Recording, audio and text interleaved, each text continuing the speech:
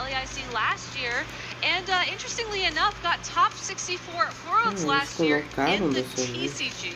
Yeah, but he was not betraying his BGC roots because he was running a Golden Go EX deck, and I think that counts. I think that counts for us. But of course, we also have to take a look at Yuma Kinugawa, who was an incredibly impressive player in our North American International Championships last year, where he made it to the top 8. He is also the 2025 Japan National Champion and was recently in Las Vegas, where he made top 32. So one of those Japanese players that has been traveling in the circuit, competing for prizing and especially for that direct invitation to Worlds. And finally, Kiwamu Endo got top 16 at Worlds in 2018, was a finalist at the Japan Championship Series final tournament in 2024, and got top 32 at the Japan Championship Series in 2025. So there are so many incredible trainers on the field. We really struggled to pick matches for this first round, but we do have an incredible match waiting on the stage for you in this round 1 of Swiss. And you know, one of the best things about these international championships, honestly, Evan, is that we do actually start from round 1 of Swiss. And there they are on the stage, our 2 players, Fabio Lima from Brazil playing Justin Tang from the US. Yeah, we just saw Fabio is in the top 16 of championship points for the Latin American region. Was 6th actually in Brazil alone, recently coming off that top 8 in Belo Horizonte earlier in the season. Of course, we just talked about Justin Tang as one of our players to watch. Will be running that Grim Snarl team once again, while Fabio will be running a rain team, or at least what looks like a very heavy rain team here, with the Pelipper, the Archaladon, and the Basque Legion. But Fabio has been one of those players who has opted for sort of that fake rain team, where that Archaladon has the sturdy and the power herb instead of leaning into the Assault Vest Electroshock, and the Basque Legion is adaptability instead of being the Swift Swim variant. It's an interesting way to run rain, because at the end of the day, rain does still help your Archaladon. If it's raining on the field, Electroshock will not consume the power herb, so you can just save it until you are ready to use it. However, not having to bring the Assault Vest tá com Citrus Berry, Golden de Life Orbit, olha esses packs. A Archaladon de Power Herb tá de literalmente Assault Vest. Então esse Scarf, Life Orb, logo Sash, Light Clay, Covid Cloak e Loda de Dice hoje. Mano, o que tá acontecendo?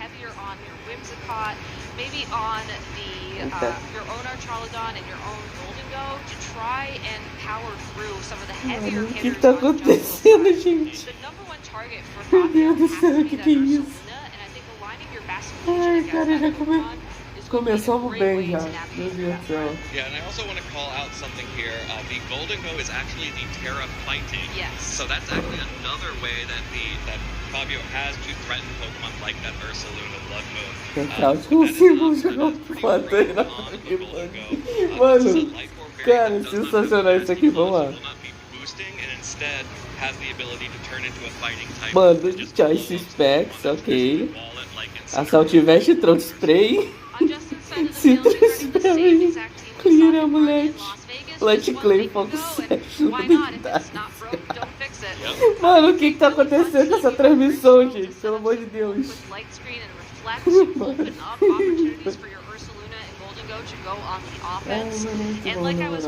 Ô, Marlon, peraí, eu vou tentar um negócio de so much damage to the Archaladon, to the Incineroar, and to the Golden Go as well on Fabio's side of the field.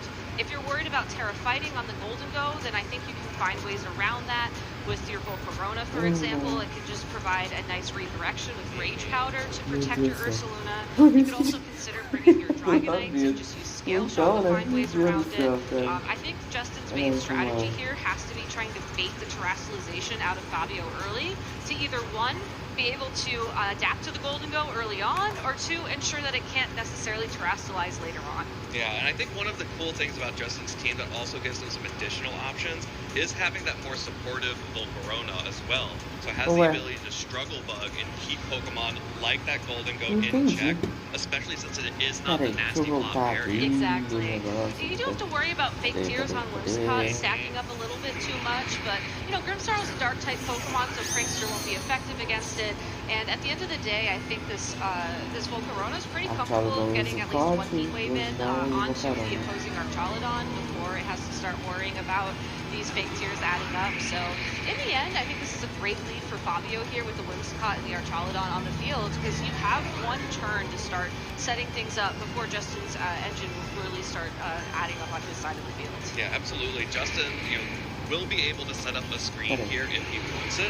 That's the benefit of Grimmsnarl. If you lead it, you always are guaranteed to at least limit one of the damage types, of course, and especially with the light clay item that it is holding. You'll be able to extend the duration of those screens. Actually, it's going to be Whimsicott immediately terrestrializing into the fire type on Fabio's side to protect itself from any of those big heat waves coming out from Volcarona, and Fabio is extremely worried about this Volcarona surviving past this turn. Goes for the fake tears onto it, which will allow the Archaludon to deal big damage and sort of limit the bad sides, the downsides of the struggle bug. Of course, the Electro Shot will also remove that, so we have a situation where Fabio has managed to remove the special defense of the Volcarona and negate the struggle bug, but that light screen has gone up, so this Volcarona is able to tank that, and now the power herb is used up.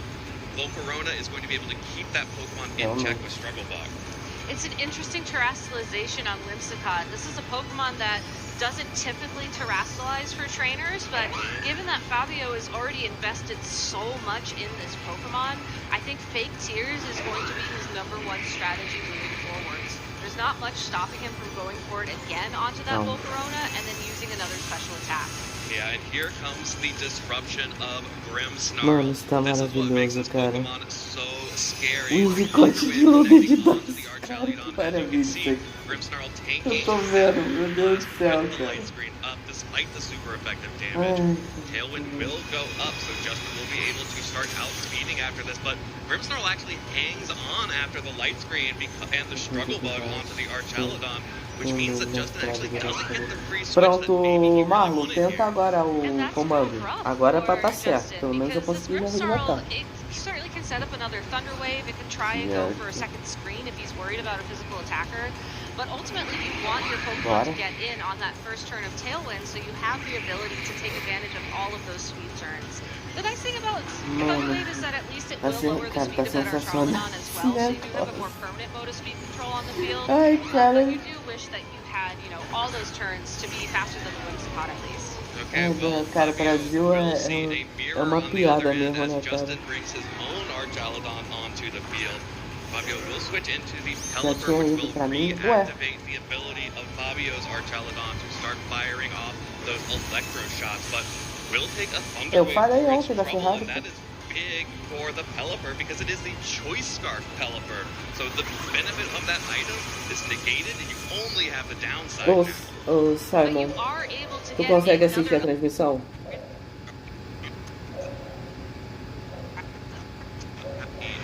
Fabio has to threaten.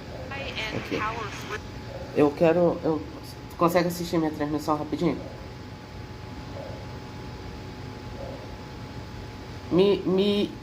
Acho o erro.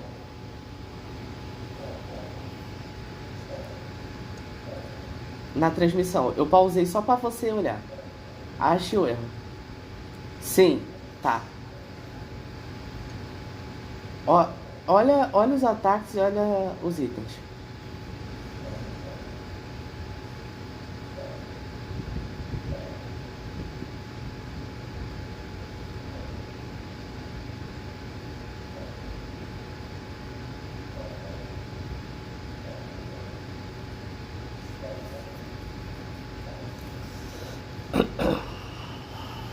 Qual é o item que tá ali equipado no Incineroar?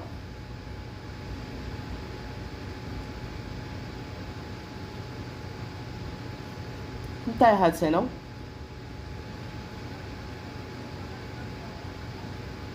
Então... Sabe, simplesmente os caras deixaram isso aqui. Então... O foco 7 agora é uma...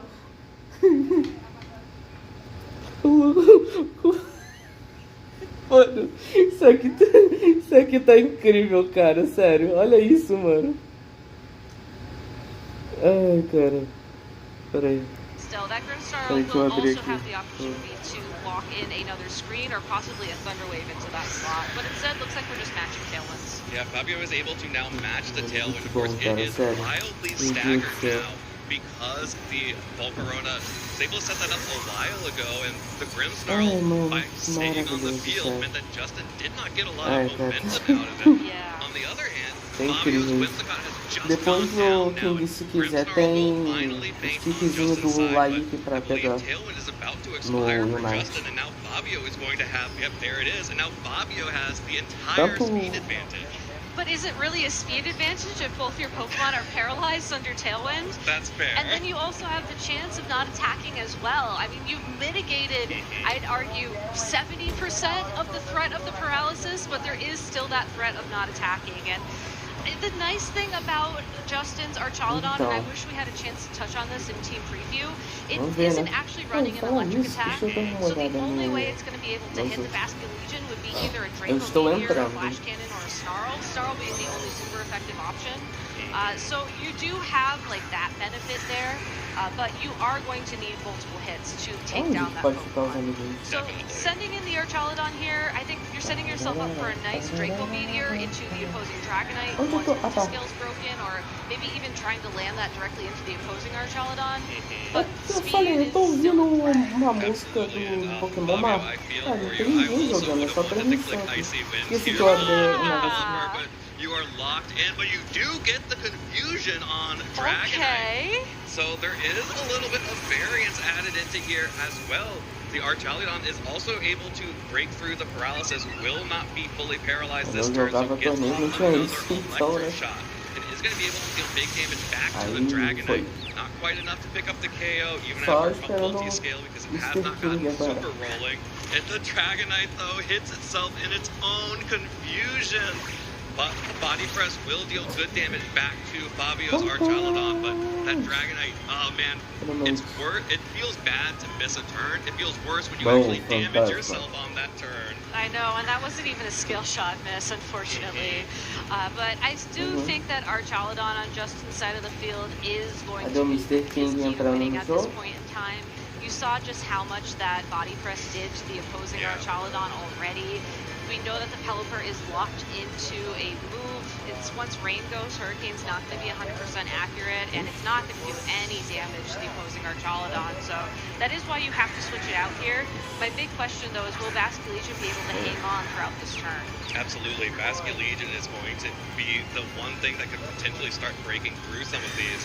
Dragonite, though, will not confuse, hit itself in confusion once again, protects itself on this turn. Here's a big Draco Meteor coming out from Fabio's Archaludon. Deals good damage back to the Archaludon on Justin's side, but the Assault Não, o Ventaval Eterno do... and the Snarl deals good damage to Basket Legion. Oh, a critical hit will help, but also Archaludon's not doing any damage anymore. Yeah, that almost comes off as a prediction on Justin's part, you know, knowing that the Ghost-type Pokemon might come onto the field, but also just a very safe play, as Pelipper and Archaludon are both special attackers, and even if that switch doesn't happen, you're still weakening a possible Hurricane. Acho que só dá pra fazer se tivesse outro jogador aí, So, sabe? a very safe play from Justin, you know, breaking the sash on the Basket Legion and getting super effective damage was a bonus. Yeah, but really excellent targeting on Fabio's side, able to not fall for the protect on the Dragonite, instead get the Basket Legion in relatively safely, and deal some significant damage back to the Archaludon. Mano, a cara, eu acho que depois dessa, o Brasil nunca vai receber mais transmissão de Pokémon. For Fabio for breaking through those defenses, because right now those stamina boosts are Ué, really por quê? And that would mean that Basket Legion's not going to be able to break through if they keep adding up. Ai, But cara. Volcarona is Eu ainda just pergunto por quê, sabe? Os caras sacrificing literalmente here by trocaram. Justin takes that last respects, no Os itens options in the trocados, triangle o here, negócio connecting tudo once errado na again, transmissão, pô. it's dealing a pitiful Mão amount of damage. fantasma. But Opa, it is dealing bom dia, damage that Sasha. Como é que você Justin tá? Só cannot estamos mitigate, esperando tu, because there's filho. no way for Justin to remove, Sei to nem se heal tua up that voz tá saindo na Archelon, so transmissão, né? it's now in a pretty scary spot. A pessoal da live It is não in a estranha, eu pretty ainda não scary fiquei spot. We maluco, also tá? É que eu finally saw tô no light Macau, screen por and isso. tailwind expire, Eu não so estou falando Pelipper, sozinho ainda, tá, gente? a little bit more Não cheguei a esse useful ponto. now. Will be paralyzed for this first turn on the field, so is definitely in danger. But if it is able to survive long enough to reset tailwind or possibly even land an icy wind like it wanted to earlier on in the game, Basque Legion's last respect should be able to clean up the final amount of damage on Archaludon and on Dragonite. Even with all those defensive boosts, given how many Pokemon have been KO'd on Fabio's side Não of é the um field, paradoxo, and last respect, Sasuke, é and how só adaptability uma boosts evolução damage do Duraludon. significantly, that should be enough to pick up the KO at that range. Sim, e quando você quiser aceitar. This Dragonite, if it can survive and outspeed the Basque Legion, so if Aqua Jet isn't enough, then the Dragonite could clean up here, either by setting Tailwind for Archaludon or the Scale Shot. That is the Scale Shot into the Protect on the Basque Legion. Marlos, se você já colocou o código, é só esperar um pouco que ele já deve cair na tua caixa de presente. Which survives with only 10 hit points remaining, and that's going to be a Na verdade, huge icy wind. Connects onto both ele é uma Pokemon, ponte, né, na knocks out verdade. the Dragonite, and that Nem means that this faz, Archaludon has no options against these two Pokemon. Has to hope for the ability to survive a last respect, pick up a KO in return, and Aí o also mais não dá pra Paris pegar. from Pelipper and Icy Wind misses. Well, I think Tu já foi no teu all last perfil, respect should be cleared Marlon, up pra here. tu ver? Justin agrees, and that's going to mean Fabio Vê se tu Lima indo takes no teu game perfil, one já here foi. at the Latin Ó, American 1 a 0 pro International Brasil, Championship. I think vamos! Justin had to make a very tough call in that endgame. Do I keep the 1 a 0 pro Archaludon on the BR field to já, keep my vamos ver. defensive É boosts, contra or o do I Jesse switch Sanger, it out cara. to reset my special attack? And if you remember correctly, when that Volcarona was swapped in to take that hit for Dragonite, I think that should have been the Archaludon that swapped in and out for that Volcarona. Unfortunately, though, hindsight is always 20/20, and that end game just worked out so that Icy Wind was enough. The Pelipper was able to attack. Had that been a full para, that would have been a completely Tu não different consegue endgame. receber no Absolutely, and convite? you know, we have to go back to that Hurricane That that confused too, the Dragonite. yes, Of course, yes. Dragonite Não, missed a eu turn, and mandei then 300 also mil it convites, does pô. force that Dragonite. If you are the player who has a Pokemon that's confused, the only way to guarantee that it clears is to switch it out. Musiquinha And boa you essa, have to Pokémon, imagine da that escola entered de into the Pokémon. calculus as well. For Não é sure, da escola. it's Ah, very quer tough dizer, não sei, decision. né? Porque The antes nice thing tava dando about those da, kind of decisions, a though, is música that tema they do are Terra. random, right? Like, there's no guarantee that you're A going to be música boa confused é a second time by do Hurricane. And Right. if you do are ZA worried lá. about that, there are ways you can play Que é around boa it. pra Or maybe Dedéu. the paralysis will happen this time Agora, se o around. So, brasileiro ganhasse if aqui, Justin ele is worried fechou. about that in Okay. game Aí number 1 a 0 pra 2, you nós could maybe BR. go for a Thunder Aí Wave onto achou. the Pelipper turn number 1, for example. Absolutely, Brasileiro you could, but ganhou I like this 1 a 0 adaptation ali. from Fabio, who is just like, Vamos I ver need como this é que vai Grimmsnarl ser. off the field ASAP. Cara, The não é best way to do that eu ia is falar to que não é lead possível Golden Go. o Unless Brasil you perder, terrestrialize mas that quando foi o Grimmsnarl, regional we're aqui still going down to a make it no rain Brasil, and aqui we em can't lá em paralyze it with Curitiba, I love this foi em adaptation as espanhol well que ganhou, because the então. Whimsicott, it was a cool idea with the Terrifier, but ultimately I don't think it really accomplished anything that Pelipper couldn't on its own. Well, there's the Thunder Wave connecting onto Pelipper again, negating the benefit of that Choice Scar. A impressão minha é que deu alguma otimizada ou alguma coisa, cara. This is how Justin is choosing to prioritize targeting here. The Que para pra mim tá rodando um pouco mais and a isso, cara. Protobug onto the Golden Go. Actually, that is enough to help that Grimmsnarl survive for one more turn, which means that Justin's also going to get to set up a light screen here. Eu You have to wonder though, if the end game will come down to Bastion again, do you maybe go for a Reflect? You could go for a Reflect. That's definitely an option, but it's really hard to click Reflect when you're staring down two I special know. attackers like this. I know, it's one of those calls where you have to wonder if you're in the moment or not. And I mean, we do get a sneak peek at what Fabio has in the back. Não And precisava knowing that humilhar Archaludon tanto pra and Basque detalhe, mas Legion, odds are the Archaludon will be making an appearance next because Rain is still active on the field, and we know just how good that is with electric shots. So I agree. I do think that Rain is the better play here. That being said, talking about adjustments, I do wonder if we are going to see an Ursaluna from Justin in this game 2. We did not see it game 1. Yeah, there was no Ursaluna in game 1, but the Archaludon is back out on the field for Justin. There's the light screen. Podia ter uma conquista, né? Especialista de gols contra. Special attacking damage coming out from this Golden Go. That is taking Definitivamente. and make it rain diva. Hits a special defense drop. Querido, eu sou garçom, eu não sou artilheiro, então é diferente. Meu trabalho é fazer passe pra gol, não é gol. Então... Shadow Ball and the Hurricane. Fabio targeting down and really prioritizing that Volcarona, which honestly got a lot of value out of a single struggle bug there. It really protected the Grimmsnarl and itself. Eu esperei que o King fosse, só que ele não foi. Got knocked out so that you would automatically target the Grimmsnarl. Achei que a bola ia ficar onde eu tava. Maybe not only go while it's on the field because, you know, Saki, muita gente não gosta de ZA, cara. Aqui eu não aponto mais na cabeça de ninguém, não. Aqui todo mundo é elite pra gostar ou não gostar. Yeah, it does just kind of happen with Grimmsnarl sometimes that you're just like, well, I guess I'm still here. Maybe I try. Maybe I go exactly. Well, Fabio is switching the Archaludon in as Justin switches Archaludon out in favor of the Volcarona, now back out on the field. Actually, a double switch from Fabio. That means that Basque Legion is now coming in alongside the Archaludon. Obrigado, Sago. Eu chutar pra frente. Grimmsnarl gets to do whatever it Eu wants with the literalmente ia Spirit chutar Ring pra with the frente. Archaludon. Of course, this is the Não, sturdy isso veio variant, so depois. not as Já tinha defensive seguido. as the Assault Vest, and takes a decent amount of damage, and crucially gets that special attack drop again. And Cara, a even if gente the não Golden Go está stayed in, perdendo that esse would have cinema, been another sério. special attack drop. So again, safe plays from Justin, trying to whittle down this Archaludon's attacking powers so that when the heavy hitters do make an appearance, when the Archaludon does come on the field, Ah, if it's não, Dragonite, a gente tá pra Ursaluna, frente, whatever else comes on the field, this Archaludon is no longer a threat. Now, switching in the Basque Legion early, I don't think that's something that Justin necessarily accounted for. So I'm very curious how Fabio's going to go on the offense with it, given how early it's showing up. Well, the water terrestrialization on Volcarona will protect itself from damage from the Basque Legion. But I think this Basque Legion needs to be afraid of the Grimmsnarl because of the threat of Thunder Wave. Yes. Fabio agrees there, takes out the Grimmsnarl. Foi maravilhosa. To get around any O Thunder Simon, Waves. lote. Que não sei o que ele tá. Voando. Switch in for free under Tailwind. Oh Mano, foi no! maravilhosa essa Terrestrialization cena. just made you weak to this electroshock, which will be able to boost the special attack one stage. Of course, Archaludon Não, a has parte taken boa some que damage, but that is Sasha, a parte boa que o Paquetá tá garantindo no futebol americano, pô. Se ele jogar do jeito que ele jogou ali, pênalti, ele tá garantido.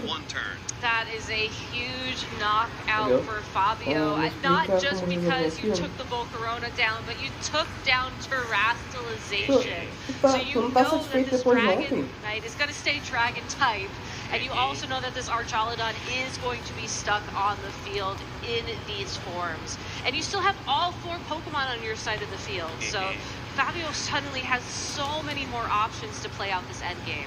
Now, the cool thing, though, is you now have both of your remaining Pokemon, Dragonite and Archaludon, on the field under Tailwind. That is very true. Volcarona sticking around may have not been beneficial Mano, to se pá, eu Justin. não vou conseguir Instead, ajudar agora, if he can cara. use these 3 turns of Tailwind to deal big damage to like bust holes in Fabio's team, it could be worth it. Of course, both of these Pokemon have Protect here. We're really going to need to get something out of this Scale Shot from Dragonite to make sure that it can outspeed and potentially KO in the future. For sure, and I think Fabio playing it very safe here makes a lot of sense. Just like you said, you have 3 turns of Tailwind to start making a difference in this game. If Fabio protects the first turn, attacks the second turn, and then protects the third turn, all of a sudden those 3 turns are now 1 turn. Yep. So just playing it very safe as VGC players like to do. Yeah, the best VGC players play it as safe as possible here. And the Basque Legion still has Focus Sash intact Não foi o King, não, as fui well. eu que Of course, chutei it's ali not pra too tirar a better to bola. that loaded dice Dragonite, but O cara ia fazer lá, ó. probably Eu fui tirar, fui eu, pô. Só que sobrou que não tinha ninguém. Yeah, I do wonder though if you keep Eu tô com a skin da NFL, pô. it looks like Fabio's trying to Ué? decide if it's worth the Não break tinha both ninguém ways, aqui, era o which is único jeito de what tirar, or pô. if it's worth the switch to keep the sash intact. Yeah, I don't hate that. Breaking the multi-scale is very important. And actually, here comes the scale shots. If it's only 4 hits, that might not be enough to pick up the KO on Basque Legion. I think 5 is just... Oh, no. No, yeah. Yeah, I miscounted. I could not count to 5 there. But unfortunately, that means that this Basque Legion sticks around a snarl. Oh, it sticks around even after the snarl. Not enough damage, and Archaludon takes a special attack drop on the Draco Meteor as well, which unfortunately misses the Dragonite altogether. So, after all of that, Fabio has most of his Pokemon still out on the field, but that Dragonite getting a speed boost is huge here. It is, because now, regardless of Tailwind on the field, this Dragonite will be the fastest thing, unless the Pelipper can come back in and land an Icy Wind, and then maybe a second Icy Wind. So, Fabio can play to that end game, though, because other than that Basque Legion, his Pokemon are very healthy. So, how do you get the Pelipper on the field? You can try and switch it around. You do have to worry about those scale shots as well. But I think going for the double protect here, at least to stall out the final turn of Tailwind, is the safe play to start setting that up. Yeah, I think this is all going to come down to Fabio's Golden Go in the back. Because of the paralysis on Pelipper to begin with, that Pokemon is really just going to be a rain bot at this point. Fabio, of course, is stalling out all of the turns of Tailwind here, which means that the speed will be back to even, except for the Dragonite having the speed boost. And the Snarl on Justin's Archaludon is actually incredibly valuable here, removing some of the damage from that Archaludon, super effective damage onto both Golden Go and Basque Legion, and dropping the special attack of Simon só vai ser feliz se o Corinthians for campeão da Copa do Brasil esse ano. Especially if Dragonite gets to swing at some of these Pokemon as well. I love watching Fabio's decision. Simon, faz que nem eu, nem tenta. Saw him check the number Esse é o of like truque. turns remaining, Esse é o and then segredo. check his Pokemon as if he's trying to switch it out. And I think he's trying to time when Golden Go makes an appearance. But Dragonite, fastest thing on the field, able to reset Tailwind for Archaludon, and that's just going to take Basque Legion down. Yeah, Basque Legion goes down to the Snarl. It's going to be a safe switch in for Fabio in the back, but double Tailwind users on Justin's team really showing the value here as Draco Meteor now connects onto Dragonite, shows that it probably was not going to pick up that Simon, KO, assim, but did eu take não an extra aconselho Snarl você debuff fazer there, isso. but Pronto. Dragonite probably still survived that turn of Draco Meteor previously. Se ninguém faz, eu faço. Aí, ó. Now one turn of light screen remaining. I do think Pelipper is the right do Pokemon passe. to switch in here. Not only are you giving yourself one less turn of screens, do to passe. no screens to worry about for your Golden Muito Go, tempo you're also atrás, giving yourself esse aí. more time to get through the Tailwind. And, Tem o once roxo Tailwind e has tem expired, eu não it's highly lembro, likely acho that que the um Golden rosa, Go eu will acho. outspeed, assuming the Dragonite doesn't immediately reset the Tailwind on the field. And even if it does, that does mean that the Dragonite won't be targeting down your Pokemon. It's going to have to reset that Foi o que deu Tailwind pra for your fazer, né? Archaludon. So you're opening Eu não up the tava ali. opportunity for that Golden Go to go on the offense, like you were mentioning earlier. Nossa, o cara fez uma jogadaça, tá? Na moral, golaço pro cara, tá? He does, And that yeah. means that he still Meu has Deus the do céu. ability Olha, to olha o que o cara trap fez this ali, ó. Golden Ó, to the fighting olha lá. type and knock out Caraca. that Archaludon on the other side. Here comes the scale shot onto Pelipper. Não, That's ele, 2 ele, hits, that's ele 3. levantou. Ele Still not levantou. gonna be enough. That's 4. Ele Needs the levantou, 5th hit sabe? here. Vai lá, Gets pode the ir. 5th hit. Pelipper will go down. No Icy Wind coming out Golaço. from that Pokemon this turn. Instead, just knocked Furacão out by de the scale fogo. shot. Dragonite is making up for its sins Vai. in the past. But it's taking another defensive drop as well, so not as relevant anymore that the Basque Legion is down, but if Fabio finds a way out, this could be something to think about in a É game gol, number não, 3. não é gol. The light screen's gone. Sabe, é gol ou and não? that is huge. Golden Go now does again have the ability to terrestrialize still, but because this Dragonite Simon já não tem mais speed certeza de boost, nada nessa even if vida. Fabio stalls out Tailwind, Dragonite will always be able Yep. to set it back up. Não, Exactly, cara, so tá... you're in a really tough spot here. I do think you try and Mano, stall out Tailwind, you know, maybe go O on the Mickey offense do, this turn o if Mickey you feel do, like you can. do King cortando a And voz then you go dele, for the cara, é double só protect sair again, no berro. because when Dragonite does É, reset the bom, Tailwind, cara. it's not attacking. Yeah. So that will mean you are only taking a Snarl that turn, and the Snarl will be resisted by a fighting type Golden Go, so that will give you a Quem me little bit bateu? more opportunity. You're obviously going to take a scale shot a lot branco? better. With O Golden branco? Go. That's a double protect. Double protect. That's the way out. That's a way out. Getting the double protect. Archaludon is protected this turn and dodges the scale shot because of it. The double protect getting huge value here. Snarl coming out from Justin's Archaludon will connect into the protect. Terrestrialization Mano, on Golden muito Go. bom, na That's moral. super effective damage. Even Snarl, another critical hit Snarl there. That's going to be really bad for that Golden Go, which Mano, is able to esbarrei. fire off a Shadow Eu Ball into esbarrei the na bola, Dragonite. eu só não That is saio enough to pick up the voando, cara. KO. So now, Justin has just the Archaludon with Ai, Assault cara. Vest. There is Muito no bom. light screen Mano, a left. bola This Golden esbarrou Go em has mim. taken a O special Simon, attack drop and is ai, really low now. tô One passando. hit from something that's not a Snarl once it Muito terrestrializes bom. will be enough to knock that Pokemon out. Vai, And vai, it's vai, really vai, gonna vai, come vai, down to vai. the Archaludon Meu of Deus, Fabio that cadê? has no Ah, damage. mano, It has a bola no literalmente damage, no but it's gol, also cara. taken those special attack drops as well. So we're in a very interesting endgame where I think Justin just needs 2 turns, right? One to land a body press into Fabio's O cara vai own tirar. Archaludon, and then another Ah, to land the tem que ir correct mais attack alto. into Fabio. So Yeah. the big question here is, did Justin target the right Pokemon with the right type of attack?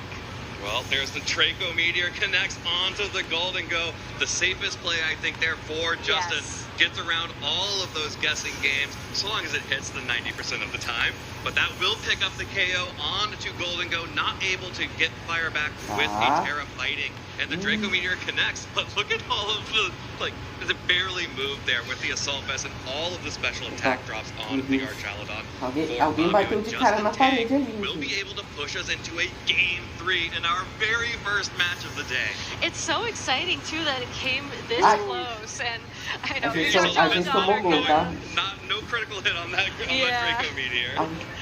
These Archaludon are going to fight it out for a little bit longer, but it really was that close of an endgame at the end of it, and it came down to just Justin, like you said, making that correct Não, call, cara, going for the eu tô Draco na Meteor parede, into não? the Golden Go, knowing that if it did terrestrialize, Meu if it Deus, did eu connect, errei, that would be a não. knockout, and even if it didn't, that would be the most amount of damage possible in Yeah. that situation. So a great call from Justin there. You can see just Vai, why he's been consistently doing boa. well at all of Aí, these nice. regional championships in this format.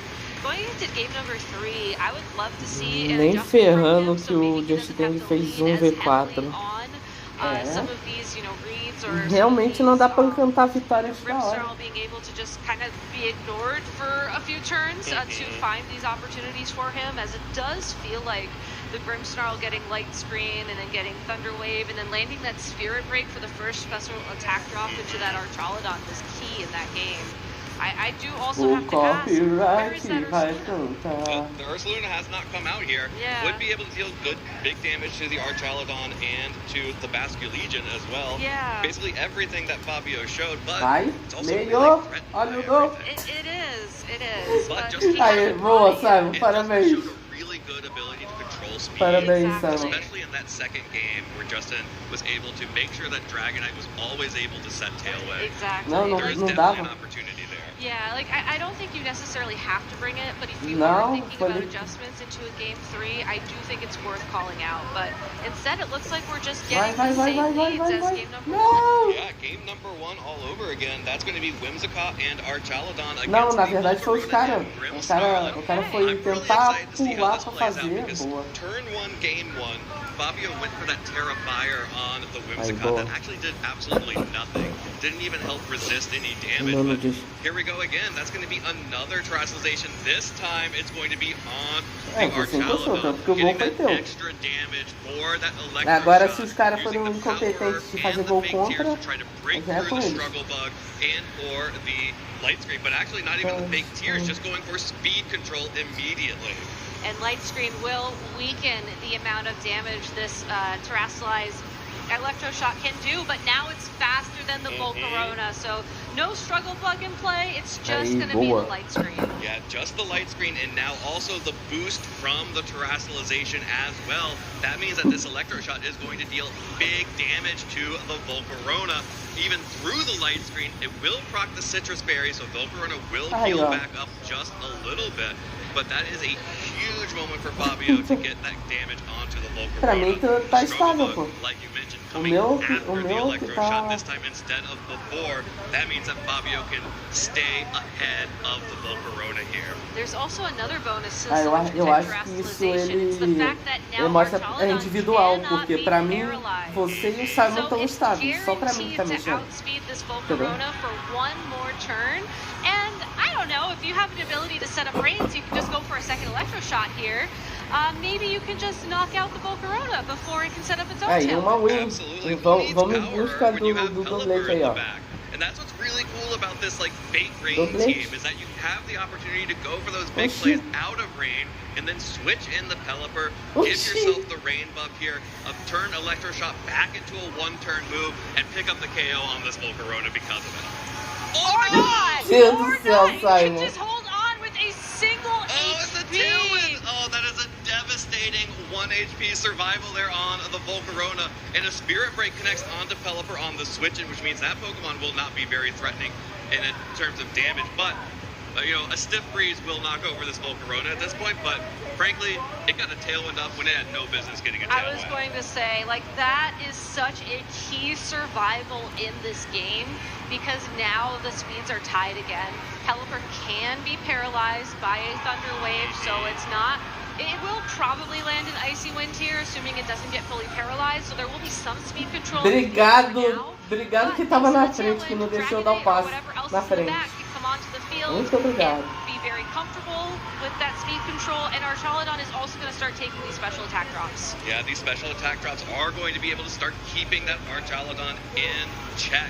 Here comes the Electroshock again from the Archaladon. It is by far the most powerful attack that Fabio could be using here, especially keeping that special attack up for future turns.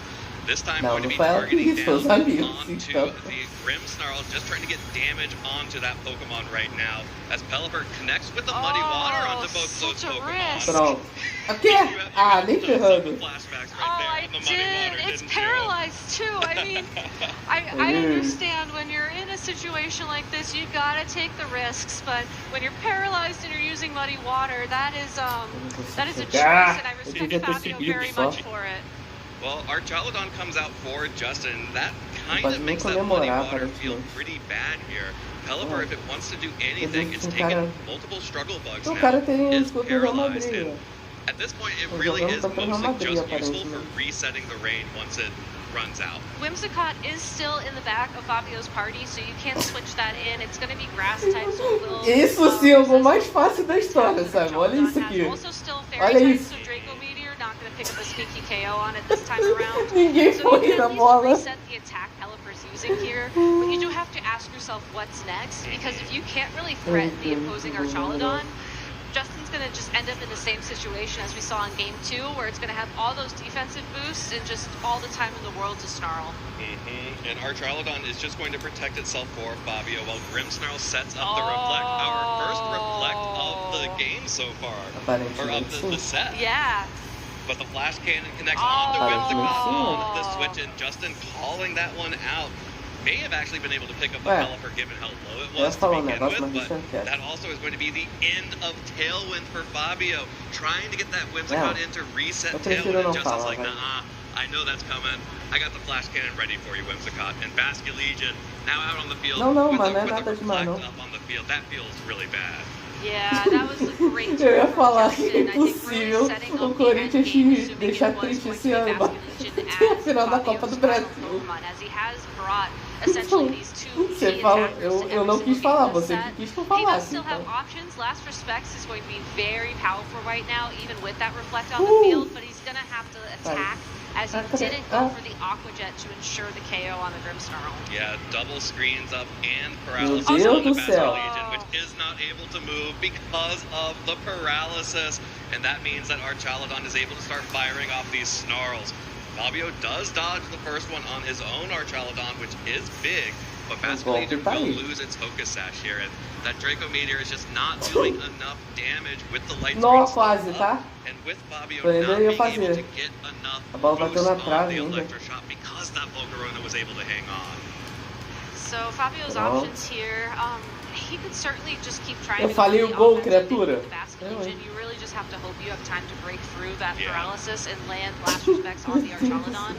The nice thing is that I don't think these stamina boosts have added up too much yet. Not yet. It's just the Reflect that you really have to worry about. And then you let your Archaladon try and pick up the KO on the Grimmsnarl before it's able to start resetting screens or really using Spirit Break to lower your special attack further.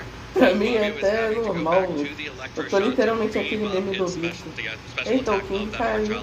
After those Draco Meteor drops. Ué, That will connect onto the Grimmsnarl, gets one of those drops removed, and picks up the KO onto the Grimmsnarl. Finally, ele caiu. Justin gets to bring in Ele his caiu, final sabe? Pokemon, which, if history is Ele any falou guide, não, is going to be não that caiu. Dragonite, which looks really good in front of these two Pokemon, and a fazer o quê? paralyzed Pelipper in the back. Como diria uma grande música, todo mundo erra. Assuming if you landed Scale Shot, and that's kind of the name of the game here. And just Ué, eu look at how menti? much of a Aí, ó, no difference meio, that golaço, makes vai. in terms of Quem vai? most Ninguém. respects. That did hardly any damage this go around. Yeah, without the Reflect, that may have put that Archaludon into the danger zone, but right now Vamos. it's still barely Aí, errei hanging on. também. And there's enough turns of Reflect as well in this game that I don't think Fabio is going to be able to stall it out. Simon, como diria o grande filósofo Silvio Santos, chegou a hora de alegria, vamos sorrir e cantar. Aí, ó, o cara me empurrou, eu ia agarrar isso aí, tá? Eu ia defender! Scale Shot miss, and that might not even help now as Dragonite goes ahead and terastallizes into the Fairy typing, so Draco Meteor no longer an out, and even Icy Wind no longer an out. Yeah, I really like that terastallization from Justin. It's super safe there. A gente tá no jogo ainda. You have the multi-scale already, and so you're not super afraid of the rest Espera aí que meu telefone caiu no chão, Archaludon's criatura. attacks, but you are afraid of an Aqua Jet plus a Draco Meteor there. Especially a Draco Meteor critical hit, maybe it'll pick that up, but with that Draco Meteor from Archaludon knocking out the Basculegion, that brings us back to just Pelipper and Archaludon for Fabio. And once again, Dragonite does what it does best, which is not land skill shots, but instead hits the Tailwind. Well, Tailwind always works. Always works, that's why you click it Except for when first. you're paralyzed, I suppose, or maybe, I don't know, asleep, or one of the other status conditions out there. Confused, possibly, like we saw in Game 1, but no, you're absolutely right. Like, I think one of the reasons why Dragonite has been so popular in Regulation Age 2.0 is the fact that it is one of the more consistent Tailwind users that can also deal damage. I mean, we've seen from Whimsicott, it can set Tailwind with Prankster, but it has the damage Queimaria o mundo afterwards, por sometimes você. É struggles a little literalmente a bit, tradução but de just look at famoso. how Meu much Deus do Scale céu. Shot does to Não, Pelipper. That was vou only contra não, eu 3 nem hits to take cheguei it na out mão. with the Scale Shot. Yeah, easy, clean KO there from the Dragonite hitting the Scale Shot. That means Pelipper goes down. Archaludon for Justin Tank should be able to pick up the KO onto Fabio's Archaludon with this body press. That's going to be a Game 3 win for Justin Tank. And after dropping his very first game of the day and of the tournament, an incredible bounce back there from Justin to take Game 2 and Game 3 and advance 1-0. Caraca, o Justin Tang ainda virou, meu Deus do céu, Brasil Incredible incompetente match to mesmo, na start moral. off the day with. I was so impressed with Fabio's play throughout that entire 3-game set. I was as well. I think it was really clever how he built the team. Like you were saying, Cara, o Brasil conseguiu ser incompetente, cara. Meu Deus do céu. Power Herb, the Terra Electric, the Pelipper, very cleverly. That's a word, right? Yeah, 100%. Awesome, thank you. I knew you had my back. To just deal so much damage, and had that gotten a KO that turn, you know, we could have been looking at a significantly different game. Absolutely, that survival from Volcarona was so huge, giving Justin the opportunity to catch Tailwind, set up Tailwind on his own.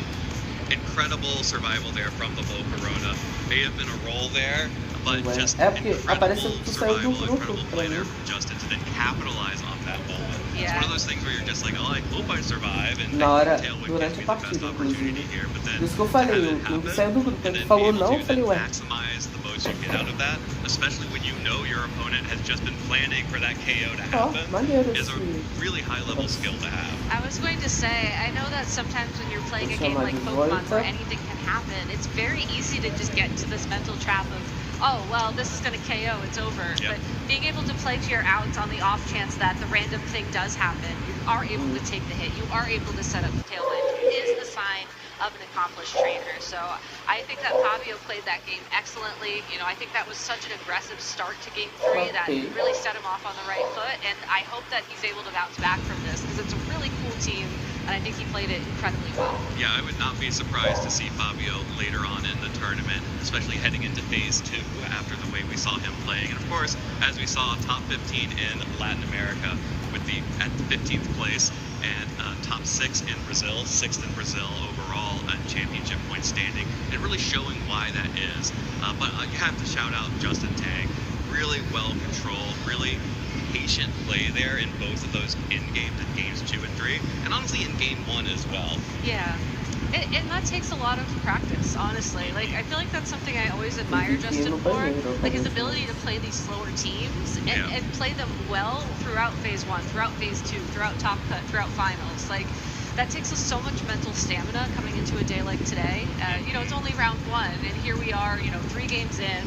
Came down to literally the last turn in almost every game there. To be able to play that level of Pokemon for as long as you need to do consistently well at these tournaments is a very, very tough skill to have. Absolutely, and Justin has proven that he has that in him. Of course, won 2 regional championships in his first year playing the video game championships. I think has only made top cuts at regionals he's attended so far. I'm not sure if he was at Vegas. If he was at Vegas, then no, he was. He made top 4 there. Yeah, no, I think this season, yes. This season, yes, this season. The other seasons don't matter. We're in the new year. I wasn't sure because at one point that was true for like multiple seasons. Yeah. And I was trying to remember when the line was, but unfortunately my brain is not a computer database. I try. Not yet. Not yet. Oh. Okay. If our Scarlet and Violet professors have anything to say about it. No. But incredible set there, and I want to hear from Justin exactly what he was thinking during those sets. So let's toss it down to our stage where we have Justin ready for an interview.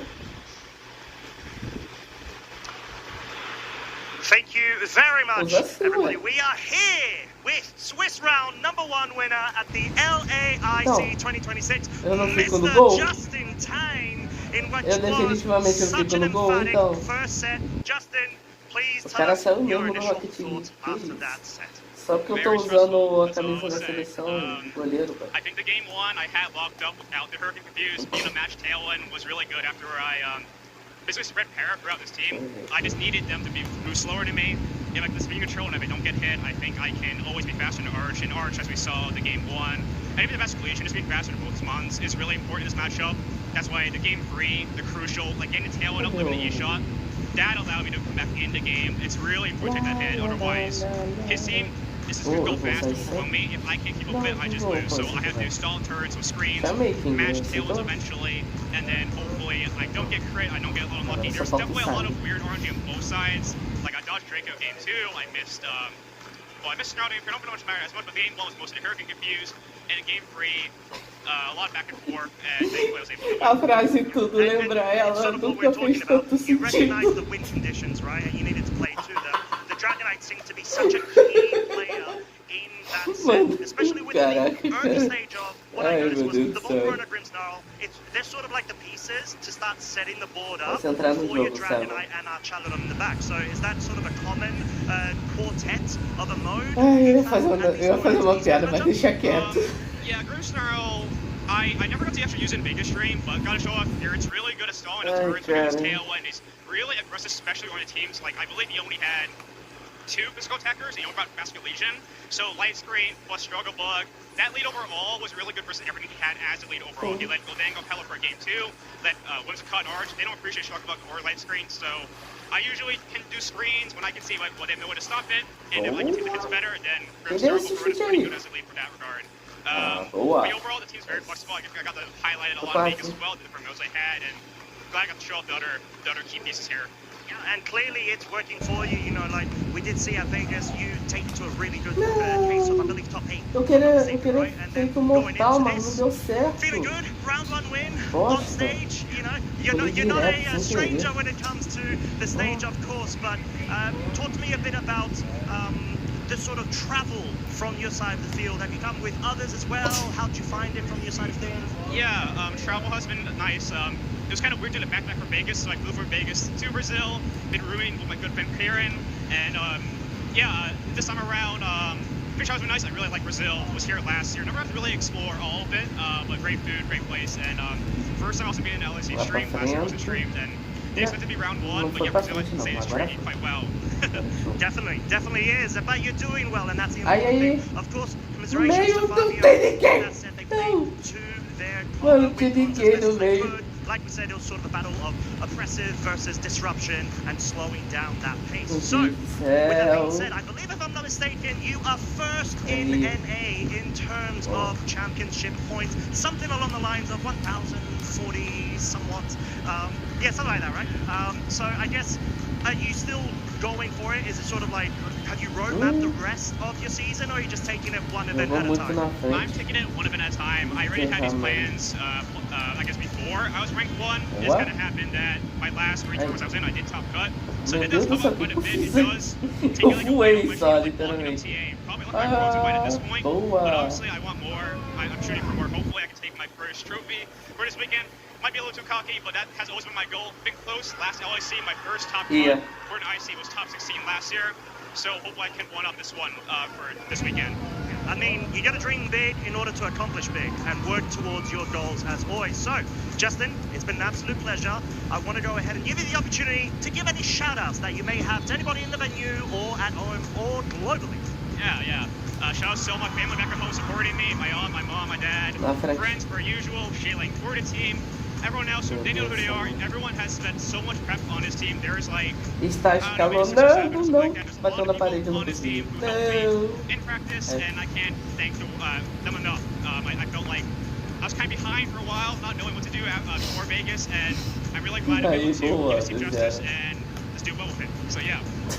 Good stuff. Well said, Justin. It's always a pleasure to be able to see you on the stage, on the forefront, doing so well. So, we are wishing you the very best going into Swiss round number 2. And with that being said, we will be back very shortly with more action here at the LAIC 2026. Thank you so much, Costa. It is always good to hear from Justin. He's a player that I always love watching interviews of, especially for his age. The thought, like the depth of thought and the maturity of the way he approaches the game of Pokemon is something that I've always appreciated. Yeah, me as well. So thank you so much for sharing your thoughts with us, Justin. But now that we have a moment to breathe and catch our breath, let's go ahead and look at the metagame for today, because we have some very interesting usage stats. Hey, Sneasler's back. Yeah, good for Sneasler. I was gonna say this slide is certainly interesting as well. I was thinking more of the lesser used Pokemon that we got a sneak preview of. I'm gonna pull that list up. Why don't you run us through some of the more common picks? Yeah, so the top row here, of course, is extremely common to everyone who is familiar with the regulation age meta. You can just slap all 6 of those Pokemon on a team and it would work for sure. The Rillaboom and Incineroar have been best pals for as long as Incineroar has had Intimidate and as long as Rillaboom has been able to set up the grassy terrain. And they have always found eu vou imitar o Toad aqui. Eu vou imitar o Toad aqui, pelo amor de Deus, para! Instant BFFs. Do you think they all like hold hands when they're next to each other on the graphic? Because Golden Go kind of looks like he's like, come on guys, bring it in. Bring it in. No, I honestly, the other thing that I'm not surprised about seeing Incineroar doing as well, you know, number 1 at an IC is that over 50%. It's one of the most consistent Pokemon I think ever created for the Video Game Championship Series, and I do think it was created for the Video Game Championship Series at this point. I mean, it's typing that moves against houses too. There's so many different ways you can run it. There's so many different ways it can support your team. Like, it really is just one of those Pokemon that we joke about it. Nem ferrando que não foi, cara. Aí, tá vendo? Agora quem tá sofrendo sou eu. Back in the day, but then Incineroar showed up and was like, nah. Landorus Therian may still get some usage when we go back to Regulation F. Yeah, maybe. Incineroar is still at the top of the charts for sure. And Dragonite has been extremely enjoying this Regulation H meta. As soon as players realize that they could put Scale Shot and Loaded Dice on that Pokemon, and you know that would be enough damage to carry them through most times that they need Dragonite to deal damage. And also you have Tailwind, and of course you still have to pay the Dozo tax by having Haze on your Dragonite. But players have found a really good usage of Haze, you know, in things like pairing it alongside Golden Go, so you get rid of those nasty Make It Rain drops. That's why Dragonite is still sitting at a third of the field here using a Dragonite, which is probably the highest usage that this Regulation H meta is definitely the highest usage we've seen Dragonite have historically. For sure, and I think it also is one of the few Pokemon that can run an item like Floated Dice because of its ability multi-scale. Absolutely. It does give itself a little bit more bulk to make up for the fact that it can't hold a Citrus Berry or an Assault Vest. And, you know, one of those items that support Pokemon typically will hold in that role. So it's a very unique choice. I think it's been very successful in Regulation H in particular. I'm very curious if we'll see it sort of continue this success beyond Regulation H as, you know, Scale Shot, Tailwind, Haze, those moves, utility is Já not fez going to 4 play gols, with cara. this Calma. format. Though I think some of these Pokemon in the bottom row, I wouldn't be surprised to start seeing them, you know, maybe disappear a little bit as we move away from this format. Annihilate is one of those Pokemon I think that's having a great moment in Regulation H right now, you know, running Terra Fire with it, being able to hit Pokemon like Ursa Luna with those fighting type attacks. If there's anything annoying out there that you just want to get rid of, Final Gambit's an option to just take it out in one hit. And of course, once you get hit enough times, Rage Fist can become one of the most highest base power attacks in the game. Yeah, so. This is absolutely the best that Annihilate has been since it was released. Yes. And it's the best because it is so versatile now. It's no longer forced to just into Household as a partner with the Follow Me and Beat Up, or being a Choice Scarf Final Gambit user to set up Trick Room and get a free switch in. Instead, we're seeing things like, we're seeing Safety Goggles Annihilate, we're seeing that Pokemon with Taunt, also slow Annihilate with Final Gambit. We're seeing it as an Assault Vest user as well. This is a Pokemon that has been able to fill a number of different niches in people's teams. And that's why I think Annihilate is here to stay for the remainder of our Regulation H season. Likely to fall off as we start increasing the power level, however. For sure. And one other question I want to ask you, Evan, before we sort of wrap things up with this graphic. The Alolan Ninetales at 16.5%. Do you think that's an indication of people running Manuel's team, or do you think that's more just, you know, Ninetales, it is a good Pokemon, don't get me wrong. I mean, Aurora Veil, if you are able to keep the weather set up, there are no other weather setters on this top 12 graphic, which could mean that Torkoal, Tyranitar, Pelipper aren't as common in the field as we would expect. That could be an option. You know, we saw just how critical Encore can be in previous regionals. Disable as well, a huge move. I mean, Alolan Ninetales has all of those options in its kit. Do you think that people are just trying to adapt it to other teams, or do you think people are just sticking with what works? I think I would suspect the majority of these Alolan Ninetales are on at least some variant of the Lele team, which was, of course, the Incineroar, the Golden Go, Rillaboom, Blood Moon Ursaluna, Not You Dragonite, Sizzler, and Alolan Ninetales. Hey, what did Dragonite do? It wasn't on the original Lele team. That's what it did.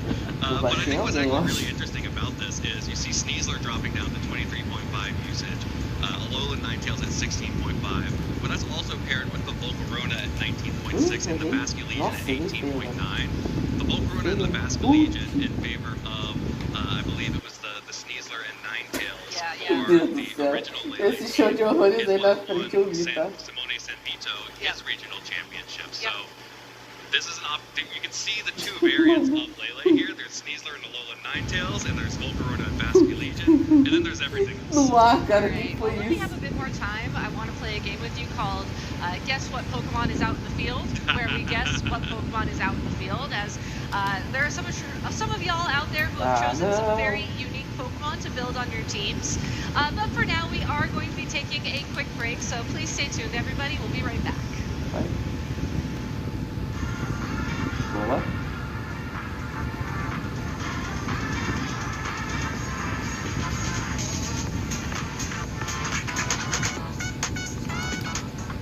My favorite Pokemon is Xerneas. I just really enjoyed playing Geomancy back in 2019. I really like its design, and being a setup Pokemon with so much power and pressure, I just really enjoyed using it. My favorite generation of Pokemon, I think it's both Gen 4 and 5. I started playing Gen 4. I love the Sinnoh region. I love Tá com sangue nos olhos com relação But ao Samus. also Meu Deus do céu. great games Esse with cara Pokemon vive. Black and White and Black and White Meu 2. Deus. I learned Vai. VGC pretty much by watching Quase. better players than me on YouTube. Back in the day, we didn't have official tournaments Let's in Brazil, go. Nossa. so my role models were pretty much players playing roads There are a lot of people that I look up to in the competitive scene of Pokemon. I think mostly has to be Wolf and Edu. They are two of the best players, and I really like their approach of the game. And also, there's a lot of videos of them playing on the internet. So when I was younger, I was able to watch a lot of their play style and their team building. Quase golaço do King, tá? My favorite city was definitely Yokohama. I had a great time in Japan. Food is great there, people are nice, and the country is just really beautiful. I think the favorite thing I did in Japan was going to Nara when I saw all the teams. Ah, não, queria ter cruzado a bola. They were so cute. Bosta. Yeah, of course, playing Worlds there was also amazing. Marco Silva, he is just one step away. So it would be so amazing to see Marco be able to get the first three-time international championship Na glory. frente. I got into competitive play in 2016. I just stumbled upon like a YouTube video. From there, I saw that there was tournaments near my area. I did really well, and the organizer actually told me, yeah, you could probably play like a major event and you would probably well. And that's what I did. My earliest memory from this game is definitely building the first team, trying out like new stuff, and learning new things about the game. It was really cool. One moment in my career in which I wanted to quit was after the 2018 World Championship. It was my last year in the senior division, and I wasn't planning on playing anymore in the master division. I got really unlucky in my top 16 match, and it kind of made me like try way harder. Vai. I think one of the reasons that keeps me getting back to tournaments is definitely my competitive nature. There's a pretty good special attack, and it's just for one hit. No way. Since I first started playing, there's definitely way more people. It's really hard to keep up because of course you have to practice a lot. I feel like it's also way more fun because there's more competition. At first, I feel like I was living the tournament kind of in a different way. Like every time I was going to a tournament, I was like stressing out about the teams that I was supposed to bring. Se eu consigo lançar a bola, eu acho que pegava. Pô, quase o golaço do King ali, cara. Pô, fala sério. Calma, King, teu gol tá vindo, cara. Pode ficar tranquilo. Teu gol sai hoje. Teu gol sai hoje.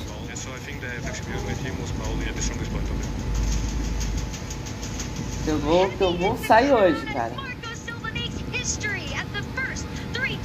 Teu gol sai hoje, pode ter certeza disso. This was a dream of mine that I tried to accomplish for a lot of years, and I'm really grateful that it finally happened. Once I will stop playing competitive Pokemon, I'll definitely remember the time in which I was able to defend my title. In the senior division, my brother was also able to win it all, so I'm extremely proud of him. And my overall goal is to improve as much as I can, and of course, being able to win the World Championship one day. Hopefully, this will be the year. I feel like at this point, probably my results speak for themselves, so... Esse pessoalzinho aqui sabe jogar, eles são my greatest memory chato. of the World Championship was definitely when my really close friend, Koshi Bradley, was able to win. I think playing my brother in the World Final would definitely be able to create it because of the level that's been played has been really high. One of the advice I would give to somebody that's starting out with competitive Pokemon would definitely be try to get some friends involved into it because if you all test together, it will definitely be more fun. This could be the day he cements himself in Pokemon history. This is his moment. Giovanni Siskina from Dallas, Texas. Imagine if you Coloca um have rock stuck to your pesadão guns and you're agora, gonna win sabe? the World Championships Coloca as your first major title. There's so much pressure on the line here. It's I absolutely know. surreal. I mean, I feel like Lost it. everything and nothing at the same time. It's just amazing. My Pokemon type would be Dragon because of Corona. It was very instrumental to my victory. Another one-hit knockout for Geo. My favorite starter is Piplup because my brother, for his 8th birthday, received Pokemon Platinum, and so every time now I pick the water starter because of him. What makes Geo's team so threatening is the options feel endless. I first got into competitive Pokemon through the 2014 US National Championships, the finals. Caraca, ninguém deixa tudo pra mim. That best of 3 really Nice, motivated boa, me Seba. to get into competing, and in 2018 I went to my Ah, salve, first Crush. region there. Boa, I mean, you know, boa that's- tarde, como é que As você tá? coming in as a trainer that hasn't had a Oxi. major win yet, A imagine tirinha if que this is the caiu? one. I've never really O considered disco que quitting. caiu? I've been through some disappointing tournaments, but with the support of my friends, they've always encouraged me to keep on pushing, and they've always believed in me since day one, and I'm glad that I could repay them this way. Ah, nem I ferrando was que more so sobrou. worried about strong players than strong Pokemon into my team because everyone's strong at the World Championships, and no matter the team you play, you're gonna have to give it your best and prove that you deserve to win every single round. I would say my most Ai, eu difficult tava match was fazendo um the negócio aqui Grand do Finals. chat. Actually, it was a very stressful team to prepare against because there were so many options that both myself and my opponent had, and so many different ways it could play out. It's an extremely stressful, high-stakes match. Eu falei que saía hoje, só que era pro outro lado, World King. Championships, I plan to use Koranon and Reagindo together to utilize both Pro outro lado, strategy King. with fighting. Ó, tá vendo?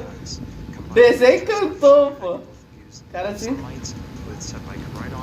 Então, né? O cara desencantou aí, ó. Pronto. The MVP was certainly Koranon. It was incredible in all my matches. Ai, cara. That I wanted to every single match at the World Championships, and it was consistently my best Pokemon throughout the tournament. The deciding moment was when my Terrastellar Shadow Ball and Beads of Ruin, combined with Sun Boosted Heat Wave, was able to claim the knockout on the Koraidon, and my opponent was not able to come back from that because the Incineroar had also been knocked down on the same turn, and it was just a Calorie Shadow against my Thundermane Shiyu and my Koraidon, and my opponent had Meu no Deus way do back céu. into the match from there. Just like that, Giovanni 60 is your 2025 Pokemon World Champion! My favorite level is lifting the trophy, of course. I mean, there's no other feeling like it. Words can't really describe that kind of moment, and I'm glad to Transforma be esse part of the estresse em jogabilidade. Não. Transforma em jogabilidade. Transforma em jogabilidade e carrega nós, é isso.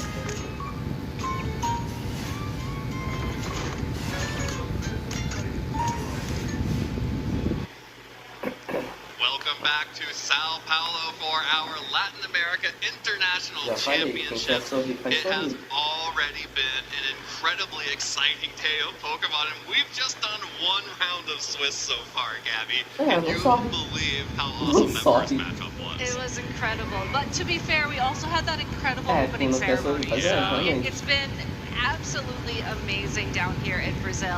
And the incredible pre-show.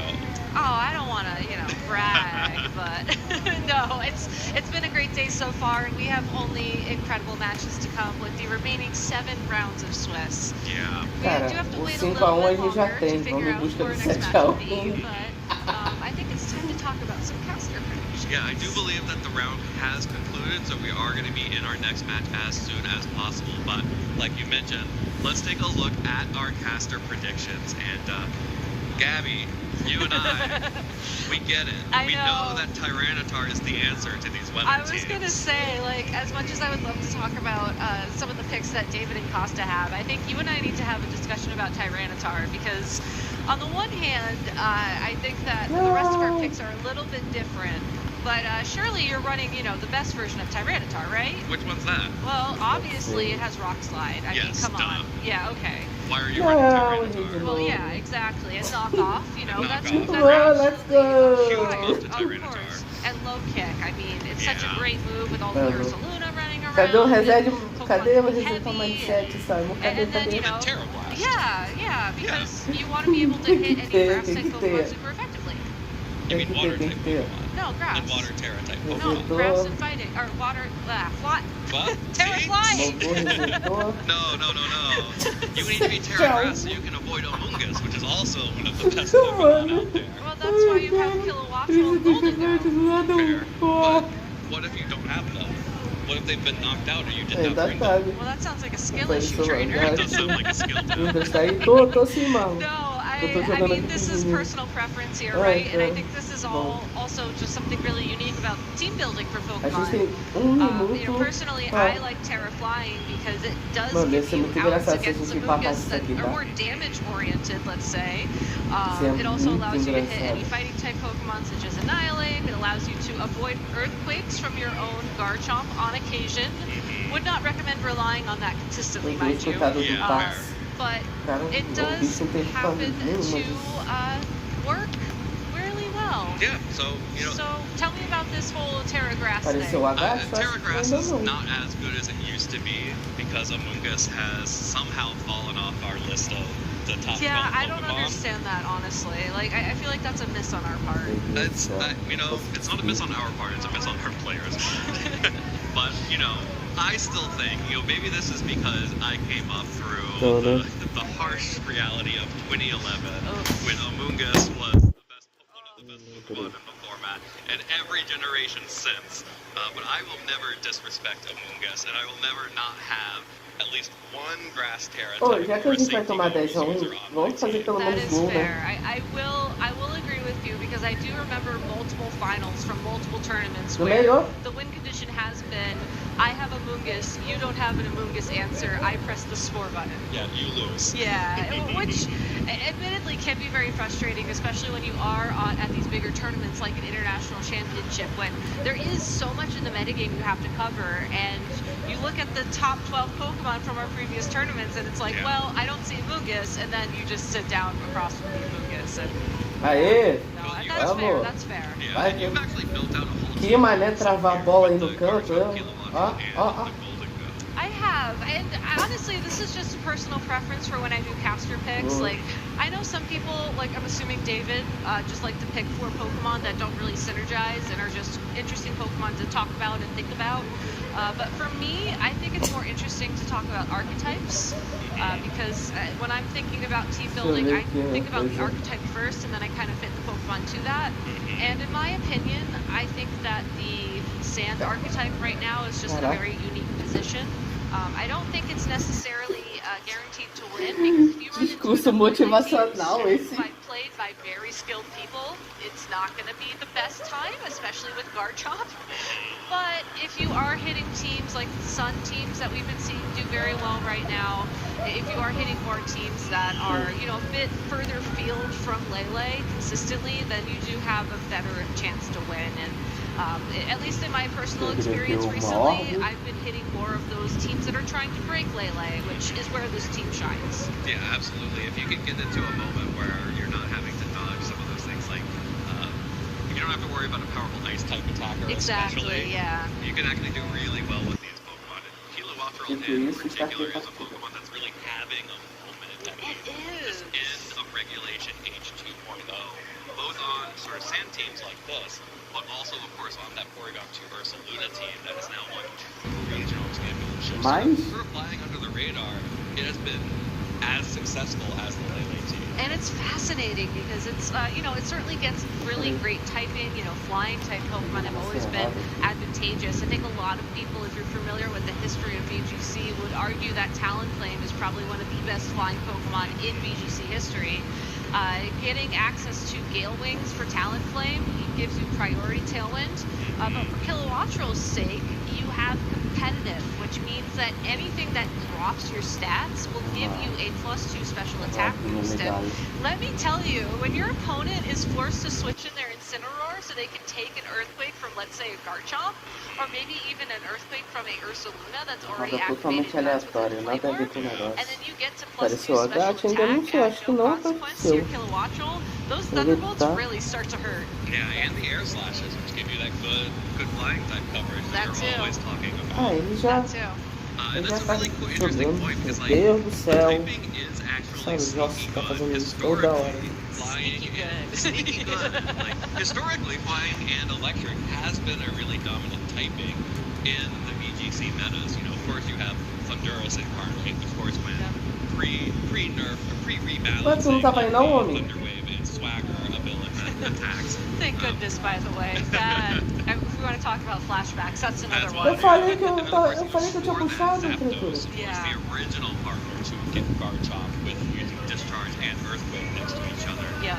That has been, you know, one of the most common sort of. Eu tava bebendo água que passarinho não bebe, é isso. Pivot typings that we've had in VGC, especially in the early days. Ele foi no real surprise to me to buscar see that água que passarinho não bebe. to come up here, especially in this sort of reduced power meta of regulation age. But I mean, if you want to talk about Pokemon having a moment, I do think Farigiraf is kind of in vogue right now too, because it was a Pokemon that was very, very common in Regulations I and Regulations G. Yes. Okay, yes. I had to do some alphabet math there for a second. When we had single restricted and double restricted Pokemon allowed in the format. And then at the start of Regulation H, it was like, well, I need to go take a break for a little bit. I had to deal with all of this really powerful Pokemon. But now all of a sudden it's back. And I think that it's really interesting that people have returned to its Arbor Tail ability to block priority. I think you mentioned that it does a surprising amount of damage at one point. So why don't you walk me through why it's one of your caster picks? Well, Farigiraf, of course, has one of the most broken abilities of all time in Armor Tail, which is going to prevent any and all priority attacks from your opponent, whether that be a fake out, whether that be a Prankster boosted taunt. Melhoras aí, Dragos, mas pelo menos Any type of priority attack is blocked simply by Farigiraf being on the field, which is a huge benefit to a lot of teams. Especially, I really just Simon, o que tu tá fazendo? O que tu tava fazendo aqui? You have the eruption spam that we saw, especially in Las Vegas, which Não. is the real trendy team. O que tu tava fazendo ali, homem? As you have the trick room variants where you're using the overkill to protect your Olá, ele, que isso? Eu, hein? Tá me estreando, pô. things of that Oh, nature. And with the throat spray boost especially, you do deal a surprising amount of damage from that Farigiraf. Right. Já tá fazendo. Já tá fazendo efeito. Já tá fazendo efeito. Write stuff down from the history books, maybe. And we actually have a nice BGC history lesson queued up for y'all at home. So Cara, eu tô parado, o Samu me isolou do negócio aqui, cara. Hey Pokemon trainers, welcome to Pokemon Championships History, a series where we showcase important moments throughout the history of competitive Pokemon. I'm Jake Tô indo, Miller, você tá me batendo, hein? Eu não tenho nada a ver. 2015, the year Mega Kangaskhan claimed her biggest victory. But first, we need to go back one more year to 2014. Pokemon X and Pokemon Y introduced Mega Evolutions to competitive Pokemon, and Mega Kangaskhan dominated the metagame throughout the entire season. Meu Deus, o cara errou. Ainda acertou. O cara ainda acertou. Mega Kangaskhan fell to the wayside, failing to make a single appearance in top 8. Although Mega Kangaskhan surged back into the metagame as we moved into the 2015 season, its place at the top became crowded thanks to the introduction of even more Mega Evolutions from Pokemon Omega Ruby and Pokemon Alpha Sapphire. Mano, ia ser golaço, cara. The community wondered whether Mega Kangaskhan would once again be pushed out of the metagame by a high presence of Pokemon that could counter it. Anticipating this, many players from Europe and North America opted not to include Mega Kangaskhan on their teams, fearing history would repeat itself. Japan, however, had something else in mind. Just Tô me caçando pra ficar batendo ali, tá? Shoma Honami claimed first place with an early version of a team structure that would come to be known as Chalk, which featured Cresselia, Heatran, Amoonguss, Landorus Therian, and Mega Kangaskhan. This team composition boasted an unmatched combination of power and flexibility, leading Shoma and many other Japanese players to Agora ride podia literalmente roubar aqui. all the way to Boston. As the 2015 World Championships progressed, it became clear that Chalk was the team to beat. Even though the competition was full of teams with outside Mega Evolution picks, like Mega Mawile, Does connect with the ground shop and does pick up the knockout. Mega Charizard X, Go for the Flare Blitz here on the Thunders. Mega Salamence, The Hyper Voice. and Mega Charizard Y. Go for the Flamethrower here. 6 of the top 8 players used teams that followed the Sobrou? Shoma Eu falei, guidelines, tá bom, né? including Shoma Honami Alguém himself. voando ali. While the extraordinary success of this team composition at the biggest event of the Então, season was imagina. astounding, even more interesting was the variation Quem seen canta esses within males Chalk, espanta, just como inside diz o this top ditado, não? 8. While all 6 teams had both Mega Kangaskhan and Landorus Therian, many players opted for some Mudança alternate de options cara, for mudança remaining de Pokemon. vista. Heatran was substituted for a different fire-type Pokemon on 2 occasions, with one player using Entei and one choosing Volcarona. The 6th Pokemon on the team ranged from Thundurus to Fique Simon. Aegislash to Tyranitar to Scrafty. Golaço meu. Sylveon made an Golaço meu, obrigado, senhor. Porque eu gostaria de agradecer à academia, tá? Porque esse golaço foi meu, tá? The two teams in top 8 at the World Championships that did not make use of Megan Kangaskhan. Eu gostaria de agradecer à academia por ter me Meaning that Megan indicado. Kangaskhan was guaranteed to have her day in the sun. Players shake hands, knowing that the game is over. Rotom Wash falls, and the crowd reacts, ladies and gentlemen. Yosuke advancing, we've seen it. This is the second time on stream, playing incredibly well. After taking down Naoto Mizobushi in top 4, Shoma Honami would be met in the finals by fellow Japanese player Hideyuki Taida, whose Volcarona set him apart from the rest of the field. Oh my god, he's done. We get a medic in the field. The championship match was a back-and-forth affair. Shoma won Game 1 thanks to consistent damage output from his Landorus Therian and clever use of disruptive attacks like Thunderwave and Swagger. And here we go, will it be able to hit through confusion is the question. No, it hits itself. Huge, Shoma very excited. But Hideyuki turned the tides and even the score at 1-all after Ué, his fala que Pokemon tava broke com through raiva e confusion socou a on parede. crucial turns. On the line for these two trainers, almost $20,000 in prizing Tá here. arriscado o médico falar pra não ele não jogar mais. Pick up the fate here on the Thunderous. It is definitely at this point looking like Hideyuki's taking it to a game. In the deciding game, Shoma made expert use of Heatran's defensive utility and offensive power, proving that the original Chalk Fire type Pokemon was still number 1. Do a ton here. Oh my gosh, picking up the fate on Hideyuki's Pokemon as well as catching the burn, activating the weakness policy there, but the burn is absolutely huge and it's only a matter of protecting. Eu parei de cara na parede. Entered the field right before Hideyuki conceded defeat.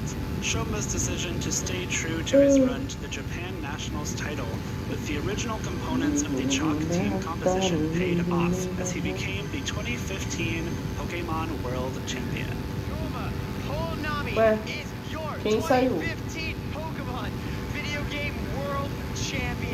Thank you for watching, Ué, and alguém let us know some apareceu que of saiu your aqui. favorite moments in VGC history by using the hashtag #PlayPokemon.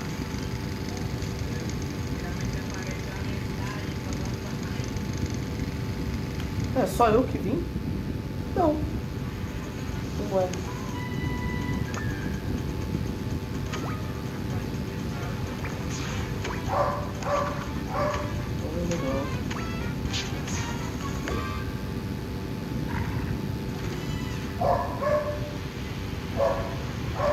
Welcome back, everyone, to beautiful Sao Paulo, Brazil, for the Latin America International Championships. We are wrapping up round 1 still. We have one table left out in the field, but Gabby and I are still here, and we are still excited about this tournament because it has already been incredible. And you know what? I'm willing to wait for another match like that first one. I think so too. We got a nice shot of the crowd there as well. Some of the Unite play area. We saw some of the tables for Go, for VG, and I think TCG was a little bit further back. But yeah, a lot of exciting things happening out there, and a lot of exciting things for y'all at home. As if you haven't heard already, you can go ahead and log on to Mystery Gifts and get your own version of Federico Campresi's own Whimsicott. And Evan, have I ever told you that Whimsicott's actually one of my favorite VGC Pokemon of all time? I believe it. But I haven't told you it. Actually, No. I don't. Yeah, I was gonna say I don't think I actually have.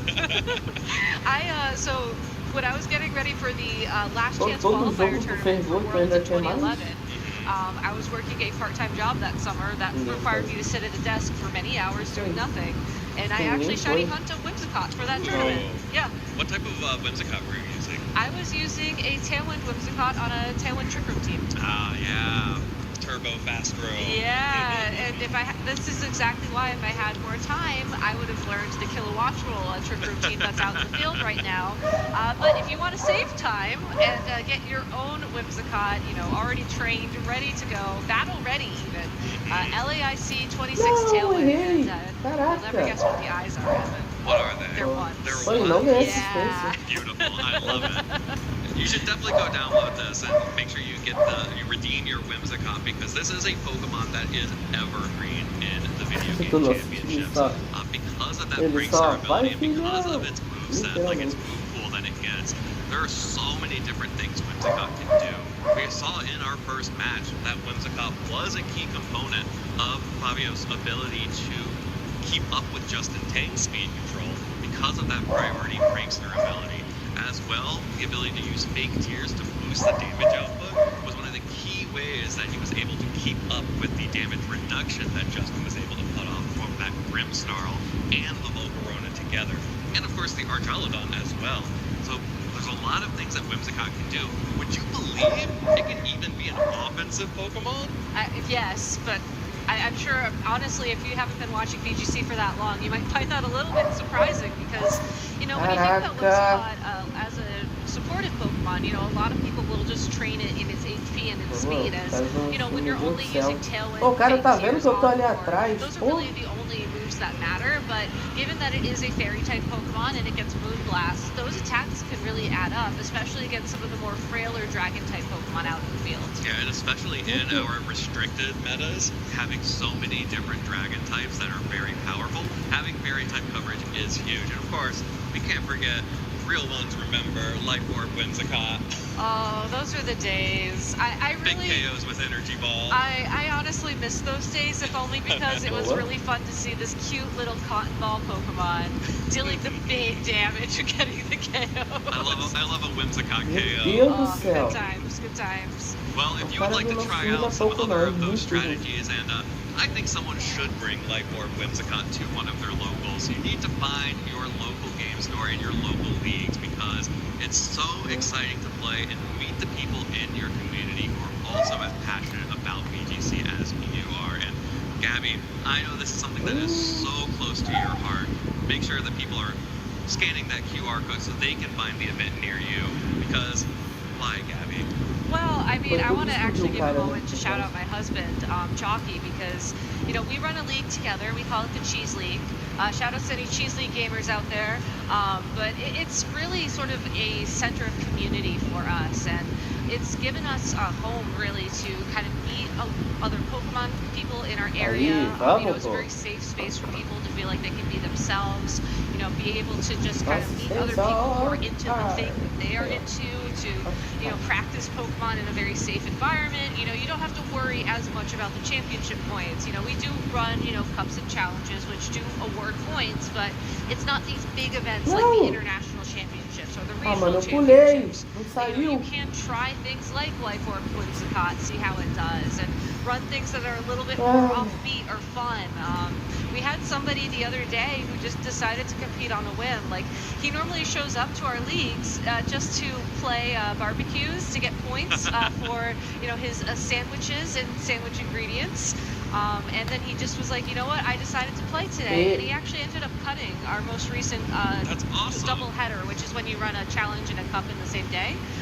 So, you know, it was just incredible to see just how our community has grown and how people are getting more comfortable, you know, not just with the more competitive aspects of Pokemon, but, you know, trying new things. And I think that's something really special, and I know that's something that Chalky works very hard to kind of cultivate, and I know that there are a lot of other Pokemon professors out there who try and build those environments for their local communities. So if you're ever interested in trying out competitive Pokemon, I encourage you to please scan the QR code, go to Pokemon.com, go to the event locator, and find a league near you. Even if it's just something that you feel kind of awkward about showing up. I mean, I certainly did the first time I went to a local. I guarantee you, you will find your people, you will find friends, and honestly, it can be life-changing. Yeah, absolutely. I love competing in locals. There's just something so different about it compared to being at a regional or an international event. Because it is, like you're mentioning, it's such a more relaxed atmosphere. It's more open. You have people that, you know, are in your community, so you know that they're nearby, and they also like the same things that you like. Yeah. It's a really cool experience to be able to be there, meet new people, and be able to just bond over this thing that we all love, which is Pokemon. And there's all types of people there, and it's people who will show up to just do BBQs while you're doing a tournament, and it'll be the people who, you know, are going to Top Cut regional championships all at the same time. Yeah. Pior que eu ia fazer, só que o cara tirou meu gol. Favorite thing is to run a metronome team. Mind you, they're in the senior division, so unfortunately we don't have too much competition for our seniors, or maybe fortunately, depending about how you look at things. Nossa, o cara that assim means that também. they can just sit there with with their all shiny metronome team and press metronome for Eu about não 3 or fiz 4 isso, rounds of sabe? Swiss and have a great time. And I actually was able to trade some shiny Pokemon with them in Legend CA a couple weeks ago as well, which was also very exciting. So please, if I haven't said it enough already, go to your locals, go make friends. I promise you, if you think you're the weird kid and you won't fit in, I was the weird kid and I managed to fit in, so you will too. Yeah, it's Peraí, então, pra all resolver? of the weird Peraí, kids então. fit in at your local events in some way or another. Yes. Então, tá bom. Yeah, and it's such a powerful experience. Definitely scan that QR code. And then, once you start enjoying it, you can come visit us here in Sao Paulo for the Latin America International Championships or any of our other events over the course of the season. It's really such an awesome thing. The thing that I get most excited about is when I see a crew of people from the region carpooling to an event in a regional. Oh, I love that. And my favorite thing are the crew photos afterwards. I know, and I always miss the New England crew photo because I'm working. Yeah. I mean, don't get me wrong, I'm really happy that it happens, but it's just so nice. Yeah. I'm very, O very que eu fiz, happy caramba? that those things happen, and I keep seeing spoilers for the next round because there are pairings up, so I won't spoil the spoilers, but if it's enough for me to forget about talking about how much I love my friends, you can imagine it's a very good spoiler. That's a really good spoiler. Yeah, I don't think I've ever, but in the meantime, we have a feature match Tu for you, pediu a bola so na frente e a bola so foi. why don't we go ahead and play the tape, play that footage. Yeah, this is the best part about having our international championships. We're able to this record is Shohei, different this is things. Shohei. Yeah. So Shohei Kimura is here, which is awesome. Playing against Louis Fontebe, who was one of our players to watch. Of course, just aged up. We're here in game 3, which is awesome because you can tell from the length of Swiss round 1, a lot of these games went to game 3. So both these players have already played 2 games against each other and just trying to figure out where they're going to go from there. Yeah, it's always interesting to jump in at a game 3. Obviously, there's a lot of context that we're missing in this scenario that these players do have on their side of the field, but I love that we're seeing Louis lead the Grimmsnarl with the Golden Go side by side. I believe looking at the moves that the Golden Go had, this is probably like the choice spec set. So going for a Protect on the Grimmsnarl turn 1 into what I can imagine is a very powerful attack from this Golden Go. I wonder if this is the scale shot plus like a high horsepower to try and pick up the knockout in a hit. Yeah, the scale shot connecting onto the Golden Go plus a high horsepower probably. I don't know if that would actually pick up the KO onto the Golden Go. I think it's probably a roll depending on how it's trained. Like obviously you want the speed boost as well there, but the fact that the Grimmsnarl is being ignored entirely is just something very interesting to note. Shadow Ball only deals less than 50%. That is. Maybe it's not specs. Yeah. Or this is just, a case of Rillaboom is actually just that guy. I think, no. So we saw the items real quick there. So it is specs. Rillaboom is just that guy. Confirmed. Locked. 100%. You can take that to the bank. And this is a really cool matchup because Louis Fontebe, as he has just aged up into the Masters division, has suddenly found himself paired against the 2023 World Champion. Congratulations. Welcome to the big leagues, Louis.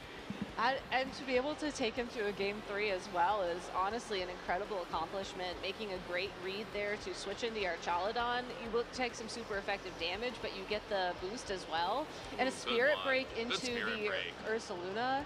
You either do super effective damage to the Dragonite or you get the special attack drop on something coming in. So I would hope that was a read. Again, we don't know what happened in previous games, but that was just really well played. Yeah, I think regardless, that's just really safe. That's one of the interesting things about Grimmsnarl is that it actually has a very powerful attack in that Spirit Break that also has so much utility, so you don't even feel bad when you don't get like the super effective damage that you wanted on Dragon.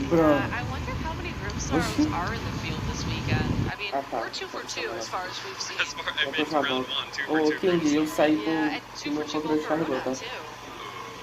Interesting.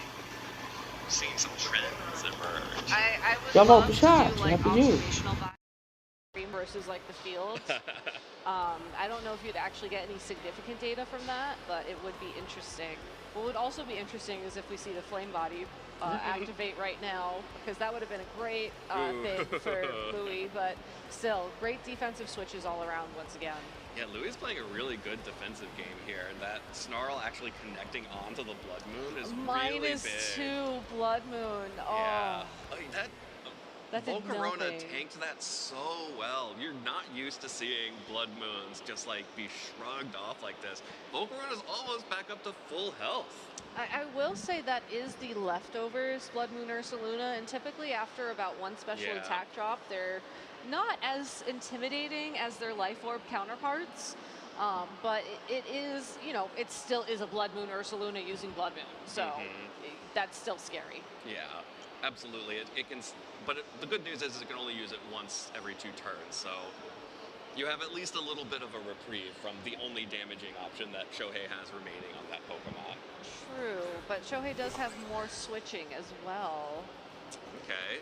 Heat Wave breaks that multi-scale there, and the Draco Meteor. Okay, just onto the Blood Moon Ursaluna. I mean, I guess if you know it can't do damage this turn, the other way to ensure it can't do damage next turn is to just knock it out, right? Yeah, absolutely. It's a big deal to get that Pokemon off the field in general anyway, because even the Leftovers variant can deal damage, but it also can be so disruptive. It can, yeah. And I mean, typically the Leftovers variant is one of those yawn ones, right, with Terra Electric? Typically, yeah. Okay.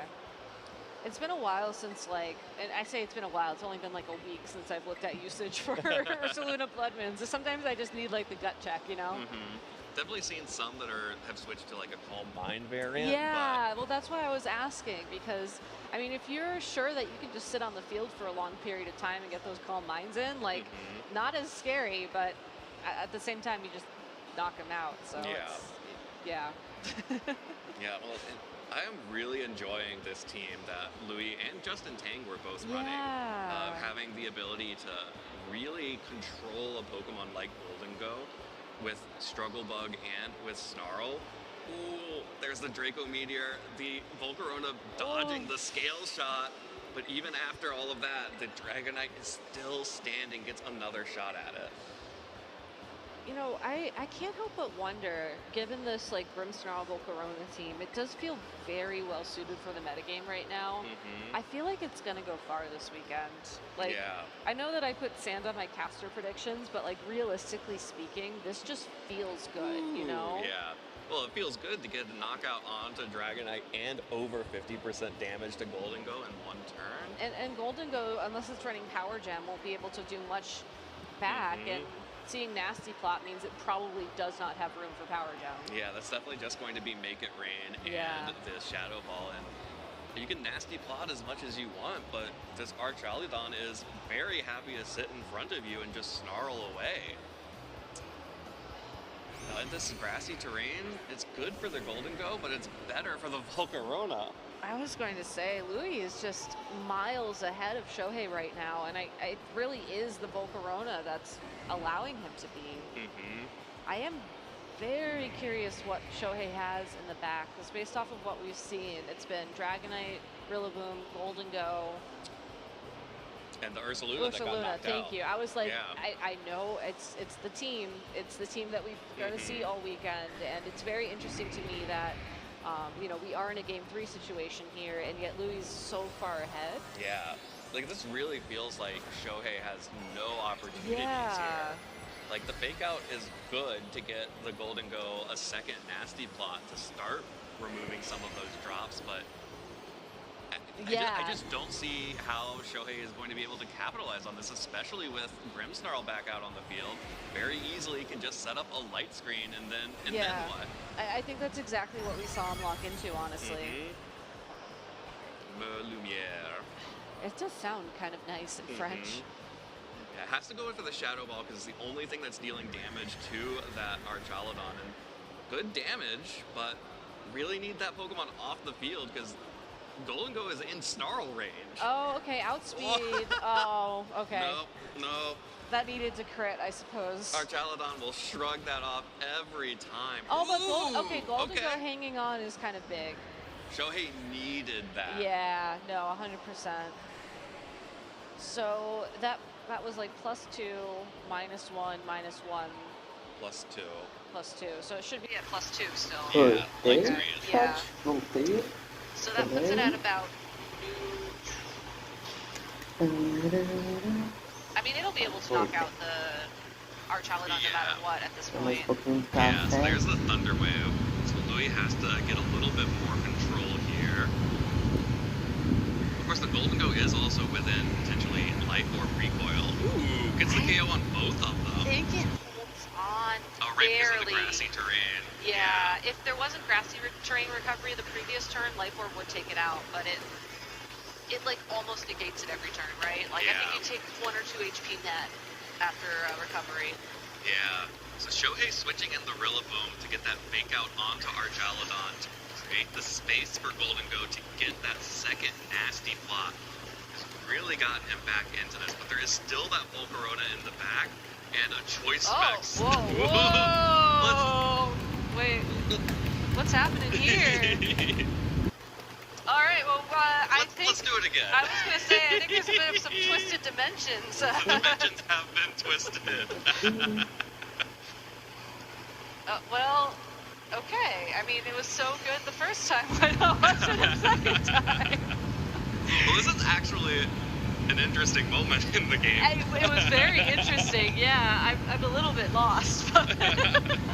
Yeah, because getting the Rillaboom back out on the field here, being able to, I believe this is when Rillaboom is able to go for the fake out. Yeah, so Volcarona retreats, Rillaboom fake outs into the Archaludon, and that creates the space for the Golden Go to go for the second nasty block here. And it does, the trade is that Grimmsnarl comes in and could go for that, go for the light screen next turn.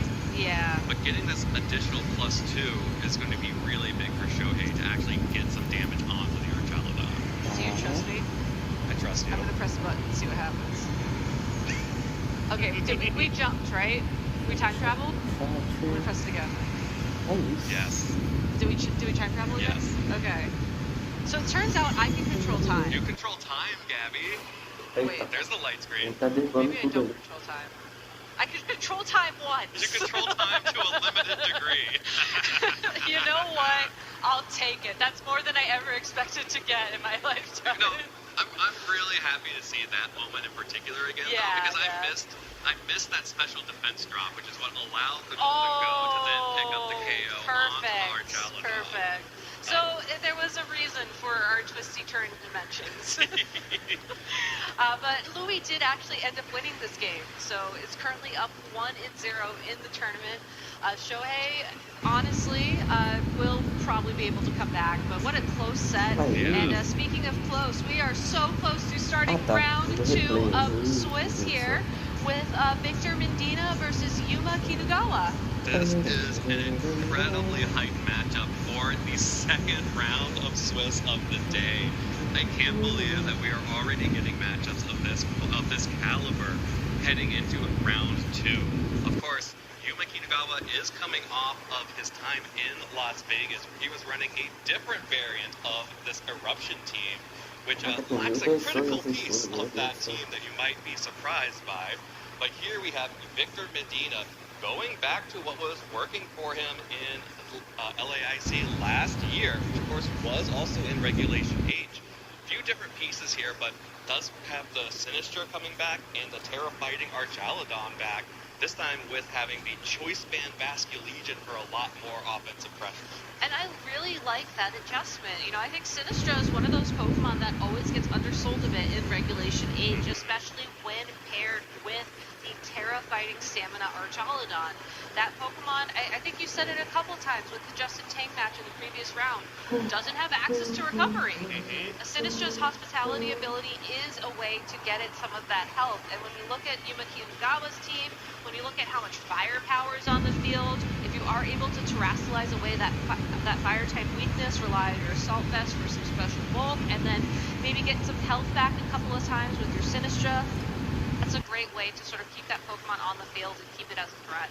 Yeah, the other thing that Victor has here to limit some of that firepower that you mentioned on Kinugawa's side is, of course, the drizzle from Pelipper. So having the ability to set the rain will be a big deal for negating some of the power of Yuma Kinugawa's eruption team. Exactly. Esse And I bem, think seus this is going to be an jogos. interesting matchup in the Agora sense that sim os it's not itens estão just certos. going to be a rain versus sun game. I think there's also going to be the possibility for some trick room shenanigans. Maybe a little moment in time there was a preview of this match. Just given the fact that the Ursaluna on Victor's side of the field and looking at Yuma Kinugawa's team, those Pokemon are typically a lot faster than Ursaluna can be. Trick Room would be a great way for Victor to sort of secure an early game lead and then have Swift and Vascular clean up. On Yuma's side of the field, though, you are absolutely right. There is no Torkoal to set up the sun automatically thanks to its ability. It's actually going to be the Whimsicott with Sunny Day and Prankster to set the sun. But that does mean that if Pelipper switches in to set the rain, Whimsicott will go second because it's a move to set the weather. So that will give Yuma a bit more flexibility in how to set up the sun. And I think that will make the Typhlosion a bit easier to navigate as a result. Absolutely. And Pop Quiz in the chat, who remembers Babiri Berry from back in the day? We were just talking about how we missed the type resist berries on Pokemon, and apparently Yuma Kinugawa also agrees getting the Babiri Berry to reduce the steel type damage, removing that weakness for one turn from the Whimsicott.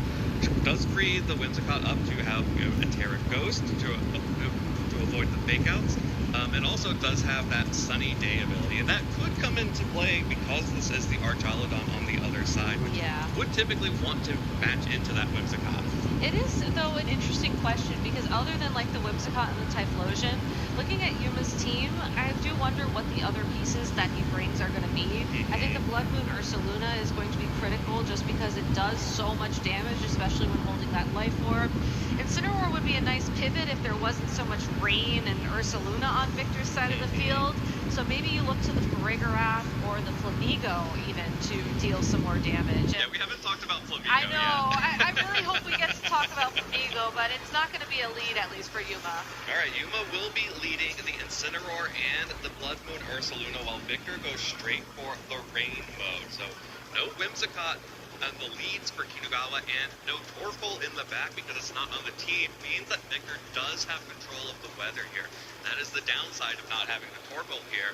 Kinugawa will not be able to change the weather unless Whimsicott is on the field and actively doing something. A very strong lead from Victor here because had it been the Whimsicott and the Typhlosion, he would have been in a very tough position, but instead just making a great call and now doesn't have to worry about being clinched on the Basculegion and can land a very powerful Wave Crash or a Flip Turn into either of Yuma's Pokemon to switch out the Basculegion or possibly even get a KO turn 1. Yeah, either of these Pokemon on Kinugawa's side are going to take an extreme amount of damage from any water type attack coming out from this Basculegion at this point. Of course, it is choice banded, so it's going to deal so much damage through the Intimidate. That's a one-hit KO with a critical hit onto the Incineroar.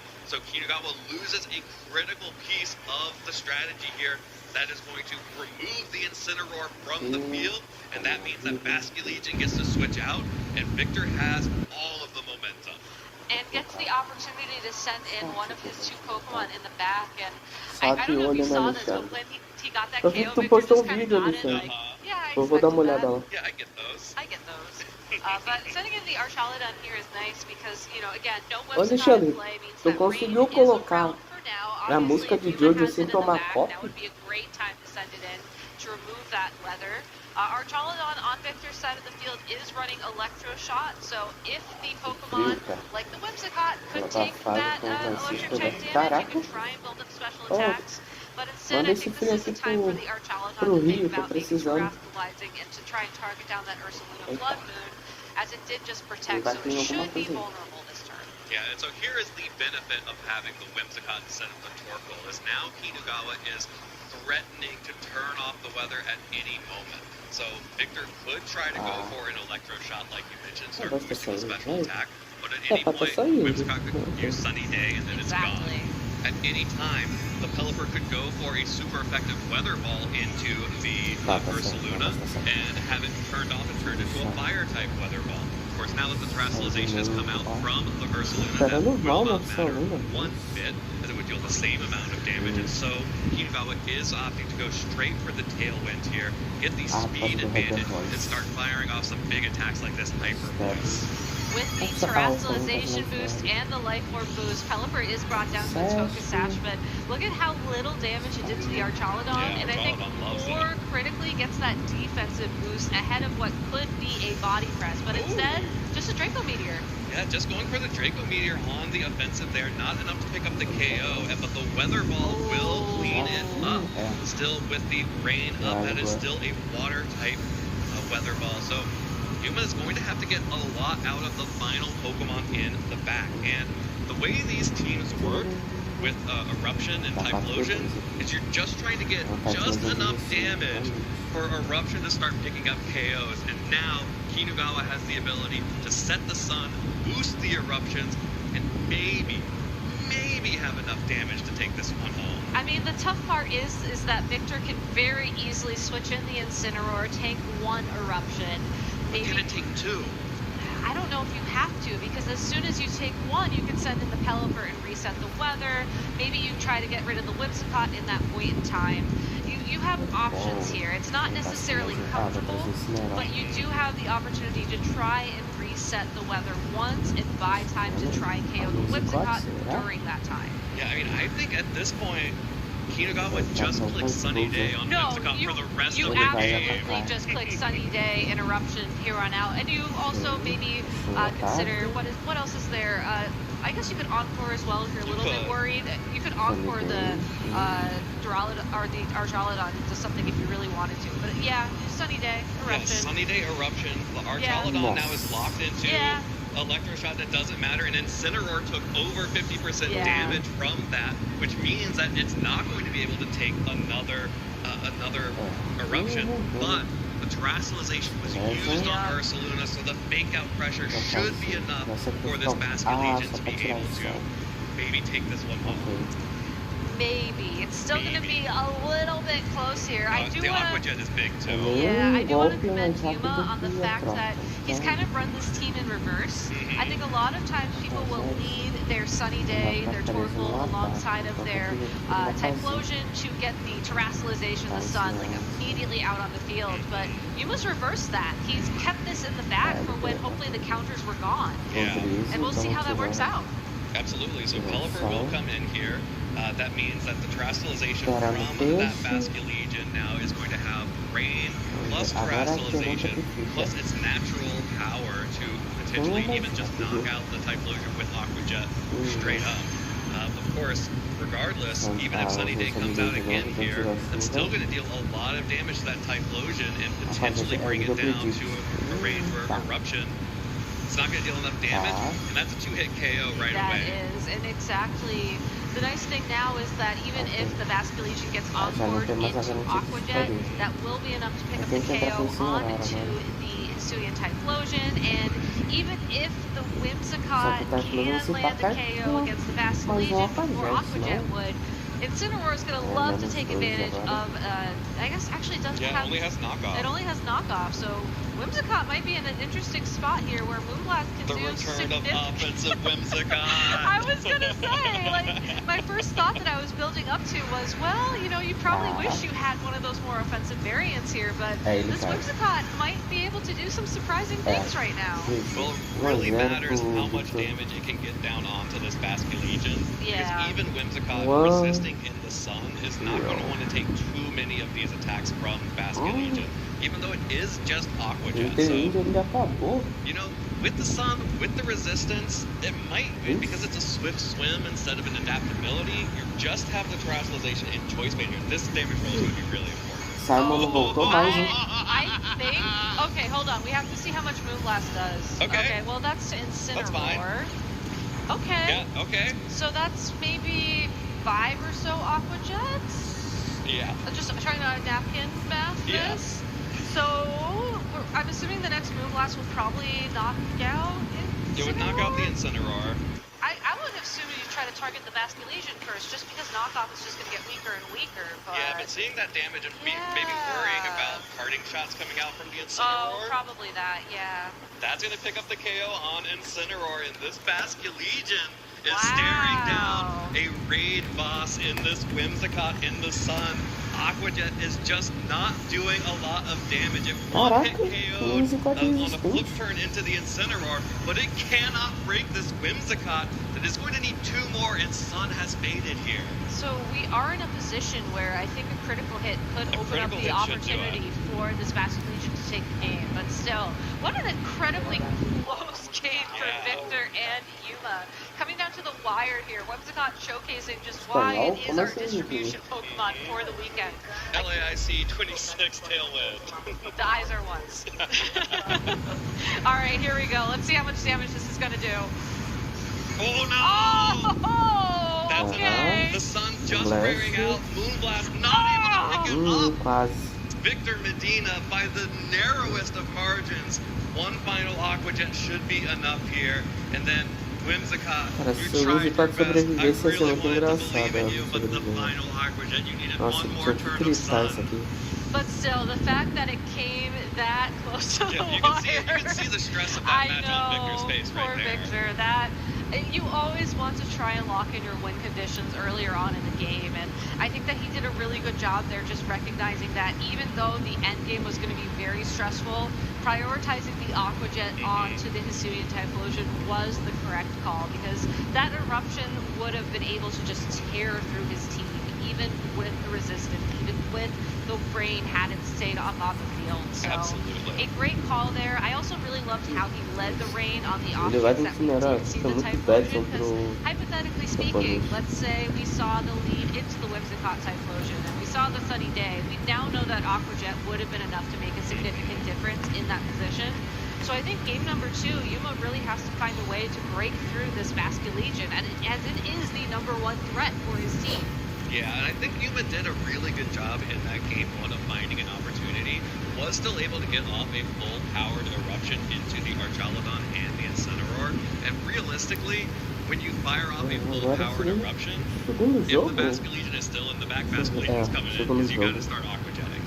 So long as Yuma can get a full-powered eruption, unless Farigiraf is in the back, which is I was going to say, like, that would be the adjustment, right? Like, you still need that weather, I think, if you're going to bring the Typhlosion, but hypothetically speaking, if you're worried about a priority attack, Armor Tail would stop Aquajet right in its tracks, and honestly, you wouldn't have to worry about Last Respects either. You would just have to worry about those very powerful water-type attacks, which it does look like this Farigiraf is Terra-type water to probably take better. Yeah, the one thing that I would maybe consider for Kinugawa is the terrestrialization on the Ursaluna. Yeah. The Hyper Voice only did significant damage to the Pelipper, brought it down to its Focus Sash.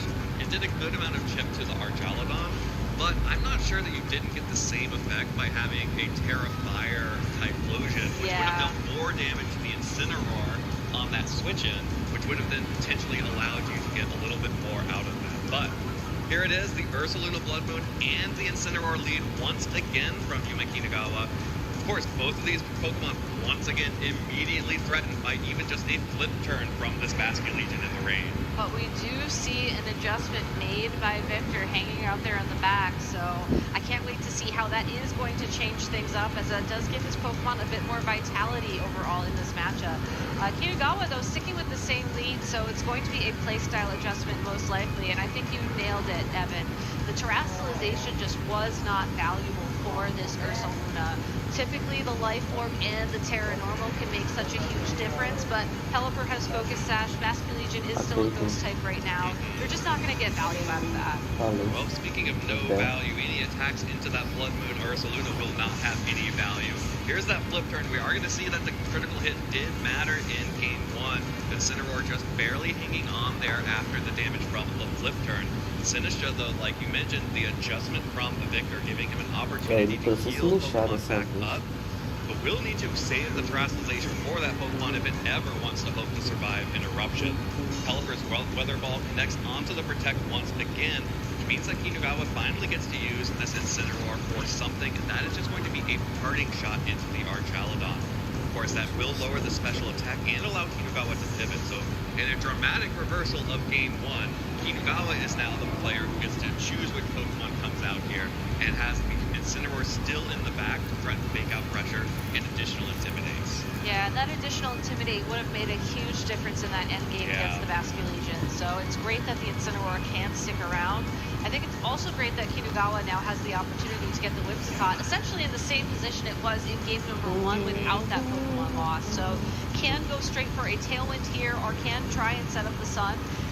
We did not see the Archaludon go for Electro Shot in game 1. It went straight for that Draco Meteor and the Weather Ball combo into the Ursaluna. So I think Kinugawa has to be thinking about how that turn ended up and as a result sort of adapt to it.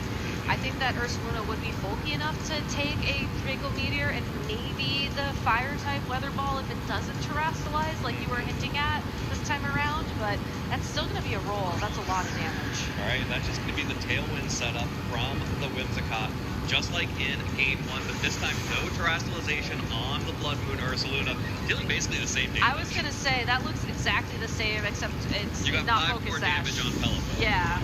And, a little bit more on the Archaludon too, but probably not significant here.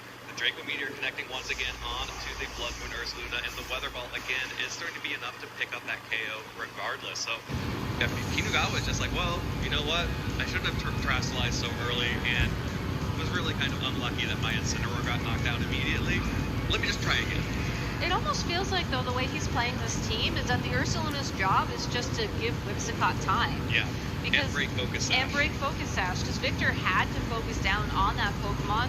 Whimsicott is out on the field, Tailwind is set up, and now can set up Sunny Day without any consequence to it. And the Typhlosion still has Terrasalization, so we saw how much damage Eruption did in the previous game, and Victor, I would assume you're going to be seeing something very similar moving forward, so... Yeah, I don't know that the hospitality is enough. I was going to say, your hospitality towards your Pelipper is very kind, but I'm not expecting this to make much of a difference here. Okay, so the switch up here does allow Archaludon to come back in alongside the Basculegion, potentially. And the Pelipper is protecting, so maybe this was more of a hospitality to take the attack for the Archaludon. Yeah, sometimes the best thing a Pokemon can do is tank an attack that one of your other Pokemon absolutely never wants to see a day in its life. And Kinugawa also preserving the Terrasalization again for another turn, so I think playing this a little bit more conservatively than we saw in game number 1, which makes a lot of sense. I don't think he needed the Terrasalization in that previous turn. We saw the damage from game number 1. You can save it for when you absolutely need it. We also know that the Incineroar is going to be Terra Water, so that could come into play later on, especially if we do see this Basculegion lock into Aqua Jet once again. Yeah, and we saw that that's still a little bit over 50% damage, which will make the Eruption significantly weaker coming out from the Typhlosion. But Kinugawa will just be switching in the Incineroar to try and get a little bit more health for that Typhlosion. Here is the big difference from game 1. There was no Intimidate that went down onto Basculegion here. And also, the Archaludon was protected before, but is not protected anymore, which means it is definitely taking this full power of this half-power Eruption instead of a full-power Eruption from Typhlosion. I do wonder, though, if this is the turn where we're going to see both trainers Terrasilize. So we will have the Aqua Jet connect, but we're also going to have Terra Fire boost on that Typhlosion as well. Yeah, so it's a really big call here to see how much damage that this Gente, eu tô um pouquinho mais calado, mas eu tô prestando atenção aqui em casa. Os jogos estão rolando, como o LAIC é um pouco mais extenso. Eu está solo agora. You know, I was curious that this is gonna... Oh, that's such a significant difference! Oh, that's still really good damage coming out from this Typhlosion. That's gonna connect onto both of these Pokemon. Archaludon just barely hangs on. 9 hit points, but... Oh, and now with the Archaludon not going down here, Pelipper can switch in and get more damage onto the Basculegion. That does open up an opportunity for Typhlosion to switch out. It does, but the Incineroar as well can go for fake out this turn and flinch the Basculegion now that it's no longer a ghost type. Kinugawa has this game wide open. Yeah, all of the options are available for Kinugawa, and Victor is kind of just trying to catch up here, but it is a really tense moment here because it really feels like this is on a razor's edge. The damage of this eruption is going to be so big. Caliber will get knocked out, but can Basque Legion survive? And it does with 13 hit points. It is still up on the field, and that means that Archaludon gets to switch in for free here. Typhlosion has to switch out, or else it will be knocked out by this Aqua Jet in the rain. And this could all come down to Babiri Berry. It's still such a close margin, though, as right now the Aqua Jet should pick up the KO on the Typhlosion if it connects. But if the Incineroar is going to be allowed to attack this turn, it could pick up the KO on one of these Pokemon, and that should be enough to turn the tides. Oh, Incineroar is retreating, not the Typhlosion. That means that this Whimsicott will be replaced for the Incineroar. Typhlosion will stay out on the field and be vulnerable to this Aqua Jet. It connects onto the Typhlosion, picks up the KO. Basque Legion is like, not again. No more eruptions for the rest of the game. I need you back in the Pokeball. That means that this Whimsicott is now vulnerable to attack from the Archaludon. Electro-shot coming in. Temos muitos brasileiros aí. Ih, eu só esqueci de colocar um negócio de novo, porque como a live caiu, o negócio saiu aqui, né? Peraí. Pegar o link de novo. I think what you actually do is you go for fake out into the Basque Legion. Oh, right, Archaludon's at 9 hit points. And then you can just go for the Moonblast into the Archaludon and just outspeed. Like, just get this win. Yeah. You could try to go for Encore, but don't. Just get this win, Whimsicott. Just lock it in, Whimsicott. You're offensive now. You can do this. That's the fake out picking up the KO onto Basque Legion, and the Archaludon takes 2 eruptions all game, but is not going to be able to take this Moonblast from the Whimsicott as Yuma Kinugawa is forcing a Game 3. And wow, this is a really exciting matchup because it's every turn feels like it's the deciding moment of the game, and if any one of these players is able to like actually grab hold of the momentum, it feels like it could be a romp one way or the other. And Kinugawa was just comfortable sticking with the same game plan. I think calling out the fact that it was that critical hit and the terrestrialization that made all the difference in game number 1. The fact that Incineroar was not KO'd by that initial flip turn, and the fact that the Ursaluna did not terrestrialize and still essentially got the same value out of that Hyper Voice was enough to tip the scales in his favor. Now, it did come down to the wire, and I'm sure that Victor probably could have, maybe played it a little bit different to make it even closer than what we saw. But still, able to keep calm in really what felt like, a game, like you just said, where every single turn mattered. Yeah, and every decision before the game matters as well. I don't know that I was sold on that Sinistro, Ô André, se você joga só Unite, né, com nós? É só Unite que tu joga, né? Options there in the end game, especially after the terrestrialization, which would mean you can now make out Deixa eu ver se o André ainda tá aí. If I had to guess, I think Victor was hoping that the flip turn maybe would have gotten that Incineroar a little bit closer and or regardless for the KO, because then your Sinistro is a bit more comfortable. You can align it with the Archaludon instead of it. And then your Archaludon can maybe be a little bit more comfortable taking eruptions as long as there's rain on the field. But since that didn't play out, I absolutely agree. You want the Incineroar in the back. You want to be able to switch in and take a eruption, especially if you know now that Kinugawa is probably going to go for the Terrifier onto that Typhlosion. It makes it vulnerable to fake out. It gives you more opportunities to switch in your Caliper, reset the weather, and otherwise just try to find your way back into the game. But there's a Pokemon adjustment on both players. Sides. Basque Legion and Incineroar are the leads for Victor, and this time Yuma Kinugawa is going for the Whimsicott alongside the Ursaluna. So protecting the Incineroar said, okay, I showed I could beat you with that without the critical hit. I don't think you're going to let me do it again. Let's try a different mode here. Maybe I just go for Tailwind and start blowing things up with this Ursaluna immediately. But what's really interesting, though, is that this Whimsicott isn't holding Covert Cloak like most do, and because of that, it is going to be vulnerable to fake out. So Victor still does have the opportunity now to stop that Tailwind turn, outspeed the Ursaluna one move, and then, maybe land a flip turn if Kinugawa doesn't go for points.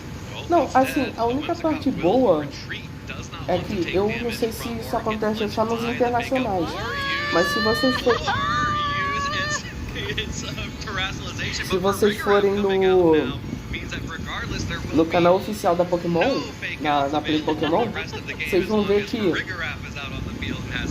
VGC, eu não sei se está acontecendo com os outros, mas eu acho que com o Unite eu tenho certeza, porque eu vi agora há pouco, mas com o VGC, você tem três missões do VGC. Uma do palco principal e duas de outros jogos, de outras duas partidas. Não sei se elas estão transmitindo a mesma partida ou se é partida diferente. E isso é bom pra caramba, porque às vezes você quer saber como é que tá a mesa em vez do palco, você consegue saber através da transmissão aí do LAIC. Só entrarem na transmissão da Pokémon lá. Chat, bebam água, não esqueçam de se hidratar. Threatening Trick Room, and I think more critically, also threatening a Helping Hand Hyper Voice, or maybe a Helping Hand Earth Power, or you know what? Why not? Helping Hand Terra Normal Blood Moon. Yeah, why not? We have all the options on the field here, and I think that's what's really unique about this Farigiraf adjustment for Kinugawa. Probably a substitution for that Incineroar on his side of the field, and it makes a lot of sense. You know, Terra Water doesn't have to worry about the Aqua Jet. If you can align the Typhlosion next to it, there's a lot of opportunity for this Pokemon to shine, and it's really not that threatened by the Pokemon on Victor's side of the field. Okay, well, double switch from Kinugawa, bringing the Whimsicott back out. That's risky. And now coming instead will be the Typhlosion. Just showing the Typhlosion will take oh, that knockoff. No! What a call! I mean, that's such a very consistent play there. It's not off Citrus Berry regardless, possível. but what a great... Ainda mais com tudo que tem aí rodando no meta, fake out aqui, meu Deus do céu. Eu acho engraçado que talvez quem suma seja o Rillaboom, entendeu? Que até agora eu não vi o Rillaboom. Bem que a gente tá no round 2, né? Yeah, I almost think that you would have been better off just staying in with that Farigiraf. I mean, typically they're trained to take one knockoff there.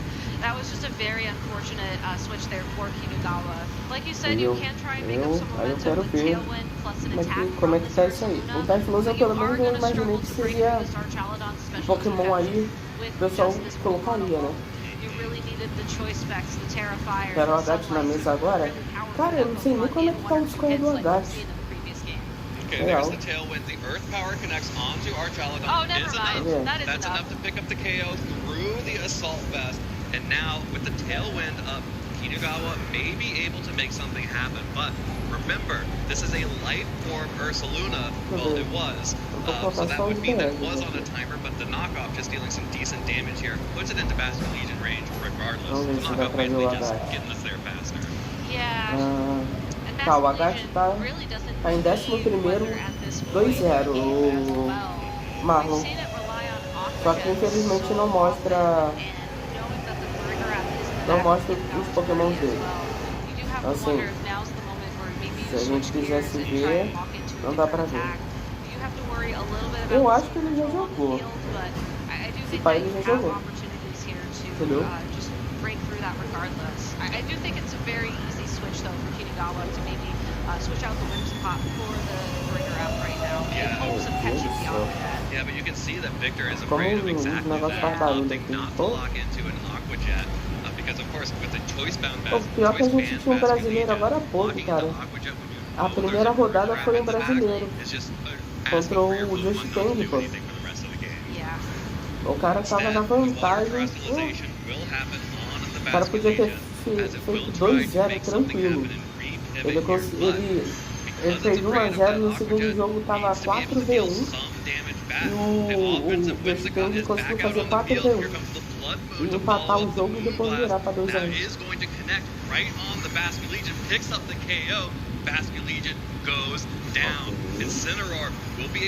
O Medinho tá complicado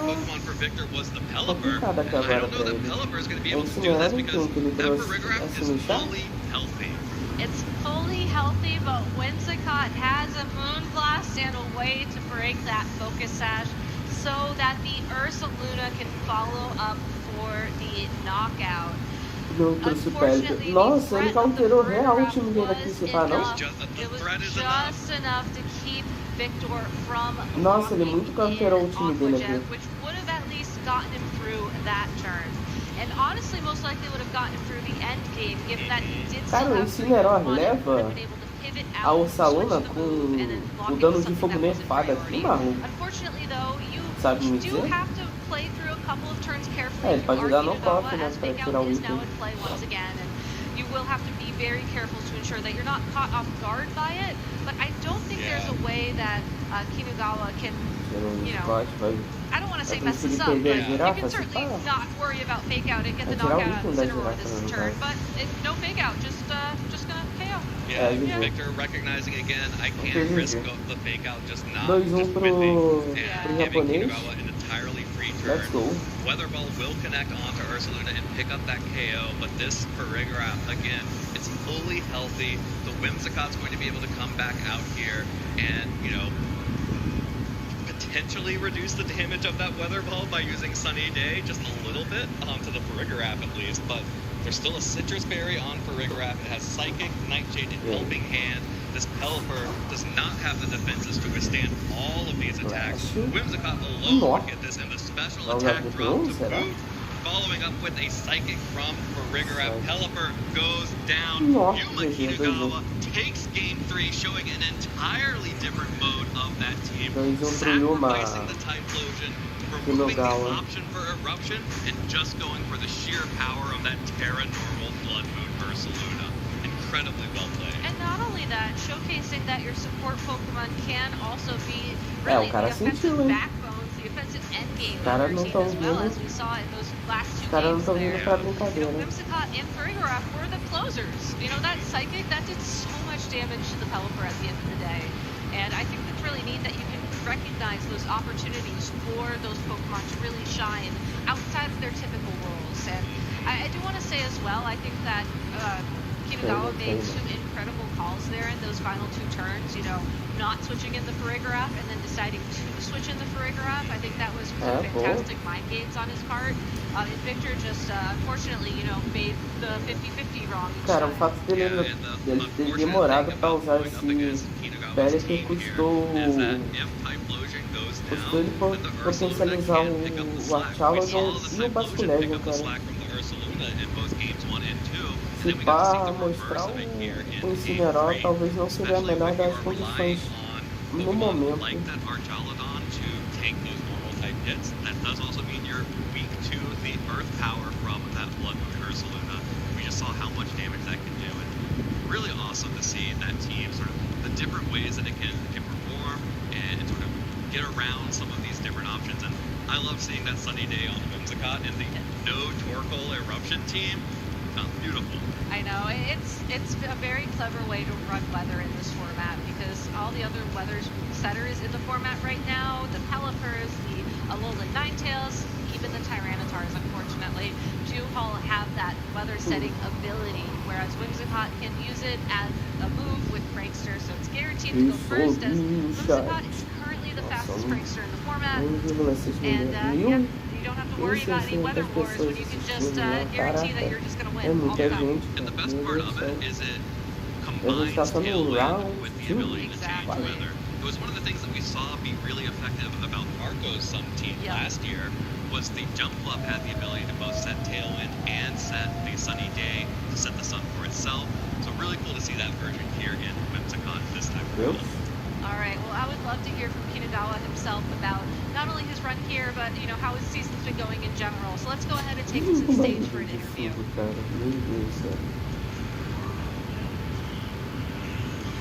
Thank you so much. Yuma, congratulations after a very shaky game 1 critical hit. How are you feeling after winning that set? そのゲームは本当に良かったです。今最初9勝でクリティカルで負けてしまってちょっと焦ったんですけど、まあなんとかそこから2連勝することができて、強敵 Essa moça pelo menos é mais bonita que essa moça, que essa So he felt garota aí. very nervous going into this, especially losing his first game. But going to it now, it really turned around and he's feeling a lot better. It was also really refreshing to see such an amazing team as well that you had. And I could see that you used the same team at Las Vegas as well. But you made one little change to that Flamigo. Tell us about that.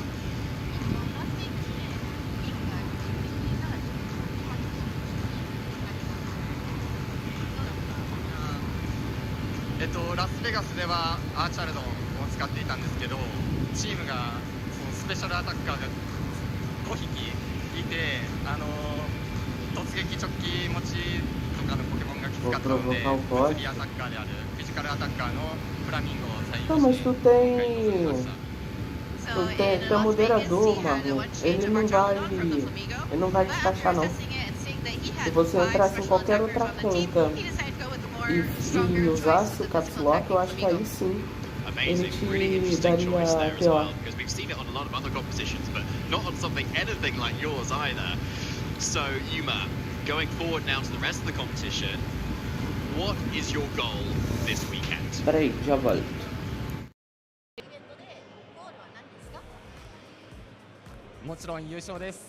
Of course, to win it all. That is really good to hear, yeah, and I'm sure you've got it in you as Japan Championship champion as well from just a few months ago too. And is there finally any shout-outs that you'd like to give, Yuma?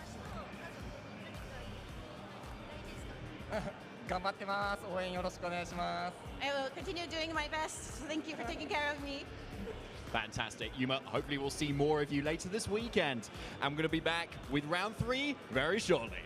Thank you.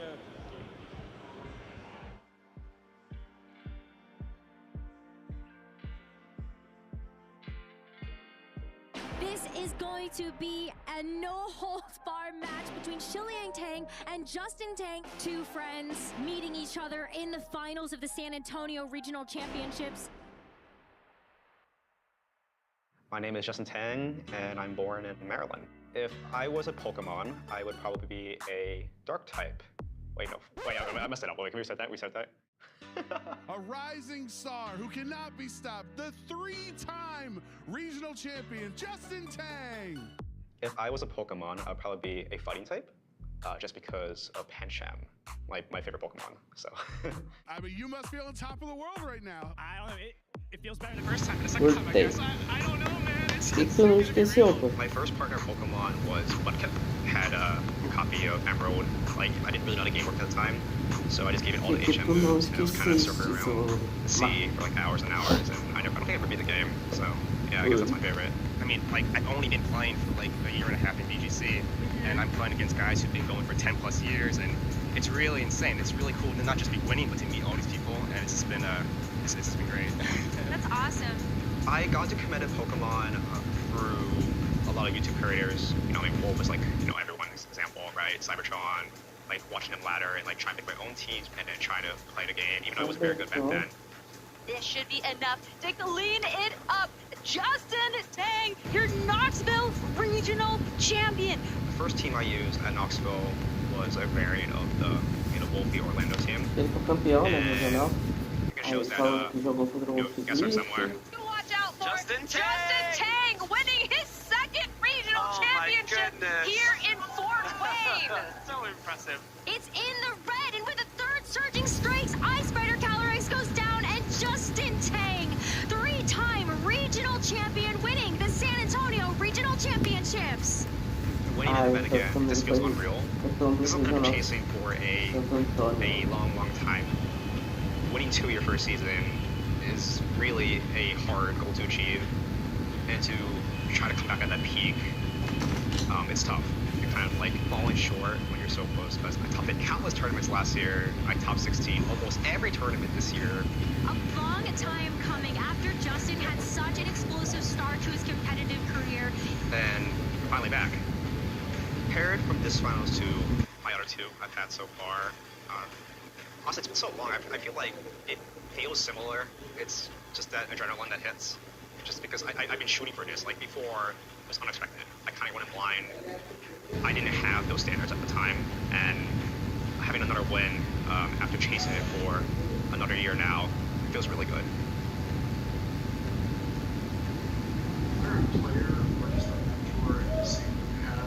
It's gotta be Xiliang Tang. You know, he's one of the most calculated players in the world. Like, whenever I watch a stream game of him, it's some of the most impressive work. Like, he sees things that most people don't see.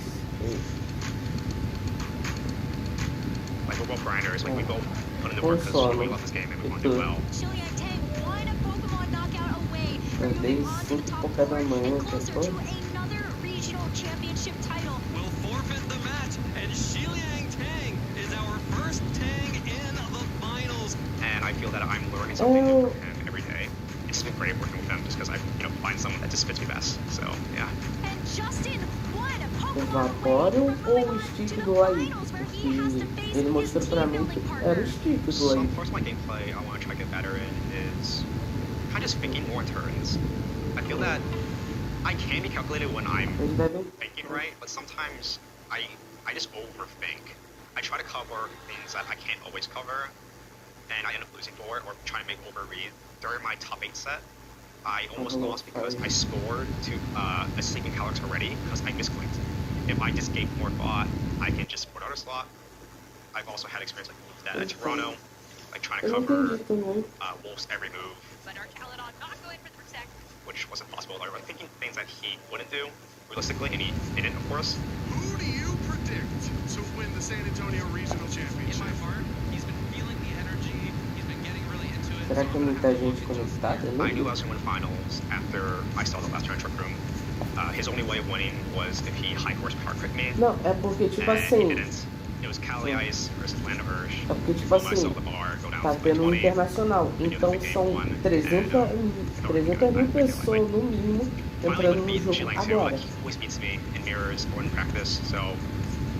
Tudo bem que talvez seja no não seja em partidas, né, normal e ranqueada, mas em personalizada, né, que geralmente é os campeonatos. Mas mesmo assim, né, vai ter. Entendeu? This year, I hope that things can be different and I can finally have that Worlds dub or Perdeu a gameplay mais engraçada de Rocket League. maybe not the best results I wanted. I just want more.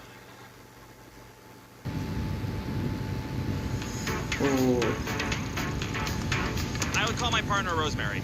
Well, she'd also be there, so she would know. So I guess the first person I'd call would be my dad and my sister, probably. I have 3 answers for this. So Corviknight's my OG favorite Pokemon from when I started playing. I used him a lot. He was always really good for me in Sword and Shield. Not so good anymore. I've kind of grown to really love Golden Go over the last couple of years. And Kyogre, of course, is my favorite restricted Pokemon. It's given me a lot of success. Probably the World Championships in Yokohama. Or Hawaii. Those are both pretty far located. Oh, or OCIC in Melbourne. I've gone to a lot of places. I look up to people who are just consistently really good players. Obviously, Wolf Click would be one of those people. Marco Silva, Joe Ugarte. I really have a lot of admiration for the players who can consistently do super well. And, in a game with this much volatility, those kinds of players prove that even though Pokemon has a lot of elements of things that sometimes feel like they're out of your control, the fact that these players can consistently do so well means that, there's always a higher level of skill to be chasing. I've usually been a night owl, but I'm also getting older now, and I find myself waking up in the morning, and it's weird. So I guess, I'm, in the middle of shifting from being a night owl to a morning person. My favorite event food is no food, actually. I think, I eat protein bars, and nuts, things that are high in protein, but I don't usually like to have a full meal during a tournament day because I don't want to risk a crash. So usually we end the day pretty early these days, so it's nice. I get through the day, and then I'm real hungry, work up a good appetite to go and just eat some great local food wherever we are. It's a cheap answer to say a legendary Pokemon, so I'm just gonna go with Golden Go. I like my Golden Go. Gimmicko's such a cute little person form, so I guess we'll go with Gimmicko. My favorite city to travel to for Pokemon event has probably been Yokohama. The way that everything around Yokohama was so sort of Pokemon up for the World Championships was just such an amazing experience. Being able to just kind of look around Yokohama and kind of go on this little treasure hunt of finding all the little various Pokemon things, the big murals. There was just so much cool stuff around there. I thought it was an amazing destination. At events, I really like listening to power metal. It kind of gets me focused up. I went to school for musical theater, so I like musical theater. I like everything. But right now, at an event, it's usually going to be power metal, maybe K-pop, but go with power metal for today. Porque, tipo assim, eu muito pensei deles fazerem uma skin de Nika, entendeu? Do Deus do Sol. Aí eu cancelei logo com One Piece. On the generational mechanics to have same type attack mode as flying moves, so just give them some.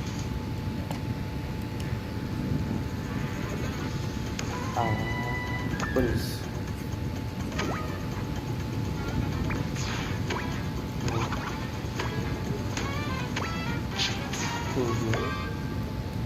Essa transmissão tá boa agora, tá? Tipo assim, se você não quiser ver só os jogos que estão no palco, tu entrar no canal da Pokémon, tem lá 2 transmissões que tá mostrando outros jogos. As has been the tradition for the past couple of seasons in São Paulo, Brazil. And I am Costa Dimos on the mic alongside Mr. David Partington. Hello, David.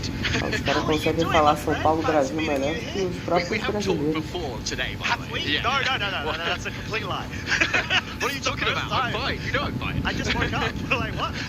But no, I mean, the atmosphere has been electric so far. We have been seeing such high-level caliber plays from all of the trainers we've been able to feature so far, both with just now Victor Medina against Yuma Gawa, and yeah, Yuma going ahead and being able to just get out on top after having to crawl their way back through against Victor. Yeah, a really refreshing set, honestly. Like, I love the fact that we've just got this really just hyper-offensive Tailwind plus Eruption, or Sunny Day plus Eruption, or Tailwind plus just Ursaluna Bloodmoon as an entirety, just like absolutely blowing up other people's teams. It's just a really, really strong option, and is like really, really cool to see coming out of Yuma Kinagawa as well. A really accomplished Japanese player, who's someone who seems to just really, really consistently do well. Top 32 at Las Vegas with pretty much a same build of the team. É ruim, né? Quando, tipo assim, é meio óbvio que tem que ir pra cima, só que os caras não vão.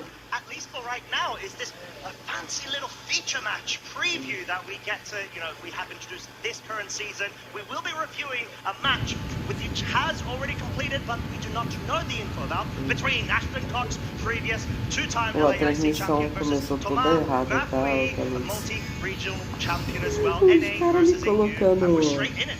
Choice Band com a foto da Citrus Berry, Foco 7 de Noob de Dice, só coisa maneira.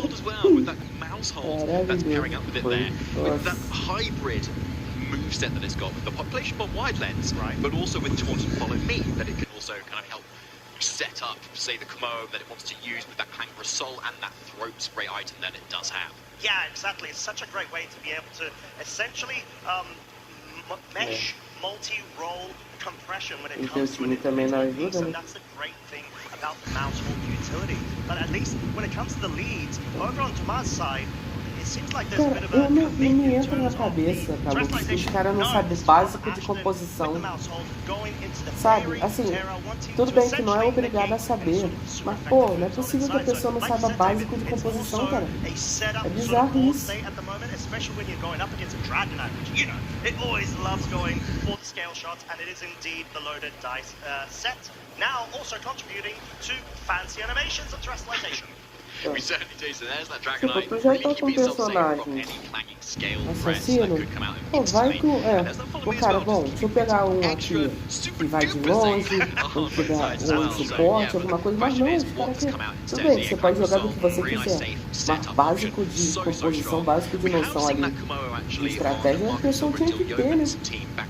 Earlier this year, but it wasn't running that Clangorous Soul setup move, it was just 3 attacks. Still with that throat spray though, but we can see how offensively powerful this Komodo is going to become thanks to that double special attack it now has on top of all those other boosts. Yeah, exactly that. And so it's truly just about trying to get your setup going. Whilst over on Tomar's side, Tailwind already being set up just means that you're able to outpace the Komodo and start trying to directly threaten it. But the fact that Mousehold has already terrestrialized and been committed from Ashton's side is more so a respect in terms of the threat that Dragon Knight does have on this field. Ele só reiniciou do nada. A live caiu, eu falei, meu Deus do céu, que aconteceu?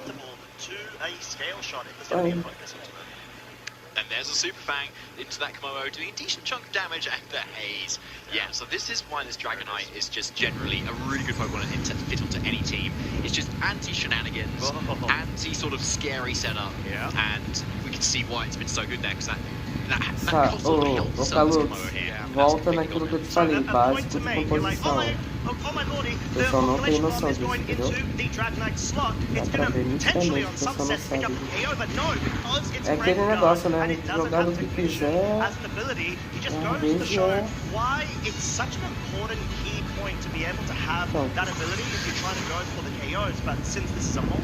Isso se pá era uma coisa que acho que depois que o Simon começou a jogar de Clover ele entendeu. O problema não estava sendo ele exatamente, estava sendo ele entender a composição dele. And so, yeah, being on 50, nice easy maps for us over here, which is thankfully, yeah. Sometimes it's really hard, you know. É ruim, né? Quando tu acha a composição dos sonhos esperando. Trying to identify certain ball states to your advantage, which both of our trainers are doing a really good job in doing so. At least Ashton now opting to bring the Dondozo in. It's a lefties sort of setup. There is no Tatsugiri on the other side of the field, but it's also there to be able to set up on the other side of the field. But the Super Fine and Scale Shot, I would say miss, but it's because of the immunity of the mouse, which means Dondozo is free to join the field. Yeah, so a really good follow me there from Mousehold, and why the Terra Fairy is often there, to be honest, because you really want to redirect those Scale Shots, probably the most threatening thing into your Komodo there too, particularly when the Scale Shot also boosts your speed, then you can actually then start to outpace even if a Komodo doesn't so set up. So denying the movement in its entirety, not just resisting it, denies those speed boosts as well. Yeah, exactly that, and that's sort of the beauty of being able to lock your opponent into like a weird board state where they can't directly threaten that Pokemon because they can't pick up a KO immediately when they need to do so. Hence, for Fire, Tomar has actually opted to go for the switching of the Golden Go, which is so nice here. It's able to absolutely nullify both the Population Bomb as well as the Yawn because of its typing A of the Ghost and B, its amazing unique ability of Good as Gold. Yeah, switch of the century there. Goodness, yeah. That is probably the perfect switch you could really ask for into those specific moves, actually. Yeah. Yeah, so, yeah, really well played from Tomar to kind of reposition around here. Given that Ashton doesn't really have a lot of offensive pressure anymore, so Golden Go coming in next to that Mousehold is going to be able to start threatening that setup with that nasty blow. But right, no follow me from the Mousehold wants to finally go on the offensive and maybe pick up the counterpart on the other side of the field, going for the Population Bomb. I believe that's a 5th hit, so it looks like unless there's any sort of critical hit and a miss of a hit, it's not going to pick up the KO. Yeah, just going to show once again the difference as to the Technician versus the Friend Guard, which will allow the Dondozo to take less damage from this very scary Golden Go, which is the estão querendo dar negócio garantido mesmo, aparentemente. Doing its job essentially and being able to clear out the board in order to pick up its partner Pokemon. Yeah, it did a really good job of that. Wave Crash, though, coming out from this Dondozo. Into that Golden Go, only just doing a little bit of a chip damage and obviously taking... Yeah, I'm honestly, sorry, I'm going to say it. No, yeah, I'm trying to sugarcoat it. I was like, come on, Dondozo, you can do it. But actually, no, yeah, Dondozo, yeah, I'm also Dondozo hater. Whoa, slow down. I wasn't hating on Dondozo. I was just saying... I thought you were beating me halfway there. No, I was saying Friend Guard is still available and on Tomar's side of the field. I was trying to, you know, big up Mousehold, clearly. I mean, I'm only not those hating because it's just so strong, you know, right? Yeah. Like, and you've got that dual purpose of it being this Tatsugiri, but also you could just be on its own as it is here. Yeah. The unaware ability, ignoring stats, like changes on the opposing side, is really good. But it could be kind of biting itself back here a little bit because this Golden Go, if it targets into the Dondozo, is not going to care about its -1 special attack and make it rain sort of full power because of the unaware on that Dondozo. Yeah, exactly. It's such a tricky little ability that you need to be able to think about both flips of the coin in terms of the interactions. And Flamethrower going ahead, finally picking up the KO on the Mousehold, so this means Tomar is now at a point where they won't have their primary support Pokemon for redirection and sort of disruption potential. But that is at a trade opportunity cost of picking off that Você quer jogar muito de fim porque você não quer começar, né? And something that I didn't know, David, looking at the team list, Dondozo actually has a curse. So not only is it a disruptor going for Wave Crash smash sort of shenanigans, it also can go for the setup of, since it's not a ghost type, get the +1 in attack and defense at the cost of a -1 of the speed boost. Yeah, and that makes it very, very scary there, doesn't it? Because suddenly, assuming you're against mostly physical attackers, which a lot of the meta game is right now, you know, think Dragonite, think Sneasler, think Incineroar, think Rillaboom, like all of that stuff, it can suddenly take on so much better. Even with that needing to Terra, you get another boost versus Rillaboom. Obviously, Terra has been spent already for Ash at the moment, so you just need to worry about the Rillaboom. But Sneasler is an excellent partner for it, especially with that cheap Time mais tiltado do que tudo. If there's a Diaclaw, there is a way. And, you know, obviously you want to be on the side of the Diaclaw as opposed to against it. Even though it's not going to be essentially bothered as much by it, but it needs to be able to respect the Dondozo now, because Tomar's at a point where they can actively, in all honesty, ignore the Sneasler, because there's no way that can Aí o damage it anyway. Calux, o King te encantou, só que foi gol It contra, tá? doesn't feel like Tomar's been able to absolutely run riot, especially with Ele that KO, finalmente voltou a fazer gol, só que ele fez gol contra. Mas é importante que tenha gol. What is already a pretty broken Pokemon, in my opinion, that you're just able to absolutely escalate it to further levels of the damage counts. Yeah, so you can see the really crucial KO there from that Shadow Ball, that one special attack being ignored back to that unaware and able to get it because of that. Yeah, Diaclaw, you know, trying to do what it can, doesn't pick up a KO. Most Diaclaws are not able to do that on the average Rillaboom set. But yeah, Make It Rain will definitely put Tomar in that game 1 advantage right now. So really cool to be able to see that interaction, and especially because different teams, I would say, both of our trainers have to an extent. I mean, Tomar has more of a standard, you'd say. There's the Annihilate, Dragonite, Ursaluna Blood Moon, Mousehold, Rillaboom, and Golden Go, versus Ashton's more unique take. Chandelure, which we did not see in that game, is such a fire pick. I see what you did there, Costa. What? Chandelure's fire type, isn't it? Oh, is it? Yeah, I totally forgot. Genius. Amazing, amazing. Just so much like an aura coming from you It's there. the same typing as this lovely little fire type here as well. They both get flash fire. They do. And yeah, you know, we're going to have to see how that goes. And if, of course, Ashton may consider it for a game 2, which, yeah, just for anybody tuning in right now, we are still waiting for round 3 to be able to get finalized, but we do have the lovely opportunity to be able to make sure we uncover all of the potential missed matches and opportunities that usually may not have a spotlight on them in history. We're trying to bring them to the screen in the meantime, capitalizing so many more matches, and this one being Ashton Cox versus Tomar. Two great trainers, and we know Ashton always bringing the spice, and you know, like you said, bringing similar pieces compared to last time we were here last year, where Ashton was able to just go all the way through until I believe top 4, if I'm not mistaken. So really trying to buy and steal away the title, or regain it, should I say, from Marco Silva, which is the current reigning 2-time consecutive Latin American International champion. Certainly is, yeah. And we had a really interesting game 1 just there, where Tomar was just able to deny Ashton's attempt at setting up this Kamo, which is this Clangorous Soul set, which is really cool. But yeah, as I say, we've seen Kamo a few times across the last few weeks, Regulation says H, but not often with the Clangorous Soul as that Soul setup move. My turn.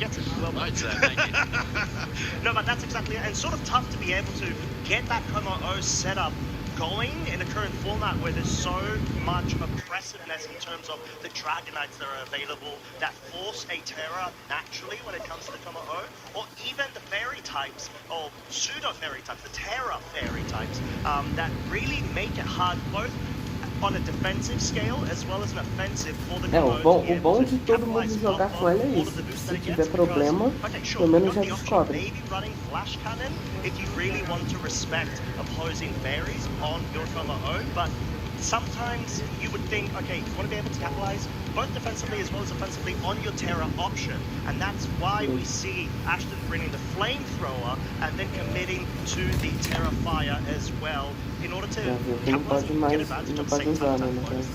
Yeah, 100%. I think it's a really good way to put it, and it's those defensive pieces that you really want to try and put around your Kamo to be able to see how you can sort it out. But at the moment, that Dragonite was real thorn in Ashton's side. So let's see if game 2, he can get around it. Oh, here we go.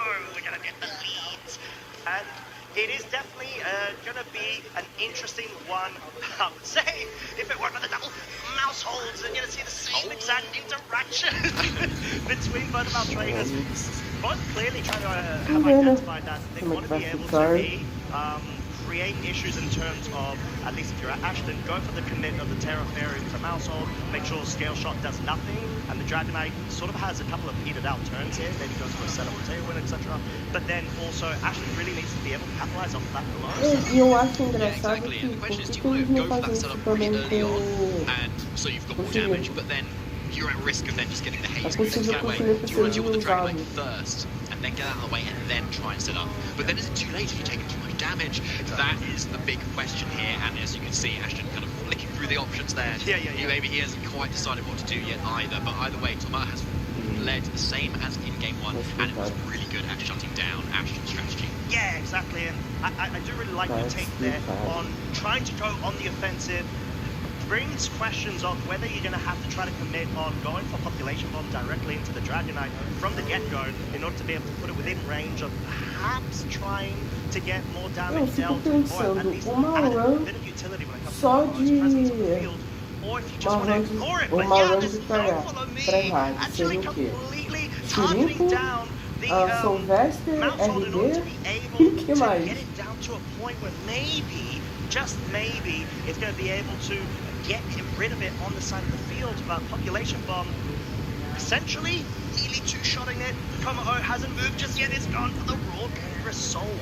Okay, there's the setup this time, so it's going to be getting really strong at the moment, and hopefully for Ashton, with that Population Bomb damage, a +1, or +2 rather, Flamethrower should be enough for the KO there. But there's a mouse hold still there, Costa, and that can follow me away, that attack. It can, I'm not sure. Oh, the skill shot does go into the Komodo. This is going to be very close on if there's going to be a 4-hit here, because I think the 5-hit is required. If I'm not mistaken, 22 damage per hit. So, yeah, 6. Oh, there's a 5th hit. Dragonite is a very, very good, trusty Pokemon over on Tomas' side, able to connect through with that, and all of a sudden, that Flamethrower Soul just absolutely got nullified and just left out in the cold in what is a very warm day here in Sao Paulo. Oh, the Chandelier! Oh, it's coming! There it is! Huge fan. Thank you so much, Ashton. This is amazing. It's a lovely little shiny one too, but this sort of brings the question of what can it do right now? This is a choice of variant Chandelier. It certainly is, and that might mean it's faster than Dragonite. We'll have to see. Now, I believe Chandelier and Dragonite actually have the same speed stat, and so with a Choice Scarf, you think there's lots of speed there, but we know this Dragonite has gone for a Scale Shot, so it has a speed boost. So we're still kind of on that even playing field as to what the individual training in the base points of these Pokemon has been, as to whether which is faster this time, because a Scale Shot coming out before the Chandelier could deal a lot of damage, and maybe a 5-hit could even one-hit KO it. Yeah, I think that's a really good call, and sort of begets a focus from Tomas' Pokemon into the Chandelure. We know that there's a Super Fang interaction and beat up, so Mouse Hold doesn't feel very useful, at least for this term, except of providing that Friend Guard, which is so crucial for the Dragonite to be able to essentially scrub off any sort of very powerful moves from this Chandelure. Heat Wave, no burn interaction, and just a tailwind setup. Just a tailwind setup, yeah, it makes a lot of sense, because either way, if you're slow or you're faster, you can still make the rest of your team faster than this Chandelure, which is otherwise going to be something that could swing the team quite significantly, especially if you brought what he brought last time, that Eu nunca joguei na minha vida. A gente passou assim, foi quase bem, né? E a gente passou do bem de tranquilo até. Tava eu de código de healer lá, cara. Dragonite, which just means that you're not going to be able to get outside of that. So it's sort of a point where Ashton needs to be able to just keep the Chandelure on the field as healthy as possible, and that is why Follow Me is so crucial on this mouse hold. Thomas not wanting to give away a slot there and be susceptible to any sort of KOs, would rather the Dragonite go down in order to then bring in a Pokemon that can benefit off of the Friend Guard still available. Yeah, I think that's a really good call, Costa, honestly. Yeah, you don't want to take that on the switch in and then have to take another attack as well. So it might lead us to believe that there is still that Rillaboom. Ai, veio 2 vezes seguida, Pico. Still in the back. As you say, yeah, with that friend guard, it should be able to take on a few more hits. Particularly that Golden Go, which might be a little, maybe slightly on the bulky side, given it's that nice sort of set, and then can KO back with Chandelure. However, we still have this Mousehold on the field, and the Mousehold on Thomas' end has Super Fang and Beat Up. So unless a Pokemon's in Beat Na Up verdade, meu range, cooldown tava em recarga pra curar ela, porque eu tinha curado. it's gonna be really hard for it to pick up any knockouts. Entendeu? And therefore, in that situation, Golden Go would need A gente, cara, a gente pegou Bibble o quê?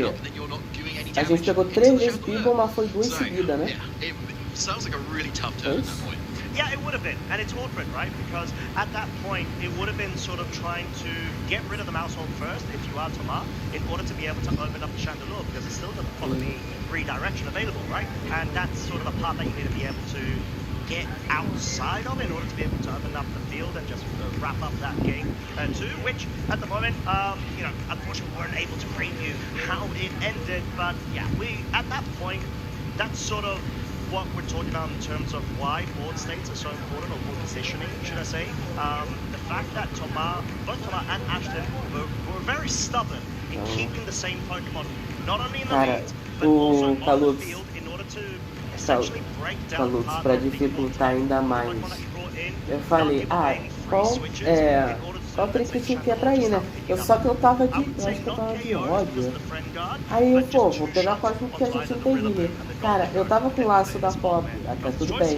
Mas eu peguei a luta do Roger com a skill check do Cosmo.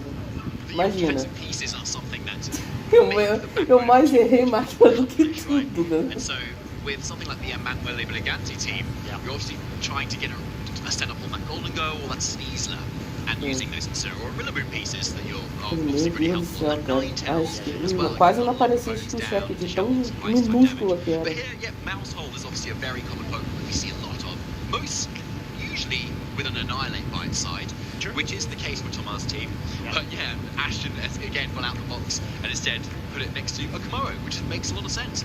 Friend Guard is really strong, and alongside Population Bomb, where you can get around Focus Sashes, get around multi-scale, it's a really strong option, and I think it makes a lot of sense when Golden Go is everywhere, we want to redirect away those shadows. Yeah, and I think jump across the 4-1 with the Mousehold sort of utility without the Annihilator. Se não errar aquilo ali. Pittsburgh or Millward? No, it was Pittsburgh, right? Yeah, and that's sort of, and that was with, if I'm not mistaken, the Doug mode, which is essentially the Dragonite, Ursaluna, and the Golden Go, in order to be able to have this very fast utility support Pokemon to not only provide Friend Guard, literalmente, né? Ou acerta ou acerta.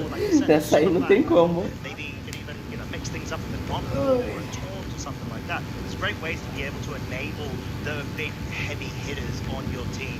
And there's a lot of exploration for that still. I know we're sort of coming towards the end of Regulation Set H. You know, this is the biggest final event, but then we've got a couple more regionals, 1 or 2 if I'm not mistaken, straight after. Stuttgart's going to be next week. But yeah, there's still a bit more room for people to be able to bring out the very creative, you know, teams that may be able to find a way to break through the current meta, of which has been sort of centric around the LA team, and then you've got Simone Sanvito's sort of iterations when it comes to the whole Corona and the Bastion Legion, swapping over, of course, for Golden Go and the Sneasler.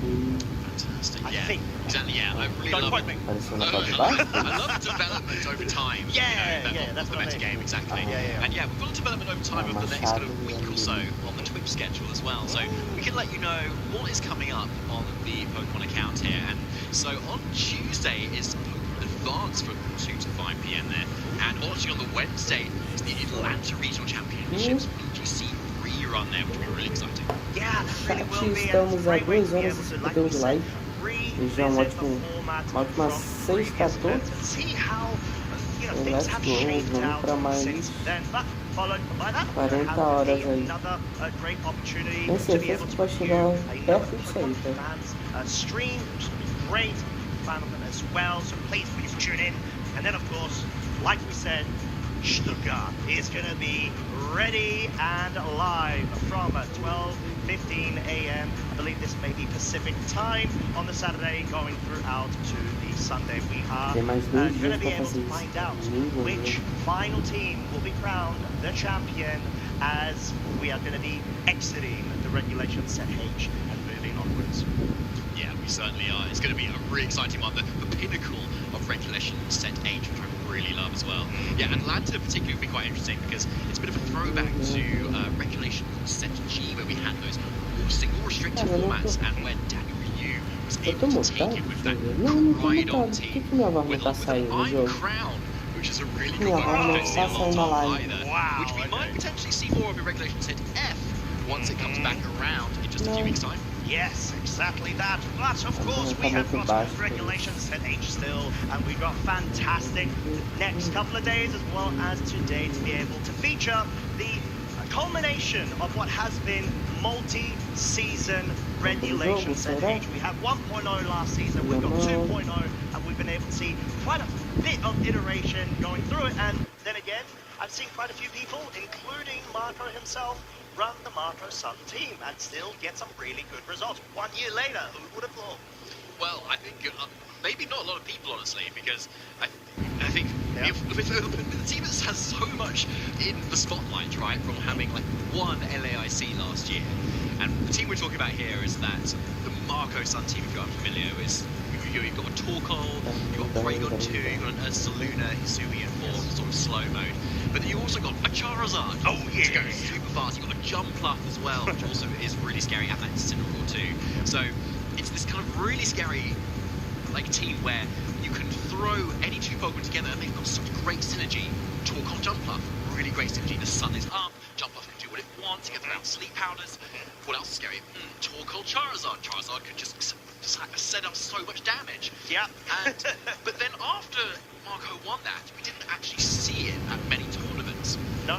Fell under the radar. Yeah. And so people have maybe kind of forgotten about it as our teams maybe prepare for as much, especially when our Chaladon rain is everywhere. The sun is kind of behind the clouds a bit. Oh, I like what you did. Well played. I mean, but yeah, it may be behind the clouds, but it has been a fresh, lovely day here in São Paulo, Brazil. And we've got a preview of the event itself. A lot of coordination, a lot of setup, and a lot of hard work from all of the staff, all of Dutch, everybody. Dos memes eu não posso provar. Esse tu pode provar, né, mano? Então...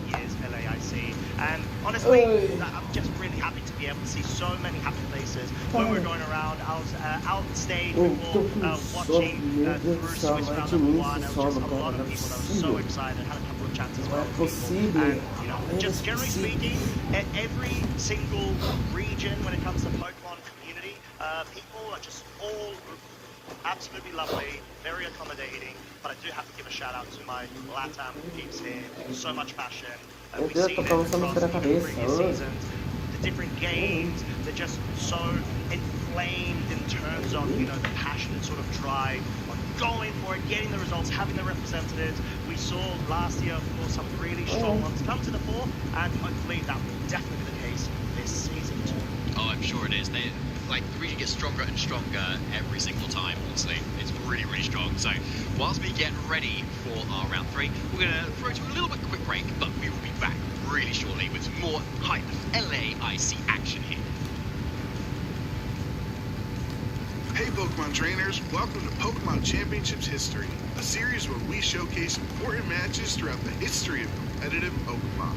It's time to flash back to Championship Sunday at the 2023 North America International Championships. Welcome to the finals in the junior division of the Pokemon video game. Most iconic moments in Pokemon come from trainers in the Masters division, but this time around, the juniors stole the show in Columbus.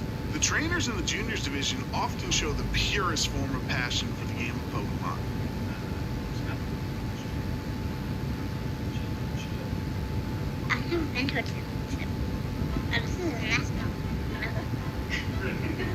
Avery's energy made him an immediate fan favorite. Got Avery from the United States and Takumi from Australia. I am enchanted with these trainers. Avery made it to the finals with the help of his hard Trick Room team.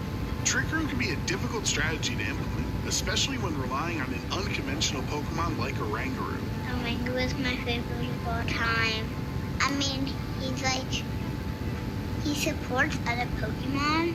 Reagindo is carrying a very interesting move called Instruct. So if you're able to get the Torkoal into position or something that's just going to be a little bit slower, then you can start firing off some big damage that way. Trick Room teams flip the game on its head by having the slowest Pokemon on the field move first. Tell us about your team that you're about to play. It's hard Trick Sabe o Room. trio da criação e você, eu sei. Can even be Joga difficult for tem 120 Masters de Division trainers to defesa. pilot. But Avery was ready to show the world that juniors are wise well beyond their years. For his strategy to work, Avery's Reagindo would need to twist the dimensions. We're going all in with a terastallization on the Reagindo. Well, the game plan is being executed for Avery very, Uma very quickly pedra here. With Iron Hands going tem down, mais Avery defesa onto the field for free. Under Trick Room, Torkoal is one of the strongest Pokemon in the game, with the Sun boosting all fire attacks by 50%, and Reagindo's Instruct allowing it to attack twice in one turn. This Torkoal was ready to erupt. Of this Torkoal across the way as we see the eruption come through, and that's going to help a little bit, but Tinglu still takes a ton of damage on the switch in. With the momentum in Avery's favor, Takumi's savvy defense turns the tides of Game 1 and punishes Torkoal, putting the Australian youngster in a winning position. Despite properly setting up Trick Room, Game 1 got away from Avery, but even if Reagindo didn't work the first time, it was important for Avery to trust the process and rely on the strategy that got him to the finals. This one is going into Game 2 with Takumi up 1-0. After the exact same turn 1 play in Game 2, Avery's Torkoal was ready to take over, which meant it was time for Reagindo to do it again. Avery once again has the opportunity to bring in the Torkoal. Let's do it again. Yep, there's the Instruct. Learning from his mistakes against Tinglu in Game 1, Avery made an adjustment to keep momentum on his side. This was where last game got a little bit different because he went for the overheat into the Protect. Let's see if Avery goes for it again. It is an power! See you later, GU. Although it didn't have a single attacking move, Terrifier Reagindo was the star of the show. The ability to instruct your teammate to attack again would lead to more offense than Takumi could handle. Does it hit this time around? It's going to be another overheat from the Torkoal. Avery's confidence was back, taking down Takumi's team 1 by 1. This championship would be decided in Game 3. Lendários, ué, o do espaço também. Quebra pedra que é um lugar difícil. It was incredibly amusing to watch such a simple yet repeatably effective espaço não é strategy lendário. from a junior. With the first 2 games playing out the exact same way on turn 1, there would be no surprise what these 2 trainers would do in Game 3. This is 3 games, 3 identical turn 1s. If it ain't broke, don't fix it. With Trick Room set up, the crowd was chanting, "Do it again," knowing another Instruct was on the way. Avery's bravery, relying on a 90% accurate overheat to connect twice into GU, would put him into a commanding position. With Takumi's back against the wall, he would put all his hopes into Terra Water Flutter Mane. But Avery's Reagindo had one final instruction: become champion. We know what's coming, and even with that defensive terror, Avery is getting another bite of the cherry. Avery will be a well-deserved champion, showing a crazy strategy. I think people had forgotten about it too. Avery is immortalized in Pokemon history as a champion, captivating the audience's heart with his charming personality. As for the Reagindo that clicked Instruct 13 times in the finals, Avery summed up his role on the team perfectly. So, tell us about your Reagindo. How do you use it? It doesn't do any damage. Who knows what the future holds for Avery? And who knows what Iron Hands is going for in all 3 games? But we can be sure that Avery's future will be bright in Pokemon as long as he remembers to do it again. Thank you for watching, and let us know some of your favorite competitive Pokemon moments by using the hashtag #PlayPokemon. Thank you for watching.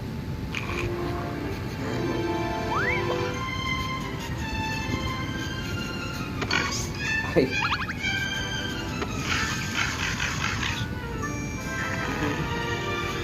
Foi pouco, tadinho, só descansando.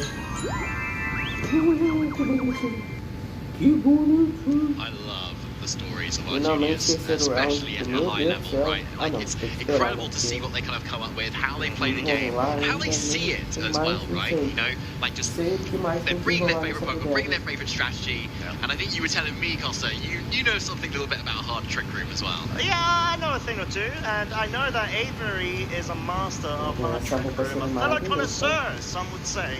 And I was absolutely happy to see them go and just do the great stuff that Hard Trick Room people like me really want to see. So Avery, keep going strong, my friend. You have done and sealed yourself straight through into the history books of VGC. But now back to the current state of affairs. We are Swiss round number 3. We've got lovely current pairings set up. And guess what? We know who we're going to be streaming next. And it is going to be Yoav Ruben versus Marco Silva. Current 2-peat holding champion of LAIC. Yeah, he's quite a person, honestly. It's Marco Silva, just doing it as he wants to. He just turns up, he just keeps winning. He's done it again in Lille as well this year already, and he looks like he might be here to do it again. Obviously, we're only 3 rounds in at the moment. He's still 2-0, but it's undefeated still. He can still afford to lose a few more, and it's going to be a really interesting matchup. Before we get to those, but let's have a quick glance at the rest of the bracket here that we can see. Giovanni Siski there on your left, our current reigning world champion, also undefeated too.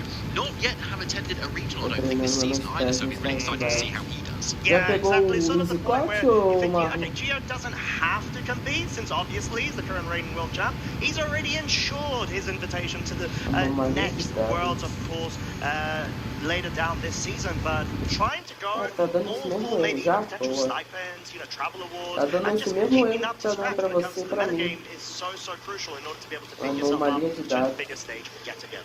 Certainly, yeah, and plenty of other really notable names there too, but there are our trainers on the stage there. Marco, right, and you're on the left there as well.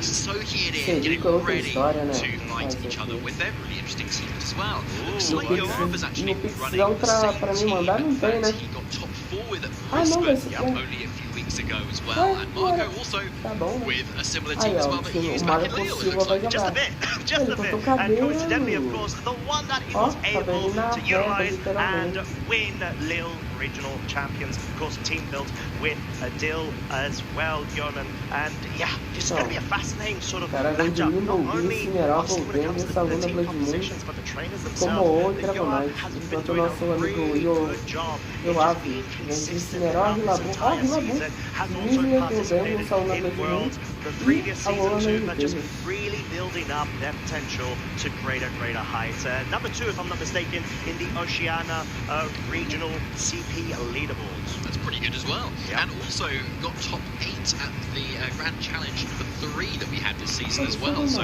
no stranger to the closed team sheet aspect of life as well. But here, of course, in the open team sheet environment, also showing a lot of prestige here. But the question is, has Yoav practiced against this team that Marco and Dill have made and has now seen so much success? But not a lot of seen since then, basically. Well, exactly. It's not a bit of a coincidence, I think, the fact that Marco's just been able to, as well with Dill, reach really high levels of accomplishment when it comes to this team, because I think it's very hard to be able to pilot it. There's a lot of moving pieces, and Ramondi, of course, is sort of central to enabling all of the rest of its partner Pokemon, maybe barring the Incineroar, which sort of follows a very similar role. You've got the Fade Tears on the Ribombee, which is so crucial in order to be able to allow the heavy offensive special power weight champions, let's say, Golden Go and Ursaluda Blood Moon, to be able to run riot, especially when they're accompanied by, guess what, a common that was featured before with Ashton's yeah, and running a slightly different set as well. Still the first way, but running overcooked ability as an enhanced Lucas, right? Or jump up, running out all those sneaky powder moves. But not the Claim for Assault, just the 3 straightforward attacks in that playing scale, Force Fit and Flamethrower. But first we're going to go over to Yoav and have a look at their team and the specifics of what they brought, and also what they brought to the top 4 is Brisbane to do so well with too. It's getting so close for that win over in Australia, and so now here in the even bigger stage, hoping to get at least that far. Yeah, exactly. And then Marco, you're like, wait a second, Marco, what are you doing here? You've already clinched your world's invite. You know, you had the auto invite because you won Lille Regional Championships. Like, no, it's not only about automatically getting invited and getting it.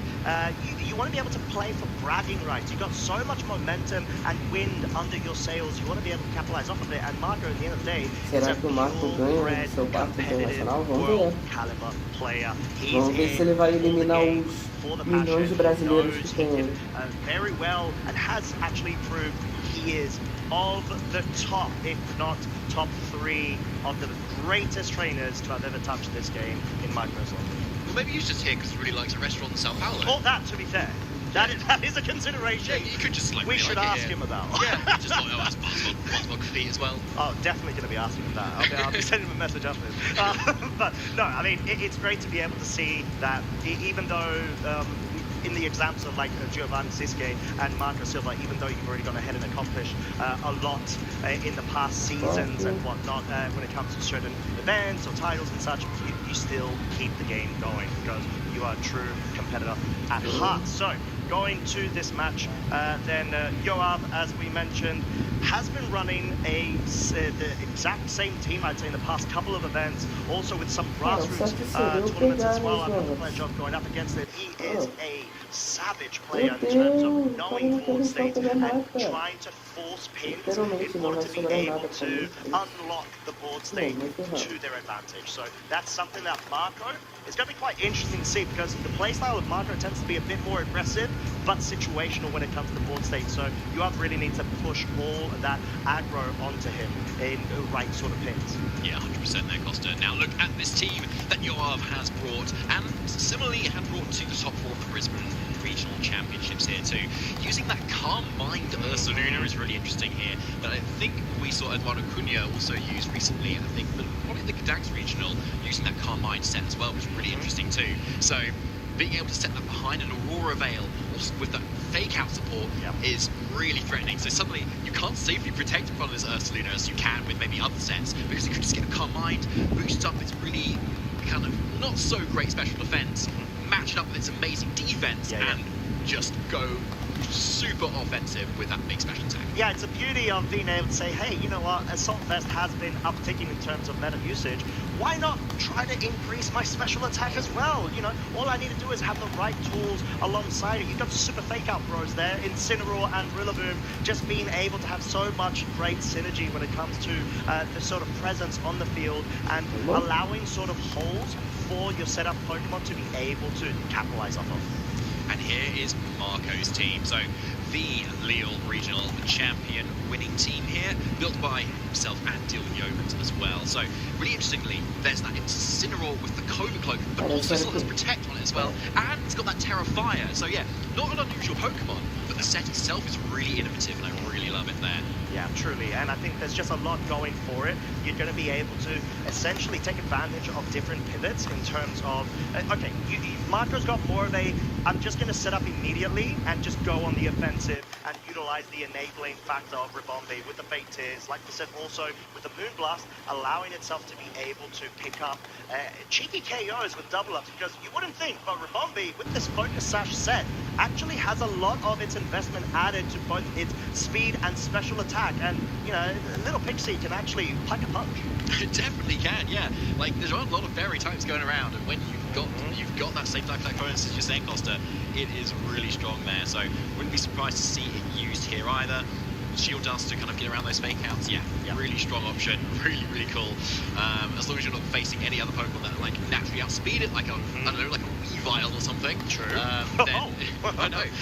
I know, that has been upticking, and we have seen it in previous events as well. We certainly have, exactly. But yeah, not here, thankfully for Marco's point of view. It's not going to be, but we are already getting into the lead of a game of one. Get ready, folks. This is going to be an absolute riot between both of our trainers, Golden Go and Incineroar versus the Ribombi and that Golden Go. We essentially mentioned already the main pivots and strategies from your upside. You're going to be trying to utilize the utility Pokemon in order to be able to support the offensive ones, and in this case, seems to be that Golden Go for life. Yes, so Golden Go a piece on either side here. Yoav Golden Go is Terra Water, so it's going to be able to take on those Making Rains very nicely and Shadow Balls too. Whereas the Golden Go on Marco's end is Terra Steel instead, so either way it's still going to be weak to those flare blitzes that can come out from Incineroar here. So Marco's definitely got to worry about that. But the question is, can Fake Tears plus Power Gem actually KO Incineroar instead? So the toes on the other foot, some people say, I don't know. Yeah, right? They do now. Yeah, okay, good, right, also. So yeah, here comes Marco with that offensive terror. Yeah, and maybe an indication initially of, oh hey, wants to go on the offensive with Make It Rain and just nullify any sort of damage on the other side of the field with the combination of Fake Tears. But it may well be to be able to forego weakness to the Dark typing there of a knockoff, but it's just going to be a Fake Tears into the Incineroar. This may still be the Power Gem, and it is, of course, 100% accurate, and guess what, 100% HP dealt onto it. Incineroar is already down. Boom, yeah, and that's why Power Gem is really nice like tech here on Golden Go. Suddenly Incineroar is really threatened by what you can do. Shadow Ball from Yoav's Golden Go, dealing going into the Robotmi, doing, yes, some damage, but either way, it's still sticking around.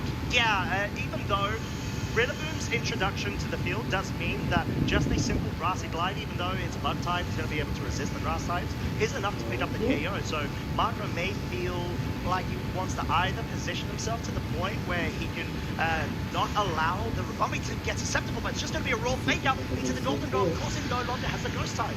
There's the Tailwind coming out from the Robotmi, which might have actually been in fake out range, honestly. True. I don't even know there. So Marco's probably feeling pretty good to be able to get that up right now. And there's the nasty plot instead from Yoav's Golden Go. But yeah, with the Tailwind set up on Marco's end, that's a lot of offensive pressure coming behind everything that Marco's still got. The Power Gem has been spent, but that doesn't lower your special attack. Making Rain still looks really strong here. Shadow Ball looks really strong. And Fake Tears to go into this Rillaboom, which is o que eu acho engraçado é que a Reagindo tava aí, né? Still in range of that Make It Rain as well. That keeps you nice and safe. But then bringing up Yoav's Golden Go instead to kind of go for that +2 attack, and with that life is certainly going to be enough to one-hit KO that Golden Go if it goes for that Shadow Ball. The question is, how does Marco want to play this? I mean, with Marco with one Pokemon up, it's looking pretty good for him, honestly. You can afford to maybe take a few more risks here. So something like that Fake Tears plus Make It Rain is pretty safe because the Rillaboom cannot protect. And then if your Golden Go goes down, then fine, that's all right. You at least just still one Pokemon up. Yeah, and actually seems like Marco wants to be able to save it for a later stage of this game. Brings that Incineroar in, such a great way to be able to force so much more disruption in the subsequent turn, but most importantly, take that damage, not let the Ribombee go down. Get the Intimidate off. Shadow Ball, though, is going to be targeting the Golden Go. Not quite enough to become KO, but we're going to have to see if the same can be said from Yoav's side. Shadow Ball, guess what? Into the other Golden Go, and it is. And that is why it's so crucial to be able to get your nasty plot set up, especially when you've got that 1.3 multiplier to be able to compound so much damage, all in one direct attack.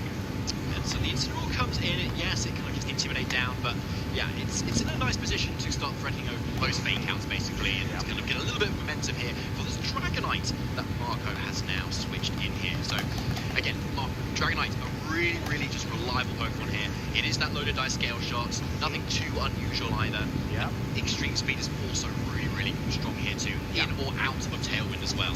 And as a second Tailwind option, it's really nice when this Tailwind goes down too. Rillaboom is now switching out, it looks like, resetting that Intimidate, resetting that Fake Out, and in its place comes these.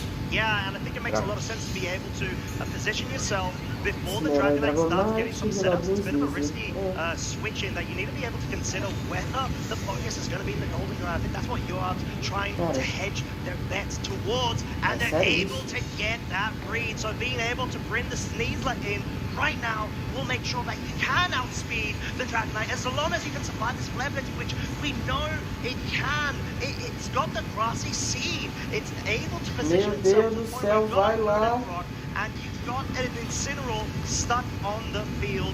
I guess Marco can consider the Terastallization to be able to forego a close combat, but at least you're at the point where the Golden Go has been safeguarded.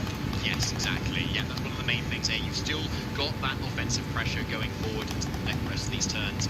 Now, Marco's offensive pressure is starting to run out now without that Golden Go. The Ribombee doesn't offer loads of damage here, but at least with that Moonblast, you still got some consistent damage into something.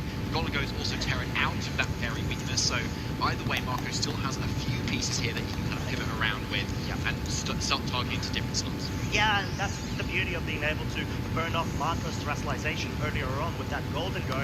You force that defensive switch out here, so it's just more so you're being able to keep up with the tempo and make sure that he always has that focus available. And he targeted correctly, got a poison as well, but the most crucial thing here is the multi-scale has been broken on the Dragonite, and Rillaboom, because we know how bulky and buff this Pokemon is, it's going to be able to take on even 5 hits. And you've been able to bring the Rillaboom onto the field whilst the Ribombee has actually entered as well. You automatically try to check that slot as long as the grass terrain turns can remain in favor of Yoav in this subsequent turn. Yes, exactly. Now, we still, with that poison extra tick on that Dragonite, we know we're still in Tailwind at the moment here. Oh no, sorry, Tailwind has just expired. But Marco has brought in, has got 2 Pokemon that can both Tailwind. Yeah, which is obviously pretty strong. But yeah, with the Unburden boost on Sneasler, it should be able to outspeed both of those targets and deny either of them for kind of going for the move it wants to. But of course, both have Protect. The question is, where do you target for this Sneasler? Because if you can take down Ribombee, yes, Dragonite can then go for Tailwind. You can either go for a Scale Shot, which can your own Sneasler, and there's not a lot this Rillaboom can do to it either, even with that poison on that Dragonite. So you've got that fairly kind of safe option here. Pior que ele já levou o Goldengo, né? E o Dragonite tá envenenado. É isso aí com... Cara, tá. Por um momento achei que o Inter tava segurando... Tava segurando um Rock Helmet. Tomei um susto agora. Brings the Incineroar in, makes sure that the offensive prowess of both of Yoav's Pokemon have been lowered and accompanied especially by the Dragonite to protect their Grass Glide. Once again, the focus. And as we said, that's sort of the intention when it comes to this scenario. Marco actually seeing the close combat going into the Dragonite slot, perhaps, and Yoav anticipating the Incineroar going into that particular one. Yeah, it's a fair play, honestly. It's obviously an option that could come in. He's predicting something defensive, right? Right. And so it's either going to be a Protect, where it doesn't matter what you target into, or it's going to be that switch into the Incineroar, which you then want to cover with the close combat. So I think still like a good play for Yoav there to kind of cover for that. But Incineroar, of course, comes in the other slot here, and so really gets away with it, and now can threaten more Fake Outs going into the next turn. And this Dragonite has potential to go for another Tailwind, again go for another Scale Shot. Tailwind being probably the more safer option here, given that Sneasler can indeed protect, and the Rillaboom can kind of pivot out as well. So, and given that extra speed that Marco could then bring, that enables Dragonite to then outspeed the Sneasler on the following turn, assuming they can go for that Fake Out here. Yeah, exactly, and that's sort of the reason why Marco... Oh! No he can try to go for it, there's no Fake Out, and the Dragonite's been absolutely KO'd there. That is quite big, and a bit of a gamble that Marco took there. High horsepower going into the Incineroar slot will be dealing around 20 to 25%. Flare Blitz, however, will deal so much more because it picks up the KO. And all of a sudden, we've got a 2 versus 2 affair. Yoav versus Marco in what did seem like a very straightforward Fake Out there, but Marco expecting Yoav to anticipate the read. Yeah, he did. Like, Yoav just kind of going for it, knowing maybe kind of he's got on the back foot a little bit, you know, can't really deny the Tailwind on Dragonite's end. Just thinking, oh, I'm probably not going to be able to position around given this Incineroar as well with the Clover Cloak too. I'm just going to go for it. I'm just gonna go for it. Click the button. Click the button, which is that Diaclaw as well. And yeah, Marcos sees right on the wall, forfeits, and game 1 goes to Yoav. What a way to kick off this game 1. Yoav did such a great job there. You see the subtle nods saying, all right, cool, I got that read. I'm very happy that I still committed with it. Because at that point, it was just more so a bit of a game of chicken when it comes to the fact that Marco identified that Yoav went for the read the previous turn, the close combat into the Dragonite to protect, anticipating the Incineroar, saying, okay, seems like he's a bit more prone to try to go for reads. Let me try to catch him out, because it seems like Yoav feels that he's got his back against the wall. Catch him out with the following read. He did not catch it. Unfortunately, Yoav said, no, I just needed to play a bit more conservative, go for safe plays. There's no reason for me to try to, you know, essentially burn my read potential now, and just Marco got called out there. Yeah, unfortunate, wasn't it? Yeah, there was just that fake out plus that tailwind, maybe we've been looking at a slightly longer game. Not complete into Marco's court, obviously. No. Given a lot of kind of potential for switch outs still. But yeah, obviously a very defining turn that game one. True. And that's why Yoav is a top 4 regional and top 8 GC champion and just doing generally rather well at Pokemon. Yes, 100%. And at the moment, like we said, in the top 20 when it comes to the world status of the CP Championship points leaderboard, it is second in Oceania, bringing the Oceania representation right now. We saw, really good amount of Australian players last week in Las Vegas, and Reg, of course, getting that notable top 8. Yoav going ahead saying, you know what, I'm going to try to rally the troops and try to push forward for their local community. 100% there. So game 2 now is the question, Costa. Like, obviously it's going quite well for Marco, especially after the turn 1, right? Fake Tears was power gem, which is great, suddenly 4-3 up. And he just fakes out and tailwinds there, or scale shots rather. He's probably also looking really good too, so you could argue, does Marco actually need to switch anything up here? But where you kind of go into that game 2, you might want to just go for that kind of other mode, where you can kind of switch things up for your opponent, go with something that maybe they haven't prepared for or not seen yet. Ooh, okay. So it seems like it is just going to be the same leads from both of our trainers. It's sort of to the point where you feel that you don't want to change it up in case your opponent tries to read your change up. So wanting to go for the safer sort of the best or most optimal lead makes most sense. It seems like Yoav has a bit more of a defensive lead, able to be able to sponge up the offensive prowess of Marco's versus Marco's more aggressive. So yeah, it looks like the same 4 Pokemon for Yoav on the left here at the moment. And of course that same lead for Marco as well, so it could also be the same 4 Pokemon yet again. And yeah, exactly, but Rabombi has a lot of potential to go for that tailwind this time to kind of guarantee some sort of offensive pressure from Marco that cannot be denied by Yoav here. Whereas that fake Tears is something that's obviously Marco's already revealed from game 1. We might see something anticipatory from Yoav here. But of course it's so obvious, right?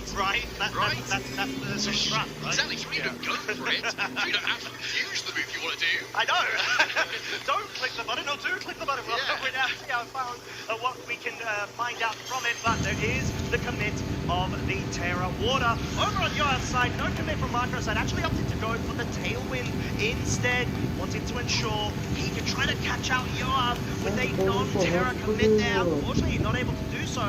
At least does have the speed advantage, but there's no sort of move yet coming out from the Incineroar, wanting to be going for the safe, make it rain, bring the Revolving down from Focus Sash. Most crucially, the fact that Marco hasn't committed to a Terrestrialization on the Golden Drone is susceptible to, I would say, normally a knockoff, but the fact that Flebwitz covers it means that we've got our first KO within seconds of turn 1. Marco has already lost a very powerful piece to his team comp. However, the beauty of this team is that there are a couple of more, especially this combo. Ooh, look at that. Well, okay, so Marco's has switched things up.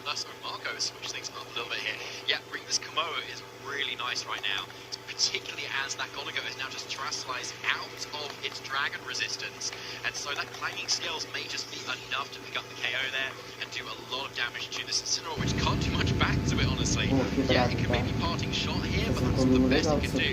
And that's going to be after it's already attacked as well. So really good switch on from Marco. Yeah, sort of showing the benefits of being able to have a free switch in there and say, you know what, I don't want to commit Terra on my Golden Go because I can safe guard that for the Komodo in the back, just in case I need to be able to use it in a Fake Tears, which is going to likely be escorted by a Clanging Scales, is going to be quite detrimental. No, it's actually going to be the Aura Sphere wanting to guarantee the KO onto the Incineroar, but this leaves the Golden Go open to pick off the Ribombee, which, like we said, even though it's not dealing that much damage on the current sort of like board state against your side of the field, it's enabling the special offensive Pokemon on Marco's side. The Fake Tears is so crucial, and let's not forget, folks, this was an Assault Vest Rillaboom that just essentially got 2-shot range by an Aura Sphere which isn't even like powered by a Life Orb at the moment. Yeah, exactly. And now, unfortunately though, for just like grassy terrain, you need to go for that another Aura Sphere to be able to get the KO on that. And Clanging Scales is likely not going to be enough, for instance, given it the spread damage nature of it as well. So you just kind of need to target into that a little bit harder there. But Rillaboom's not the threat right now. You know, it needs to switch out. It's not doing much damage at all. So the focus is definitely on this golden go now for Marco. And Yoav most likely knows this as well. Protecting, maybe getting in another fake out user is going to be what you need to do to kind of keep it a little bit safer and kind of use that offense for the following turn. Yeah, and I think Marco's really pressured right here. Needs to potentially go for a read because the Golden Go's not going to be dealing as much damage. Planning Scales commit, does pick up the KO to the Golden Go. 2 life orb chips as well as some additional damage seems to have been enough. But the problem here is Marco needs to be able to navigate around the Rillaboom and the Incineroar over on Yoav's side. But there is the beauty of at least Marco's Incineroar having the Cobra Cloak. Yeah. It's not going to fall victim to a fake out flinch potential, and the Tailwind is still available on Marco's side of the field. If I'm not mistaken, it's most likely going to be the final turn before it does peter out. However, this does mean Yoav has the Sneasler Ring, especially now it's going to be able to benefit off the Grassy Seed and be doubling its speed due to the Unburden ability. Yeah, a really strong Pokemon, isn't it? Where, like, it just doesn't care if Tailwind goes up, really, does it? It's just really, really good here. Yep. Now, Komoa and Incineroar obviously are 2 Pokemon that are really weak to what this Sneasler has. It's obviously hold the acrobatics here. And so it really doesn't want to take that from the Komoa, and this Incineroar doesn't want to take the close combat. So Terra Fire makes sense here. This defensive piece, Marco thinks close combat's coming there, does it though? Yeah, it is legendary and a very rare Fire Terra Incineroar, which you most definitely do not commonly see. Protect coming out from both the Sneasler as well as the Komoa. Clearly, Yoav anticipating the offensive focus onto the Sneasler fake out, trying to catch out that Komoa. But yeah, the Flare Blitz does try to go into the Sneasler, hoping to be enough to maybe pick up a KO. I mean, because it's Fire Terra, I don't actually know my counts when it comes to the Incineroar's damage when it comes to Sneaslers, but by, like, I'd say instinct, or, you know, like, guesstimations, I feel like it's not enough. It would require a double up, which is maybe what our marker was identifying. Yeah, I believe so. Given, that +1 defense from the Grassy Seed boost as well. Yeah, but yeah, as you can see, Marco needs to go for that double protect there so that acrobatics can actually KO. And yeah, there it is. Oh, there it is. So crucial. And unfortunately, Marco is left down to final Pokemon, Terra Fire Incineroar. Now going for the Flare Blitz. Yoav playing exceptionally well when it comes to the board state. Not even dealing a 2-shot onto this Sneasler means the knockoff, even though it can't pick up the KO just yet.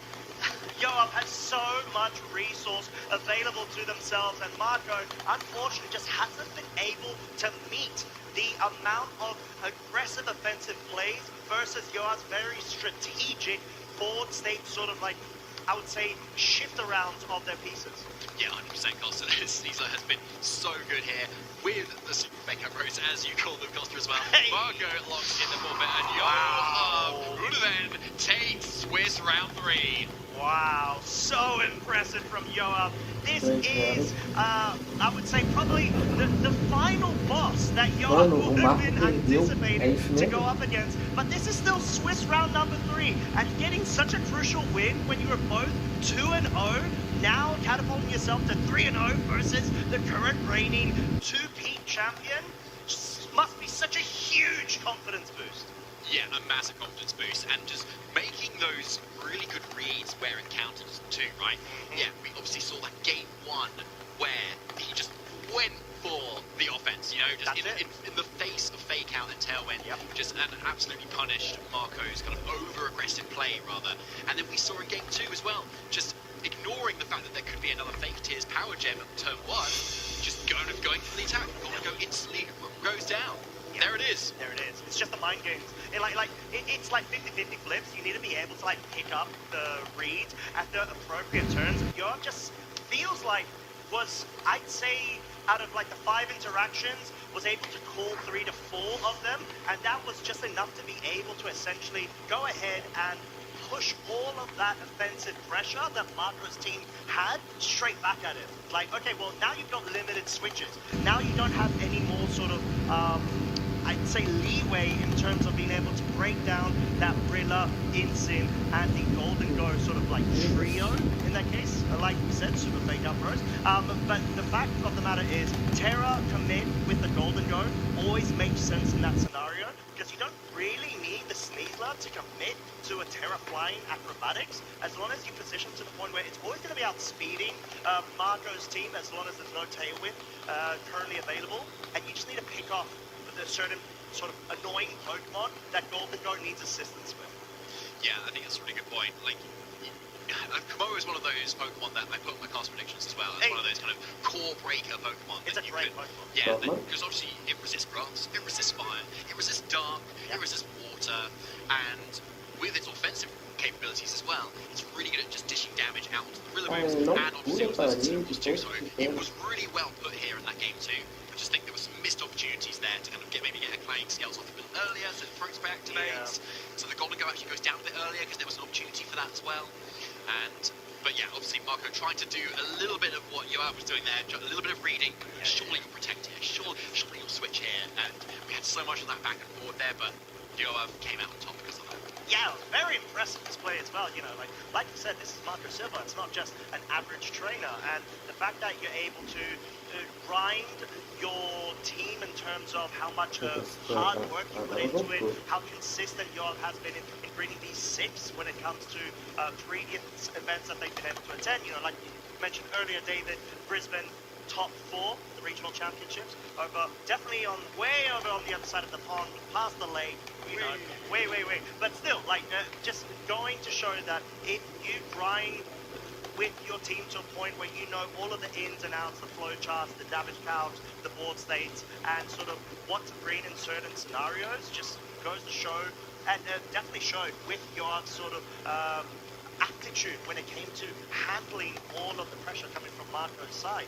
It was sort of forcing, like you said, the flips. Is Marco going to commit with a Fake Tears in one slot? Obviously he can't commit to the Golden God because of the gold ability, but yeah, it's sort of just those scenarios that Yoav was able to be that one step ahead of Marco. Yeah, definitely, but still, really cool to see the little reach of winning team kind of like being shown off here as well, but like still having a little bit of a bad time versus what arguably it kind of really needs to beat, right? This is very much like the Emanuele Briganti sort of team, right? With a few little changes obviously as well. And so if it's still struggling versus that, you know, like what sort of a time is Marco going to have this weekend if he faces too much of it? That's true, and it's kind of tough because I think we're talking a bit around with Gabby as well as Evan, the centralization of the Lele team, and you know, if it's still as viable, it definitely is, as Yoav has been able to prove, and what we will be able to hear from himself, because we got him ready on the stage with the interview. Please take it away. Thanks, y'all. I'm here on the stage with Yoav Reuven, who just took down defending 2-time international champion Marco Silva in a really powerful, incredible game. Yoav, how does it feel to be advancing at 3-0 in the tournament so far? It feels really good, especially because last year at LAIC, I actually ended up starting off 0-2. Oh no. Yeah, which wasn't great for me. I ended up pulling it back and making day 2, but to have an actual good start this time, you know, that really means a lot. Yeah, 3-0 is a little bit better than 0-2, so congratulations on that. I want to talk a little bit about the team that you brought, because obviously it's based on the same 6 Pokemon that Emanuele Briganti used to win the Frankfurt Regional Championship, but there's a lot of little moments in this team that you sort of made it your own. How did you approach those 6 Pokemon, and how did you decide how you wanted it to fit into your style? Well, I really like the speed control that drum-beating Rilla adds to the team. I feel like it makes it a lot more harder to beat, and people are obviously less prepared for it as well. And because I was using the Lele team and I really liked it, but I thought there were some things I could add. Like, I think Carmine Ursaluna especially is very underrated right now. Like, in so many matchups, it just puts in so much work. Yeah, I really love watching Carmine Ursaluna in action. We didn't get to see it this matchup, but obviously looking at the team matchup with Marco, he has obviously played a lot of the traditional Lele team over in Europe, and then of course used this Rabombe team to win his own regional championship. When you saw the team that he was still running the Rabombe, how did you adapt the team to make sure that you could take it down? Well, the main thing was a lot of prep to the team. When I first played against him the first few times, I was losing a lot, but eventually I found a pretty solid game plan that I used against Marco, and it worked out. So perfect. Well, It was an incredible match, and I'm really excited to see how you do for the rest of the tournament. You're coming fresh off of a top 4 placement in the Brisbane Regionals. How confident are you feeling here in LAIC this year? Yeah, I'm feeling pretty confident. Obviously, I got to take it one step at a time, but I'm going to hope for a good performance. Well, congratulations once again, Yoav. Is there anyone that you would like to shout out to celebrate as part of the people who got you here? Yeah, I'd like to shout out Azulite. É o seguinte, chat. Opa, boa tarde, moço. Tudo bom? Como é que você tá? Acompanhando aqui o regional. Ou regional não, é internacional aqui em São Paulo, no Brasil. Tô de férias? Boa, nice. Aí sim. Nada melhor do que férias. As minhas férias nunca vão acontecer, né? Que eu tenho que fazer live o tempo todo, a não ser do regional. Do regional, pelo menos esse ano é o último, em dezembro não tem, então só volta em janeiro. Aí é isso. Aí eu já volto rapidinho.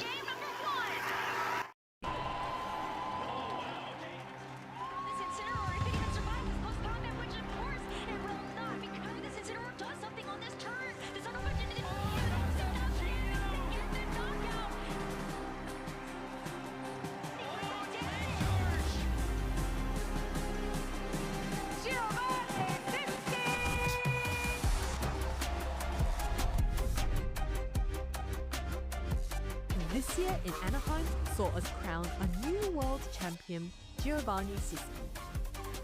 Gio's team was unusual in that he used the exact same team of Koraidon, Lunala, Chiyu, Fluttermane, Brute Bonnet and Ursa Luna throughout the format.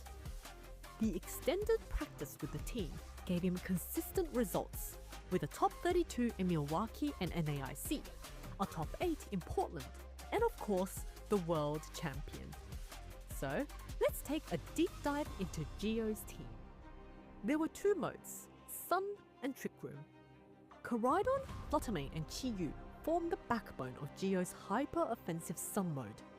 Chiyu's fire attacks were boosted by Koraidon's Sun. Paired with Fluttermane, these two melted their opponents. Pokemon like Incineroar that could withstand the onslaught would get easily picked off by Koraidon. With Protosynthesis on Fluttermane and Choice Scarf on Chiyu, the Sun Cord could outspeed and cripple some of the strongest Pokemon in the format, such as Calyrex Shadow Rider and Miraidon. To balance the frail members, Gio also had a bulky Trick Room mode of Lunala, Ursaluna and Brute Bonnet. Lunala could set up Trick Room, and it also had strong offensive presence with a Power Herb Meteor Beam set. Ursaluna could then take advantage of Trick Room. Its unique ground and normal typing gave it immunity to 2 of the strongest attacks in the format, Astral Barrage and Electro Drift. Lastly, Brute Bonnet gave the team important redirection and sleep support. Unlike its counterpart Amoonguss, Brute Bonnet heavily threatened the most popular restricted Calyrex Shadow Rider. Under the Sun, it also got a defense boost, making it even tankier. This mixed composition gave Gio the flexibility against a wide variety of teams. For day 1 of Worlds, Gio had a strong performance, losing only to Mao Harada on stream. This match was extremely close, with Mao making a fantastic read on the final turn of Game 3 to win the set. However, Gio was not deterred, and he went on undefeated for the remainder of Swiss until he faced Mao again in top 8.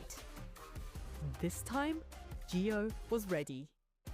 He had learned from his loss the day before, and defeated Mao to advance to the semi-finals. Gio's next opponent was another top Japanese player, Hirofumi Kimura. Although Gio's Pokemon missed several moves, he remained calm and won against the 2-time Japanese national champion. And then it was the finals. Gio's team would be facing off against the Koraidon Shadow Rider team, piloted by James Evans. In Game 1, James's Brute Bonnet exerted huge pressure, putting Gio's Chiyu to sleep. However, Gio expertly preserved his Fluttermane until the endgame, where it outsped everything and won. In Game 2, Gio started well, but James capitalized on the Koraidon's Life Orb recoil and made defensive switches that forced the Koraidon to take more recoil. Eventually, Gio's Koraidon had one more attack left before it would faint to Life Orb, but James had 2 Pokemon left on the field, giving James the win. The stakes could not be higher for the final game. But this time, Gio changed up his playstyle. In games 1 and 2, Gio had made safe plays. But for the deciding game, he made an aggressive read on turn 2, going for the Stellar Terror on his Fluttermane, which sniped down the opposing Brute Bonnet in 1 hit. With the threat of sleep now gone, Gio brought in his Chi-Yu alongside the Fluttermane. Under the sun and with Beads of Ruin active, these 2 special attackers tore through the remainder of James's team, crowning Gio as the 2025 World Champion.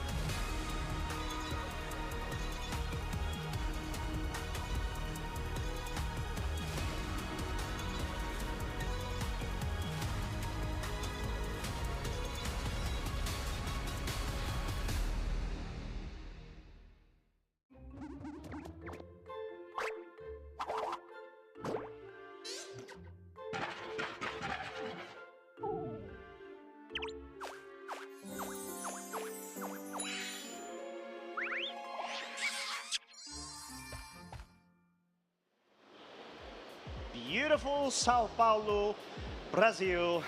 We are here once again, first time this year for the 2026 Pokemon Latin America International Championships. Such a glorious venue, such glorious people, and just generally really good, positive vibes throughout.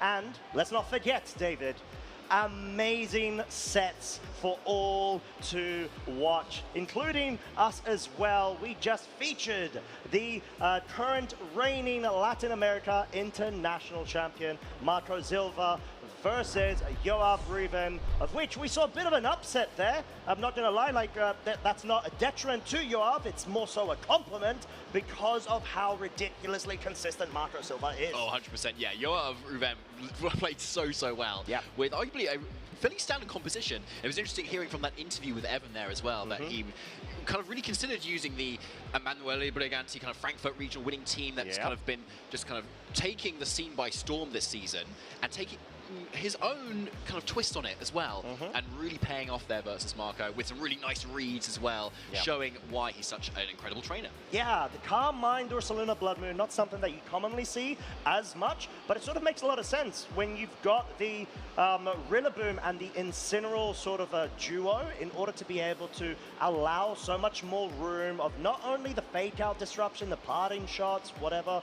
the fact that you've also got the grassy terrain accompanied by the leftovers just means that you're recovering at a ridiculous amount of rate at the end of each turn. Oh yeah, definitely. Yeah, so it was a really interesting match to kind of feature there too, wasn't it? Because seeing as Marco had his Lille regional winning team kind of like at the helm basically, like something that's already kind of done so well, and to be able to take that down as well as being the player behind it too is no mean feat, of course. Yeah, exactly that. But at the moment, we're still trying to get Swiss round number 4 ready for everybody. In the meantime, we have got another lovely feature match that we're able to go ahead and preview from the previous round 3. It is Cristobal Carrasco versus none other than Eric Rios, our previous EUIC champion.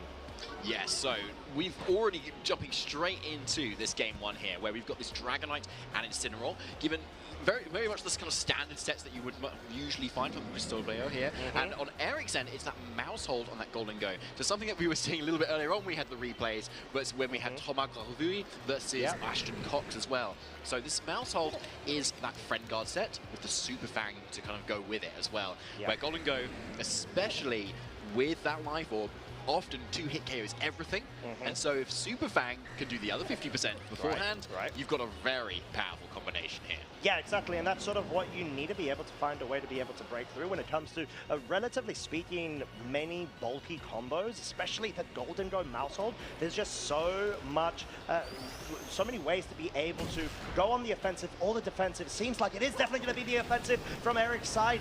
The Golden Go actually outpacing the Dragonite, and enough to pick up the KO, showing why Super Fang is so useful in order to be able to forego any sort of defenses, any multi-scale abilities, just absolutely halves the entirety of the HP of the Pokemon that gets impacted. And Golden Go, not quite enough to be able to get rid of it, at least for now, but the Life Orb is gone and it's in red in terms of HP. Yeah, and showing the speediness of that Golden Go as well, right? Golden Go is naturally speedier than Dragonite, but typically a lot of nasty plot sets often don't run a lot of speed, for instance, kind of relying on the support of the rest of the team to kind of do what it wants to do, but showing it outsped that Dragonite very comfortably as well, and showing why it's so good at doing that too. You don't need that bulk when you've got Mouse Hold next to you, or you also don't need bulk if you're just KOing the thing that was going to hit you anyway. So, well, exactly that, and that's sort of what we're seeing here, right? Super Fang going into the Incineroar will, of course, be proccing the Berry, but in this scenario, Eric already showing the Golden Go being very fast. It's going to be able to outpace Crystal Buzz as well, and yeah, not quite enough to pick up the KO, but it's sort of to the point where you're trying to essentially extinguish all of the resource still available on either side of the field. Mouse Hold, to be honest, actually being able to survive is so big for Eric here, because you may well actually bring in another setup Pokemon on your other side of the field, because the Incineroar didn't even try to get the KO there. No, it didn't, but in some ways you might want that, depending on what is in the back, because unless this Mouse Hold can do something significant in the next turn, in some ways it might be better to kind of leave it on the field than giving the opportunity for Eric to bring in 2 really powerful offensive threats instead. We'll have to see as the rest of the turn plays out here, obviously. Given, especially though, this Golden Go is probably in range of, actually, oh no, it doesn't have beat up actually on Eric's end, but the last one we featured did instead. So the Komodo, if it's fast as Golden Go, is looking really nice. But again, Komodo doesn't actually outspeed Golden Go naturally, so we'll have to see how the turn plays out before we know. You know what I want to call out real quick? No, I don't. The Focus Sash Ursaluna Blood Moon on Cristobal's side. Oh! Yeah, because this isn't something that we commonly see when it comes to this sort of set, right? Like, okay, sure, Terra Normal, you've got the usual Blood Moon, Earth Power, Hyper Voice, Protect. But the fact that you've got another way to be able to allow yourself into a position where you're no longer pinned by, let's say, a Sneasler close combat to a certain extent, or some sort of offensive pressure, may have been really key for Cristobal's strategy here. And you can see he's actually really considering what to try to lock in here, depending on if Eric is going to try to bring in a switch right now in anticipation of Cristobal's side. But it just seems to be the Incineroar. So a lot of mind games going on here as well, right? Yeah, you do. And what you have to be careful of versus this Komodo is because the Komodo is soundproof, it's not going to actually take any damage if Hyper Voice is locked into here. And that means only single target moves can come out from this Ursaluna, which means this is something that the Mousehold can then follow me away, keeping the Komodo very nice and safe here. So there's the Terra from the Ursaluna here, and yeah, there's that follow me. Eric knows into the nice safe play. Yeah, that makes so much sense, and the fact that the Komodo is soundproof, like you said, just makes it so awkward for Cristobal in this case that you don't necessarily even need to try to set up immediately, even though through that offensive Clangorous scale, technically you're still setting up to a certain degree, maybe not so much as you could have, because the threat spring is still going to be able to proc there, bring it up to +1 of its special attack, and Mousehold just doing what it needed to in order to be able to force Eric into more of an awkward spot, or at least, sorry, Cristobal into more of an awkward spot, is really key. And yeah, Eric actually brings the Rillaboom here, final Pokemon reveal. Tá, o Agat pelo menos tá em terceiro. Pô, não tá em segundo, tá. O Agat pelo menos tá 3-0. Tudo no top 16. Cara, o top 16 tem 1, 2, 3, and that consistent spread damage, which is cara, o top 16 tem 4 brasileiros. Meu Deus do céu. Eu joguei a 1 ainda. Yeah, exactly. And it's got the beauty of having the, I would say, normally the fighting type in terms of certain resists, like you said, the dark type earlier on. And if it were a different set, or maybe opting to go for a Chorus Sphere, but no, this is going to be the same sort of setup from a that we saw Ashton Cox feature in the earlier feature match just before round 3's battle. Silver and Joao. So yeah, I would say estão abandonados, chat. Me abandonaram aqui na calma. Eu estou solo. Yeah, good switch into the fake out there, gonna go gets away with it. But Eric uses the opportunity to set up that Clangorous Soul. Yeah, really nice option there. Very much punishing of any sort of defensive play here. And yeah, the Incineroar can move next, but Costa, what is it going to do in front of this Komodo? Literally nothing, because it's soundproof, which means Parting Shot won't even be able to work on it to be able to slow down the horses. And the fact that Rillaboom is able to survive here as well on a sliver of health just means that honestly, all of the momentum is in Eric's side of the field, because what is going to stop this Komodo from absolutely sweeping the remainder of this game on? Nothing, Costa. Nothing. Nothing, because Komodo is awesome. Did you cast to predict this by any chance? Yes, but no way. Don't worry about the fact that it lost on stream earlier. No, this is still stream. It's not the sort of stream match, but it's still the feature match, which is the beauty of having so many more matches featured to us. But yeah, like we said, Cristobal is in a really awkward spot. You have to sort of try to bring in that Ursaluna in a sort of like profitable state. I don't think it has any, because Eric has the Omni boost already set up, which means he's going to be outspeeding everything on Cristobal's side of the field. So it's more so, can you find a way to have fake out on the field whilst the Ursaluna's allowed to get any sort of damage? And yeah, there isn't, and that's sort of why Cristobal got the Ursaluna for sacrifice. Yes, exactly. Yeah, it's not an ideal situation, honestly, is it? And we know this Komodo outspeeds this Golden Go now, thanks to that Clangorous Soul that came out. It's 100% accurate move, it's always going to be hitting, o jogador preferido acaba de tomar so we're kind of going through motions at the moment. Uma lapada de 2-0. Eu não tô não, tá vendo? Até o moço saiu, e abandonaram aqui, cara.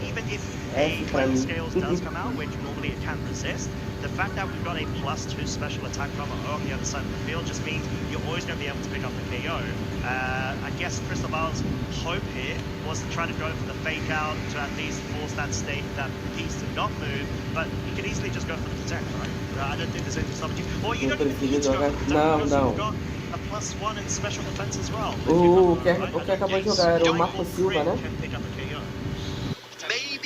Special defense is yeah, I think maybe it could actually with the grip. I would say maybe it could. So, but protect is so safe here. So, just so safe. So, just like, it's going to protect. So we're not going to take that damage. O cara tá destruição. Olha que da hora, mano. Cara, agora só falta vir jogos, cara. Agora é só jogar uns joguinhos aí. Yeah, because he needs our help. He does. Yeah. No, he very well does not.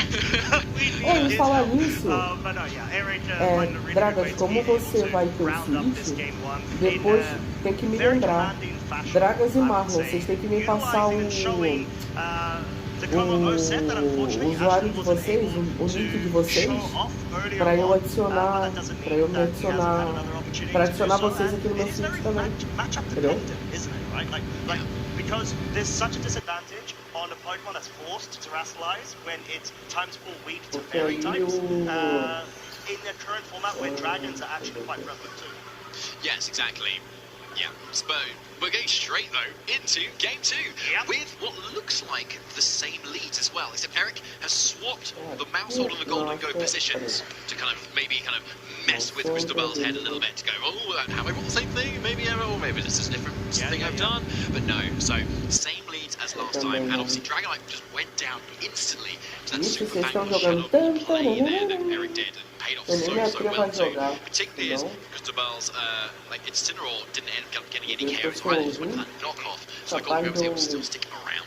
Yeah, and that's a really good point as well. Aí, ó. And clearly Aí, Dragas. Ó quem tá aí na tela.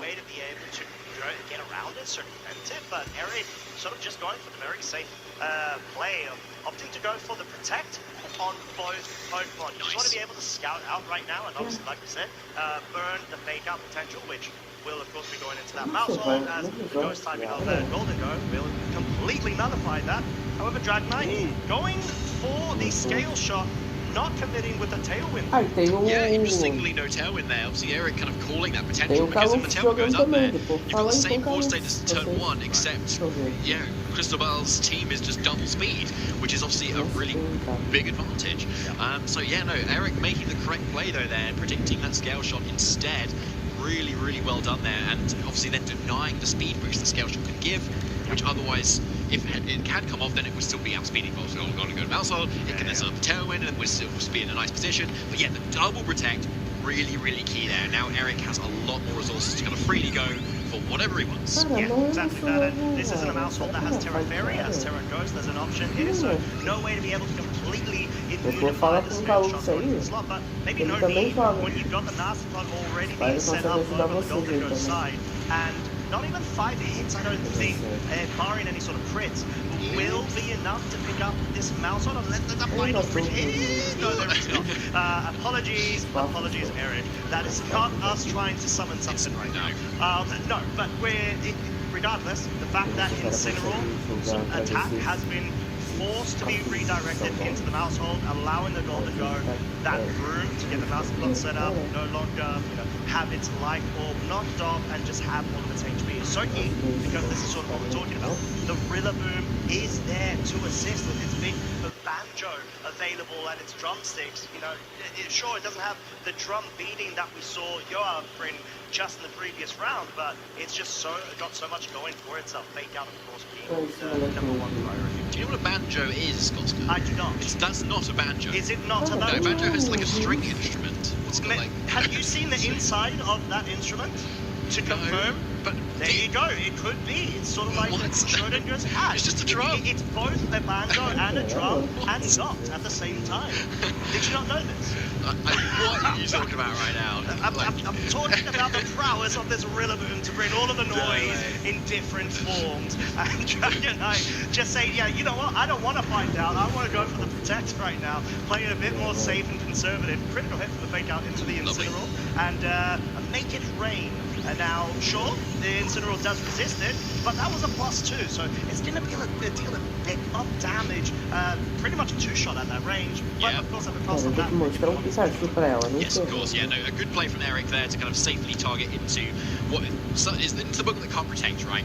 And yeah, and this Dragonite definitely doesn't want to be able to take that damage, because then the multi-scale would be broken, and then you're suddenly in a much worse position. But yeah, Eric's still making the safe play there, which is really nice. But leading to the next gun, Cristobal does have the speed boost from the previous scale shot, so it does allow a tailwind to come out instantly as soon as Cristobal wants it, allowing Incineroar to then outspeed both these targets and threaten a lot of damage with a flare blitz from this Incineroar, which is really nice to both these targets. Yeah, and at this point, you just want to be able to start picking up as much damage as you can to be able to slow down the momentum that Golden Go really has. Yeah, Eric still is in a good enough spot, but just needs to be able to maybe swap that Rillaboom out, allow it to go down perhaps as well. Does have the option of maybe even bringing Sneasler in. That very well might actually be the final Pokemon from Eric's side, which, as we know, Unburdened, Grassy Seed finds a way to be able to outpace everything on the other side of the field. And High Horsepower actually enough to pick up the KO too. Yeah, okay, so yeah, decent play from Eric there, just kind of repositioning that board and just going for a really reliable move that KOs Incineroar, which is something a lot of Pokemon would love to be able to do. Reliable 95% of the time. Yeah, I guess so, yeah. Mostly reliable. Yeah, exactly. As long as there's enough love and friendship amongst yourself and your Pokemon, right? Yes, well, yeah, just to confirm, works, right? Yeah, it doesn't actually increase accuracy for the folks. I'm just joshing about it, but maybe it does, you know, maybe that's why some players just do so well, you know, just kind of, just hard for the moves, just kind of really going for it. Okay, well, I mean, hey, at the moment, unfortunately, that hasn't been the case for the Golden Gun, trying to go for the double protect on Eric's side. It's just going to be a focus of the scale shot into that target, and sort of what we're talking about, I think that was Eric's out, right? We want to be able to at least allow more room for the Golden Gun to be able to do much at this point. It's your main sort of win con in this case, and the fact that the Golden Gun just picks up the KO, especially with that chip double up, is enough to actually show that Cristobal has done a really good job in adapting towards sort of game plan from Eric's side in that Another high horsepower coming out from Rillaboom, but it's not enough this time to KO that Golden Go either. So, yeah, this Dragonite, given the fact that it kind of went for a very safe protect, Dragas, ainda tá no... really strong now into Tu the não, rest of this kind of Dragas, game tu não vai perder tempo se tu fizer live do LAIC, cara. Ainda tá no hype, entendeu? Por mais que não pareça, ainda tá. Não vai ser, não tem o menor problema, cara, de você fazer live, entendeu? Eu mesmo, se eu conseguisse o Fit 2 agora, e conseguisse zerar, cara, eu ia fazer live do zerar sem o menor problema. Entendeu? Acredite, ainda tem gente que não assiste mesmo assim.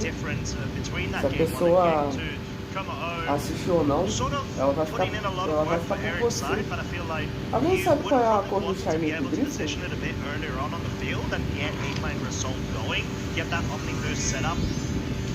Before the sort of state where Tailwind is already set up from our side, but we know there's still Terastallization as an option, and it's of course going to be the fire type here. The real question is the Como going to be able to survive a double up in order to be able to get that boost going? Grassy Glide actually. Vocês não vão estar vendo so it's a pretty good option there, so possibly a key eu vou fazer uma Shiny as to where Eric is targeting him. Yeah, look at that damage here, even with the Terra. Scale Shot is still doing so much here, and only 4 hits too, so it's going to get that speed raise here. Question is this Komo faster or is this Golden Go? Yeah, Golden Go is still going to be very much quicker here, and it's not bulletproof. Komo just does go down. Yeah, not enough to be said. I think you needed to be able to avoid a scale shot, right, in that scenario. If the scale shot does miss from Cristobal's side, that means Shadow Ball's not going to be enough to pick up a KO on the Como. Then you can go ahead and get the Omnibus set up. At least you broke the multi-scale of Dragonite, and then you need to wait for the Tailwind to peter out in order to be able to better position yourself. Vamos começar? Wrap up that game too. Vamos começar literalmente a partir de agora. Deixa eu só salvar. Unfortunately, it did not work out for himself. Seria bom colocar o Cycler na Forcing this frente. into a game 3 very slowly, just wanting to play a bit more safe and utilize his resource availability left with that Rillaboom fake out available in subsequent turns. Yeah, Grassy Glide doesn't look like it's enough here, but yeah, there is no turn on Eric's end, so yeah, with both a Dragonite and a Rillaboom versus a Rillaboom, I think, yeah, again, we're going to try and do some maths here, but I think we're going to try, but I think 2 versus 1, given the Pokemon on the field, should be enough for Cristobal to kind of take this. Yes, as long as Scale Shot does what Scale Shot is intended to do. So many chances, so many. Yeah. No, but you're right though, you're right. No, but still, like, the problem still remains of how does Eric's Rillaboom not only dispatch of the counterpart Rillaboom on the other side of the field, but also the Dragonite that resists times 4, times. And that's sort of what we saw there. Eric saying, you know what, yeah, I'm not going to mess about, I just want to try to focus on that game 3. And Cristobal doing a really good job in adapting against Eric, particularly in that match. And Cristobal's side, we've seen, has been able to get a top 16 in 2026 Grand Challenge. It was the first very one here, as well as the top 60 who I met at Horizonte several weeks ago. So having a lot of good momentum going into this season, and that's clearly paying off against Eric Rios, one of the very best of the game. And now we're into game 3 here. Oh, yes, we are. So the same leads again from Cristobal, but Eric switches it up this time. No longer the mouse hold Congo, but the Kamoa and the Rillaboom. So leading it out from the front here. And I really, really like this, right? Like, it's looking really strong here. You still have the option of that Terra Fire, which looks really good here. Rillaboom denying any sort of other fake out pressure. Faking out this Dragonite looks really good too. And if you can get off that Kangaroo Soul, suddenly you can take on those scale shots so much better. Yeah, I think being able to get ahead from turn 1 is so key, especially in this sort of format where, like we said, the base power isn't as high as other formats, but it's mainly revolved around setup or scale shot, which is in a way like setup, but it's also offensive setup. You're able to deal so much damage.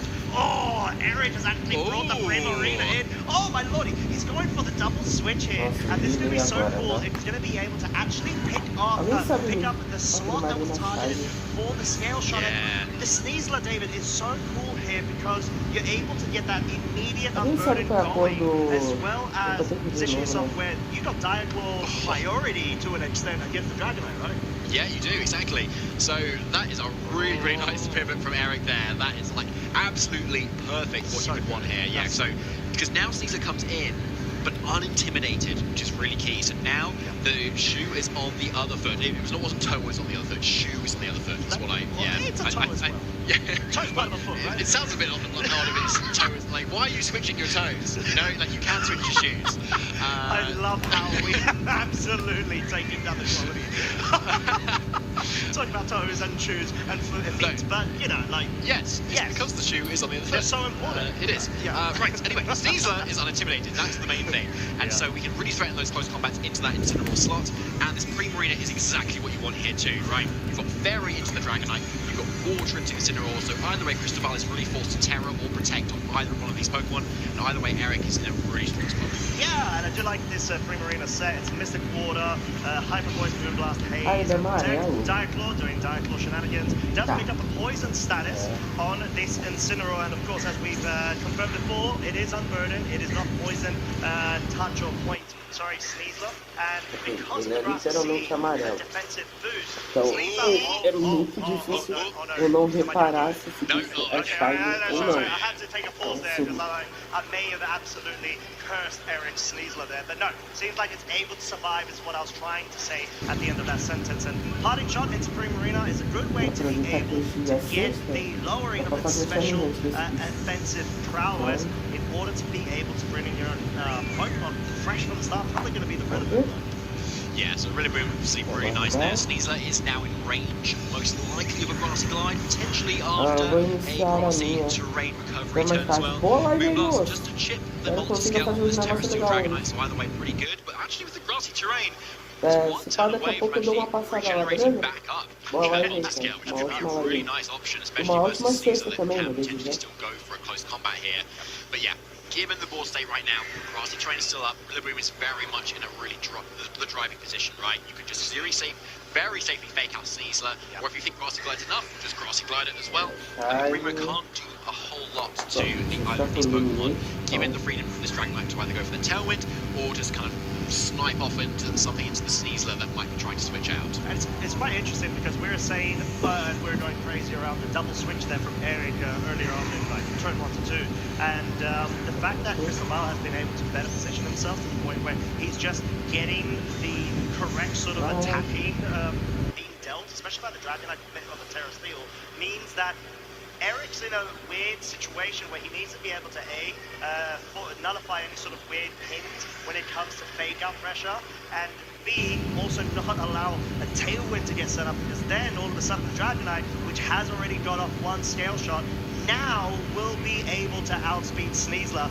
So yeah, Cristobal playing this absolutely phenomenal. Yeah, that was a really good shout out there actually there, Costa. Yeah, that earlier speed boost plus the Tailwind is now be able to outspeed. That is so key going into this next turn. So even if Grassy Glide isn't enough for Sneasler, you can still guarantee that KO with your Dragonite instead. And Rillaboom is not doing a whole lot back to either of these Pokemon other than just faking out. Okay, yeah, and there's no Protect.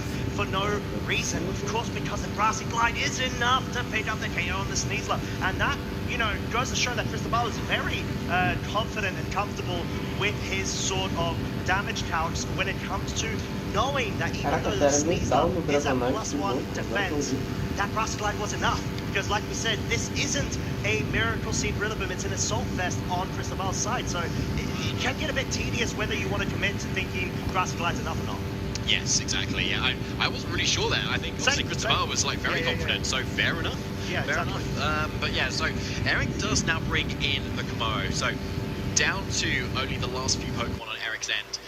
But Eric still has the Terra available. So Terra Fire does some really nice here to be able to suddenly take on those Scale Shot hits. But the question is, what do you do then after that? This Dragonite, it's got its multi-scale and it's still Terra Steel. So, but if you can chip it with a Grassy Glide again, and then go for the Terra Fire Flamethrower, that might be enough. But we'll have to see. Dragonite's a bulky Pokemon, and Incineroar comes in. That's true, yeah. Because of the multi-scale being prevalent, that means that Eric really needs to try to commit to making sure that he's able to break it enough to the point where it doesn't actually get a recovery down. But Cristobal, well played, going for the Scale Shot into the Rillaboom, absolutely calling the Protect from that Komodo side, saying, you know what? Even at this point, I just need to make sure that you don't try to commit with a high horsepower, which is what you need to be able to make sure multi-scale doesn't get reactivated due to the recovery on the field. And we're going to have to see, though, because the interaction is Scale Shot will lower the defense, which means that Dragonite, it's now susceptible as long as the Komodo can move, but trust the old Incineroar may have a couple of words and suggestions against that. Yes, I think so. But yeah, so this was actually a really nice safe play here where you can, if you expect defensive play from another Pokemon like this Komodo, you expect it to protect, you can just target the other slot and switch and fake out at the same time. And if it does protect, then great, you can then fake it out next turn. But if it does attack, you can still fake it out going into the next turn again. Right, yeah. And so you can either haze or you can kind of Tailwind or Scale Shot again.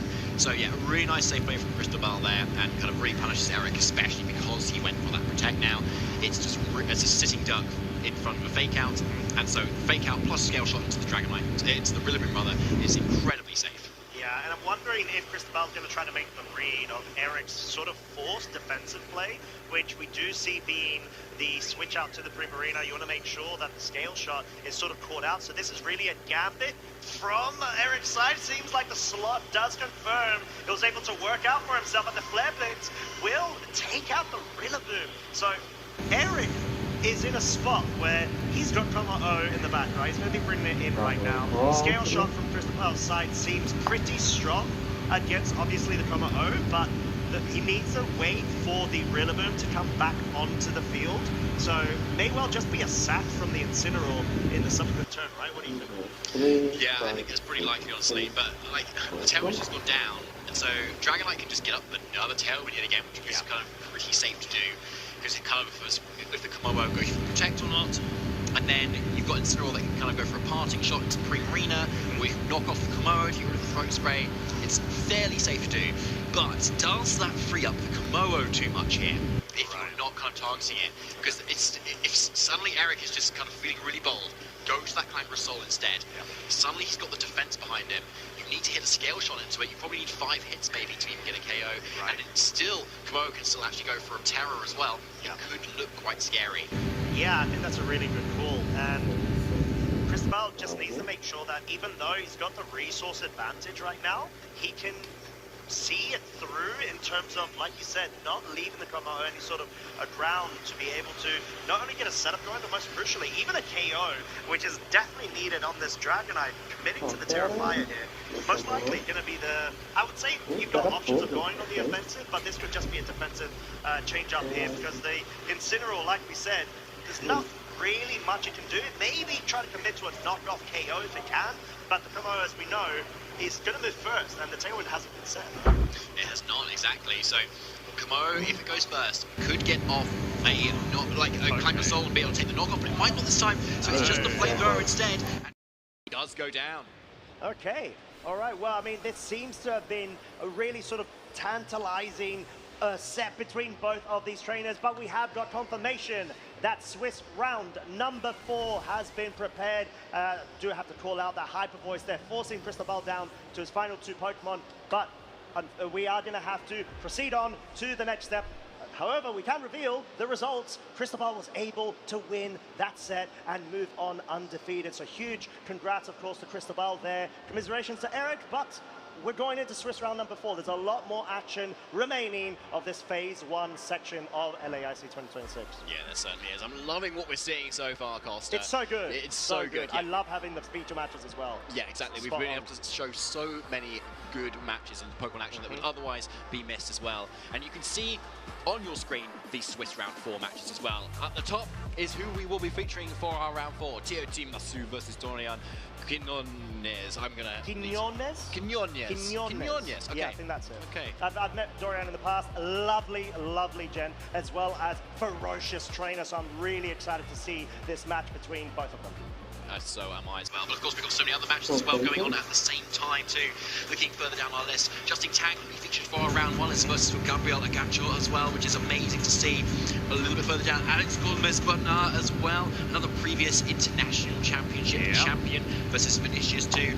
Plenty of really high stake, so high caliber players doing so well, but also a few unfamiliar faces there too, which is really cool to see. Yeah, 100%. It's always a great opportunity to be able to allow more trainers to come to the fore when it's sort of these big prestigious tournaments, and those are 2 trainers on our screens. Dorian on the left-hand side versus Tail Team on the right. Tail Team we've been seeing a lot more recently. One of those prominent players from the French region, which have been absolutely going on a tear ever since, if I'm not mistaken, it was top 8 or top 4 EYC last season, where Tail Team was actually knocked out by the eventual champion Wolf Glick. But we've already got Dorian's team on the screen.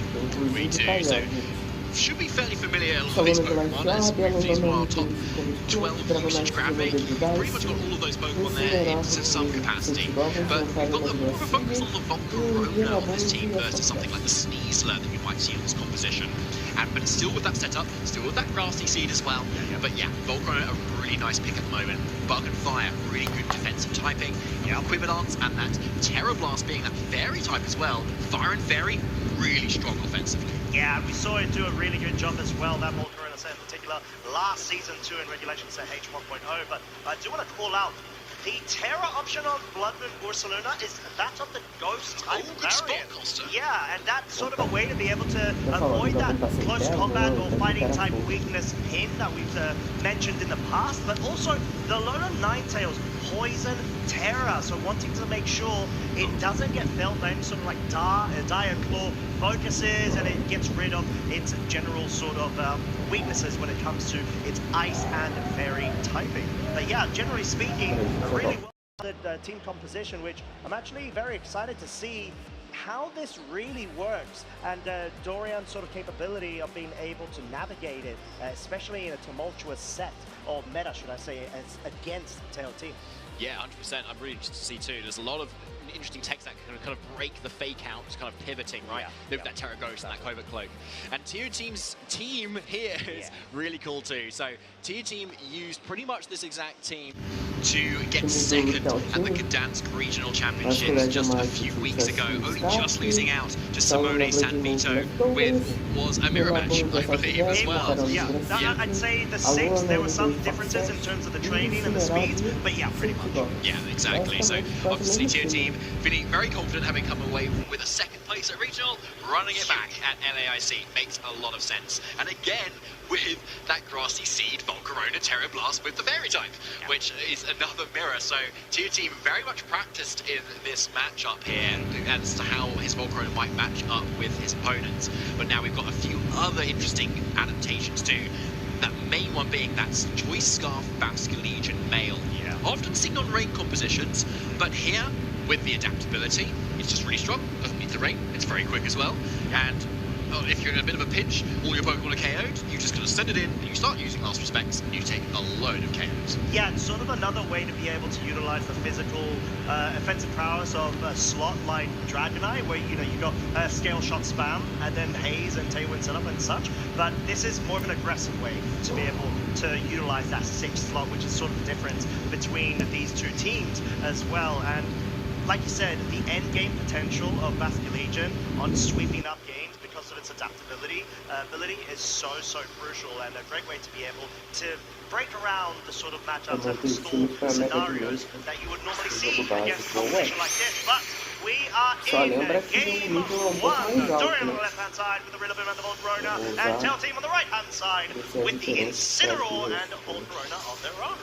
So we see the Grassy Seeds activated on either side, so we have both Fake Out plus Setup potential on either end.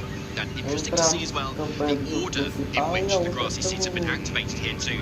So most likely, unless it's a speed type, Dorian's Volcarona is going to be the faster of the two here. And of course we see Rillaboom being faster than Incineroar, which isn't too unusual either.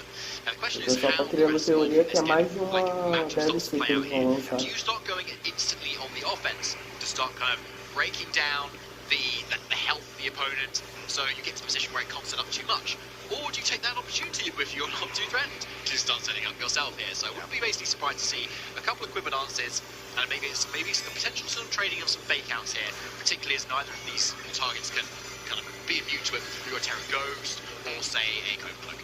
Yeah, exactly, and it's quite interesting, the Incineroar in this scenario as well. It doesn't have Flare Blitz, which means that it's not going to be able to directly threaten the Volcarona as much. It's just going to be there for the disruption potential of the Fake Out, and that's exactly what both of our trainers are going to be essentially exchanging between one bug to another, a couple of slaps, just making sure that it doesn't go ahead and start getting that momentum set up in terms of the quiver dances. But the terrestrialization has already been utilized from Dorian's side, and like we were talking about, it's not on the Volcarona, so that means Terra Blast is not going to at least turn into a Yeah, that's the downside of leading Rillaboom here. You kind of, unless you want to risk that Flame Body activation, you've got to go for that Terra here. So suddenly Tier Team has got a lot of information gain here, knowing that nothing else can Terra.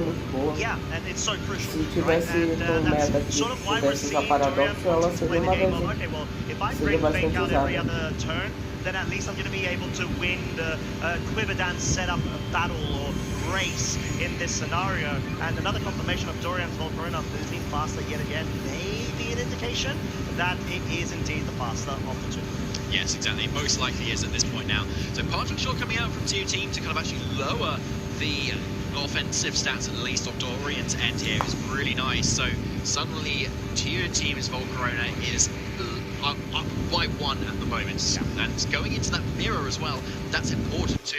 Often you have resistances to each other for a lot of Pokemon, but for Volcarona, it doesn't resist fire, so it's a really big deal if you've got the up against the other one. Yeah, this is a fantastic bring from Tail Team, similar fashion to what we saw in the finals of himself versus Simone Sanvito, bringing that Basket Legion in at an earlier phase of the game, knowing that Dorian has already gone ahead and utilized the Terra Fire on the Rillaboom means that the Volcarona is now susceptible to a direct super effective KO. Certainly is, so that's a really scary option, to be honest. Yeah, especially when you're going on the physical side, you just completely bypass any of that special attack. But we know there's Terra on the board, and we know that the Protect is also on the board, so something that could be quite safe here is Protect, plus Terra on the instant and Parting Shot, for instance, kind of get around some of those options. But if you're confident in the bulk and the Grassy Seed defense boost as well, Terra on the Volcarona also makes sense. Yeah, that's exactly what we're going to be seeing, as well as a Heat Wave, a miss onto the Volcarona on Tail Team's side from Dorian's flip turn, ignoring that Volcarona, going for the Incineroar, which is, like we've said multiple times, such a foundational piece to this team composition, and essentially this mode of the Volcarona, Rillaboom, Incineroar sort of rotation, spam, setup, etc. And if you're able to get rid of one of these legs that support your Volcarona or your setup sweeper in this case, it really puts you ahead of the game. So from Tail Team's side, I was actually interested to not see Wave Crash come in there as opposed to Flip Turn. Maybe anticipate the Rillaboom sweeping. Yeah, we can see Tier Team kind of maybe overextending there slightly, expecting more of a defensive play. Right. Yeah, as you said, that Rillaboom as well could just easily come in, eaten up that Wave Crash, and then Basket would be just a sitting duck, honestly, or a sitting fish, rather, in front of a grassy glide, and you need to then switch it out, etc., etc.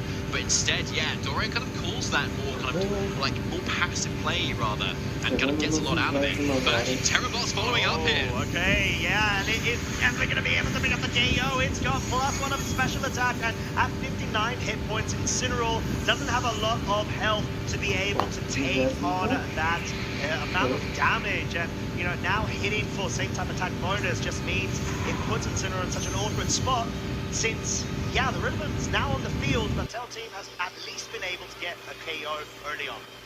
Yes, that is true, but he has committed that Terra Fairy, which is looking pretty dangerous in front of this Rillaboom's really powerful grass attacks. Yeah, exactly, and the fact that Terra Fire is available, it means that there's no burn potential from a physical move onto the flame body. Volcarona, whilst it does get Quickdown set up there. Woodhammer, is it going to be enough? Most likely not, because of the grassy seed. You definitely need a critical hit in that scenario, but you don't necessarily need a per se. It's an amazing thing for you to pick up, but the fact that you're able to start whittling down its HP is so crucial, maybe enabling your own Volcarona to be able to start whittling down its HP as well.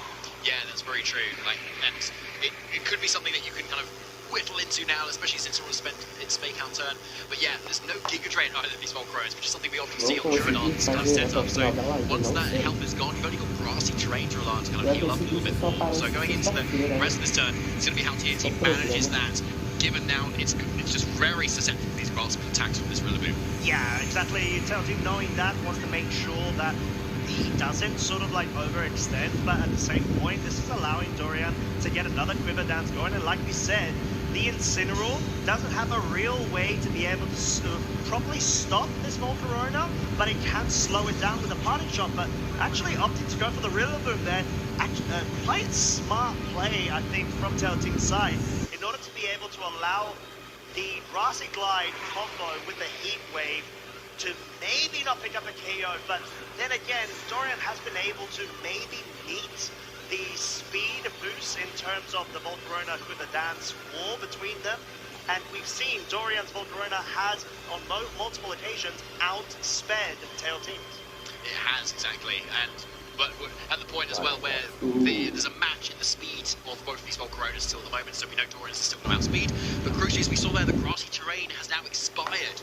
So Volcarona is in a really decent position to kind of just start firing off some attacks at this point, particularly as it should be able to take some of the attack from this Volcarona. Yeah, I mean, it's just a heat wave that can only come out at this point. Like a neutral Terra Blast is definitely not going to deal enough, particularly from the previous parting shot that was on this Volcarona. So Dorian's Volcarona, +1 special attack, +2 on speed, versus +2 on everything for Tier Team's Volcarona. Yeah, and forcing the switch out right here, immediately wanting to adapt, and it's finally revealed Dorian's final Pokemon, the Dragonite. So good way to be able to maybe match the offensive damage going into that slot, but Tail Team not opting to go on the offensive, says, hey, I want my Volcarona to be a bit more faster than yours, and it's so well positioned because it's not going down this turn. Wave Crash, though, will be targeting the Volcarona. Dorian respected the thought of, okay, Tail Team may not go for this target, and Tail Team was like, no, I have to disrespect it right now, in essence, to be able to put myself back into the lead, and that's exactly what he's been able to do, forcing Dorian down to his final 2 Pokemon. Yeah, that is where the downside of committing your Terra so early on is, right? If there was still that Terra Fairy available for Dorian, we'd be able to go for that Terra fairly easily, take the Wave Crash, and then just dish out the rest of the damage that we needed to. But yeah, and also even just go for the Terra Fairy to kind of KO the Blast Legion too. But yeah, just go straight down to the Grassy Glide now, actually. Yeah, exactly, and I think this still won't matter as much because you've got the Volcarona free to go from Terra Blast KO onto the Dragonite. We know it's got, if not +1/+2 special attack, but the thing is, there's just so much damage at that point. Since it's at +2, it's gonna of course nullify the multi-scale, and if it's enough to pick up the KO at neutral, and it is, and that's exactly what we saw. Yeah, it's a really good point. So, yeah, all of that, just bypassing that, even Dragonite's amazing ability is just a testament to how incredible Pyrax over there is versus so much of the meta right now. And so, yeah, really safe play from Tier Team. fake out plus attack at the moment here. Yeah, it should be able to lock this up pretty crucially. Yeah, and you don't want to commit with the heat wave potential miss there. You just need a forced Terra Blast. And at this point, because the Incineroar is also present on Tailteam's side, and Rillaboom doesn't have a spread move of utility at this point, it means that Tailteam's able to win on the resource matchup at this late of the stage. Yeah, so there's that final Terra Blast into this Rillaboom, which is almost going to be enough. That's so strong though. Yeah, it really is. But Woodhammer following up is actually going to be enough here too. But yeah, in the front of this Incineroar, it's most likely going to still be enough to kind of pick up the Rillaboom instead. And Tier Team going to be going into the next game at 1 game up, and still most likely without a revealed 4th Pokemon either. Yeah, exactly. And hey, just want to call out there, Rillaboom was able to self-KO itself there. It didn't actually go down to Incineroar. It went down with its own pride, but it will be most likely coming back in that game too. But I guess let's analyze that game 1 a bit, David. When it came to understanding what the required win cons were from both of our trainers, we had Tailteam obviously trying to utilize the Volcarona, similar to Dorian, but having that Bastion Legion as a differential piece. So what did you feel was the biggest thing? Was it just the early Terrifier commits for Rilla, or something else? Like we saw, it was a strong option for Terrify Rillaboom, obviously. Like it could sit in front of Volcarona, Incineroar, it could do what it needed to do. Yes, but it just meant the flow charging from Tier Team's end, not even needing to bring the 4th Pokemon, which we didn't even see, meant it was just a lot more straightforward to be able to close that out. And ideally, you want to be committing the Terra into Volcarona, especially to unlock the ability to use that Terra Blast, right? So you can start going for that more powerful single target damage and take on some of the other defensive threats that the rest of the team offered, like the Dragonite Scale Shield, for instance, as well. So, yeah, I think Dorian had a few opportunities there. Obviously, having the faster Volcarona is also quite like an advantage too. But yeah, I think Dorian needs to find a way to maybe not just Terra turn 1 and find another way through. You know what, like, I actually really like the Terrifier option on the Rillaboom. It's just, I think, like you said, it's about the right time to be able to do it, but whoa! Wow, okay, we've got such a change-up right here, an aggressive one from Dorian, bringing that Alolan Ninetales with the Cobra Cloak means it's not going to be flinched by the fake out alongside the Light Orb, Ursaluna, Blood Moon, and we know that Ninetales has Icy Wind potential, so maybe Dorian recognizing wanting to try to go for the tug of war in terms of speed control. Yeah, I love that actually, because yeah, if you keep denying the speed control of this Volcarona, you can then start threatening that Disable and Encore that this Ninetales both has access to both of them as well. So yeah, but of course you need to be able to outspeed to have like full maximal potential of that, because you can Encore into a Quiver Dance, and then you can disable it afterwards, or you can just disable an attacking move instead. It's a really cool option to have, but yeah, it is very critical that you don't allow that Volcarona to outpace you too much, because otherwise it could really run away with the game. Oh, we've got an early commit of the Terra from Tailteam's side. It's going to be the Ghost that wants to make sure that it doesn't fall short of an Earth Power KO there with a double up of the Icy Wind. It's going to be crucial. Dorian hasn't committed to a Terra normal, apologies, on any sort of Terra on his side. We've gone for the Blood Moon. Is it enough to pick up the KO? It is not enough! The Incineroar's able to survive with a sliver of HP, and this is so crucial because it means that all of this aggressive lead from Dorian's side is going to be quelled in a heartbeat with so much HP being lost, especially because the Volcarona has gone for the Heat Wave and connected on both targets. Yeah, it's a really nice survival there from Incineroar, but Ninetales did successfully get off that wasted win, which now means that even after maybe now this Ursaluna is faster, or maybe a second Icy Wind will definitely be faster. So actually this puts Dorian very much in the driver's seat here, and Tier Team very much on the back foot. So maybe wanting to pivot in a Rillaboom here potentially, to stall out, maybe have fake out for the next opportunity. Okay, all right, and that's exactly what we're going to be seeing. Well called, David. There, I was kind of on the thought maybe you let the Incineroar go down that scenario, but like you said, I think the most crucial thing here is to make sure that the Volcarona starts getting its setup going. You've got fake out available in the subsequent turn, and you're avoiding sort of on-call disable shenanigans, which we're exactly seeing right now. So Volcarona, once again, Animal Crossing de Pokémon, Marlon. will come out first, and it's E falar nisso, já que tu voltou, eu só tenho uma coisa a dizer, tá? Está acontecendo nessa rodada. Gabriel Agate versus Just Tang. Só isso que eu tenho a dizer. Because we've got snow in play, right? And that boosts the defense of the ice types. on the field. Exactly, yeah. Like I think it's going to be close. Depends on the training of this Ninetales, maybe. Because obviously this covert cloak means that it can't be faked out, obviously. Yeah. So Grassy Glide is the next best option. But yeah, Quiver Dance boosts the speed up, but we know this Ninetales can outspeed it. So again, if it can go for that encore and lock it into Quiver Dance, this Volcarona is going to be sitting doing absolutely nothing for a good few turns, where the Dorian can really pivot around and start making the most of that too. So yeah, and as we saw there, agora the aqui na blocking of the Terra transmissão, mas tá Poison to tendo esse ensure confronto. that you can get off that move. Que mostrou a tabela do round 4, né? Aí tá o... Tá lá, tava lá o confronto desse Tênis versus o Gabriel H. Dorian's Alolan Ninetales, and showing off why Poison Terra is actually a cool choice when it comes to the Alolan Ninetales that we commonly see other sort of Terra commits. The Grassy Glide, course enough to pick up the KO on that Ursaluna Blood Moon that doesn't opt to go on the defensive. No switches as well. The Encore has actually targeted the Volcarona, not wanting to go for any sort of damage at that point or speed control potential. It sort of brings Dorian to the point where he really needs to be careful on how set up this Volcarona gets at this point, because you've lost one of your main sort of damage output pieces, that being the Blood Moon, and you need to be able to make sure that you hit the Volcarona, maybe on the physical side, because at this point it might outpace you to the point where it's just got so much speed, Ninetales isn't ever going to be able to get an encore disable interaction to as much of an advantage as so far Dorian has done.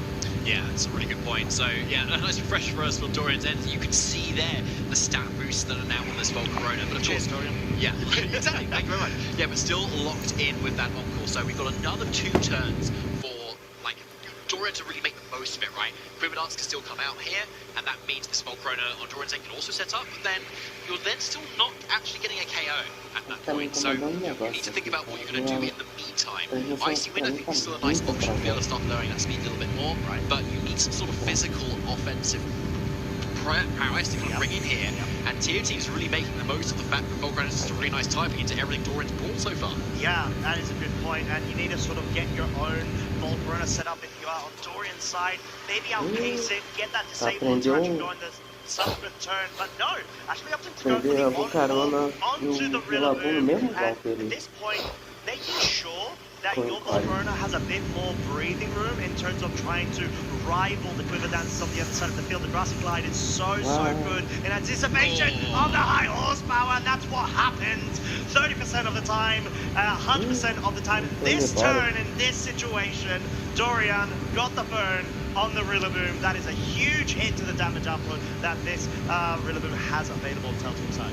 Can't touch this. Whoa! Definitely not. You should not, because you will get burned, my friend. Absolutely not, yeah. Yeah, look, this Volcarona though, it's really stacking up those boosts and getting, it's now way past Ninetales in terms of speed as well. So T-Team is needing to just swat a few more turns and then actually the offensive potential of this Volcarona can literally just be unlocked and unleashed versus everything is so far not threatening it at all, and it's still healing up. Se for isso, cara, eu acho que... Sort of what we're saying when it comes to a battle of eu acho que attrition of these sort of team seria positions in a matchup like we have at the moment, and it seems like Dell Team bringing in the Incineroar means that, okay, então, de batalha, I have tu a diz? fake out available in the substitute turn, maybe slow down the Volcarona, but even if the Incineroar does go E o down, Julian at Tamaki least I'm going to be seria able a minha to get preferida, a free switch porque in, ela te dá uma essentially, estratégia a whilst this mais Volcarona dependendo do que você on quer Dell Team's fazer. side is getting very scarily Entendeu?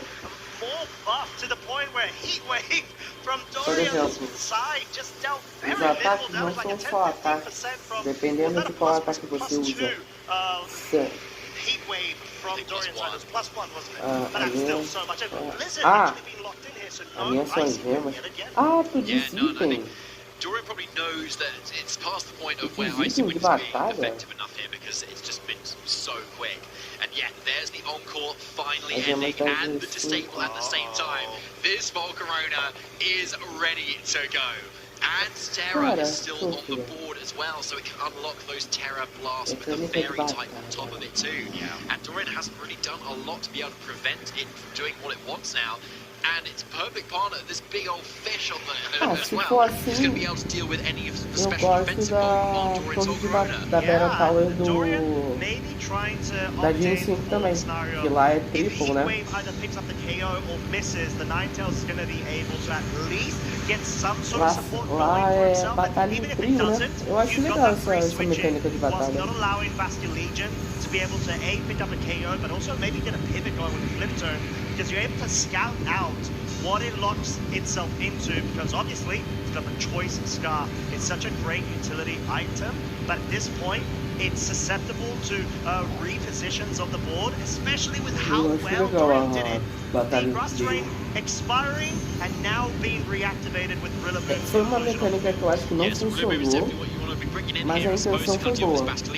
But yeah, because Team Team has not committed that terror É into uma the mecânica Volcarona, que não it's just funcionou, porque eu acho it's que é muito worried about this confuso. Rillaboom and its grass moves that it was worried about in the previous game. Right. Again, see, like saving that terror has been really good for Team Team here to be able to preserve that information of what it can do. Okay, we know Grassy Glide without that Miracle Seed is not enough to pick up K on the Bastion Legion, but the Volcarona needs to be able to move first. It does not, and Rillaboom has been knocked out. Assault Fest, mind you, folks, let's not forget, so much power behind this Volcarona on Tail Team side. The Bastion Legion has been felled, but Dorian's Volcarona versus a Rillaboom and a very buffed out Volcarona on the other side of the field. This is not looking good for Dorian at all, because you've got the fake out interaction coming out, flinching Dorian's Volcarona, getting another Quiver Dance boost going even if you want to.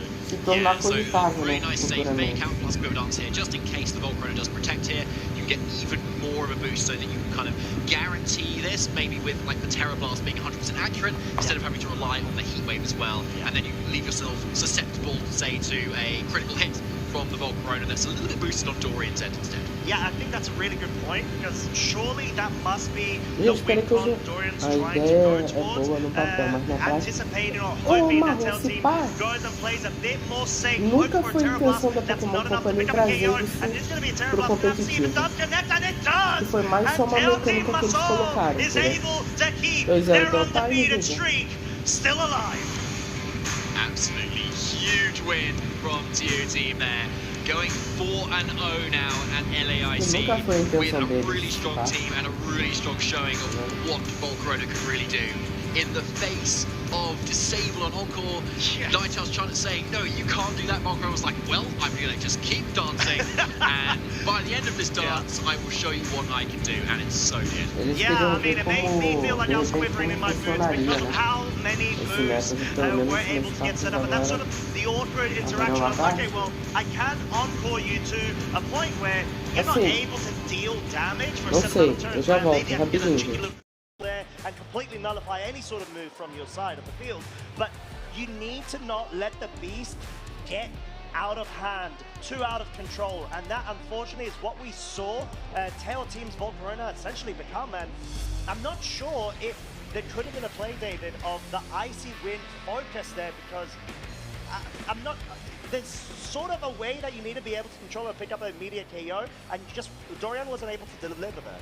No, it's true. Yeah, you're right. We could maybe have seen more of a commit to the Icy Wind instead of kind of maybe trying to lock down other slots. But at the end of the day, it's 2 versus 2. You know, you've got another target you need to be dealing with. It's true. So yeah, to kind of keep your own thing safe, then you need to be dealing with that other slot as well. So yeah, I don't feel like you could commit those Icy Winds. And yeah, it was a good opportunity to try it out for Dorian. But yeah, you needed something else in the back, maybe like Incineroar, for instance, that could actually just knock off or threaten a parting shot, for instance, to Volcarona instead. That could have really helped there, because yeah, it just really got out of hand. But like still well placed Dorian, like really taking TO Team to the wire there. 100%. Yeah, and I don't think we even touched on it actually. He's someone who's he's a Lima Special Championship champion from 2024, and another special champion from Quill in 2020 as well. So a very accomplished player in themselves too, and obviously really out to kind of get even more hungry with more championship points and wins in the LAIC this weekend. Oh yeah, I think Dorian, at least in the Latin America community, is a staple name. He's just been building on one strength to another throughout this past several years, and just being able to see him get a 2-time title was amazing, and just be currently in the run right now for Worlds. Still, you know, that was the first loss of his day. He's got a lot more sets to come and a really good chance to be able to strike through into phase 2. And yeah, at the moment, 256 CP, top 71 of LATAM, so putting in a lot of work, and as we've seen, gonna be having a really good form so far. Yeah, 100% good form. Now, it'll be great to hear from Tier Team as to how that match went. So we've got Gabby on the stage. Take it away.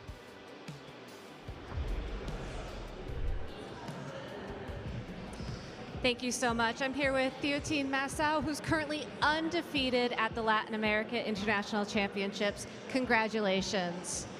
So in your games, you terastallized your Pokemon turn 1 of games 1 and 2. The commentators said that was very risky. What gave you the confidence to make that play?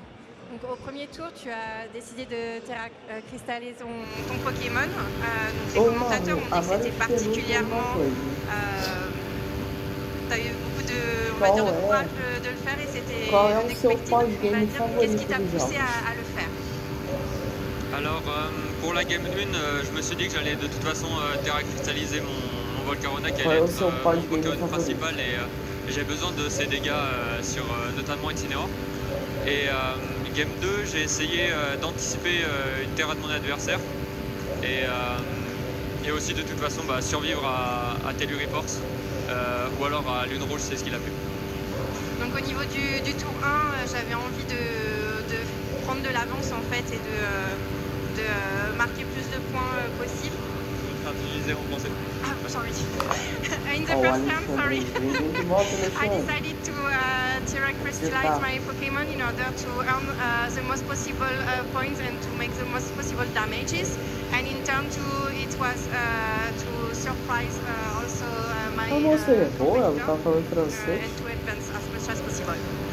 I mean, talking about a lot of damage, Volcarona's Quiver Dance in Game 2 with that Encore, it got such a high special attack stat. Were you nervous at all? Did you think about switching? Or were you confident that Volcarona would be able to win the game for you?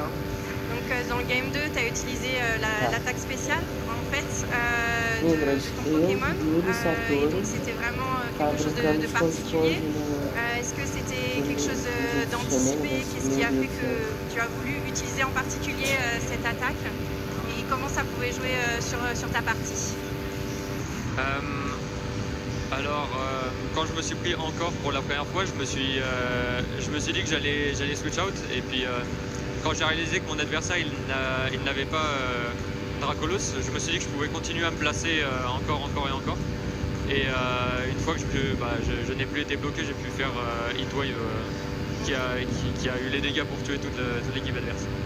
Donc at first it was an intent, and when I realized that my opponent didn't have Dracolos, this Pokemon, he just had to push again to earn marks. Well, you're doing incredible right now. How does it feel to be undefeated in round 4 of Swiss at the Latin America International Championships? Tu fais des super résultats, donc qu'est-ce que ça fait en fait de gagner plein de régionaux et d'internationaux comme ça? Je suis content, c'était quand même l'objectif. J'étais assez stressé quant à mon équipe. J'étais pas sûr de prendre celle-là et au dernier moment je me suis dit que j'avais beaucoup d'expérience avec et j'étais un peu tendu quant aux nouvelles équipes qui étaient apparues dernièrement et tout roule donc c'est top. So first I was kind of stressed about which team to choose, and I decided my team like last minute. But then because I was confident with this team, but still it was also difficult because I encountered many new teams, so I had to adapt, but right now everything is going well, so it's great. Well, congratulations once again. Do you have any shout outs you want to give to anybody watching at home? Est-ce que tu veux remercier des gens ou voilà? Déjà merci à ma team, la team Peps qui me soutient beaucoup et j'ai eu pas mal de messages d'encouragement, donc ça me fait beaucoup ça me donne de l'énergie. Et aussi mon groupe de préparation, donc Audric David et Adam Sherpaoui surtout. Okay. So first, thank you for all my supporters, also the team Belgium. Pepsi. Okay, Pepsi teams, and also I receive many messages to support me, and I also have my trainers. Audrey David et Adam Sherpaoui. Okay. All right, well, Theo team, congratulations. Thank you for your time. Best of luck in the rest of the tournament. And we'll be back with more Pokemon action soon. I think we're throwing it back to the casters. In many VGC formats, the same Pokemon rise to the top again and again, putting the spotlight on thorough preparation and precise precision. But Scarlet and Violet's Regulation Age told a different story. With no legendary Pokemon allowed, the field opened up, and new strategies and unexpected stars took center stage. Across the first half of the 2025 season, 4 European regionals crowned 4 unique champions. Let's relive the key moments that defined this unforgettable run. At the first tournament, Dortmund Regionals, creativity and team building was everywhere. But the finals came down to Matty Morgan and Davide Miraglia. Matty was chasing his second regional win, while Davide hadn't been this deep in a tournament since 2016. In Game 1, Davide's Golden Goal plus safety goggles annihilate completely neutralized Amoonguss, and he took the lead. Matty adjusted for Game 2, but Davide was ready.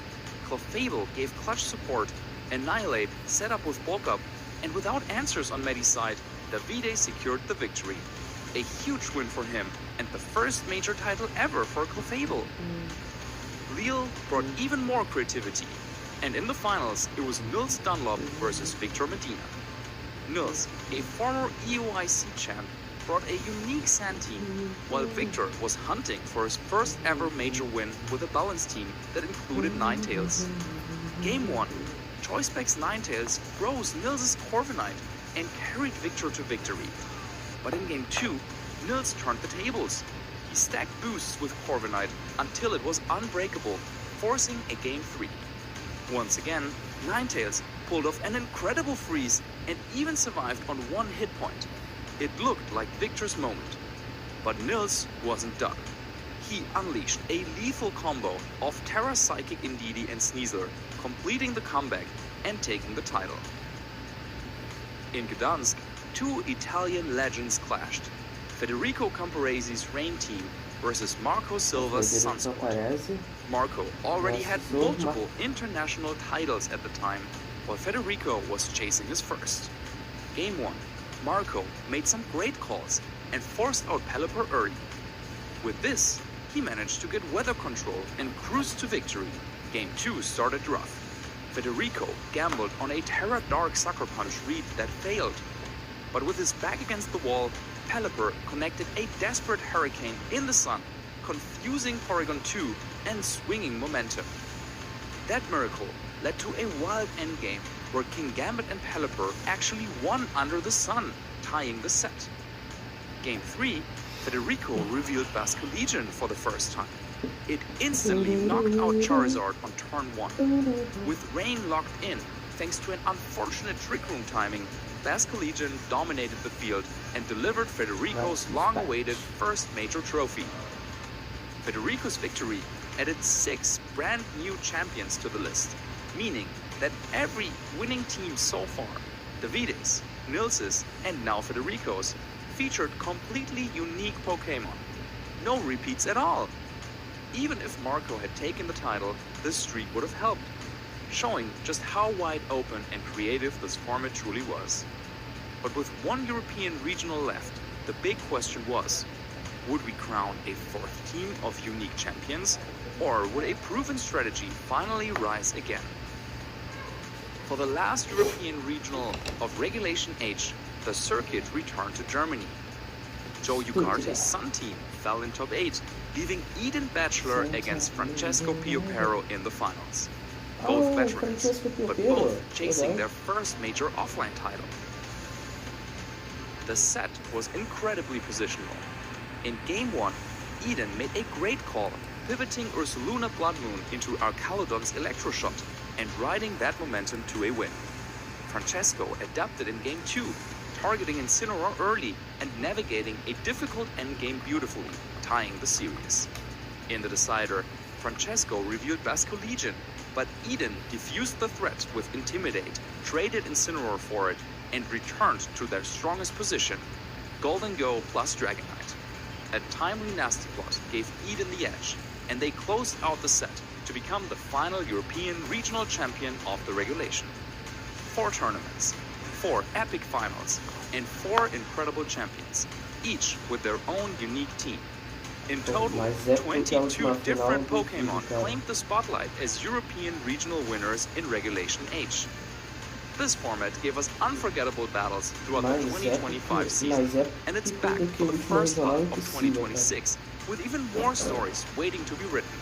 What was your favorite Regulation H moment? Share it with us using the hashtag #PlayPokemon.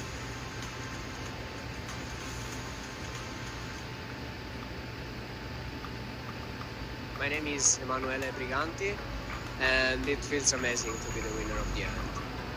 I think in general what helped me more was to try to risk a little bit when I felt like it, and as I did on the finals, the switching on Ninetales, for example, helped me win the game. No, there were so many because I faced so many great players. Actually, everyone I played didn't let me rest, so I had to think hard for every round. So if I had to tell you everything, it will take so much because everyone was so great. Key moments, I think not really, just because the level was so high until the final, and I'm gonna mention again that moment on Ninetales because it was like an hit or miss turn. If I get it, I'm pretty much win. If I don't, I have to play again. Incredibly, it changed my whole life. Right now, my group of friends is just made of people who I met playing Pokemon, and I'm so glad for this. It gave me so many opportunities, even in real life. It even opened my view because, traveling and talking with people from different cultures teach me a lot on point of view from everyone.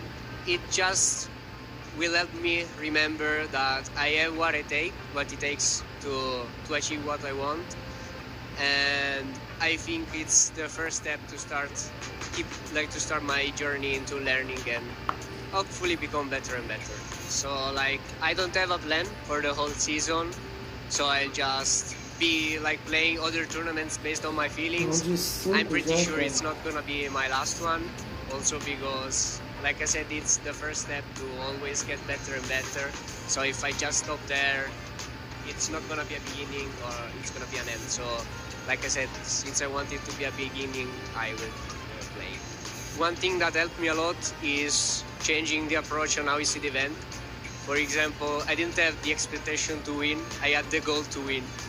But since I didn't have the expectation, I couldn't really feel bad if it went bad because I didn't have, that was not what I was thinking about. So for sure, always aim high, but don't let your result ruin your experience if it goes bad. Everyone has bad tournaments, so even the best.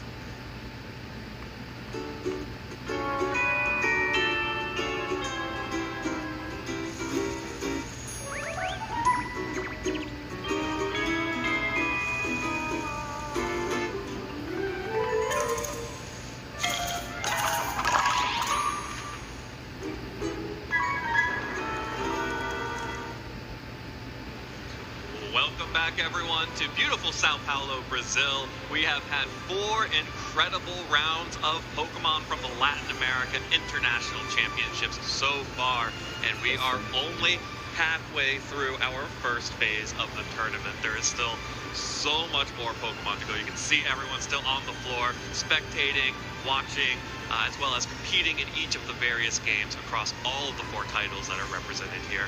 My name is Evan Latin, and I am back behind the desk with my good friend Gabby Snyder. Gabby, We've been off for two rounds. What was it like? How did you enjoy those two matches?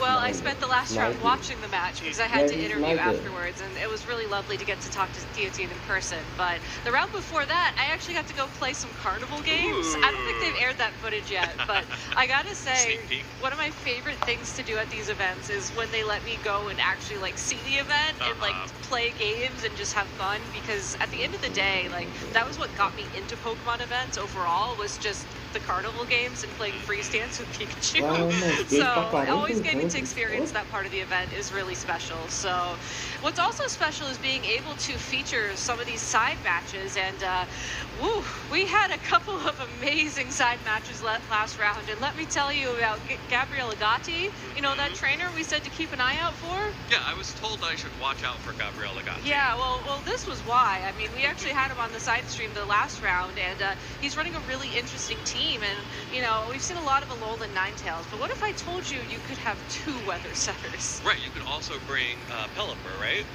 No, Evan, that's so 2025. Come on, get with the program. It's 2011, or, well, 2012, okay, yeah, back 2012. here. It's Politoed. It's Politoed. 2 weather setters for maximum productivity. I guess that makes sense, because sometimes when it rains, it suddenly converts into like that slush mix, the snow and the rain at the same time. So that makes sense to me. I guess, yeah. You know, it's super interesting to run both of those on this team. Yeah, he's an incredibly accomplished player, has made top 8 at multiple international championships at this point, is no stranger to this international stage, and the fact that we've been able to feature him playing against another incredibly accomplished trainer that we told you to keep a watch out for earlier on in the show, and you can go ahead and check out the VOD later at youtube.com/Pokemon to see Justin Tang play round 1 of Swiss, and you can also see him play against Gabriel Agati in a moment. Yeah, we actually did watch out for Justin Tang and we're watching out for him again. We're going to do it again.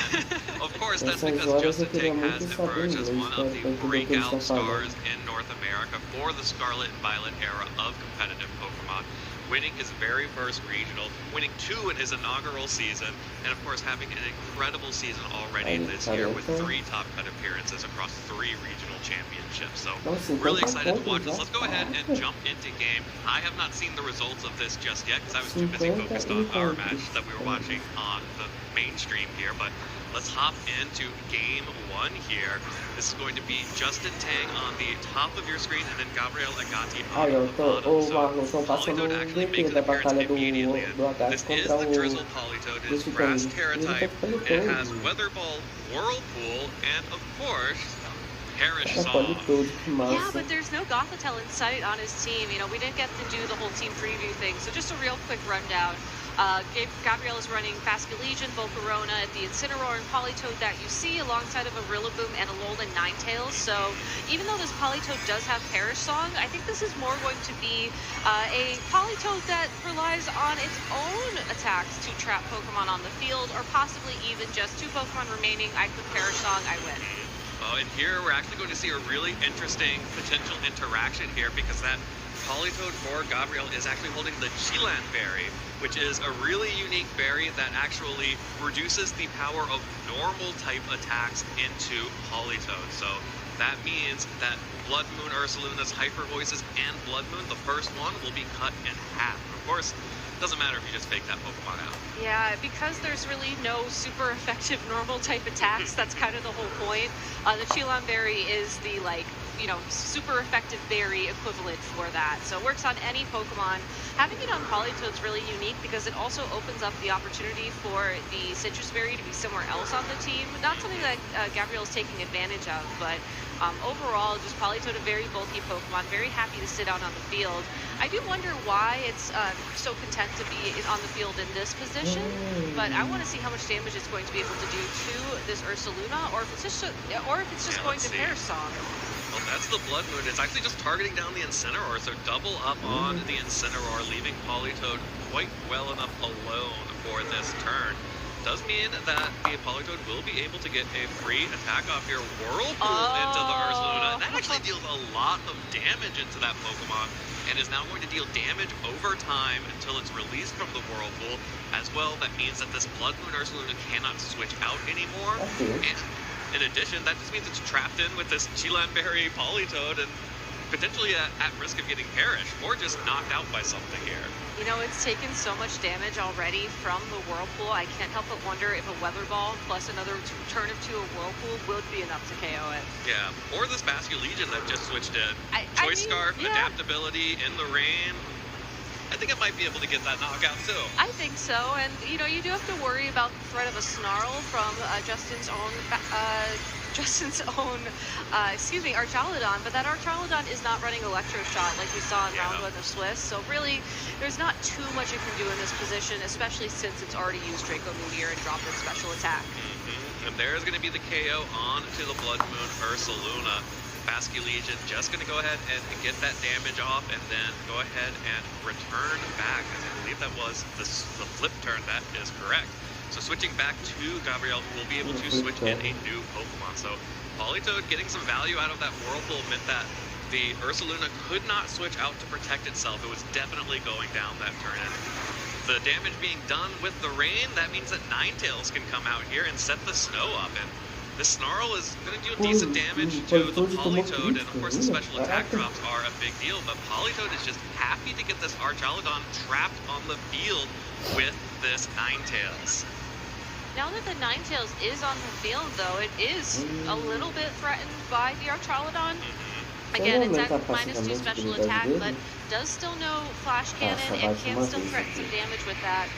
The Volcarona as well can threaten some significant damage into that Ninetales. So I think Gabriel's done a really good job of, you know, trying to get the best positioning for the Ninetales and possibly even threatening a Perish Song very soon in this game. I'm just curious how long the Ninetales and the Politoed feel comfortable here before they try and pivot back maybe into that Incineroar or possibly even the Basque Legion, just to feel a bit more comfy. Yeah, well, the Incineroar did get knocked out already, so it's just that Basque Legion in the back. And the one thing that Gabriel has going for him is, you know, in addition to the Perish Song making use of the Whirlpool trap, Ninetales is also the Encore Disable set, so has the opportunity to keep this Archaludon trapped on the field, going for this Encore, locking it into the Snarl, and then next turn being able to disable it so that we'll be forced to struggle for the rest of the game. Of course, that is going to be the Volcarona going for a Tailwind, and there is the Snarl once again locked into that with Encore. And now, again, the best way to get rid of Encore is to switch out, but it is now trapped in the Whirlpool, and so is that Volcarona. This is so cool to see Politoed used this way. I think in recent history, at least, everybody recognizes Politoed from the Wolfie Cone Perish team with the Perish Song. I think there was also Weather Ball on that Politoed as well, alongside of Protect, of course, so you can stall out those critical Perish turns. But Whirlpool is a tech that you see a lot of times when you're featuring, you know, 1v1 Pokemon in like a singles format.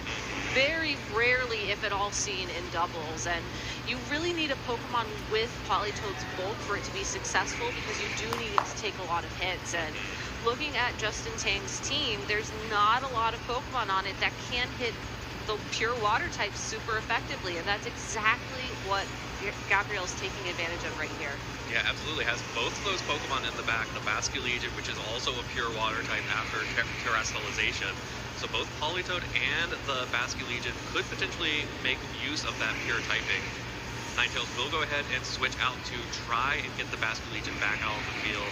Justin setting up that Tailwind makes this a little bit awkward here. You can see that Gabriel wanted to go for that Perish Song, but instead is just kind of having to stall it out just a little bit here. But even still, like, stalling out is what this team is built for. Right, so it's not the most uncomfortable position. Assuming, oh no, I did it! I somehow retroactively cast a curse Gabriel Gatti. Yes, you preemptively, retroactively cast her curse to Gabriel with that. My time powers are too strong. And we really have to look into that. Someone get Palkia on the case for this one. I'm so sorry. But no, it's a risk you have to take in that position, but still, ultimately, if it wasn't for that small chance of being burned, a very comfortable switch, because there really isn't much Justin can do other than wait out these Whirlpool turns to try and get the momentum back. Okay, but you can see here that there are some awkward timings coming up here. There is the final turn of Tailwind. There's also Encore is ending in this next next turn as well.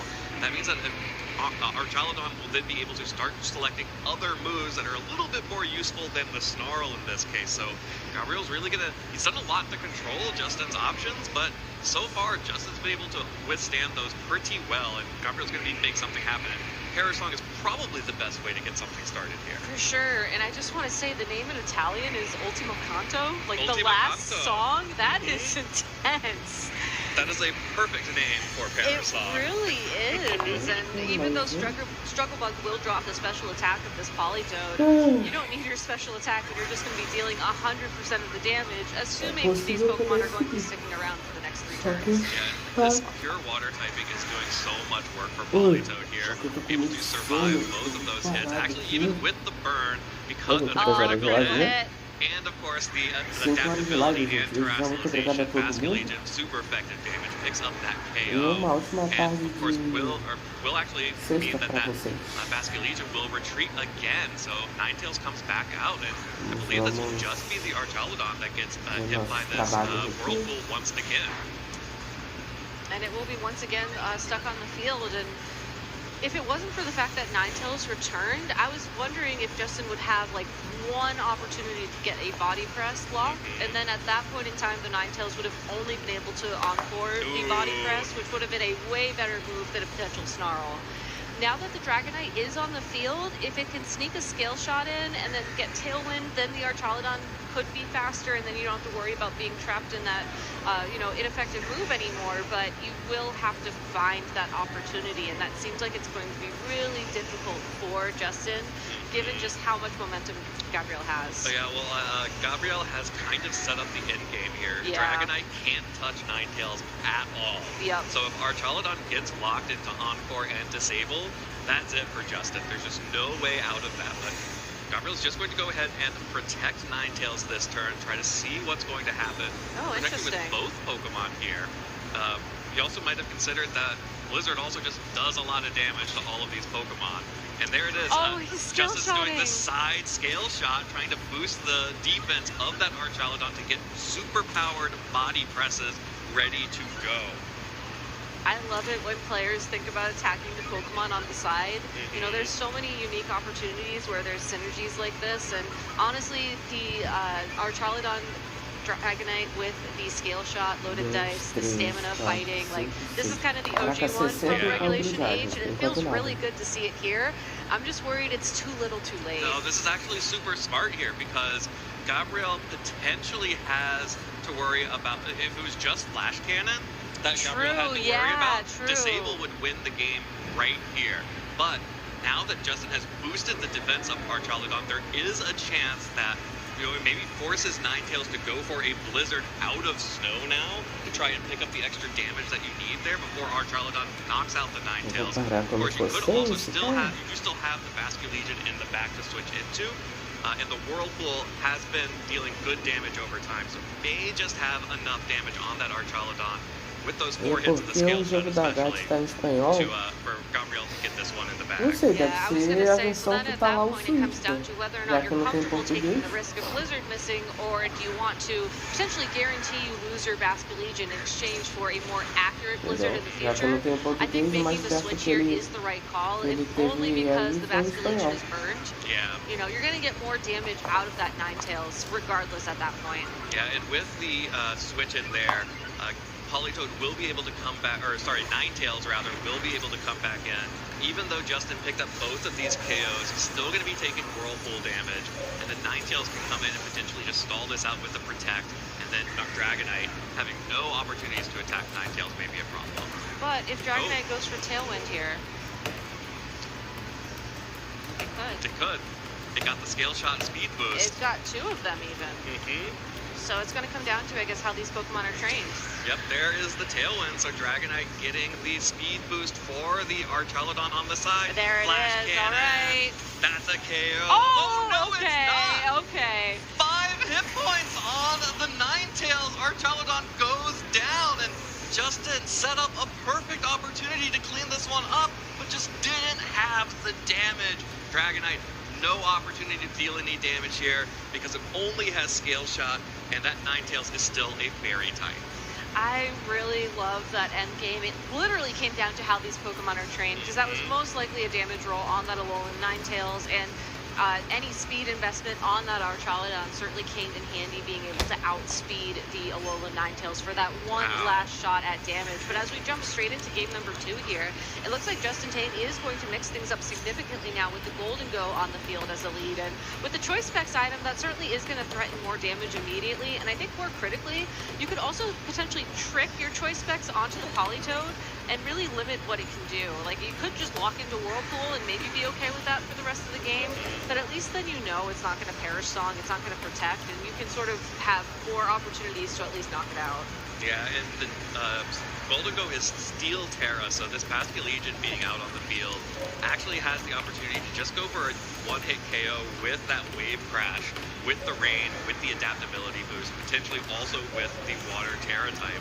It looks like Justin may be trying to bait that, bringing in the Archaludon to tank it. And it does survive, but it actually dealt a good amount of damage to that Pokemon. Yeah.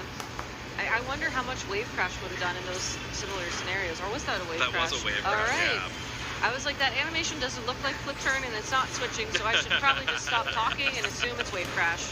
Well, and the Scale Shot gets all 5 hits onto Politoed as well, bringing it way, way down. This is actually where Politoed basically was all game in game 1, until it finally got knocked out. But here we go, just going to go for the Whirlpool again, which that damage over time was really significant in whittling down the Archaludon in that first game.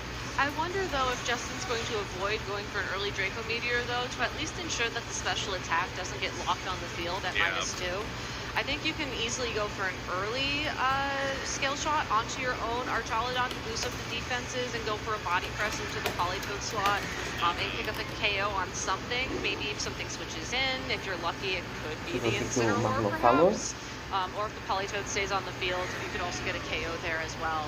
Yeah, this is actually a really awkward position for the Archaludon because it was kind of in threatening. Tá 1-0 pro Agak. Vamos ver se o Justin Tane vai fazer alguma coisa aqui. Lembra, isso é replay? Sim, é replay, mano. É o que eu falei. Durante a batalha que teve na transmissão, uma das batalhas que tinha era do Agak contra o Justin Tane. Eu avisei. Justin at least gets something for it. The tailwind being up now means that Archaludon is not just going to be sitting and waiting to be knocked out anymore. Potentially. Potentially. I was going to say, I mean, it's looking a little better for Justin. Did just switch like, I think it's definitely a better position, and the Dragonite certainly has opportunity now to build up those speed boosts. It can certainly keep going for those Scale Shots. It can put itself in a position where tailwind is almost guaranteed. O pior que tá... O pior que funcionou, tá? Porque como é um ataque que fica com, que bate, quando ele aciona uma vez e durante o final do turno, tava muito estrategista. Tá muito estrategista no caso. No damage from either the Archaludon or the Dragonite, but because the Politoed switched out, no more Whirlpool damage on the Archaludon, which means that we already know that the Ninetales can survive a Flash Cannon with a little bit more health than this. Oh, but that was after the Draco Meteor, you're right. It was after taking Não, some damage. Eu gostei que ele trouxe o Politoed, o Marlon. Não, ele tem que ficar com a Flash Cannon e a Charla de vezes 4, então, né? A Nintendo dele é diferenciada, cara. Não é um ataque só pra curar a Aurora Veil e acertar um Blizzard na neve. Tem muito mais estratégia por trás. E também, assim, não desmerecendo o oponente, né? Uma baita de uma batalha, porque ele tá enfrentando ninguém menos do que o Justin Tane, né, cara? Também é um baita competidor, né? O cara é um baita de um competidor também, tem que levar isso em conta, né?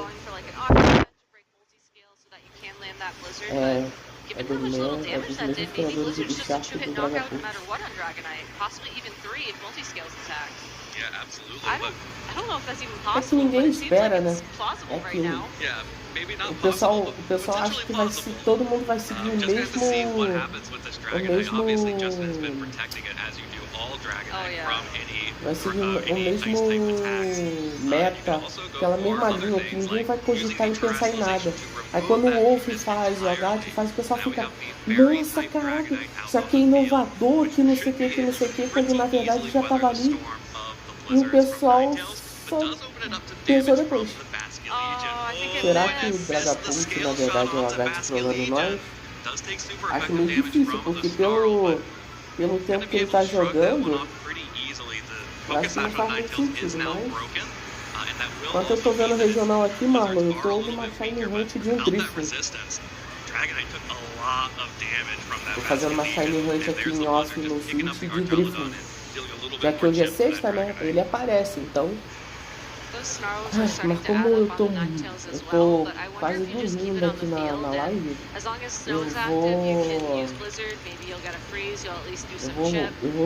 eu vou esperar juntar 100 aqui, e aí em outro dia eu faço essa Shiny Hunt. Especially against the Golden Go in this position, maybe you just protect one turn so that way you can at least, get through the first turn of Tailwind. I don't know if you can go Basket Legion on the field at this point. I would probably consider switching that out at least. But then once the Ninetales, once you get through Tailwind, the Ninetales Encore Disable seems like your best out at this point. You really want to try and lock that Golden Go into anything but Make It Rain. Yeah, but how do you get through Tailwind here? Because Dragonite is always going to be able to just... Cara, será que foi 2-0 pro Agat? E são já 5 horas e 19 de live, então... Because of the threat of that, a Make It Rain under Tailwind would easily pick up the KO there. Well, Fake Out will help. Done a lot. Fake Out will definitely help here. I think Fake Out helps. I think that if your Basket Legion gets knocked out this turn, you can consider sending in the Politoed maybe to try and land like a sneaky roll pull. Yeah, or a Perish Song. Or a Perish Song even, that's right. But at least now the Golden Go has dropped its own special attack, and Water will naturally resist those Steel type attacks, and we know that Golden Go, at least for this turn, is locked. Yeah, but that Politoed has taken so much damage already. Even some lowered special attack, choice specs, Make It Rains probably be enough to poke through there. Well, I'm not convinced that a nearly full health Ninetales would be able to take it either, but Gabrielle certainly seems to think so, which, again, very interesting. I'm very curious about how this Ninetales is trained. Yeah, absolutely. Dragonite did set up the Tailwind, so there is a speed advantage on Justin's side. Fake Out has been used, so there is no Fake Out pressure coming up from Gabrielle. There is a lot of damage from this Incineroar, however, being threatened onto the Golden Go and also on the Dragonite. Tem Pick sorte up que either o KO Agat é here BR. potentially. I would probably Cara, consider eu não sei se eu contaria muito just com o because the fato Dragonite cannot touch the de ser Ninetales. brasileiro, porque Set up assim, that in-game for sure. Yeah, eu but não then you queria run te the risk of this exact entristecer switch não, happening, and I do have to wonder... mas na primeira rodada teve um brasileiro e a gente tomou uma costa do cara. O cara tinha tudo pra fazer 2-0 no japonês e ele só tomou uma costa ali. Entendeu? Então assim, não dá pra, né? Caraca, ele representa como ninguém no Brasil. Muito se fala, mas pouco eu vi, então, assim, tem como falar, infelizmente, entendeu? Que eu nunca vi ele chegar no reformado do jeito que você fala, né, no internacional ou no mundial. No regional não sei nem se ele joga, entendeu? Vocês compensam pra ele. Aqui nesse caso, vai revelar isso, o japonês é fora da curva. Não, mas sabe o que é o pior, ô Marlon? É o brasileiro ter perdido 4v1. Só que, pelo que eu vi, só tinha um Pokémon do cara e 4 do brasileiro. O brasileiro conseguiu perder os 4. I do think that this Volcarona is going to be able to provide a lot of support that the Golden Go needs to feel comfortable picking this up. There is also the Politoed in the back is the last remaining Pokemon for Gabrielle, and now we're on the final 2 Pokemon for Justin here. So 2 turns of Tailwind, I believe, remaining. So kind of just have to stall out those 2 turns. Cara, vai ter que voltar na primeira rodada aí, porque eu não lembro. Não faço ideia de qual era. could have gone for blizzards and freezes. I thought you were going to go the perish angle, and I was like, but you're going to be moving last. Yeah. And while that would guarantee you the win in a perish song is already active world, I don't think you necessarily can get perish song up at this point in the game. Yeah, that is actually going to be another attack into protect from the Volcarona. The struggle bug doesn't pick up the KO onto Incineroar, leaves it alive with just 13 hit points. The Shadow Ball, though, will KO the Incineroar, pick up that last few hit points. 68 encontros aqui até agora, Marlon. Tô indo pra 70 encontros com esse grifo e nada de shine. H de Compels? Sim. Ah, o Politoad. Cara, eu gosto muito do Politoad. Eu não sei porque o pessoal não And not only that, locking in the one move that will guarantee the win con no matter what at this point, because the Golden Go will not be dropping its own special attack. Gonna hit that Ninetales super effectively. Politoad is down to enough health that one Shadow Ball should pick up the KO, and even if it doesn't, Struggle Bug is going to do a lot to mitigate the amount of damage coming out from that Pokemon. So we're tied 1-1. I don't think we're gonna. Oh, we are gonna start game 3. I was gonna say, I had a little birdie telling me that maybe we had a match ready, but I guess we're just gonna keep going. We certainly won't be able to finish this match. Yeah. And if you do want to make sure that you watch this and all of Cara, eu these já side volto stream rapidinho. Eu matches vou pegar from this weekend, alguma coisa pra you can comer go e já to the volto. Play Pokemon YouTube channel where they will all be hosted and where they're also streamed live alongside this main stage here. But while we have it, okay, No, we're gonna lose it. We're gonna lose it. So, but yeah, seriously, if you like these feature matches, please go to the Play Pokemon YouTube channel.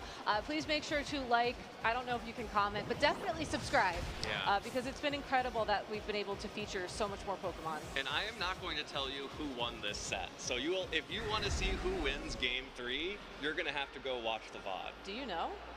I don't know. That's also part of why I'm not going to tell you. I was like, you're not going to keep secrets from me, Evan.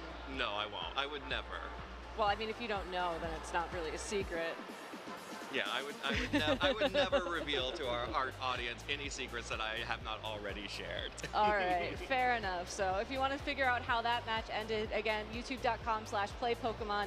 Make sure to subscribe and show your love for the fact that we have these incredible feature matches and an incredible stage match ready as well. So let's look at our Swiss standings for the current round. This is round 5 of Swiss, so we are getting down to the end of the day. We have some lovely undefeated trainers still out in the field, and some notable trainers that we said to watch out for are still being watched on, I guess. Louis Fontvey is at the #1 seed currently at 4-0. Of course, this is not all of our undefeated trainers so far, but yes. Shout outs to Louis Fontvey, as well as Joshua Lorsi, Nicholas Kahn, Justin Tang, Yumakina. Oh, never mind. I just spoiled the results. Oh, Evan! My bad. As well, Yuma Kitagawa, who we saw earlier on stream. All of these players at 4-0. Also, special shout outs to Taigo Latanzi here, of course, who has previously been a finalist here at the Latin American International Championships. Came very close to bringing the Latin American International Championships trophy home back to Brazil. But now, as we head into our Swiss round 5, we are going to have an incredible matchup of the United States versus Mexico, Joshua Lorsi versus Alexander Canseco, and I'm excited about this match. Yeah, two trainers that we said to keep an eye out for right there on top, but we also have, Thiago Latanzi and Antonio Sanchez and Alex Gomez versus Frederick Nielsen. I believe those are going to be our 2 feature matches, if I remember how the graphic works. So you can go check those out on youtube.com/playpokemon when you're done with us here, of course. But good luck, have fun to all of our trainers out there, as it's been such an incredible day so far. I cannot wait to see how this match between Joshua Lorsi and Alexander Canseco plays out, especially given just how well Lorsi's been doing over in the North American circuit. Absolutely. Had a top 8 finish in Pittsburgh and then followed that up with a finals appearance in Milwaukee. Both times running that Lele team that we talked so much about in this second round of Regulation H. But of course, Lorsi is not a person to just sort of sit on his laurels. He is down here in the Latin American International Championships and has changed things up a bit, following along with the other players who have decided that Volcarona actually makes a lot of sense in this balance metagame. Of course, Alexander Canseco will be his opponent. It has some other cool attacks as well, but let's take a deeper look at the changes that Lorsi has made to this balance team. Yeah, so no Alolan Ninetales in sight, unlike the last couple of times we've seen Lorsi. You know, he was running that Terra Ground Ninetales that made such a big difference in some of the mirror matchups that he was in, but I really love the adaptation to the Grassy Seed Volcarona. We've already seen it do a lot of work in previous rounds here down in Sao Paulo.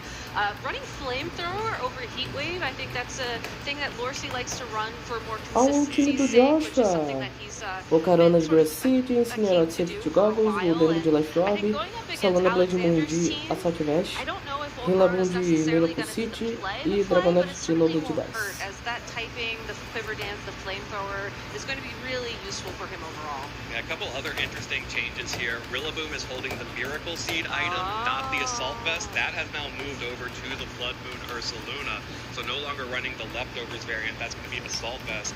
And also drop the Sneasler for Dragonite, so bringing that Dragonite with Scale Shot, Tailwind, and Haze will be able to help him with some more speed control.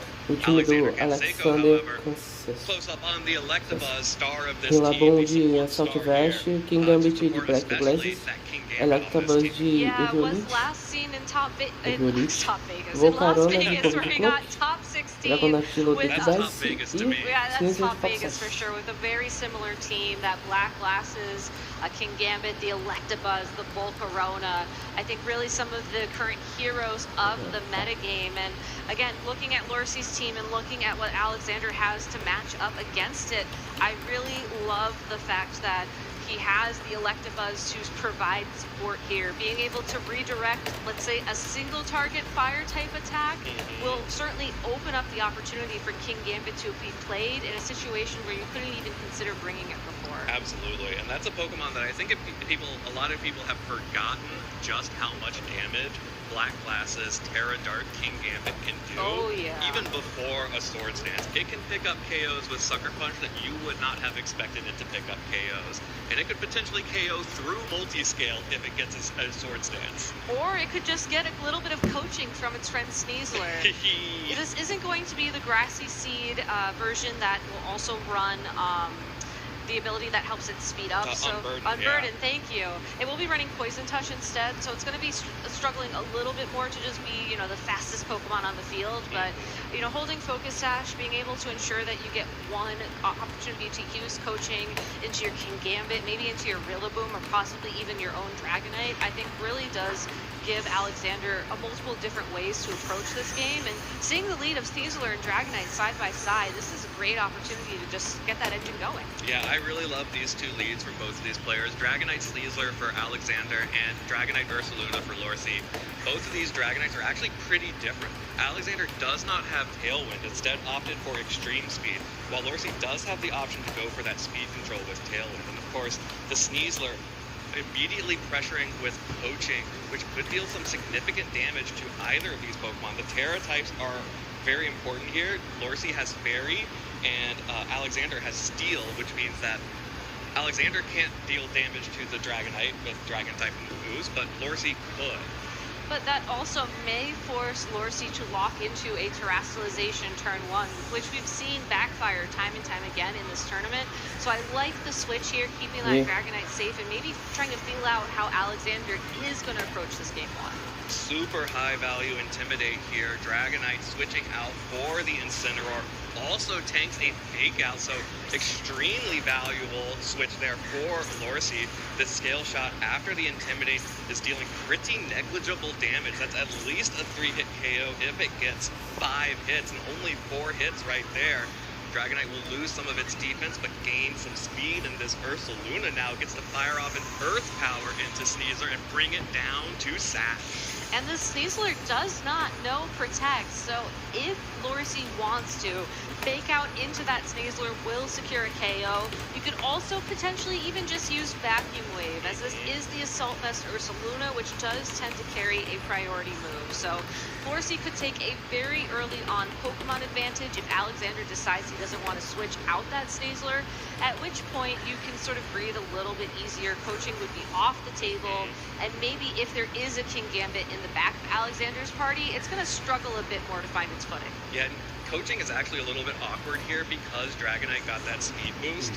There's a very good chance that the Dragonite will now outspeed the Sneasler and so not be able to receive those benefits before it goes on the offense. But Alexander is going to go ahead and protect the Sneasler. That fake out pressure can still be very valuable later on in this game. Volcarona comes out instead while just protecting the Dragonite, trying to scout some things out. Gets the fake out into the Dragonite, into the protect, but again, this Blood Moon Ursaluna is going to get to fire off an attack. Just the vacuum wave into Volcarona, so actually that Volcarona gets in for pretty much free here. And the Volcarona is now in a good spot to start using Quiver Dance and get its own sort of damage potential going, as it does still have to worry a little bit about the opposing Incineroar. Obviously, knockoff is not going to be a fun move to take, and you certainly don't want to lose your Covert Cloak if Lorsi's going to be trying to cycle out that Intimidate. But at the same time, the Incineroar is on the field right now, and there's no King Gambit in sight. You don't have to worry about accidentally activating that Defiant boost. I think it's very risky to consider making that switch in this position. So I like how Alexander has sort of navigated into this position now, sort of recognizing that Lorsi's options are limited, and I hope that he can find the best way to take advantage of this. Well, right now he thinks it starts with protecting Volcarona. Scale Shot will miss the Incineroar. That does happen sometimes, even with the loaded dice. Of course, the parting shot will whip into the protect on Volcarona, and Ursaluna finally breaks multi-scale on this Dragonite with a Hyper Voice. That'll deal just a little bit of damage, but crucially breaks the multi-scale ability. So now other attacks, like that knockoff, now that Dragonite has lowered its defense a little bit, will be able to deal big damage. And removing the loaded dice from Dragonite also removes its opportunity to, deal that damage to the opposing Dragonite, and removes the pressure to terrestrialize it later on in the game as well. So could be something for Lorsi to consider if that is one of the end games he's worried about. But Alexander seems okay just leaving the Dragonite on the field even though it's intimidated. So I don't think that's necessarily something that you need to worry as much about. I like sort of prioritizing that parting shot into the Volcarona, because then at least if there is a Quiver Dance, you're going to be able to mitigate the special attack drop, or again, removing the Covert Cloak, so if you do get another fake out, it'll actually stick. Okay, well there's another scale shot into Incineroar. Alexander is just going on the offensive, splitting damage across both of these Pokemon. That Incineroar is now down to about 50%, just over actually, so would need another scale shot to get 5 hits to actually make that a KO. Volcarona goes for the Quiver Dance here, so it will start boosting its special defense, and I feel pretty good about that if I'm Volcarona, especially staring down in the Salt Fest Ursaluna, which isn't as dangerous, but of course that knockoff still dealt good damage back to the Ursaluna, to the Incineroar, to the Volcarona, and a critical hit from the Blood Moon will actually pick up the KO onto Volcarona. The sheer power of Blood Moon may have still been able to pick that up with the double up, though. It was looking very close, if I had to guess. So unfortunately for Alexander, that's another piece just gone from the board. And with the Sneasler in the back with a single health point, you do have to wonder if you try and make a switch here with the Dragonite, regain that attack dropped, or do you just stay the course and hope that your Rillaboom can land enough Wood Hammers to start making a difference? I believe you said it would take about 2 scale shots to pick up the KO on that Incineroar at this point in time. That does seem like time that Alexander has. Lorsi seems to be giving it to him at this point in time, so maybe that's the risk you take. Yeah, I think part of that is we've seen the final Pokemon for Lorsi is that Golden Go in the back.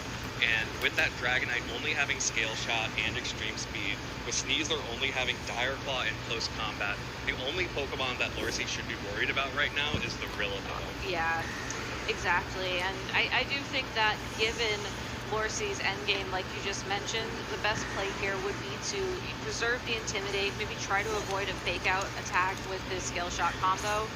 But it does look like Scale Shot will connect with the Ursaluna instead. Yeah, dealing about 15 damage per hit, so definitely would need another Scale Shot after this to pick up the KO.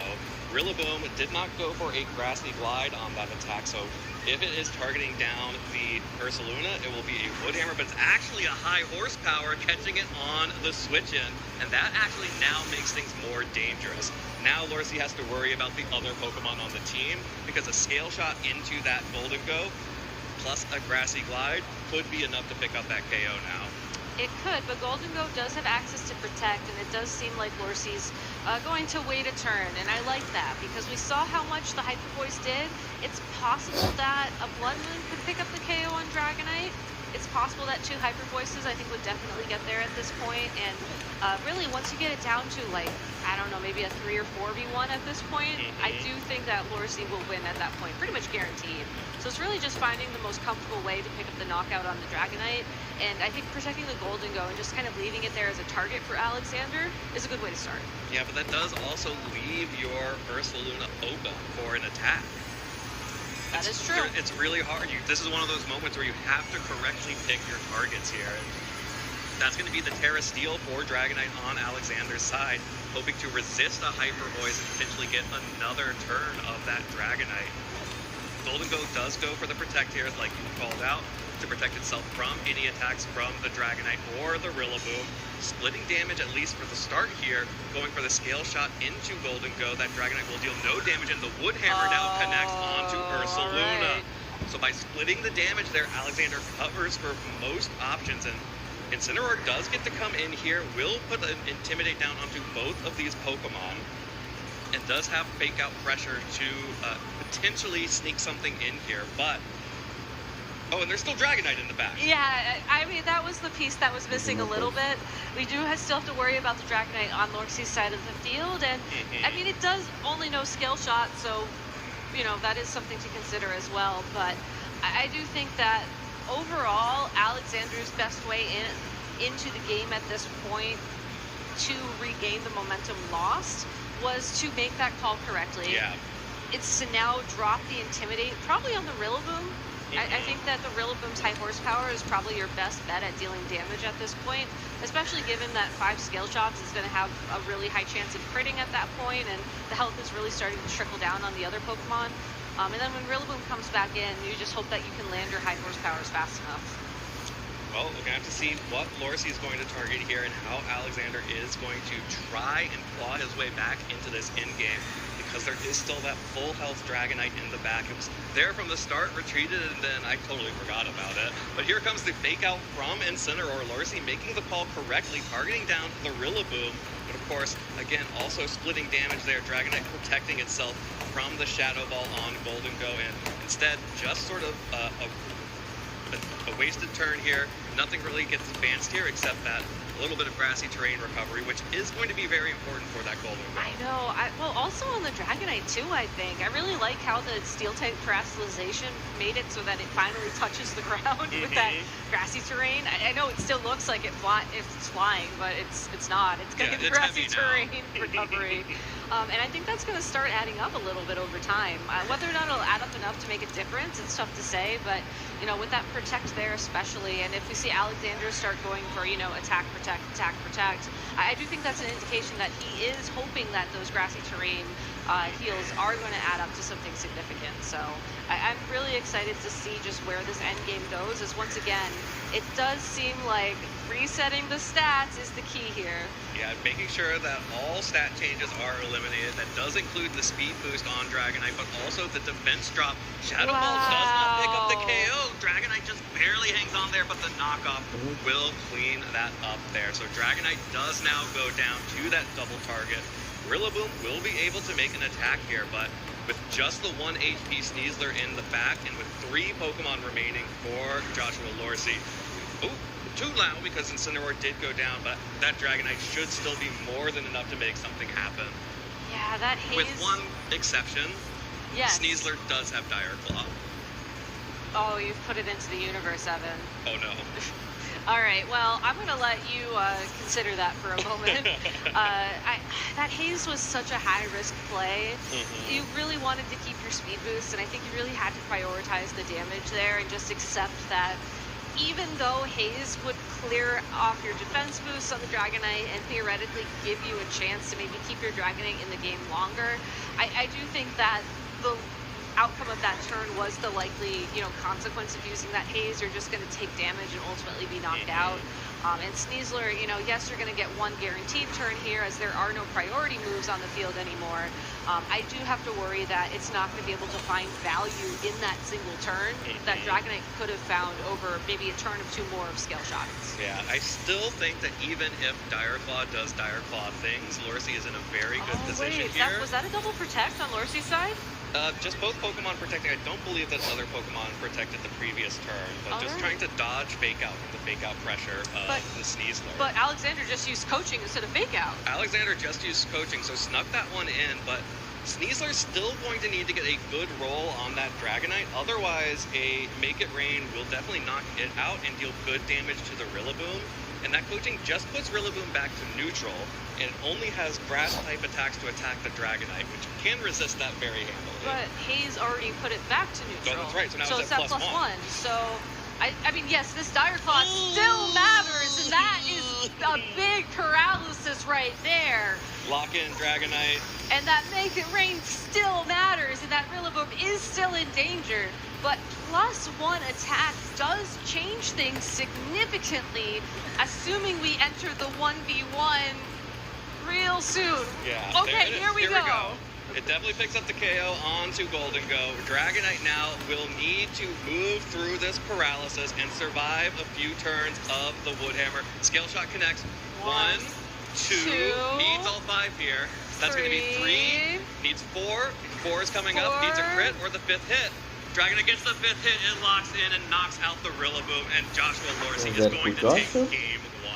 Alexander playing to every single possible out, and you can see Lorsey just absolutely recognizing how close that was there. But that was such a stressful that end game. Was a very stressful end game. You know, I think that a lot of times you never want it to come down to that kind of luck, right? Not only did Dragonite have to attack through the paralysis, which in and of itself was a random happenstance, but you also had to ensure that you got all 5 hits on that scale shot. So.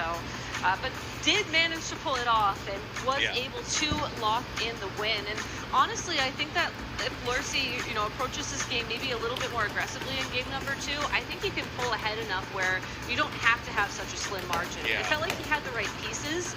He just never really went on the offense enough to, like, you know, really step ahead. Yeah, I think that makes sense to me. Joshua did a lot of good things here. This Volcarona KO was huge. Oh, yeah. The double up on Volcarona through the Criver Dance, even with that Assault Vest Ursaluna, getting that piece off the board was critical to setting up this end game here. When it came down to just the final 2 Pokemon on Alexander's side, I was so shocked by how much pressure that Sneasler was still putting on. Exactly.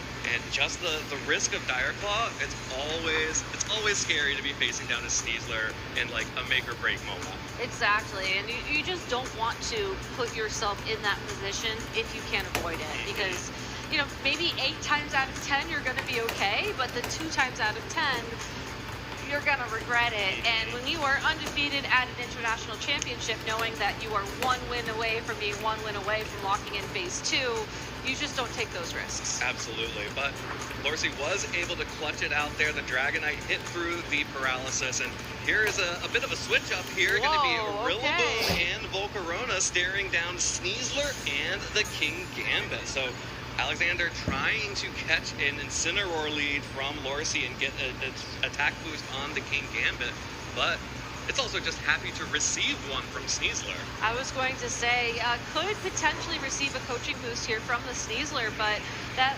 Volcarona is still going to be a huge threat on Lorsey's side of the field, as it does have the opportunity to go for a Quiver Dance. It can also just go straight for a Flamethrower if Lorsey is expecting Alexander to take this first turn to try and set up on that King Gambit. Of course, there are 2 fake outs in play as well, so it's possible we'll see these trainers just trade fake out for a turn while, you know, King Gambit and Volcarona just take a moment to take a breath and recover from that end game. But with King Gambit being saved for later, I really like that Alexander is saving it for later, but I think now Lorsey has to adjust and ensure that he has a Pokemon that can take that down saved in the back too. Okay, Volcarona switching in for Alexander, and the Poison Touch activating on the fake out. That's going to really cut into the survivability of Lorsey's Volcarona. High horsepower connects onto Sneasler and will bring it down to the Focus Sash once again, just like in game 1, but getting that Poison Touch proc on the fake out is really big onto Volcarona. This Pokemon we've seen just sit on the field boosting itself, and it's going to be taking damage from that poison even over the grassy terrain. Yeah, damage over time is such a huge huge thing to have in your favor when you are playing these slower Volcarona versus Volcarona matches. I do think that Sneasler will have to consider switching out this turn like we saw in Game 1 if Alexander wants to save it for another endgame threat. However, I think that's okay at this point. You got not only the flinch on the Volcarona, but the poison as well. That plus the same kind of endgame pressure we saw in Game 1 would be an incredible accomplishment for Sneasler. Yeah, absolutely. The Sneasler is very happy with what it's accomplished. Exactly. We could end up with a situation where all of our Volcarona just keep boosting themselves over and over again. Sneasler will go ahead and retreat here, and bringing out instead, going to bring out the Rillaboom of his own. So another fake out user, another opportunity to potentially later on reset this grassy terrain for more recovery for his own Volcarona, and also forces Lorcy to go for this Terastallization on his Rillaboom into the fire type. This Pokemon will not want to take these heat waves from the Volcarona on the other side, and just going for a Grassy Glide, trying to get that Sneasler off the field, but the Rillaboom on the switch and takes it very easily. Lorcy goes for a Quiver Dance to get the special attack, special defense, and speed boost, critically moving before Alexander's Volcarona. We do not know if that's going to matter yet. We'll have a few more turns to see how these Volcarona match up on the speed tiers. But that's exactly something you do want to be paying attention to, because otherwise, since both their special attack and special defense are getting boosted, at least in terms of the Volcarona versus Volcarona endgame, as far as we know right now, it's really just the poison that's giving Alexander a slight edge.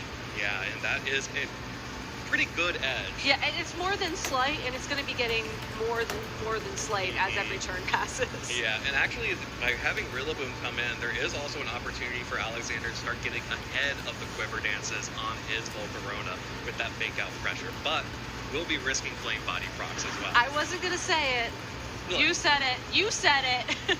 But yeah, I control the game. You control the game indeed, but I honestly think that's a fair trade, though, because the Volcarona, it's going to be such a key piece for Alexander in this mid-game at this point in time. Getting ahead on Quiver Dances is way more valuable than just having your Rillaboom, unburned. Yeah, and this Wood Hammer is just not dealing enough damage into the Volcarona. It's going to be happy to potentially take another turn to protect and get another turn of grassy terrain recovery.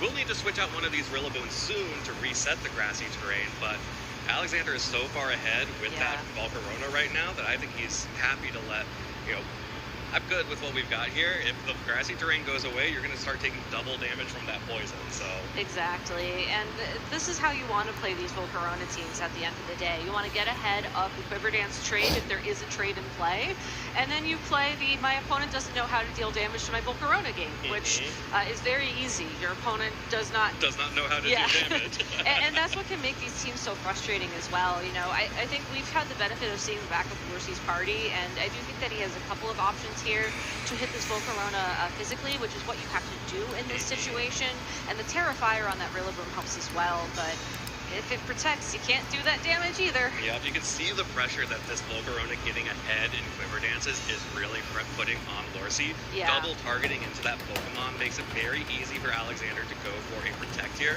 because even if you get the turn wrong, you're still even on Quiver Dances at least.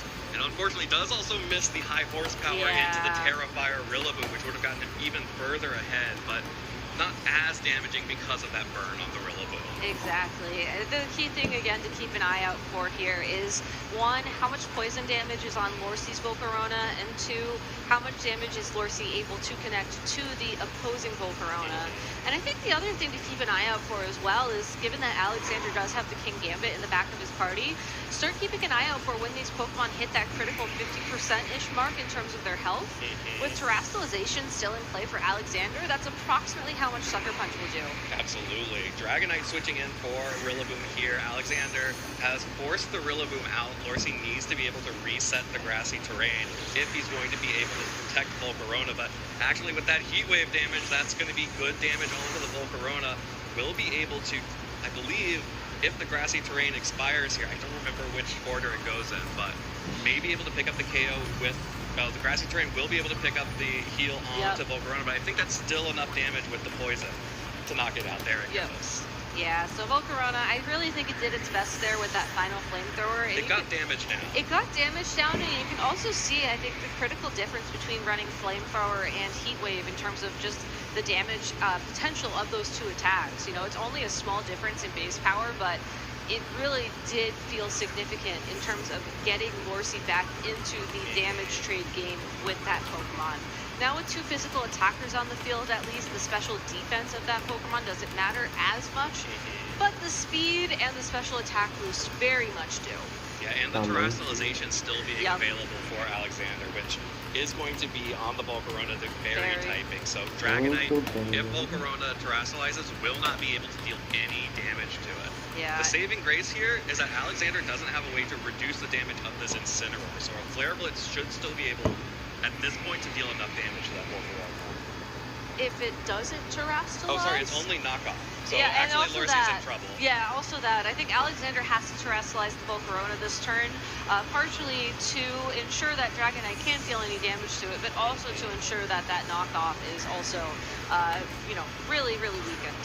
Yeah, absolutely. A terrestrialization on Volcarona feels very safe here, and very much is what Alexander is going to go for here.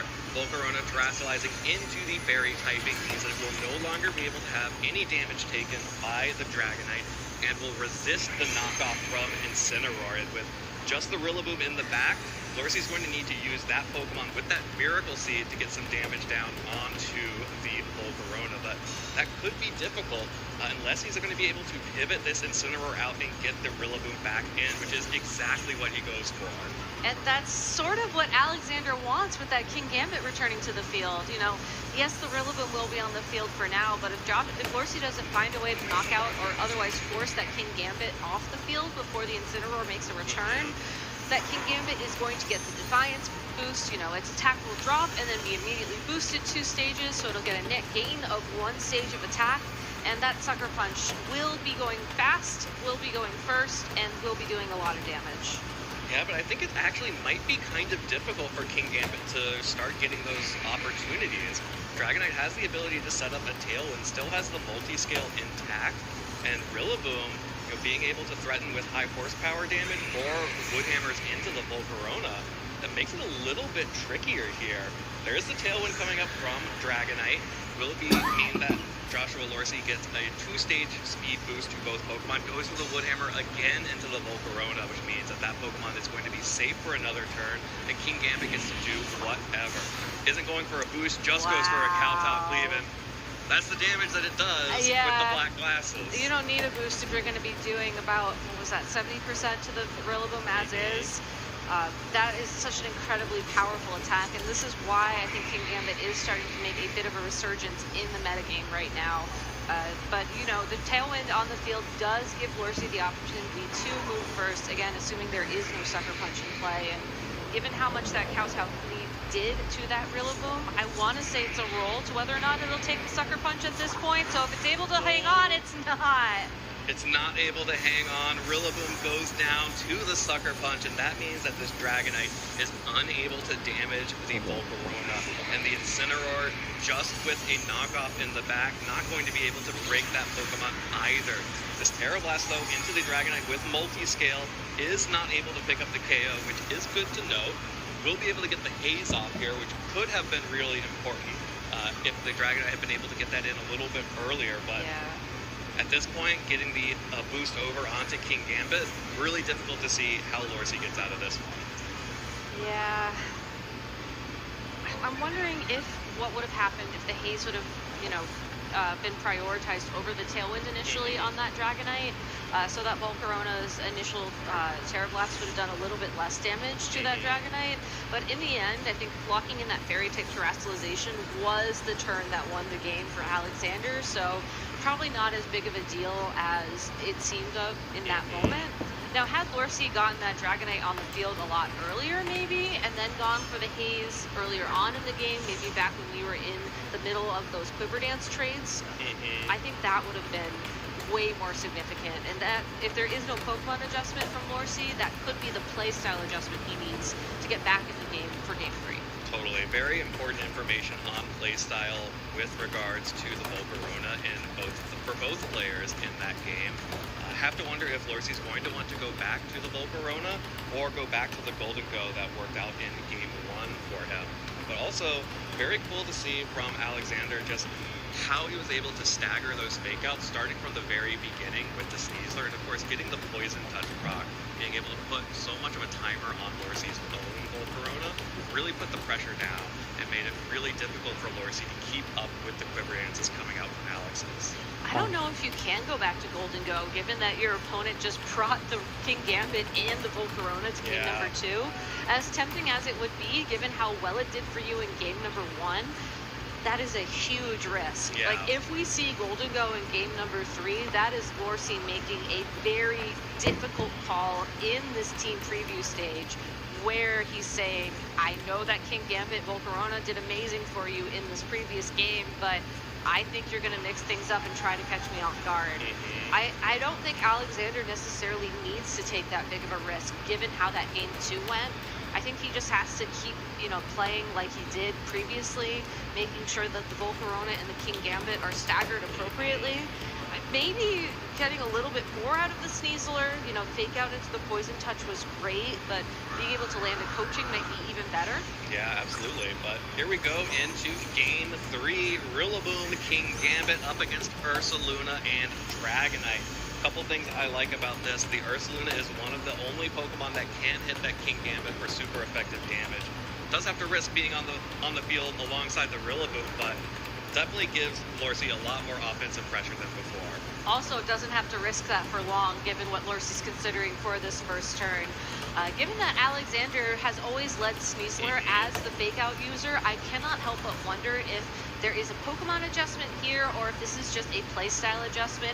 Either way, having the Rillaboom out front, immediately threatening the Ursaluna, I think does buy this King Gambit a little bit of time to go for a Sword Stance, or possibly even straight for a Kowtow Cleave into either of Lorsi's Pokemon.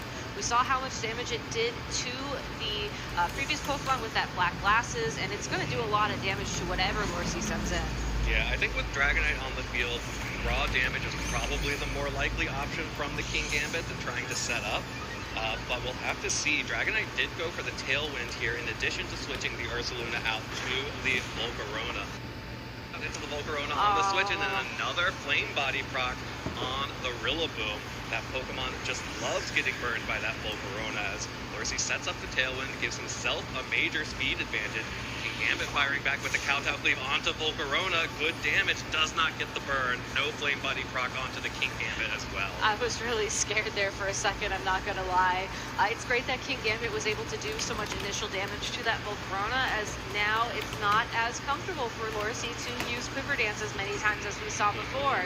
It's possible that he might be forced to either immediately switch it out again, depending on his game plan, or just go straight for a Flamethrower to start pressuring the same amount of damage back to the King Gambit. Yeah, the burn on Rillaboom, though, does make Volcarona a little bit safer to go for its own Fairy Terrestrialization that Lorsi has for his own Volcarona, which would help against the King Gambit, but would potentially make it weaker against the enemy Volcarona. Yeah, and I do wonder, at less than half of your health, do you feel comfortable locking in that Terrestrialization? Yeah.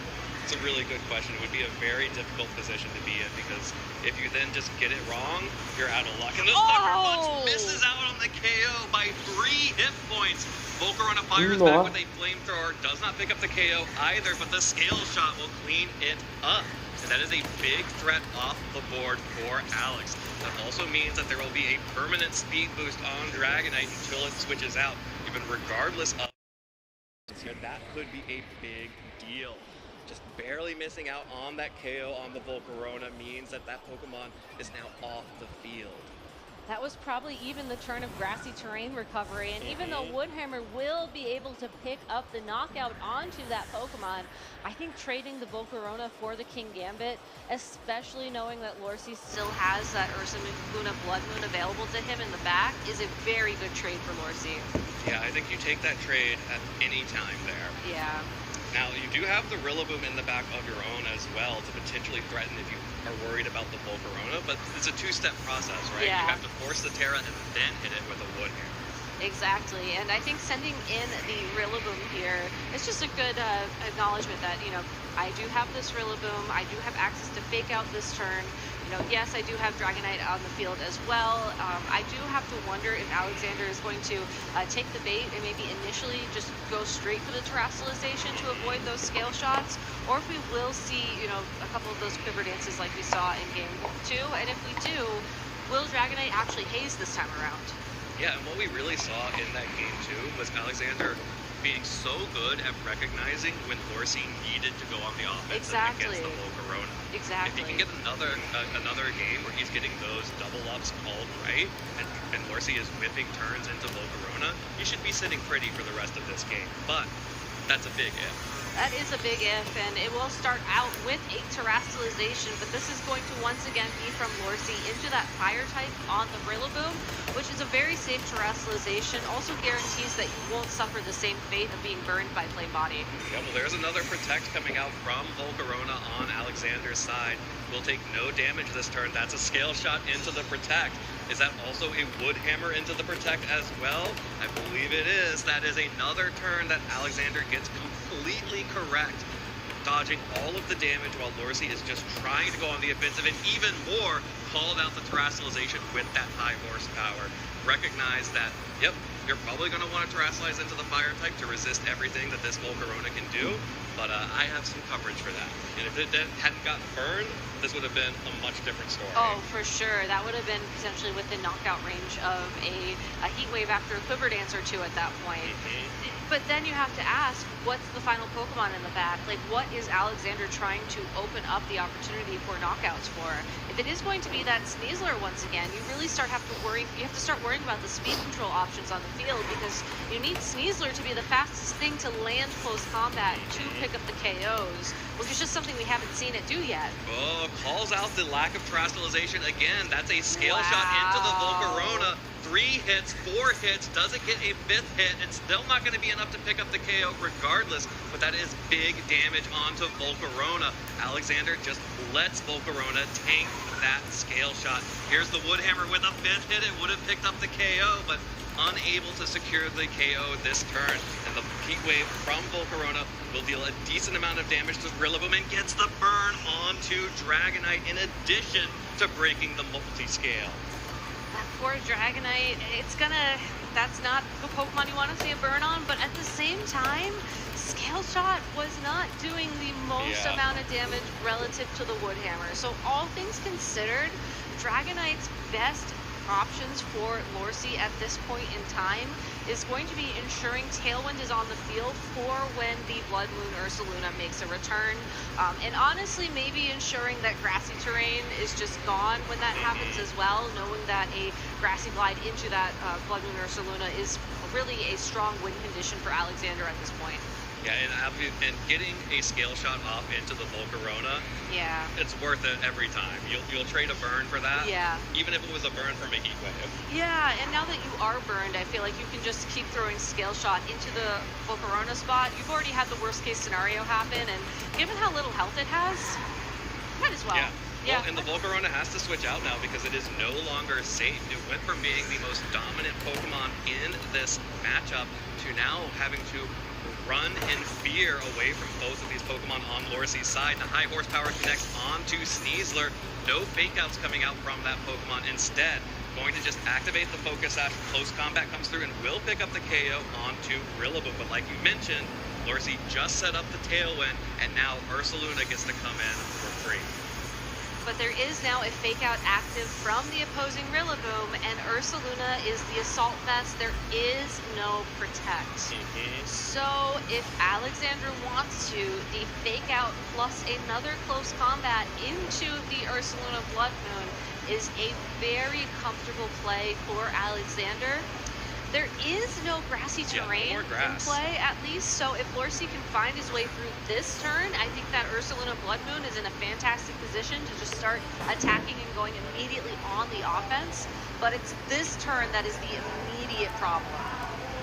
Absolutely, and you can see Lorsi is just trying to check and see exactly what he thinks he can survive after the end of this turn, especially noting that Rillaboom is burnt, so the grassy glides and wood hammers are not as scary as the close combat from the Sneasler.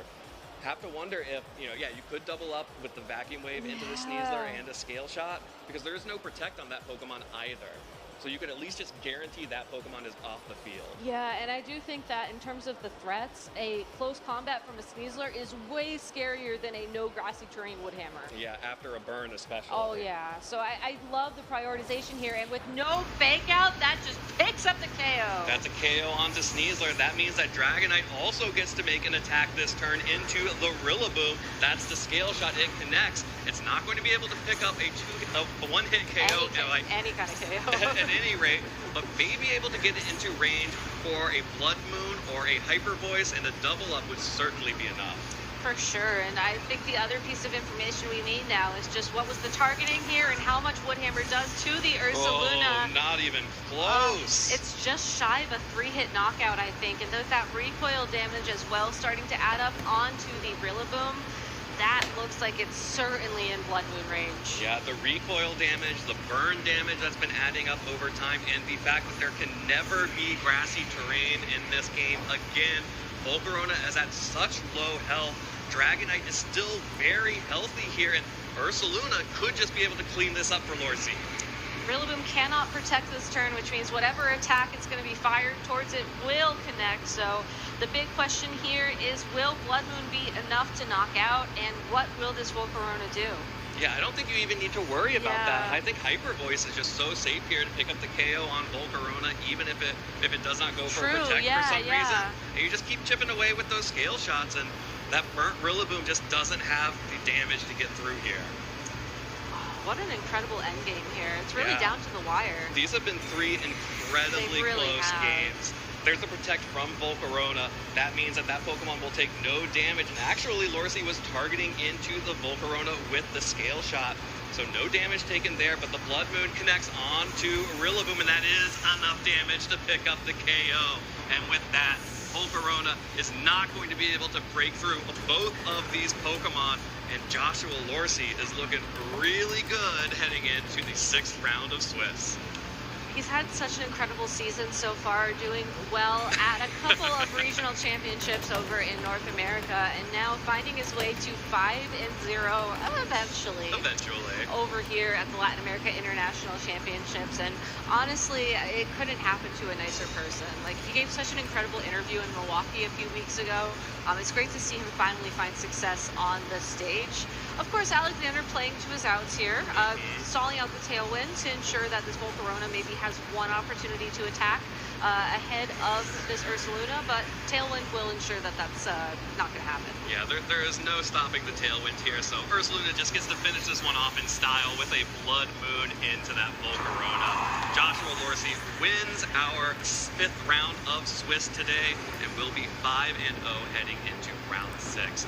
Like you mentioned, this has been an incredible season for Lorsi so far. Top 8 in Pittsburgh, finals in Milwaukee.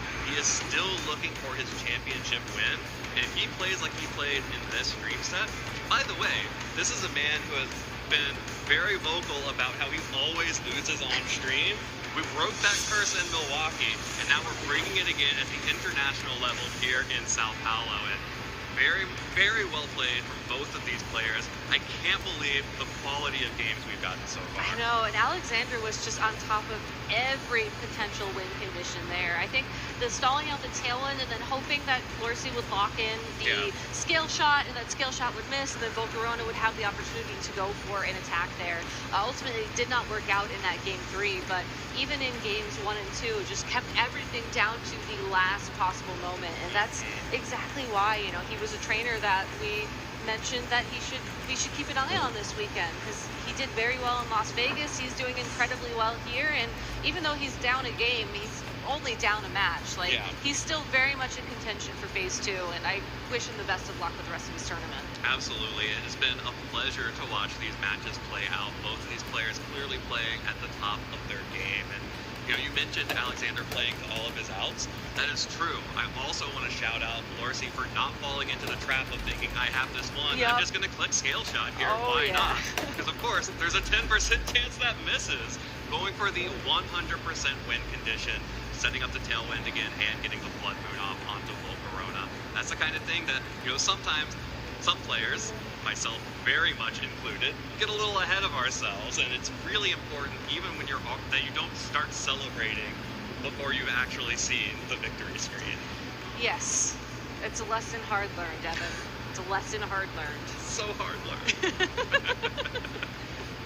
Well, incredible set there. I'm so excited to see how both of these players progress, and I really love watching this new style of the fake out balance team that includes the Volcarona. It's a little bit awkward seeing the two Volcarona mirrors, but I think especially some of these techs on both of these teams are really interesting. Like the Poison Touch Sneasler, Sneasler with Unburden has become so popular because it can deal stupid amounts of damage by outspeeding everything and then hitting them with a close combat or having options for Dire Claw to bail you out. And acrobatics as well. But when you have these Pokemon that sometimes get into setup mirrors, having that opportunity to add a poison chance to all of your attacks is really huge. It is, and it also frees up the Grassy Seed to be given to the Volcarona to just add to that bulk. I really think that Quiver Dance Volcarona is probably one of the most annoying Pokemon in Regulation H. Sorry, Grimmsnarl, I know that you were trying to steal the title earlier, but the fact that Volcarona, given the support of two Fake Out users, can use a couple of Quiver Dances and then take the game really says something. Absolutely. Well, let's go ahead and hear from the man himself. Joshua Lorsi is down on stage to tell us all about that match. Take it away, y'all. Welcome back, everybody. Thank you very much, folks. We have got your winner of Swiss round number 5 here at the 2026 Latin American International Championships, Joshua Lorsi. Joshua, my friend, huge congratulations. You are undefeated. How are you feeling after that emphatic match? The night before, I wasn't feeling too good. I just got my team last night. I didn't want to use the regular stuff I've been using because it's heavily countered right now. I came into this event and I really wanted to do well. So I entrusted in one of my friends, one of my close friends, Alex Gomez and Juanma. And I told them, like, look, I've been running this. And they told me, no. You're not running this. You're running this, and we're going to help you and teach you how to play the team. I only had like an hour of prep, but I will say, and I've said this multiple times on the streams, concepts don't change really in Pokemon, so it's all familiar bases that I've been using, right? Incineroar, not Volcarona, but Rillaboom, Goldango. So it's all similar Pokemon I've been using. It's just finding those lines. And game 2, if you guys saw, I misbrought on the bringing the Incineroar. I don't think you ever bring Incineroar in a matchup where there's a King Gambit. And you guys saw that I couldn't touch the King Gambit once Volcarona Terra. It was not it.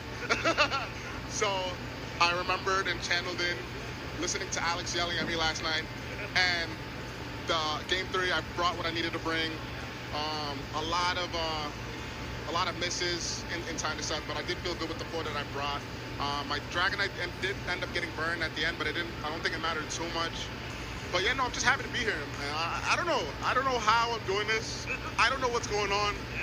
I've been getting really lucky. I mean, yes, I know that I'm okay at the game, but like, I can never imagine in the last 3 majors to be doing this well. But I'm happy to be here, and I'm happy to be back in Brazil. The last time I was here, I did actually get top 8, so I'm looking to get back to that spot, or maybe even better. But yeah, I'm just happy to be here. I was going to say, I'll tell you how you're doing it. You are winning, my friend. That is how you're doing it, and you're doing a really good job about it. Alexander was a fellow finalist as well. He's one of the really strong Mexican players you've been able to go ahead and meet toe-to-toe in that scenario. So huge props to you. Fundamentals, I guess, is what you're sort of referring to. As long as you've got some solid foundations there, you're able to sort of mix and match with your team. So I guess with the travel itself, how has it been for yourself coming down? You mentioned the teams last minute, but this was sort of scheduled, right? You unfortunately weren't able to make it to Las Vegas, I think you mentioned? Yeah, unfortunately I wasn't able to register for Las Vegas. And honestly, it's like a good thing too. I'm happy to see that players are wanting to play BGC, and it's getting packed out, it's getting sold out. And 10 years ago, like, I would never imagine the volume that this game is at now. And it's crazy. It's just crazy. But yeah, Brazil, amazing. Food, amazing. I love everything. The weather. My nationality outside of American is I'm Haitian, so the weather is like perfect for me. I just love the people, very friendly. I don't know, it's just Brazil. There's just something about Brazil. Lorsi in Brazil. I don't know. There's just something. There's just something about it. It's just really good. But no. Honestly, I'm just happy. I like I said, I don't know what's going on. I'm in a flow state that I don't know how to break. But I don't want to break it. Don't break it. Don't break it. You just keep on doing what you're doing. Yeah, but I just want to say I'm very thankful for my friends. If it wasn't for my friends on the last 3 events, I wouldn't be here. I wouldn't have gotten 2nd at Milwaukee. I wouldn't have gotten 6th place at Pittsburgh. I am not a team builder. I realized, although I did build one team, Toronto 2017, I ended up going undefeated up until finals. That's the only team that I hand built. But it was terrible, but it was okay. You built them. I built it though. But now I'm at that point in BGC where I don't want to take time to build. I'd rather just play. I'd rather just play. I'm enjoying playing. I'm playing at the highest levels. I'm playing a phenomenal player, and I'm gonna keep playing phenomenal players as I go. So I've said this many times. I'm doing this. Anybody can have this opportunity too. Just amazing to be here. Mate, I think those are words to be able to hold yourselves true in terms of giving yourself motivation going on to, tackling these huge prestigious events and VGC generally speaking. So it's always a pleasure having you here, Joshua. Thank you so much. We want to go ahead and make sure that you get a bit of rest going into Swiss round number 6 because you, sir, are undefeated still. So I want to give you a real quick opportunity to give any shout outs that you may have for anybody in the venue or even at home. Shout out to my mom. She did not support the BGC in the beginning. I know the feeling. And now she's at home and I'm on the big screen and my whole family's watching, so that's like a full circle moment. She's very supportive of Pokemon. Like I said, shout outs to Alex Gomez and Juanma and Jordy. They're really good friends of mine. It's probably one of my closest friends at BGC. Shout out to Wolf Glick, because that's my GOAT. That's my guy. And my girlfriend Maria. And shout out to everybody that's here, that's watching and enjoying playing Pokemon. Shout out to the people at home. We're having a good time. Woo! Come on, man. Let's clap it up for everybody. We're having a good time. That's the spirit. And with that being said, we're going to go ahead and give you lovely folks at home a bit of a break before we cut to Swiss round number 6 here at the 2026 Latin American International Championships. Take it away.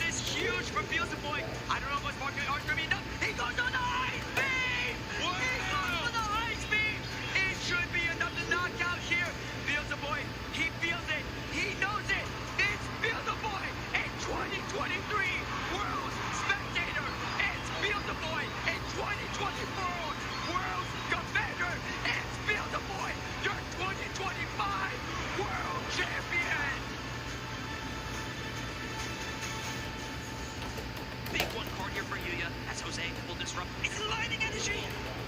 If that's true, that would spell disaster here for Jose.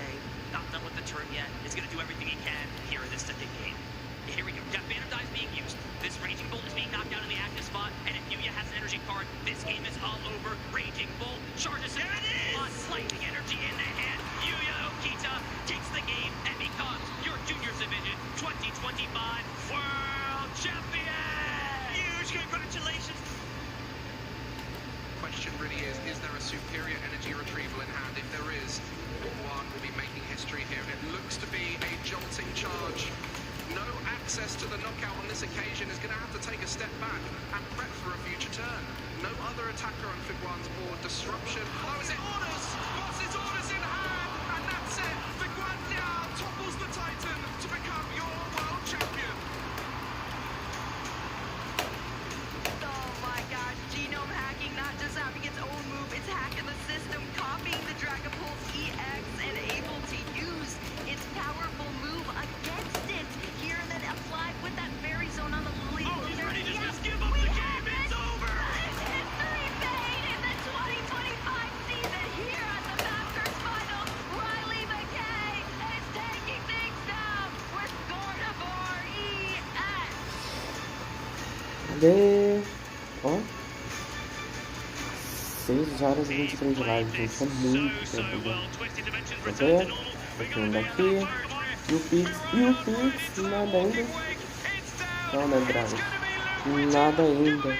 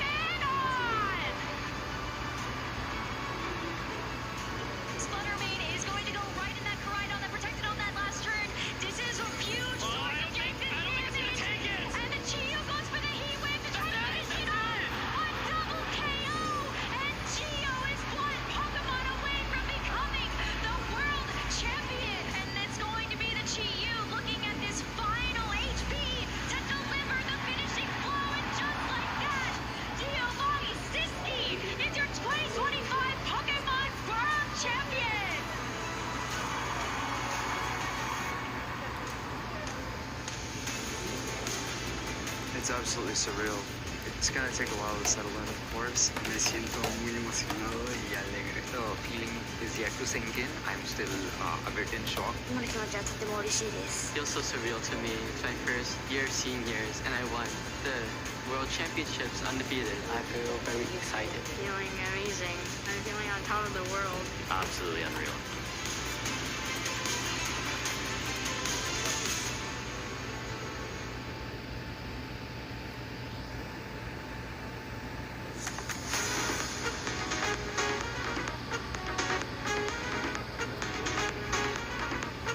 The best way to test your team is to get a group of friends together and hold a tournament. Check your show 6, pick 3, and learn how to work your way out of situations, tough situations, easy situations. So when I'm preparing for a regional, what I usually do is I play a lot of live, and I have a spreadsheet next to me with like every single deck I play, what deck I'm playing against, whether or not I went first or second, and then every single mistake I made, and whether just like everything that I could get from a single game, and that helps me just like condense all my knowledge and get better at my deck as quickly as possible. I think it's very important that you never cut out your team or a team member too early. You need a few games to determine, okay, this isn't going to work. You know, just testing so many games over the past like 2 months. That's how I ended up with the 6 that I have here today. Some unconventional, but sometimes if it fits for your team, that's what you need to go with. Practice with, I'd say, the Great League or the Ultra League. Go on the app and just like practice. Learn some strategies and just practice, basically. Practice makes perfect, so. Personally, live and going to locals, I go once or twice a week as best as I can. You know, and going against people, it's different from live, but like it's good to get the reps in. I think that there are a few good ways to test your team. Some of the best include just competing at locals and going out and getting real experience with other players, because sometimes what looks good on paper doesn't always do well in practice, so that's always good. But also working with friends and other people who are interested in the same Pokemon and archetypes that you are, because a lot of times we all see the game differently, and you never know what you can learn from those people, even though they want to use the same things as you. So.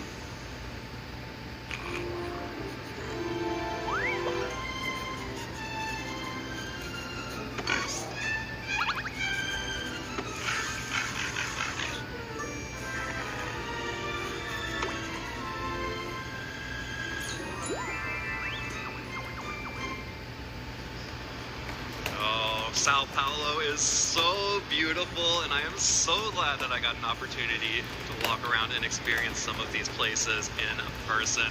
Welcome back, everyone, to the Pokemon International Championships here in Sao Paulo, Brazil.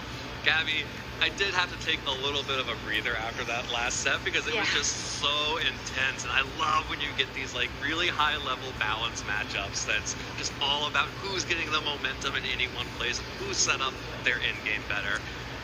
It's been wild, and all of these players are doing so well here in the International Championships. I know, it was down to the wire, to the point where we are actually ready to move on to our next round of Swiss. So anybody who's currently undefeated at 5-0 only needs to win one more round of Swiss to lock in the phase 2 of the competition tomorrow. So if you are able to go 6 wins and 2 losses or better, you will be able to continue competing tomorrow. So everybody on the screen and more are currently in contention. So good luck, have fun, trainers. It's going to be only more tough for her from here. Absolutely, and I am just so thrilled to see the diversity of countries that are competing for that phase 2 position right now.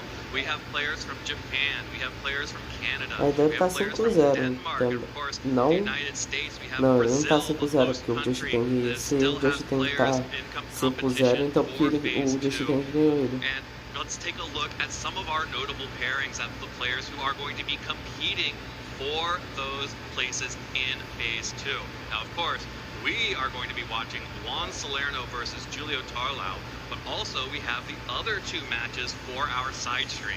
And we are going to be breaking with tradition here and featuring 2 trainers currently at 4 wins and 1 loss each, but I mean, come on. It's Victor Mendina, former finalist of the Latin America International Championship, versus Luca Ceribelli, former world champion. I mean, we had to. Yeah, and of course, Joji Kaida versus Oliver Escalin as well. We had to. We had to.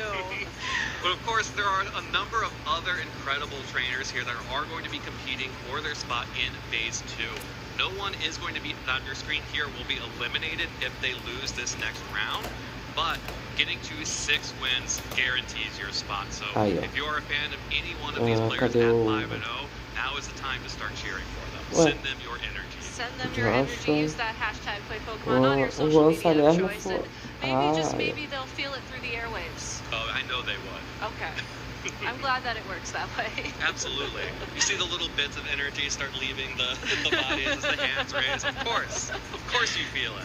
Yeah, but we're going to be featuring a match between Julio and Juan, who are currently getting set up on stage, and I'm so excited that we finally get to see Juan play here today, as he's really been around the world recently trying to not just rack up these championship points, but I think honestly prepare for this tournament. As what better way to get ready for an international level of competition by quite literally going international. Yeah, going everywhere you possibly can. That's definitely one of the best ways to prepare for an international competition, and I'm really excited to see how he's going to match up against Julio Tarlau. These are 2 players that I'm really excited to see. They're all very dynamic players, and I really enjoy when we get the chance to see players from our different regions, cross-region battle here in the International Championships. Yeah, just a little bit of a recap in case you weren't watching earlier, but of course you can always go to youtube.com/Pokemon to check out any of the stream that you missed, or if you want to go back and watch the trading card game or Pokemon Go or Pokemon Unite, you can go there for those as well.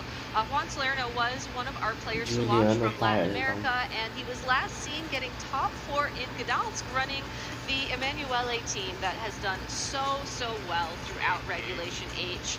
Also got top 16 at NAIC in 2024 after placing top 32 at EUIC of that year. So, do you know who else made it to top 16 of NAIC in 2024? Who?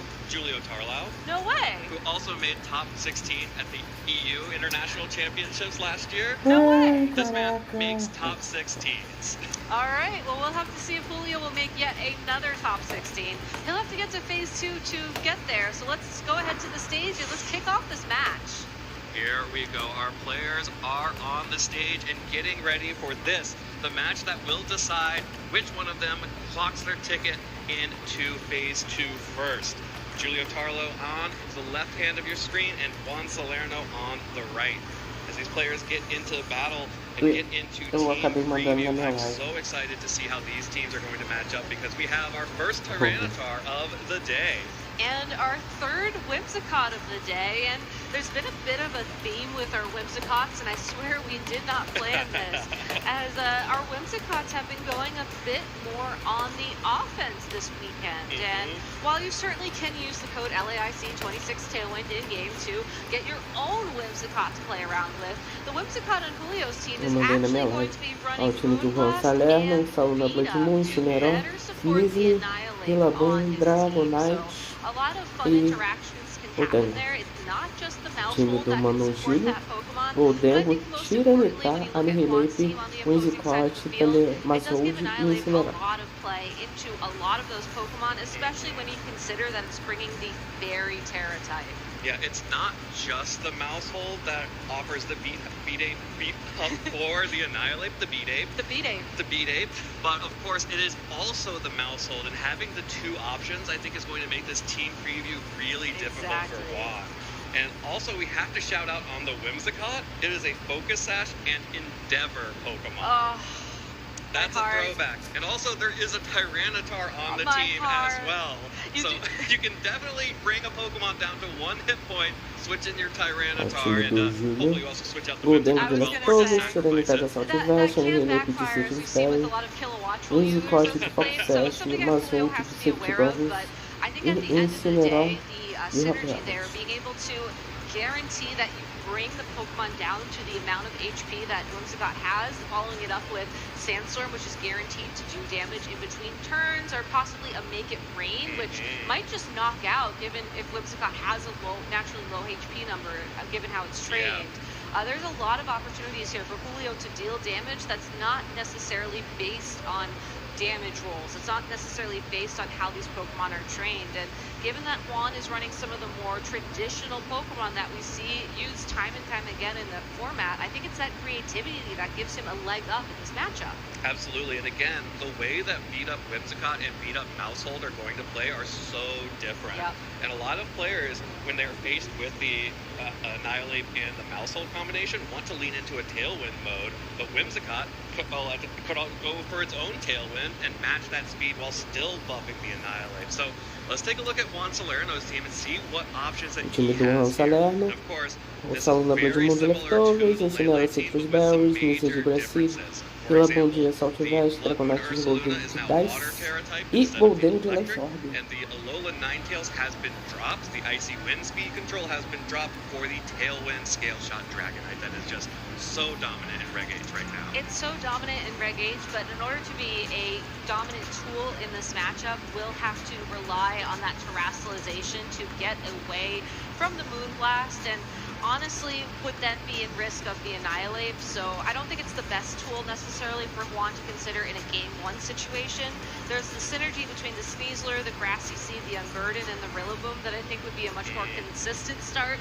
You can then ensure that your Sneasler is going to be very naturally fast, and even if the Whimsicott is able to set up Tailwind, Sneasler's Unburden boost should essentially even things out so that it will be faster, it will be able to go for an Acrobatics or a Close Combat, get some big damage on the board, and then you can follow it up maybe with that Ursaluna, maybe with the Golden Doe, and just find your way through the damage turns that way.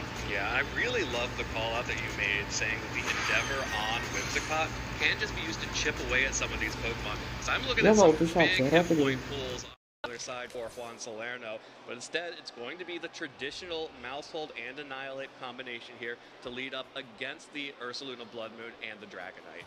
And this Mousehold is holding taunt, so can decide to shut down Tailwind or possibly the Yawn from the Ursaluna Blood Moon, which, if Julio is worried that Juan is going to try and slow things down with some yawns, forcing Julio to switch, maybe not take advantage of the immediate benefits of a beat up into that Annihilate, it will still keep Rage Fist boosts when you switch it around, but if you're switching it around, you can't really attack, so that would be the benefit of that. You can go straight for that taunt and ensure that at least you have a couple of turns here. You could also shut down Protects, which if you do decide to immediately invest in your Annihilate with, let's say, a Fairy Terra, that's a great way to ensure it's going to be able to hit the target it wants. Absolutely. This Annihilate is very happy to go for the Terastallization into the Fairy Terra, knowing that now that the Dragonite on the other side cannot damage the Annihilate. There's the taunt from Mousehold, but it's actually blocked by the Protect from the Ursaluna. So Juan preventing a taunt coming out from the Mousehold, but that just means that it is giving over a bulk up to Annihilate. Scale Shot appropriately targets down the Mousehold, doing 31 damage per Scale Shot, which means Mousehold will survive barring a critical hit, even if there are 5 hits of the Scale Shot. There it is. Mousehold just barely hanging on with 27 hit points now, so still able to protect the Annihilate or shut down the Yawn and the Protects from that Ursaluna. But after the speed boost from that Dragonite, it's possible that it will just be faster than the Mousehold, which will limit its options for the upcoming turn. You could always go for the Protect on the Annihilate and try and sneak in a taunt, but I think the more consistent play would be to go for Follow Me and then try to follow it up with damage, as you did just bulk up, you do have your own attack boost. Yep, that is a free bulk up from the Annihilate, so the Mousehold will try to protect its friend, the Annihilate, but Juan not giving over the free switch to Julio. Instead, a Yawn will connect onto Mousehold, and the Dragonite is able to set up the Tailwind. However, that does mean that Annihilate is able to get a big Drain Punch off onto the Ursaluna. After one bulk up, that turns that into a 2-hit KO, and if this Annihilate ever starts taking damage, that Ursaluna just kind of becomes a health pack for that Pokemon. It does, and I think more importantly, it would be taking damage from the Ursaluna itself, as the Dragonite's best option if it wants to stay on the field would be to haze away the attack and defense boost that Annihilate has. That is certainly an option that this Dragonite now has, and will need to make something happen, but I really love leaving the Mousehold on the field right now. It really puts the pressure on Julio to make a choice here. Do you want to sacrifice this Mousehold or just leave it as dead weight here? Or do you try to switch it out and maybe lose some momentum? Well, I do think we are going to see a switch here from Julio after the grassy terrain is set up, and interestingly enough, you mentioned Mousehold or Whimsicott earlier on. What if you could have both? Why not both? Exactly, and had there been a Scale Shot into that spot to pick up the KO, Whimsicott's Fairy typing would have kept it nice and safe. Yeah, double Fairy types on the field now, so Dragonite preemptively retreating, making sure that it does not get caught staring down 2 Fairy types on the field. It does mean that Rillaboom is now out on the field and could exert some Fake Out pressure, but Fake Out can only target one of these Pokemon, and that means that Whimsicott has the ability to either go on the offense itself or set up the Tailwind, or you're sacrificing damage into either your Ursaluna or Rillaboom here. Juan will opt for the damage onto the Annihilate. The Moonblast deals a little bit of damage, but the Yawn now connects onto the Annihilate. So Annihilate will get drowsy, will flinch, and not attack this time, and may be forced to switch out. I think it's definitely going to be forced to switch out, unfortunately, as that is the one Pokemon that you can't let go to sleep. Even though it's very comfortable on the field right now, it hasn't taken a lot of damage, does have that defense boost to help it wither some of these larger attacks from the Rillaboom on the opposing side of the field. Sleep is one of those status effects where you don't know when you're going to wake up beyond you're going to be asleep for one guaranteed turn, and I don't think that's a risk you can necessarily make here. Whimsicott will be able to keep up some of the momentum depending on how Julio wants to play this. Certainly could take a risk and try and go for a big attack, but I don't know if the Annihilate going to sleep is going to be worth this amount of damage. Well, that's good damage onto the Annihilate. Citrus Berry will heal it right back up just a little bit, as well as Grassy Terrain at the end of this turn. Beat Up connects from the Whimsicott onto Annihilate, boosting the power of that Rage Fist, which should be plenty now after the Fake Out, plus the Woodhammer, plus these Beat Ups to max out that Rage Fist and take out a KO onto this Rillaboom. But that's only if it can move before the Ursaluna, which gets a huge Blood Moon, and all of that energy, all of that effort that Julio has put into that Annihilate is now gone. What a tough decision to make there, because knowing how Juan played that was very clever. You either switch out the Annihilate, you lose your boosts to avoid the Yawn, to avoid being put to sleep, but then whatever comes in is going to be taking two of the most powerful attacks he has on his team with the combination of the Woodhammer and the Blood Moon. Unfortunately for Julio, that would have either been a Mouse Hold or the Incineroar, which would have had the best odds of taking the attack, or would have just been guaranteed to be knocked out so that the Annihilate could have come immediately back in, which I think would have been a much better trade for that turn. But I do think it's good for him to note that for the future, that that's how Juan will use that move. Absolutely. That is definitely a good piece of information for Julio to remember going into our second game. The Incineroar does threaten the Rillaboom, so it does have to switch out here. The Dragonite will come back out onto the field while Ursaluna protects. So Juan just trying to do a little bit of scouting here to see what kind of attacks Julio wants to go for. Still trying to target down that Ursaluna. Now this Incineroar is definitely feeling like it needs to get that Pokemon off the field because it is the most threatening Pokemon. The Dragonite especially, you can leave alone, sort of, because the Whimsicott is going to be able to wall it in the end. But until then, it's going to be able to take out all of the Pokemon next to Whimsicott, and Julio's really looking for an opening here, and Juan is not giving him one. Yeah, it's a very tough spot for Julio to be in. I think Whimsicott using Moonblast is the best move of choice here if you decide to go on the attack. Tailwind would allow you to outspeed for a turn, but the parting shot into the Mouse Hold would not be the best play. So maybe you get a special attack drop here? No. You really want that special attack drop. As the Tailwind goes up, that means that this Blood Moon Ursaluna has the ability to fire back with a Blood Moon. That's going to drop the Whimsicott down to its Focus Sash. Of course, Juan realizing that that Pokemon needs to go away for him to not be walled by the Fairy typing, and the knockoff isn't enough to pick up the KO. Does get the leftovers off of the Blood Moon Ursaluna, which would be really important earlier on in the game, but it's already recovered so much health from that item and the grassy terrain that it's just not quite enough. And Juan making sure to bring down the Whimsicott to the Focus Sash only in a position where Julio cannot use Endeavor comfortably. So very well managed by Juan. There's the Scale Shot connecting onto Incineroar, so we'll deal good damage to that Pokemon as it did not get intimidated. Over 50%, well over 50% with that 5th hit of the Scale Shot. If Juan can land another one of those on Incineroar, that Pokemon definitely will be going down. That being said, Whimsicott has the opportunity to finish off the Ursaluna with that Moonblast, and the defense drop does open up some damage onto the Dragonite from the Incineroar. There's the knockoff connecting and deals a decent amount of damage, drops the loaded dice, which could become relevant if it only can get one hit of the loaded dice when it connects. But the Sneasler coming out should be enough to wrap this up for Juan Salerno. Yeah, even though there's no more grassy terrain in play and the Grassy Seed will not activate, Acrobatics with the Tailwind boost alone, close combat would be enough for Juan to seal this up. So very comfortably winning game number 1 there. I think Julio had a very strong start with that Annihilate, but it was that turn after the Yawn where it was just taken down by the Woodhammer and Blood Moon that really put Juan in the driver's seat of that game 1. Yeah, Julio played a little bit too fast and loose with that Annihilate, especially after investing the Terastallization, bringing both beat-up users, so 2 slots on your team, and then the Incineroar just didn't have enough damage to make up for it in the end. So if you're going to be going all in on Annihilate, that Pokemon needs to be picking up multiple KOs and it didn't pick up a single one. Exactly. So going into game number 2, that does make the adjustment, I think, very comfortable to make. You know, Mouse Hold, great Pokemon, great partner for Annihilate. I don't think it's the right partner for this matchup. Whimsicott just had a lot more utility, still has beat up. You know, we saw just how much that Moonblast did in the offensive category, and can match the Tailwind as well from that Dragonite. I think it's the better Pokemon to bring, and that does open up the opportunity for you to bring another attacker on your side of the field.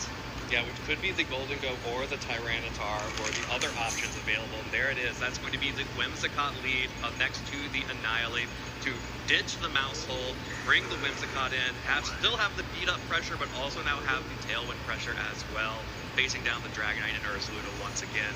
Annihilate should feel pretty good. The one thing that you're missing is you no longer have the taunt pressure, so you will take a yawn.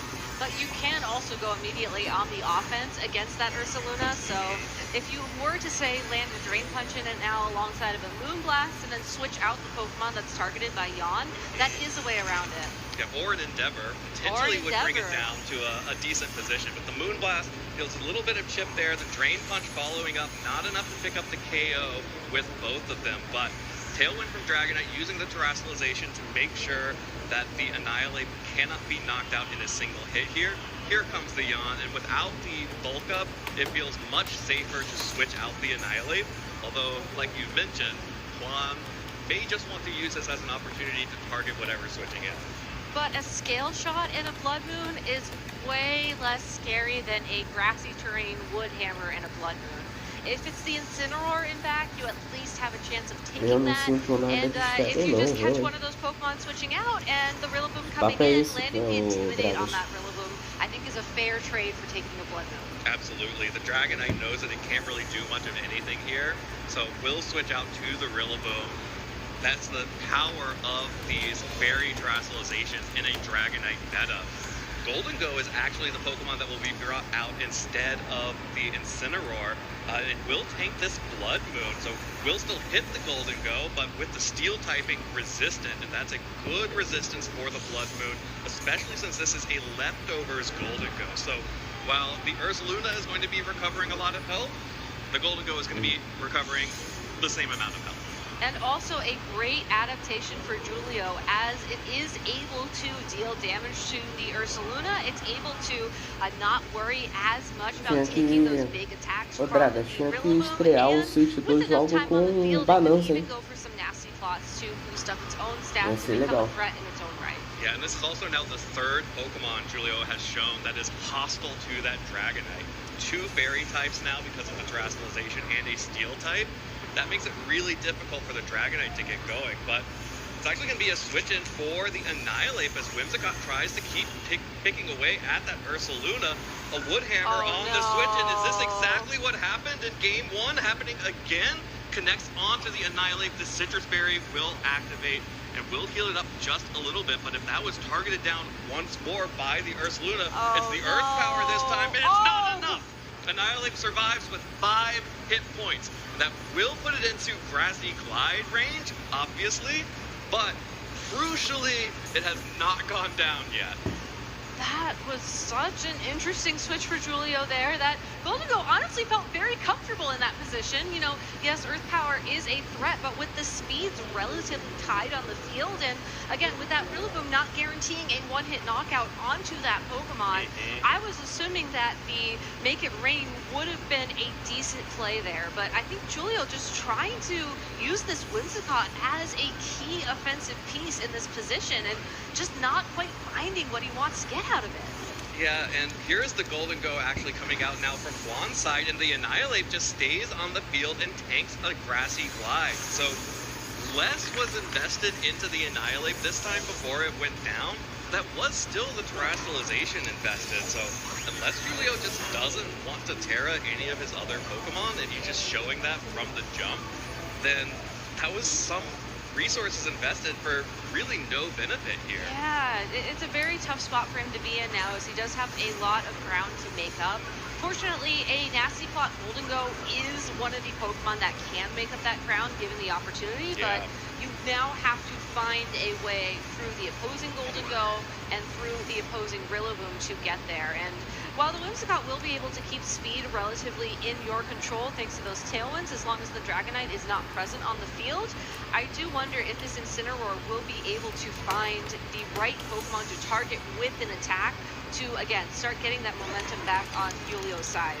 Yeah, well, the Golden Go coming in instead of the Whimsicott, so Julio now has some real damage threats on the board. This Incineroar also threatening real damage into that Golden Go, but here comes the Ursaluna once again as trying to get as much sneak in as many bites of that apple as it can on the leftovers and the grassy terrain. But with the protect, Goldengo is once more protected from the knockoff end. You don't have tailwind up right now, so you just kind of have a really awkward position here where Julio has the leftovers Goldengo. You have to imagine that's trained to be bulkier than and slower than the life orb variant of Goldengo. I would assume, yes, because you typically want to take advantage of your leftovers for as many turns possible, which just lends itself naturally to bulk. That being said, if you are naturally bulky, maybe that means you can take a Shadow Ball from the opposing Goldengo before there are any nasty plots in play. There is still that Ursaluna on the other side of the field, though, and we've seen Juan be very comfortable double targeting the Pokemon that is the big threat on the opposing side of the field. And right now, for Juan, that will be the Goldengo. Yeah, absolutely. The Goldengo is the big damage threat left remaining on Julio's team. That's going to be, of course, a terastallization coming out from Juan's Goldengo. Instead of being a Ghost and Steel type, it is now a pure Water type, which means it is no longer as afraid of knockoffs or Shadow Balls, and does indeed move faster than the Goldengo, and the power of the Life Orb is enough to pick up the KO. Julio just did not expect that, clearly leaving the Pokemon out there to tank that Shadow Ball in this knockoff, not dealing near enough damage to pick up a KO, knocks off the Life Orb, but this Earth Power is going to trade so much damage right back. And look, you know I love offensive Whimsicott. I don't know that that little puffball has enough offense to take down the 4 remaining Pokemon on Juan Salerno's team. As much as I would love to say that where there's an endeavor, there is a way, given that both of Juan's Pokemon on the opposing side of the field have access to spread moves at this point in time, Whimsicott will be able to get one attack in or a Tailwind if it decides, but ultimately it will be able to take the 2 hits needed, one to break the sash, the other one to get that final KO. And even though Julio, here's a start. Yeah, this is a start, but I don't know if it's going to be enough ultimately. Yeah, by not going on the offensive, protecting the Goldengo and not protecting the Ursaluna, that does open up for Julio to get the targeting correct and knocks out the Ursaluna with that combination of the Moonblast and the knockoff. But here, with the Rillaboom switching in, there is no opportunity to protect, no terastallization available for Whimsicott to avoid the fake out. That just means that it is absolutely going to have to take this Make It Rain. That will be a clean knockout off that Pokemon, and Incineroar at 22 hit points does not have the damage to get through these remaining 3 Pokemon. Julio showing just a very neat team there with that Annihilate, the Whimsicott, and the Mousehold, but I think ultimately just did not find the opportunities that Annihilate needed, and Incineroar able to get a KO here, Stylish. But not enough. Yeah, the Flare Blitz KO into Rillaboom means that Incineroar goes down, but takes Rillaboom with it, and Juan Salerno, in really dominant fashion here in our 6th round of Swiss, is going to punch his ticket into Phase 2, going 6-0 in our first 6 rounds of Swiss. And really incredibly well played there, just making some amazing reads with his Pokemon, with that Ursaluna Blood Moon in particular, making sure those Blood Moon attacks just landed on the right target exactly when they needed to. And, you know, given that that attack is one of them where you can only use it once every other turn, and it's such a valuable resource in that regard, being able to confidently call your targets and being able to make sure that that damage not only just counts, but sticks is so important. Yeah, it not only counts and sticks, but also was picking up huge threats. They weren't going into the Mouseholds of the world, they were going into the Annihilate, which clearly Julio was trying to invest a lot of resources in, was focusing the team and the 4 Pokemon that he was bringing in both games around. But he played so aggressively with that Annihilate, and Juan just called him on it every step of the way. And it's one thing to go aggressive, and it's fun, and it's nice, and it's good, but if you get called on it, then it can turn into a romp real quickly.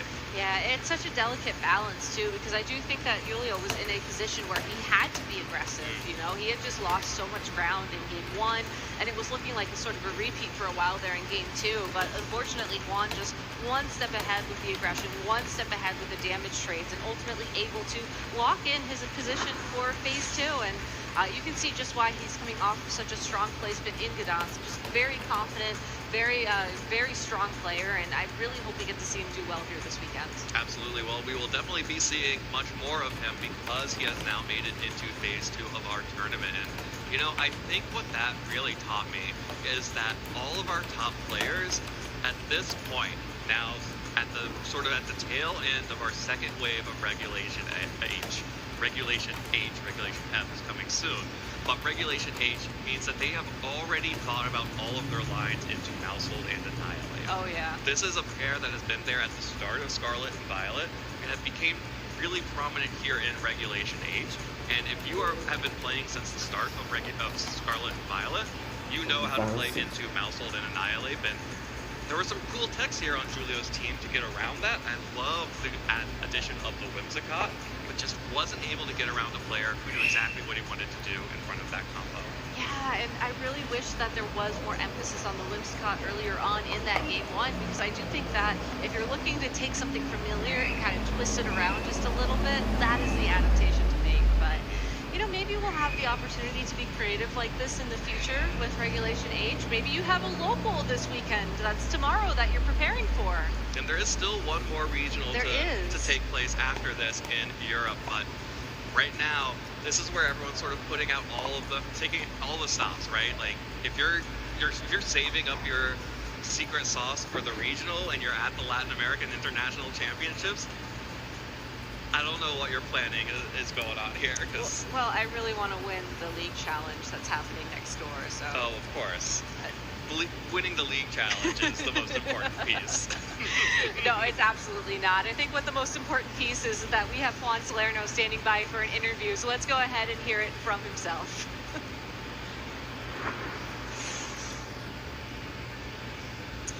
Thanks so much, both. We, of course, are here with the winner of that incredible round, Juan Salerno. How are you doing this weekend?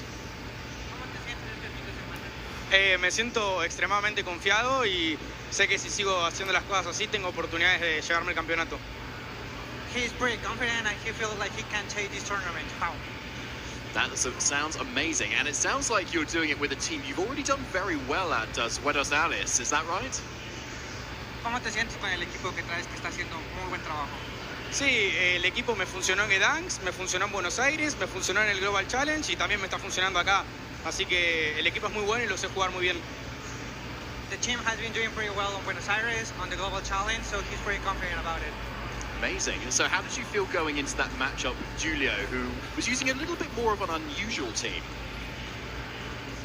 So, el equipo de Julio es un poco raro, pero aún así creo que entendí bien lo que mi equipo podía hacerle y eso es gracias a la gran práctica que tengo con él mismo. He has been practicing a lot with him, so he understands how his team is doing and he's able to play well with it. Fantastic, yeah, and it looks like a really strong and consistent team as well. So, into that matchup versus Annihilate specifically, with all of that support as well, was there anything that you were particularly worried about? La herramienta principal que tiene mi equipo creo que contra Annihilate es Sneasel, pero lo que cambió un poco mi manera de jugar es que su Annihilate era Tera Fairy. Entonces me di cuenta que si podía forzarle el Tera o el Dengo atrás era extremadamente bueno. He realized with the play and the team sheet that his Annihilate was easy to counter with his Tera, with his team, so he just tried to force it to be able to be countered. Fantastic, thank you, good to know. Now, of course, I think we saw you over in Europe, I think, a few months ago. So, how was your trip? Creo que jugar con los mejores en Europa me ayudó a estar en mi mejor nivel para este torneo. Era mi idea de ese viaje y creo que lo pude conseguir.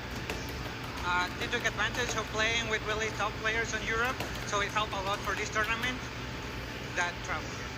Yeah, you did very well as well, so it was quite a surprise to see you, and getting out to the top table so consistently seems to be wherever you go, which is amazing.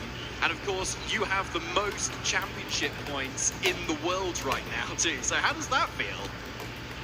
Creo que me siento bien, es un reconocimiento a mi esfuerzo, pero igualmente eso no significa nada si no puedo hacerlo bien este fin de semana.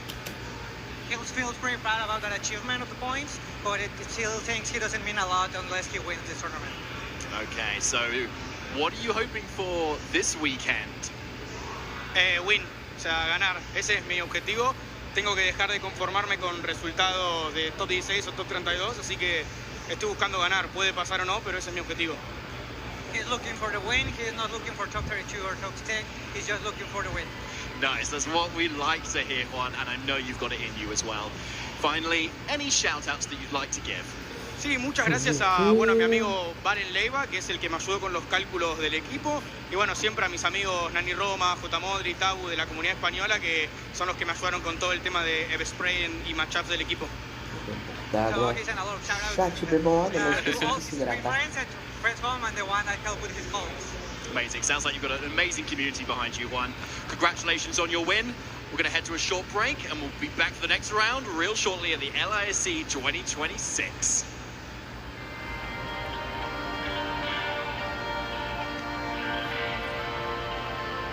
Hey there, Pokemon trainers. Gabby Snyder here at the 2026 Latin America International Championships. Now, while the main competition is going on and trainers are competing in the Pokemon trading card game, Pokemon video game, Pokemon Go, and Pokemon Unite, there are many side activities for our spectators to enjoy. Why don't we go take a look?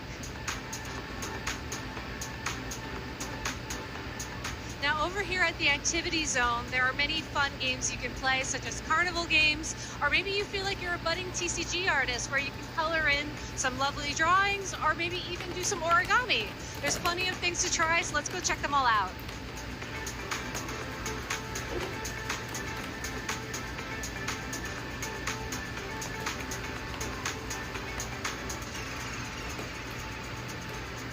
Now, I don't think my art's going to end up in the Hall of Fame. I think there's a lot of incredible artists here who deserve the recognition a little bit more. But next time you're at an international championship, such as the Latin America International Championships, make sure to check out the activity zone where you can play some carnival games, do some origami, or maybe even color in some pictures of your own. For now, though, that's enough from me. Thanks for watching, everybody.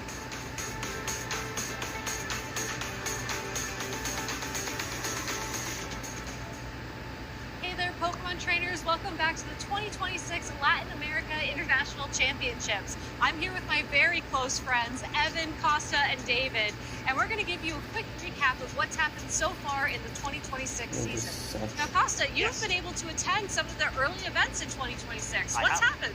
Well, a lot has happened, but I'm going to try to summarize for you lovely folks. Of course, we had Frankfurt Regional Championships kicking us off in very stellar fashion. We had one team come out on top. There was a lot of talk around which team will dominate, but it seemed to be Emanuele Briganti's LAIC team, which ended up becoming a bit of a staple, and it did consist of Blood Moon Ursaluna, we had the Incineroar, we had the Rillaboom, the Golden Go, Alolan, Ninetales, and what was the final one? Sneasler, right? Oh, Sneasler, yeah, that's right. That's so weird. We actually had a mirror of those two teams in the Milwaukee Regional Championships Finals. Yeah, I know, a bit strange, but then again, not so much because there's just so much going for it. And then, of course, the meta had to adapt. We saw Lille Regional Championships feature what was a very creative team highlighted by Marco Silva. It was, of course, Koma O and Golden Go acting like the main offensive powerhouses, with the Ribombi actually going in, supporting, enabling speed control. You've got special defense drops, name it, absolutely knocked it out of the park. Yeah, and the thing about busting a meta wide open like our defending champion Marco Silva did is that it opens up so much additional room for other archetypes to come to the forefront. That's exactly what we saw at the Brisbane Regional Championships not long after. Kaito Ari, the former Japanese national champion, actually brought a really cool team that had been kind of sliding under the radar before all of this, which had both Tailwind and Trick Room, using Porygon 2 to set Trick Room and Kilowattrel to set Tailwind, all in support of Hisuian Ursaluna. And he was able to take that over Yuyatada, who was running an extremely heavy rain team. So Brisbane really showed that there could be a lot of different archetypes that could spring up after we saw Marco break the meta in Lille. Yeah, and concurrently, the same very weekend, we had another regional championships occurring in Europe, that being Gdansk Regionals. And there turned out that people thought, okay, LAIC team kind of works, but something's missing. Simone actually had a thought of bringing a bit more spice to that LAIC composition, brought the Volcarona over the Golden Go, and then brought the Basculegion male over the Sneasler in order to have a bit more of an offensive output, especially in the mirror. and it did a fantastic job there. And so, of course, again, the meta had to adapt. And only a couple of weeks ago at Brasil, we had that just thing. So we had Dragonite really pop up, which up until now has really been absent from a lot of regulations in H teams. But it's perfect into Volcarona with those loaded dice scale shots, and into Basculegion resisting those water moves too. And we had a final to show off how good that was. And Kenneth Gamboa, even with the loaded dice knocked off of it, still able to get those 5-hit moves to really secure the regional title. Sounds like he got pretty lucky. Like our winner of the Las Vegas Regional Championships last weekend, Dylan Salvanera, got a critical Ice Beam freeze on a Basculegion on the second to last turn at the last final moment to win the title. So it's been an incredibly exciting year so far at the Pokemon Regional Championships. We're gonna have a very exciting weekend here as well, but you do not want to miss any of the action. Make sure to check out Pokemon.com/broadcast for information about this stream and all of our past broadcasts, so you can go back and watch some of the events you've missed. That's all from us right now. Stay tuned for more coming soon. Hello, Pokemon fans. Juan Sedano here, and we're live here at LAIC, and I'm joined by Pablo Meza, world finalist, IC finalist, multiple-time regional champion, multiple-time national champion, and amazing caster and popular content creator. So, he probably should know his cards. What did you say, Pablo? You would imagine so, yeah. I would imagine so. Well, I'm going to test you right now, and of course, folks at home can't guess as well. I have the cards very zoomed in, and you're gonna have to tell me who's that Pokemon. Are you ready? All right, let's do it. All right, Pablo, first Pokemon. Who's that? That is Mega Kangaskhan Secret Illustration Red. That was too good, Pablo. I only asked for the Pokemon. You didn't have to tell me the entire card. But you are correct. He is the Mega Kangaskhan EX, specifically the Spectral Illustration Rare. Okay, you know your stuff. You know your stuff. Number 2, Pablo. That is a Carnivore EX. Pablo, you're making... I work really hard on this game. I'm here to put all the other casters to shame much. That is really good. That is Carnivore EX. I chose the shiny version as well to throw you off, but... Not fooled at all, not fooled at all. Okay. How about this one? That is... Dragapult EX? You're too good, Pablo. That is Dragapult EX. I focused on Dreepy's eyeball, and you got it. Okay, maybe I have to make this a little bit harder. How about this one? Ooh. Stumped him, guys. I stumped him. Is that Marnie's Crystal? It is Marnie's Crystal. It is? Yeah. Oh, wow. It's literally his finger. Okay.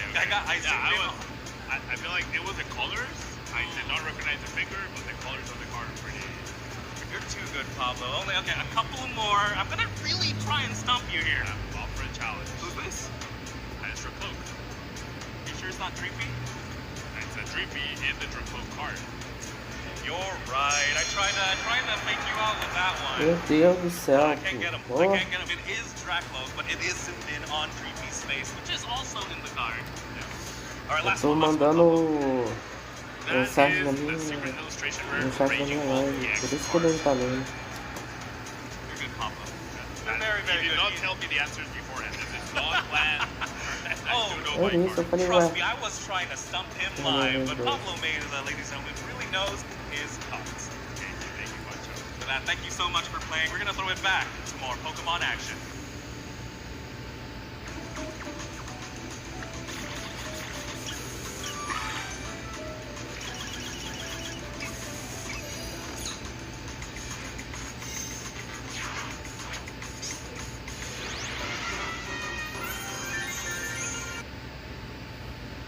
Welcome back, everyone, to the Latin American International Championships in beautiful Sao Paulo, Brazil. It has been an incredible day of battles so far, and you know what? We finished that last match so quickly. I kind of want to do another. We can. We can do another? We can. thanks to the feature matches that we have going on the side streams, we are able to feature what is going to be an incredible matchup between former LAIC finalist Victor Mendina versus former world champion Luca Cherubelli. So whenever y'all are ready over in production, please get this battle started. I want to just jump into it because I don't know how much time we have left in the round, and I want to see as much of this match as possible. So yeah, absolutely. Both of these players are extremely accomplished, obviously. They are both currently at 4-1 at the time of recording. So see Luca at the top of your screen there with the Ursaluna Blood Moon and Dragonite versus Victor at the bottom, whose Incineroar just switched out for that Pelipper. Now, some context here for the match. Luca Cherubelli is running sort of a version of the Eruption team that we saw in Vegas and saw earlier on the stream with Yuma Kinagawa with that Manual Sun Whimsicott instead of the Torkoal. But obviously there are some different modes here from Luca. As we see the Blood Moon Ursaluna take that damage from the Basket Legion and the Dragonite out instead. But unfortunately for Victor, you know, when we saw this matchup previously on stream, it was this team that actually lost to the Manual Sun setting Whimsicott. And I think we saw a very similar strategy there where it was either the Ursaluna Blood Moon or the Hisuian Typhlosion that would terrastalize, go for one of these huge attacks. In this case, it's a Blood Moon to bring that Pelipper down to its Focus Sash. And then once there's enough, I call it chip damage, but it's really more significant than that. Chunk damage. Chunk damage on the field. The Hisuian Typhlosion can come in and clean up. Yeah, and the big thing here is that Luca Cherubelli is showing off another Tailwind user. So that Dragonite using the Tailwind is a different look at this Tailwind mode than the Whimsicott going for Tailwind. But still has that option available on both Pokemon, and that was really what took Victor over the edge against Yuma Kinagawa. Unfortunately, though, Dragonite does not have access to Sunny Day, so as long as the Dragonite is on the field, Rain is comfortably still going to be on the field. So this Archaludon can at least stick around for a couple of turns, go for some body presses, go for some electro shots, you know, whatever it's comfortable with. Well, that is Whimsicott coming back in so that it can set the sun. You know, it has been so bright and warm out here in Brazil. Not hot, warm. And I think that's exactly what Whimsicott wants to make happen for the rest of this game. That being said, Victor is terastalizing the Archaludon, which is something we didn't really see him do in that earlier set, but definitely needs to get rid of the weakness to the Earth power, but that does remove the resistance to this Hyper Voice. So that's a lot of damage being taken, but that is a boost to potential body presses if Victor is ever able to get one of those off. I think for now, though, boosting your special attack with the Electro Shot and dealing still probably a decent amount of damage to either the Ursaluna or at least, you know, breaking a potential Focus Sash on the opposing Whimsicott or just knocking out the Ursaluna really is a good trade. You know, knowing that the Body Press as a endgame scenario could not pick up any damage on the Hisuian Typhlosion, given that it will still be a Ghost type, there is no terastallization available to it, I think does mean that boosting up your special attack and at least getting it so that the Snarls maybe do significant damage is a more consistent win con at that point. But I am trying to double check the item on that Whimsicott. It is going to be the Focus Sash. And I think this is what's really scary is Victor got that KO, but all that means is that Luca gets a free switch in here, and after that big chunk damage from the Hyper Voice onto both of these Pokemon, there's nothing stopping Typhlosion from just going off here. And that's what makes Typhlosion so scary. I think personally, I've relegated it to a best of one global challenge, grand challenge. You see it in team preview, you panic and realize you're in for a bad time Pokemon. But I love how a lot of our trainers now are showcasing that no, it's not just a best of one Pokemon. It can really shine in the best of three format when you run it in this mode where the goal is just to get everything down to that magical 50% number, and then Typhlosion just does what it does best. So you know what? I take it back. Because it's the Focus Sash Whimsicott and the terastallization has already been used on the Blood Moon Ursaluna, there is an opportunity for this Incineroar to go for Fake Out and then prevent that Typhlosion from getting the huge damage, pivot in for the Basket Legion instead. But there will be no fake out, but the Whimsicott is pressured out of the out of this match for the moment. Shadow Ball, though, doesn't pick up enough damage onto the Archaludon, but will prevent it from losing power to damage being dealt. And Dragonite actually took quite a bit from that flash cannon. I am curious how that is going to change the tide of the game, though, as now that the Typhlosion is locked into Shadow Ball, it will have to either switch out or just be stuck with that move for the rest of the game. And, you know, we have the benefit of seeing the back of Victor's party, and the Incineroar has already been on the field as well. That Shadow Ball is going to be dealing super effective damage to the Basque Legion. It can't terrestrialize away from that weakness. Definitely is capable of picking up the KO on the Archaludon, and honestly, possibly even that Incineroar at this point in time. So it's a bit of a different lock for that Pokemon, but it still might be capable of doing enough damage. Yeah, but I really love that play from Victor. The pressure of Fake Out pushing the Whimsicott out meant that, you know, he was able to get this Basque Legion in, and then would have threatened a one-hit KO onto the Typhlosion with that Aqua Jet had it connected in the rain. Previously, we'd seen Typhlosion surviving that with a decent chunk of health, but that was in the sun, and Whimsicott was just too scared of the Fake Out breaking its Focus Sash and then getting knocked out, and being unable to set the sun, and then Typhlosion not dealing enough damage, that, you know, Luca had to switch it out. And you know what? This feels like a moment where Victor's game against Yuma Kinugawa is paying dividends in this one against Luca. And that's what's really neat, honestly, about some of these Swiss format tournaments, is when you do take an early loss, maybe to a team that you didn't practice against, or if you did, it's just being run in a way that maybe you didn't anticipate, or just didn't have the line in the moment ready for you. You do sometimes get these opportunities to play the matchup back and apply what you've learned. And I 100% agree, you know, keeping the fake out pressure around, ensuring that the Whimsicott does not have time to do what it needs to do to set up the sunlight for that Typhlosion is giving Victor the time he needs to keep himself in the game. Yeah, and that was good damage on the Whimsicott, even with the Aqua Jet, because it's still in the rain and still has all of those boosts attached to it. Not enough to pick up the KO with the fake out, but Dragonite is not going to target down the Basque Legion. Instead, will be targeting down the Incineroar. With the Scale Shot hitting only 3 times there, we'll pick up the KO onto the Incineroar and force Victor to bring in another Pokemon. But this Basque Legion is still stuck out on the field and unfortunately is still slower than the Whimsicott. So if Luca really wants to, he can get the sun right back up.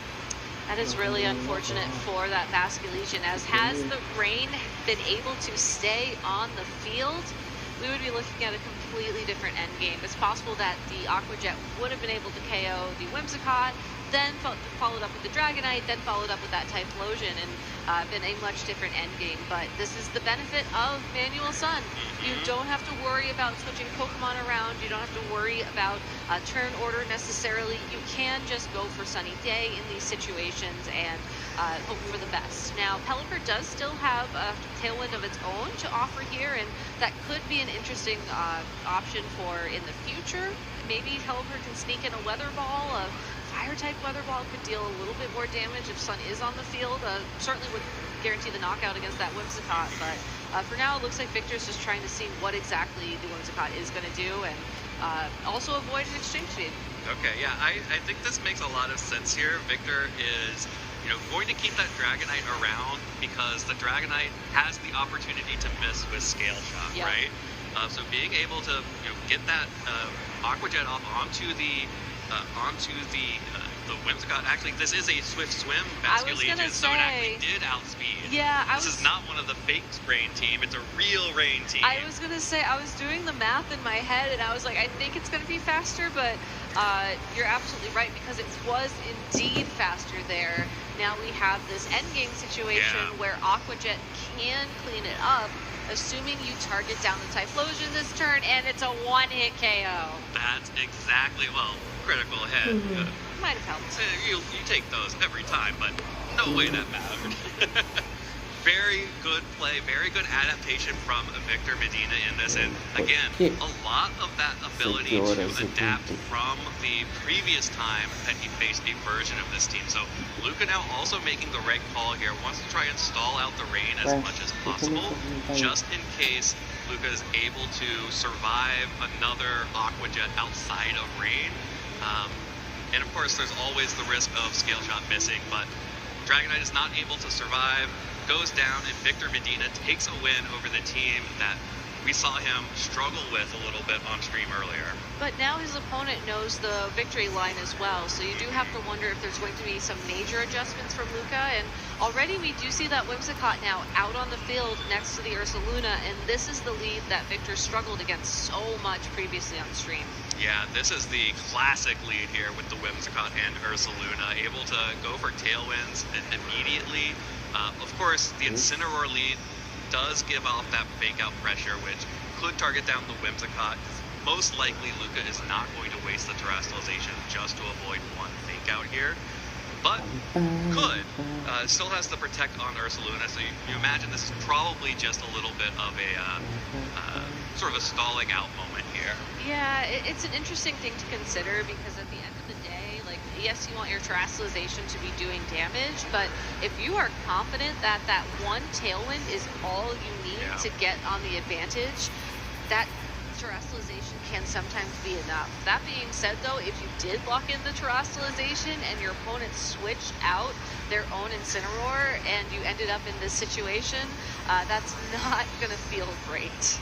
Okay, here is the double tailwind of Dragonite and Whimsicott out on the field, and Victor is just going for as much damage as possible. That's a terrestrialized Basculegion, going for a wave crash in the rain with a choice band. Even with the multi-scale, Dragonite almost takes half of its health in damage there, and all that is repaid is a Moonblast into the Basculegion. Deals a good amount of damage, and we did see that this Dragonite has extreme speed, so Basculegion may feel a little bit threatened here. More than a little. It gave away its normal type immunity with that terrestrialization in favor of more damage, and now is a bit stuck. Can just switch out. Obviously, we know the Incineroar is in the back, and Intimidate against the Dragonite would be kind of nice, but if you do decide to switch out here, you're leaving your Pelipper quite vulnerable, and if you lose your Rain Setter, yes, the Whimsicott is going to be able to easily reset the weather, but if you are able to eventually remove that Whimsicott, then you're taking the rain away for good. So leaving the Pelipper on the field here is very risky for Victor. Well, Victor is just going to switch both Pokemon here, gets the Archaludon on the field to potentially tank a Scale Shot or an Extreme Speed from that Dragonite and reduce the damage even more with this Intimidate from Incineroar. That's going to allow this Archaludon to feel very comfortable against any damage coming out from Luca's side of the field. But with that sunny day, the weather has changed, and Luca did not fall for it. Instead, targeted down the Pelipper slot, so Incineroar takes the damage, not Archaludon, and Archaludon does not get those buffs. Exactly. Recognizing that Pelipper was the Pokemon that needed to be removed first, you want to ensure that you win the Weather War. As a result, you target down the Pelipper. That being said, with Sun on the field once more, Pelipper can always switch in and reset that, but probably not the biggest priority right now. Although, Victor may want that Electro Shot active again. It's tough to say because the special attack boost would be really nice here.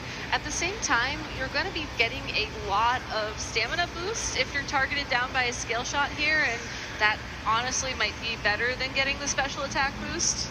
Yeah, probably. But this is so fun to me to see the Whimsicott switch out and then the Dragonite go for Tailwind immediately.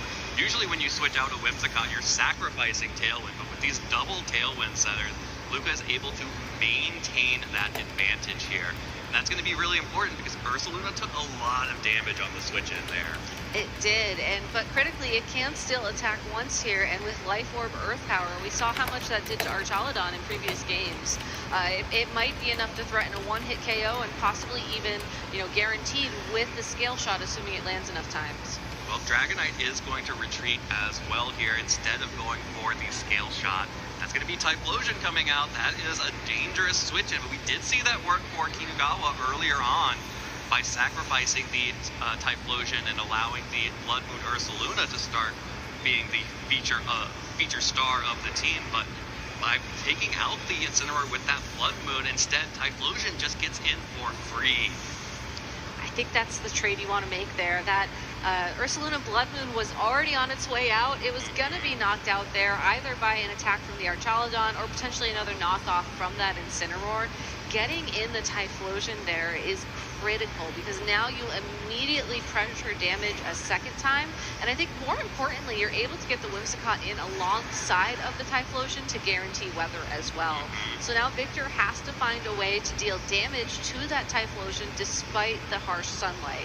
Now we know that Aqua Jet will do a little bit over or around 50% damage to that Typhlosion, which makes the eruptions less scary, but that Basculegion has already taken half of its health on its own, and that Archaludon as well is going to be very vulnerable to those fire type attacks. So you could consider switching in your Pelipper, but if Luca wants to play this super safe, which he is on the back foot here, I think he needs to.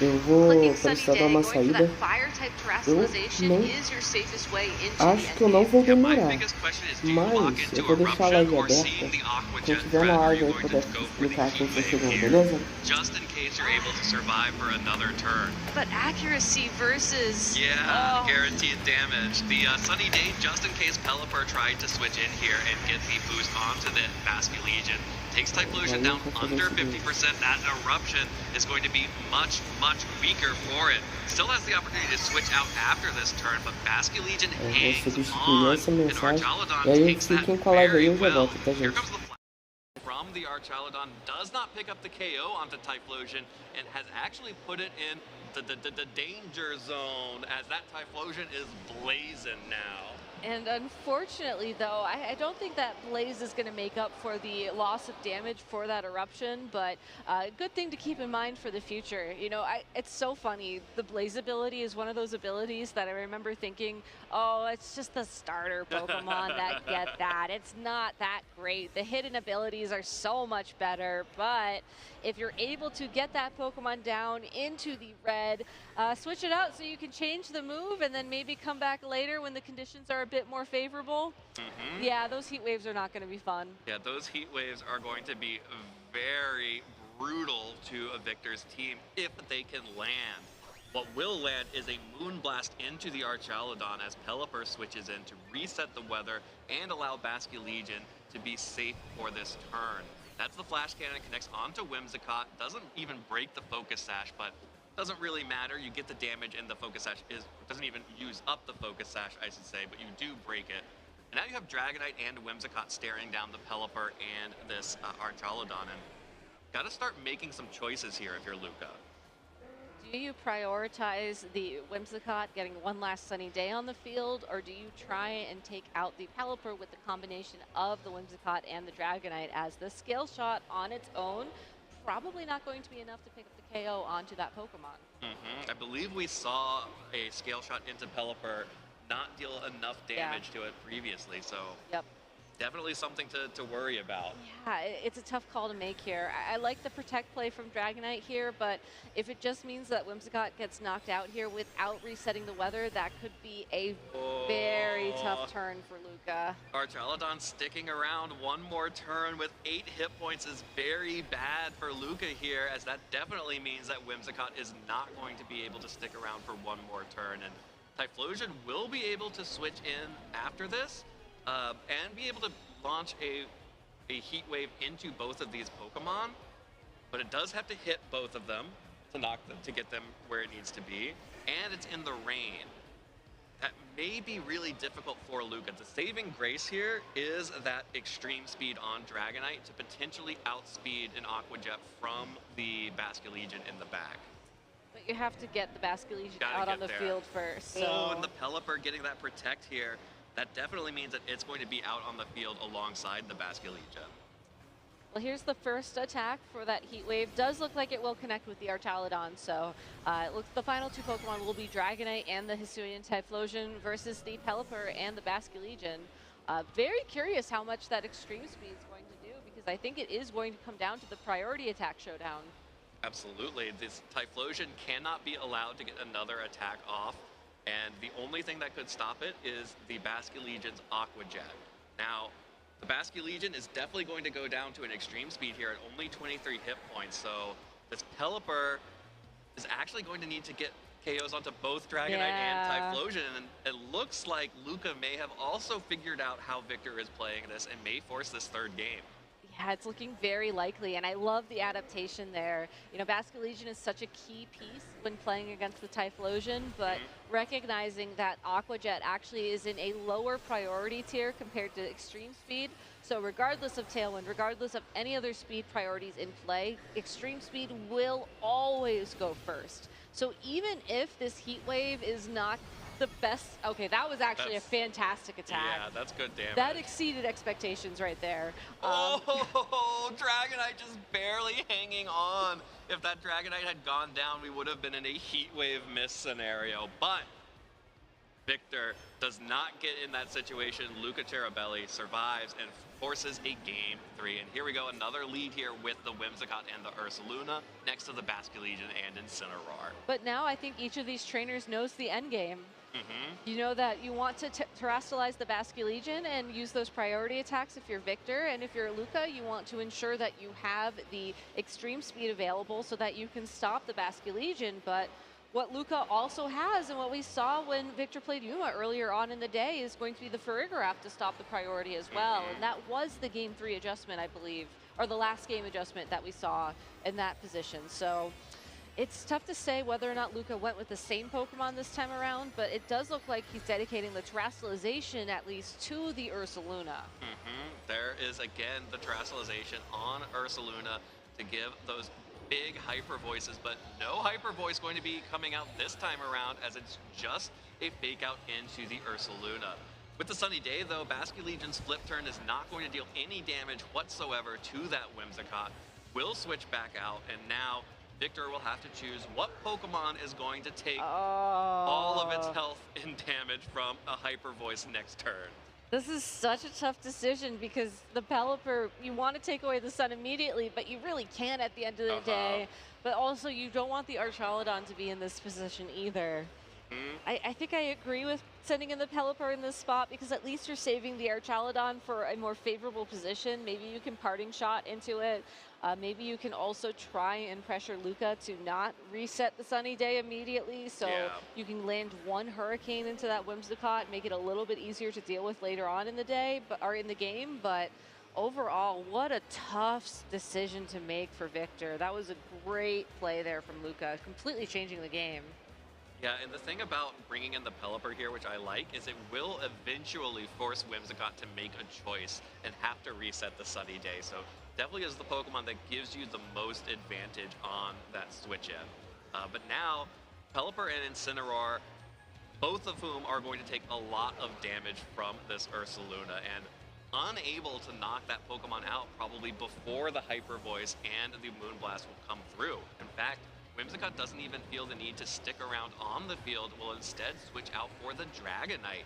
This parting shot from Incineroar will limit some of the damage of this Ursaluna and allow Victor to pivot just a little bit again, but does mean, once more, some Pokemon are taking big damage from this Ursaluna.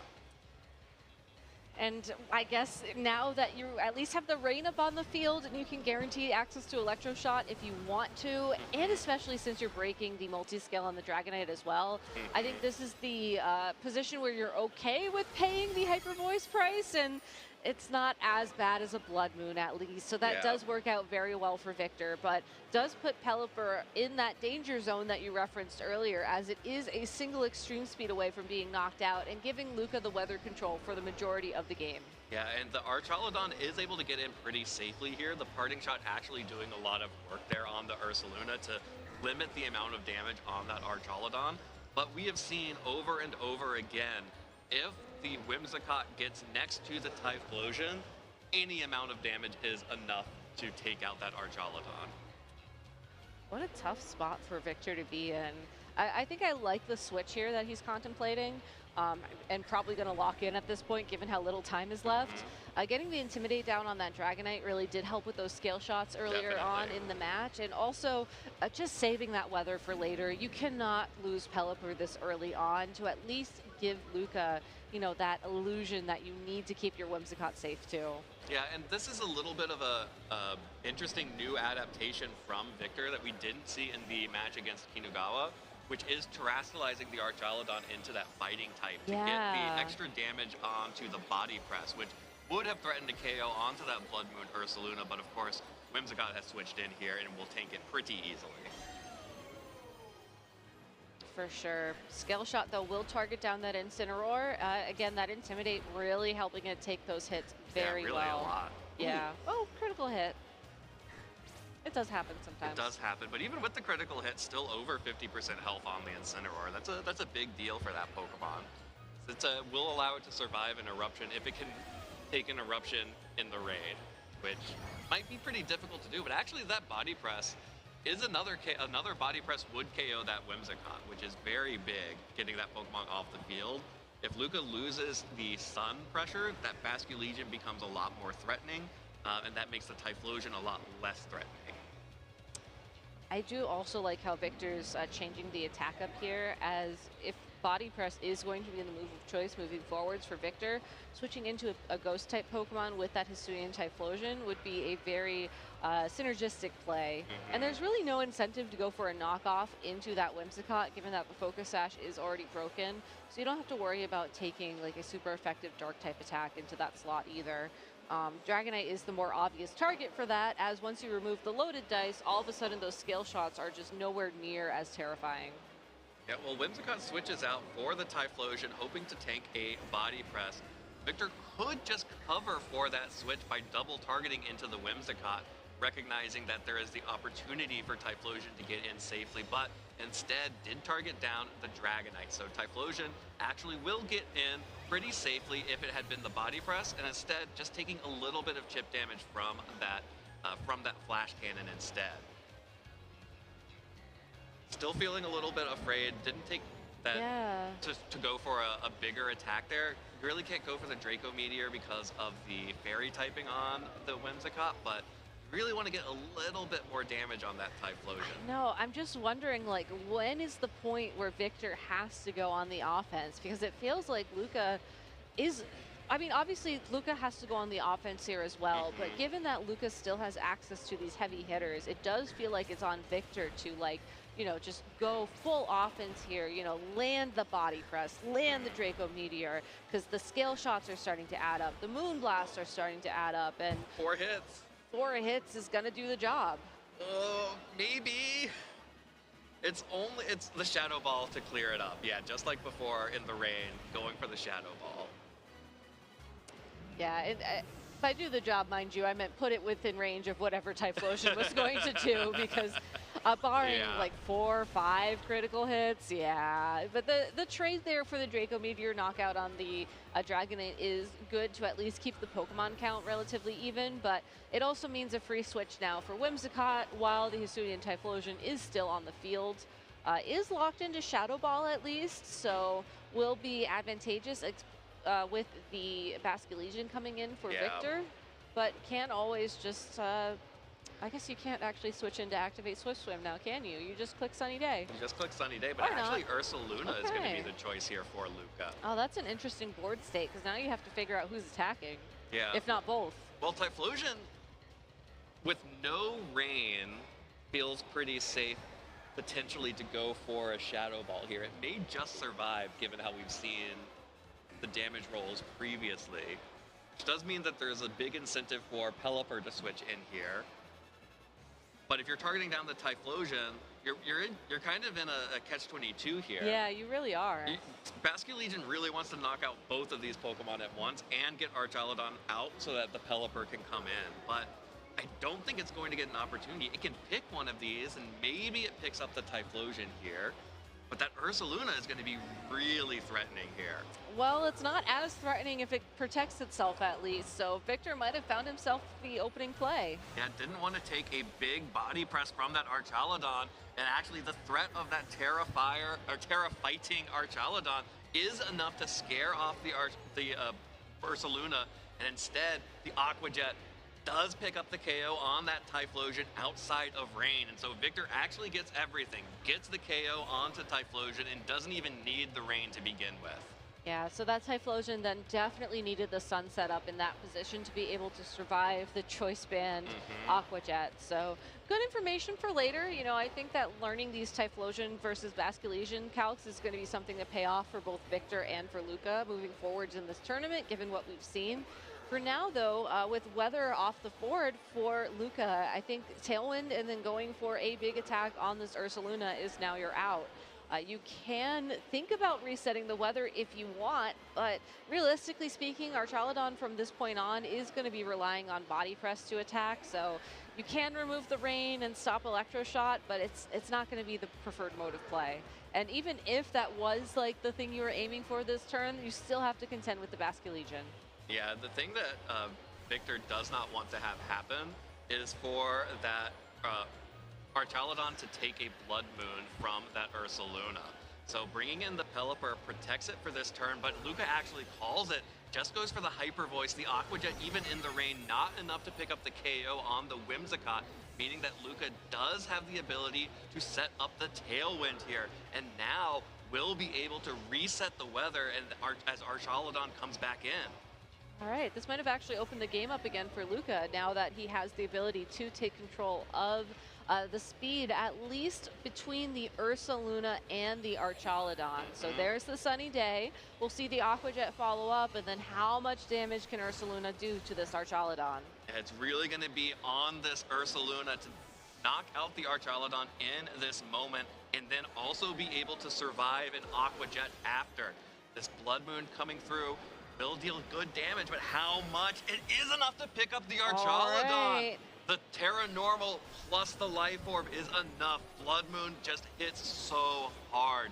And now that Blood Moon Ursaluna is so healthy. The Sun, Basculegion locked into Aqua Jet. Luca Terrabelli should be able to take this one home. I think also the fact that Archaludon changed into that fighting typing paying off really well there for Luca. We'll take the opportunity to protect this turn just to ensure that, you know, maybe Blood Moon is available for that final attack if that is going to be the attack of choice. With how little health Basculegion has and with the accuracy of Hyper Voice being pretty close to always, if not always, always, I do think that the Blood Moon here is just a little bit of a flare to end the game. Absolutely. But very well played by both Luca and Victor. And honestly, seeing Victor's improvement with this matchup over the tournament was very rewarding to see as well. Yeah, but unfortunately, Luca Terrabelli is also able to adapt and overcome. I think it actually ended up the same exact setup as the Yuma Kinagawa game, where Victor did take that first one and then lost the next two. And then here again, Victor took the first game, but then Luca was able to bounce back and do the reverse sweep there. And gotta feel for Victor, he is undefeated in this tournament except against this Eruption team. But does still have the opportunity to make it into phase two. Absolutely. And does still have the opportunity to, once in phase two, go home and practice. Yeah. Which I do think that if this is the one team you're struggling against, probably the right idea. Yeah, absolutely. But clearly it's a difficult matchup for the team that Victor is running. But again, it's also kind of it's a very swingy matchup, I think. It is. I mean, we've seen it kind of swing both ways on both sides between the two games that we've featured with it as well. It feels like there's no guaranteed line into it because it really depends on how your opponent decides to play it. It's like, if Ursaluna do this, if Typhlosion do this, if Ursaluna and Typhlosion, first, you know, maybe think about Arceus for a bit and then do this. Well, we have now seen two incredible matches from this 6th round of our Swiss tournament here in Sao Paulo. We have 2 more rounds remaining. When we come back, we'll be getting ready for our 7th round of Swiss. So do not go anywhere. There is so much more Pokemon left today, and these matches are only going to get better. Stay tuned. Welcome in, everybody, to the 2026 Pokemon Latin America International Championships. I'm here with Jake, the resident content cowboy. Yeehaw. That's the one. And we're going to be talking about a couple of Pokemon names in Portuguese here from Brazil and in English. So I'm going to go for an easy one. Gen 1 here, Charizard. Okay, sounds like Dodrio, but I'm going Charizard. Good one. Okay, Charizard. So you got it right. Good. Well, the second one, I feel like you're really going to enjoy this one. Hopipi. I do enjoy this one a lot. It is Hoppip. Okay, good. Right. Thank you so much for getting our next guest coming in here. We have Dupes next, and we're also going to the basics. Bulbasauro. Sounds like Dodrio, but I'm going to go with Bulbasaur. I feel like we got a lot of Dodrios here today. Bulbasaur, correct. Now, another one that I have a feeling that you guys from Unite really enjoy now specifically. No guarantees. Magikarp. That's a solid one. It might be Dodrio. I'm going to pivot, and I'm actually going to say Magikarp. Wrong. That's a Mudkip for you. Magikarp. Wait, say it again. Magikarp. That kind of sounds like Magikarp. Cut him out. I should have gone with Cut him Dodrio. out. Okay, so this is a pretty cute one. Okay. I did recently in Unite, Costa. Ooh, okay. Piplup. Piplup. Okay. It Piplup. sounds like Doduo, but I think it might be Mudkip. I feel like people are messing with me today, but I guess that's fine. I feel Sorry. Okay, third chance, final chance. I forgot. No, Piplup. I'll go with Piplup. Good. All right, cool. Piplup. Okay, Piplup. It's a good one. This is a favorite of our fellow Costa from Oceania, Kellosaurus. She really likes how I say this one. All right, cool. Gyarados. No? Did I get that? I butchered that. I know I did. You're good, you're fine. Okay, cool. I'm going to go with not Dodrio, not Doduo. I'm going to go with Gyarados. Good ones. Last time it kind of sounded like Magikarp. This time is the evolution of Magikarp. Yeah. So we're good. All right. Thank you so much. Next one. Let's coming up. Okay, so this one, it's a very interesting one because it is supposed to be originally in Spanish inspired to begin with. Scarlet Violet, that's what we're talking about. Okay. But here in Brazil, we say esprigatito. Wow, I'm not going to attempt to pronounce that. And it also wasn't on my Duolingo course, but I'm going to say Sprigatito. Good one. Well done. Now for our next one, we also have one that was very controversial for Unite, especially when we used to watch that Brazilian broadcast for UCS. You probably heard that a couple of times in the last few years. Rayquaza. Rayquaza. You know, everyone's saying these sound like Dodrio. It doesn't sound like Dodrio to me. It sounds like Rayquaza. Okay, good one. Right, thank you so much. Let's get the next one up. Moving on here, another Unite specialty. Not a lowland this time, but Ninetales. Oh, that might be Ninetales. Good one, right. Followed up by also a Unite specialty, Talonflame. Oh, that is, the German name is Fiaro, and that is Talonflame. Talonflame, well done. Thank you so much. Let's get our next guest coming. So, for the next one, we have Chiranita. Excuse me? Chiranita. Are you sure that's a Pokemon? Correct. Dodrio. Dodrio it is. Just kidding. Tyranitar. Okay. So this one is a little bit of a, elementary school math lesson. Porygon 2. Porygon. I understood Porygon. I'm gonna assume Deutsch is 2. Correct. Porygon 2. Thank you so much. Thank you. Right, next up, what do we have? This one is also a very, very, it's very close to my heart how it's pronounced. Because in English, personally, it doesn't have as much of a endearing feeling to it. No personality. I mean, I wasn't the one who said it. Huhuchi. Huhuchi. That could only be Hoot. Correct. For our next one, it's also interesting in the way that it sounds similar to Huhuchi. Shinshou. Oh, that could be a number of different Pokemon. Shinshou.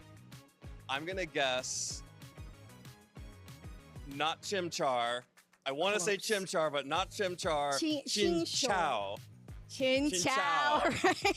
Congratulations. Thank you so you. much. Then almost wrapping up here, we have 2 more Pokemon. This one sounds a little bit funny, maybe a little bit weird. Kilowattrel. Ooh. It's another flying type Pokemon, much like Dodrio is a flying type Pokemon. But It's the topic of the day. It is the topic of the day, and I think that would be Kilowattrel.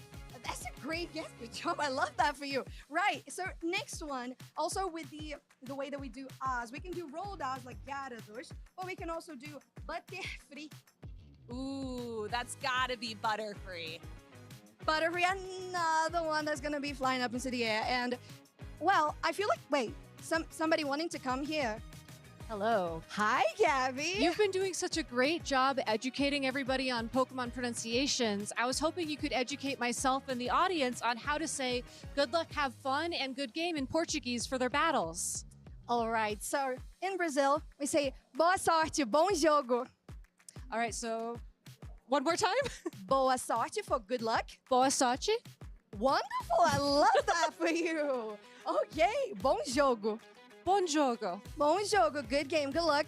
Have fun.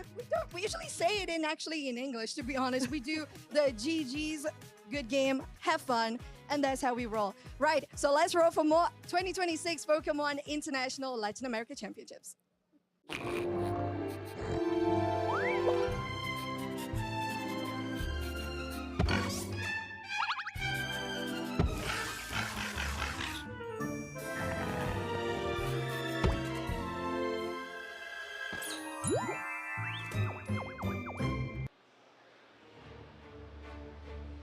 It has been 6 tantalizing Swiss rounds, now going on to number 7 here. Phase 1 of the 2026 Latin American International Championships in Sao Paulo, Brazil. And what a day it has been as well. Been full of intense matches, fun interactions, cool teams, but of course, top-notch situations with our trainers being able to come to the forefront of what is the end phase of regulation set H 2.0. I am Costa, this is David, and we're going to be bringing you some more VGC action. Yes, we are, Costa. Yeah, really excited, honestly. And we're really getting to the end of our phase 1 here, where we're really working out who has been doing consistently well with the team that they have really put so much effort into bringing and training up. So you can see on your screen there that of some of the really high up pairings that we've been getting at the moment, so who is undefeated and some of our top 5-1s as well. Yeah, exactly. And we've seen notable trainers, of course, but also trainers that have been rising in the rankings, especially a lot of representatives of the LATAM region. But then again, we've also got the other quote-unquote invaders from other regions that are trying to vie for the very top. We did see Julio Tarlau as well previous round. Nicholas Khan from the Australian region doing a really good job, 5-1. And then, of course, we've got the NA representatives, Justin Tangs, the Joshua Lawseys that we've been able to feature so far. So there's a lot of action going on. Most of these names, in all honesty, I think are very, very recognizable. Yeah, they really are, honestly. We're getting to that point now, aren't we? Yeah, where like that consistency and that incredible ability to play this a beautiful game is really starting to pay off now. The more rounds you have, it kind of rewards those players who know exactly what they're doing, or if their team has been suddenly incredible and really matched up with what everyone else is bringing too. Yeah, William Brown there also undefeated too. Was one of the, I think, #1 CP in the NA region as well. Correct. Doing fantastically.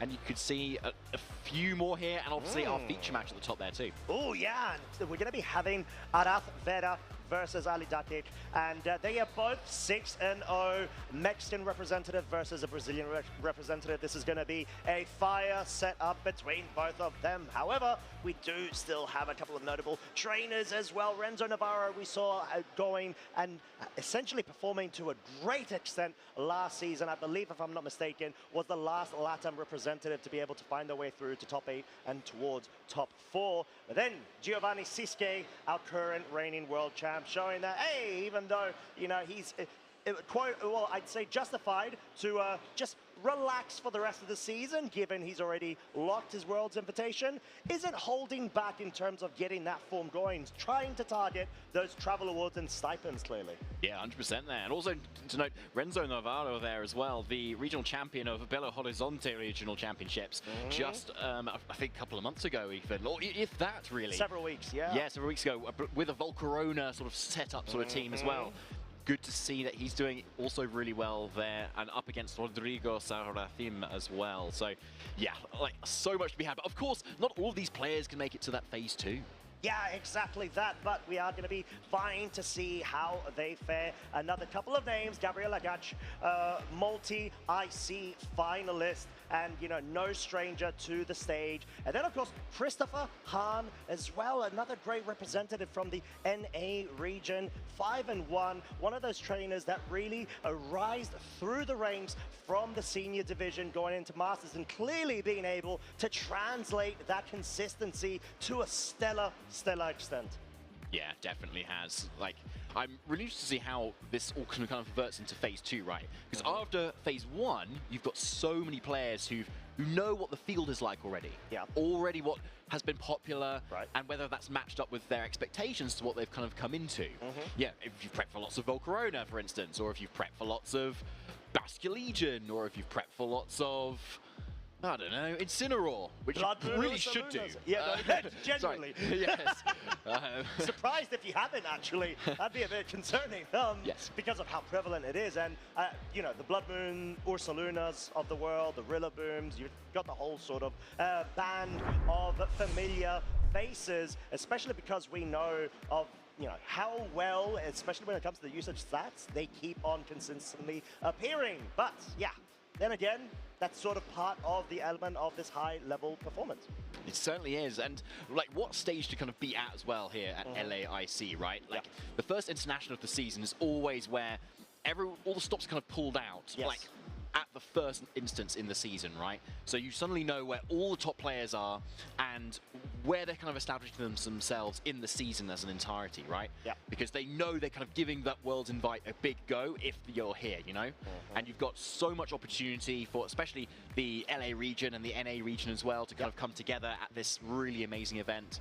And it also kind of like allows that opportunity to earn so many championship points as well, and all of those prizes and booster packs that you can win as well. Yeah, exactly, and it's not only that, let's not forget, when it comes to this event in particular, or any sort of IC, it's the final period of which you could go ahead and try to get more points in order to be able to contribute to, like we just mentioned, potential travel awards, stipends, and also early priority when it comes to registration towards the next international championship, which of course we know is going to be the European International Championships. So this is the final opportunity. That's why a lot of people really like to try to make an appearance in order to be able to profit as best as they can right before that closure towards the next period of championship qualifications. Yeah, 100% there, Costa. And like all of our trainers are obviously getting ready. The stakes are getting higher and higher with every round we get to. And we're, as you can see at the bottom of your screen there, we are get our round 7 underway really, really soon now.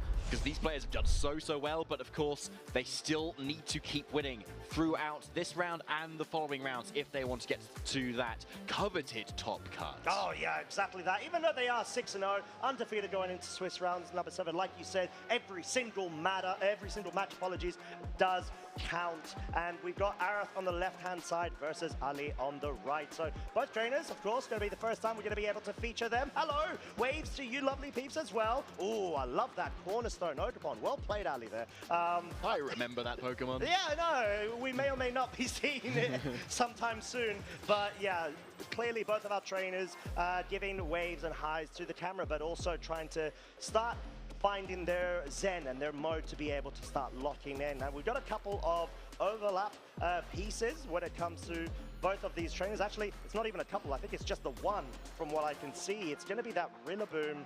No, not even the Rillaboom. Apologies. No, actually, it's not. There's nothing that overlaps, is there? No, there was another hedge-looking Pokemon in the Whimsicott, I suppose. Sorry, the Ogerpon just took my eyes away from clearly the graphics. But no, complete unique matchup between both of our trainers. Yes, there is. Yeah, which is really exciting as well. Yeah. There's been so much variation in regulations set H as well, and here it continues. Around using some Pokemon that are a little bit more familiar from, you know, the first kind of phase of regulation set H, but that we had last year actually, particularly that Sneasler, the Electabuzz, and that Kingambit being a lot more popular back then, but obviously doing very well here this weekend too. Yeah, and I do really love the interaction between the Sneasler and Kingambit Dragonite, where you've got the coaching option on the Sneasler. It's just such a great way to be able to not only express a lot of offensive pressure from turn 1, but you also have that side support, which can go through protect. It cannot be redirected. It's such a great utility move. Yeah, it's really nice, isn't it? It offers so much, and we've seen Volcarona, how amazing it is as well at just being able to set up and sit on the field for kind of forever, especially when it's supported with lots of fake out.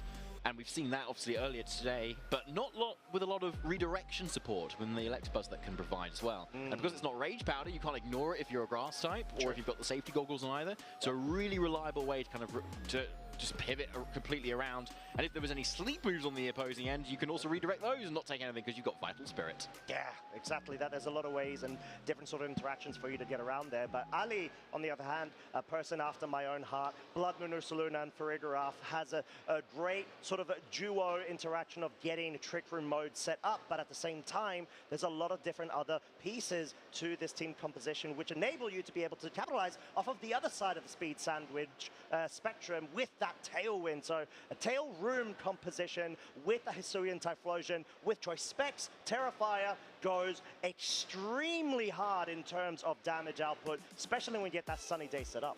Yeah, and that looks really good into Arath's team, actually. There's there's not a lot of wide guard on the team. There's lots of redirection, which you don't really care about. And the only fire resist that I can see is that Dragonite, which is also Terra Steel. So yeah, that's like it's looking really strong here into this matchup as well. And Ali looks super focused and has maybe already figured that out as well. Oh, 100%. I mean, I wouldn't put it past them since they've been having such a great performance. But also need to call out that Annihilate, or should I say the utility Annihilate. Safety goggles, no protect. It's got Taunt, Final Gambit, and then of course that Rage Fist and Close Combat. If you want to be able to better position yourself against the Incineroars of your opponents, but also B, Rage Fist has some good ways of being able to absorb damage and deal even more base power outwards. However, we have got our leads between both of our trainers. Arath is going to be leading with the Dragonite and the Sneasler versus Ali's Annihilate and this Whimsicott, which I just need to call out, the Whimsicott does not have beat up, so it's not going to be trying to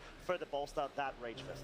Yeah, I think that's a really good call, actually. It's not that typical Whimsicott set you see with a Annihilate instead, but instead running that Tailwind Sunny Day Encore Moonblast here as well. So going for that Tailwind is definitely a good option here if you want to get that damage out immediately here. Wow, here we go. Speaking of damage, it's the Final Gambit straight past that multi-scale. Yeah, what's a multi-scale when you've got a Final Gambit able to absolutely ignore any sort of abilities, moves, interactions. The whole sort of importance here is it directly affects the HP percentage. Dire Claw from Arath's Sneasler will be bringing the Whimsicott down to its Focus Sash, and no, I was going to say there's no additional status condition, but it seems to be the paralysis. So at least it wasn't the poison, but then again, there is that knock-on effect of the potential secondary paralysis that may or may not allow the Typhlosion to get further enabled.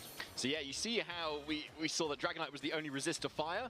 Well, Ali very much identified that, got rid of it with Final Gambit, and now here is Typhlosion to do exactly what it wants to do. So it's very much a Sunny Day plus Eruption and see where things happen from there. Now you probably want to terror this Typhlosion though, because you are facing down this King Gambit, which does have Sucker Punch, which most likely will take this Typhlosion down.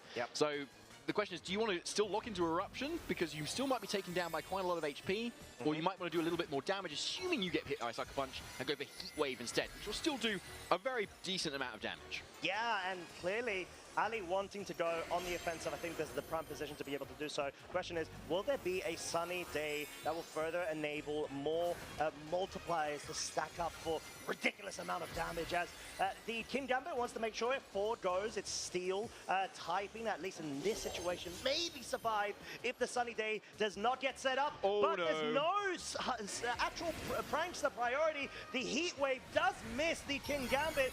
Quite unfortunate for Ali in that scenario. Close Combat wanting to make sure it covers any sort of switch-ins from Ali's side. Maybe Ali wanting to try to go for the double up of the Moonblast into what should be that Terra commit from the King Gambit and ensure KO, but quite unfortunate to be able to miss in that scenario. That's definitely not what you want to be able to see as the King Gambit, picks up the one-shot onto the Typhlosion, which, it no longer had its weakness to the Dark type via that Ghost typing. So what a way to be able to absolutely switch momentum completely on Ali's offensive setup. Wow, okay, yeah, that was quite the turn there. So much to cover there, honestly. Yeah, obviously, Ali hoping for maybe more of a defensive play from his King Gambit, maybe a protect, and then, yeah, as you say, Costa doubling into that Sneasler to try and get that KO there. I don't know if it would have actually outsped the Sneasler, given the paralysis on the Whimsicott, to be fair. Yep. So the Sneasler was either way probably going to get off that attack, given the Focus Sash. But yeah, as you can see, Arath kind of maybe being a little bit scared of the Farigiraf potential switch in there and going for something a little bit more reliable in that Kowtow Cleave instead of that Sucker Punch. So a really good play to do that, but we don't know whether it would have actually survived if Ali had actually gone for that Sunny Day instead, boosting that damage up even higher, because this is not Saltless King Gambit, this is just the black glasses. And it's got a little bit better defense rather than special defense, but obviously we don't know. Heatwave does miss, and it did here. Yeah, exactly. And at this point, I think Ali's just having to try to buy a bit more time in order to evaluate their, I guess, sort of strategy going into this game too. Is there a way to be able to not fall susceptible to so much more offensive damage coming up from the other side of the field and not have to rely on a heat wave in order to be able to force the board state more to your advantage? Because at this point, I'd say the Farigiraf, it's a great sort of bring to be able to maybe negate, I'd say, fake outs or even the sucker punches from the King Gambit, but you need to be able to have the Sunny Day set up beforehand, bring the Farigiraf in at the same time in order for you to just go ahead and potentially start deleting Pokemon over on Arath's side with so many multipliers at hand.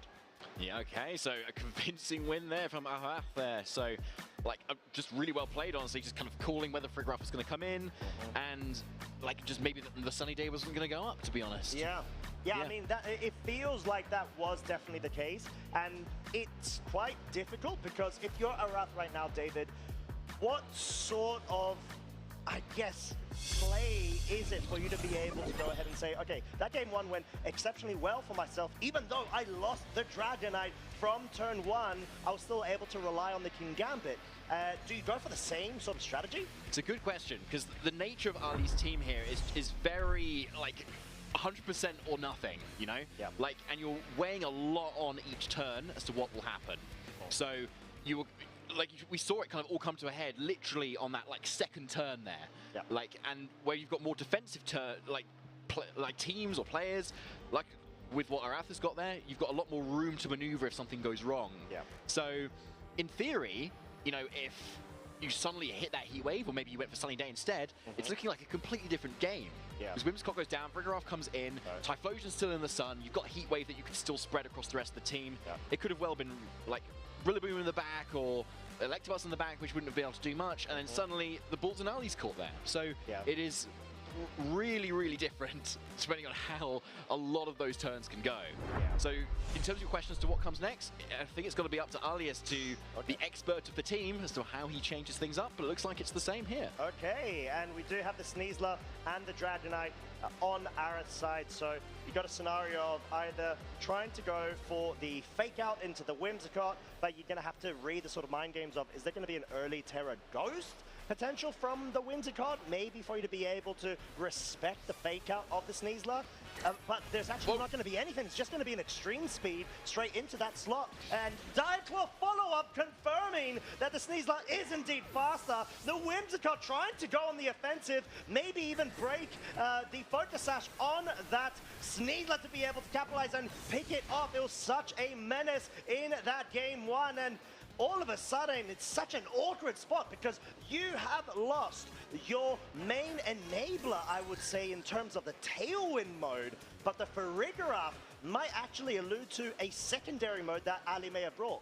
Yeah, I like that point there, Costa, honestly, because, yeah, if you've got the Farigiraf there, yes, it was the same Pokemon that was brought in the last game as well. But, yeah, if your Tailwind is denied at this point, you might want to hope at least that you've got Ursaluna in the back instead that you can set up Trick Room for. Yeah. Arath might be kind of prepared for this, but here we go. Diaclaw, first of all. Is there a status? Yeah. Oh, it's going to be a paralysis, which means there is a chance that the Farigiraf may actually not be able to get a move off, and confirmation, of course, the Annihilate. They do tend to be very speedy with the final Gambit in order to be able to get the jump off of any sort of Dragonites that are not able to outspeed it, and absolutely deletes it from that slot. Farigiraf does unleash the Trick Room, which it's gonna have to suggest, David, we're gonna be seeing that Ursaluna Blood Moon. We certainly are, yeah. The skies are going to darken very soon.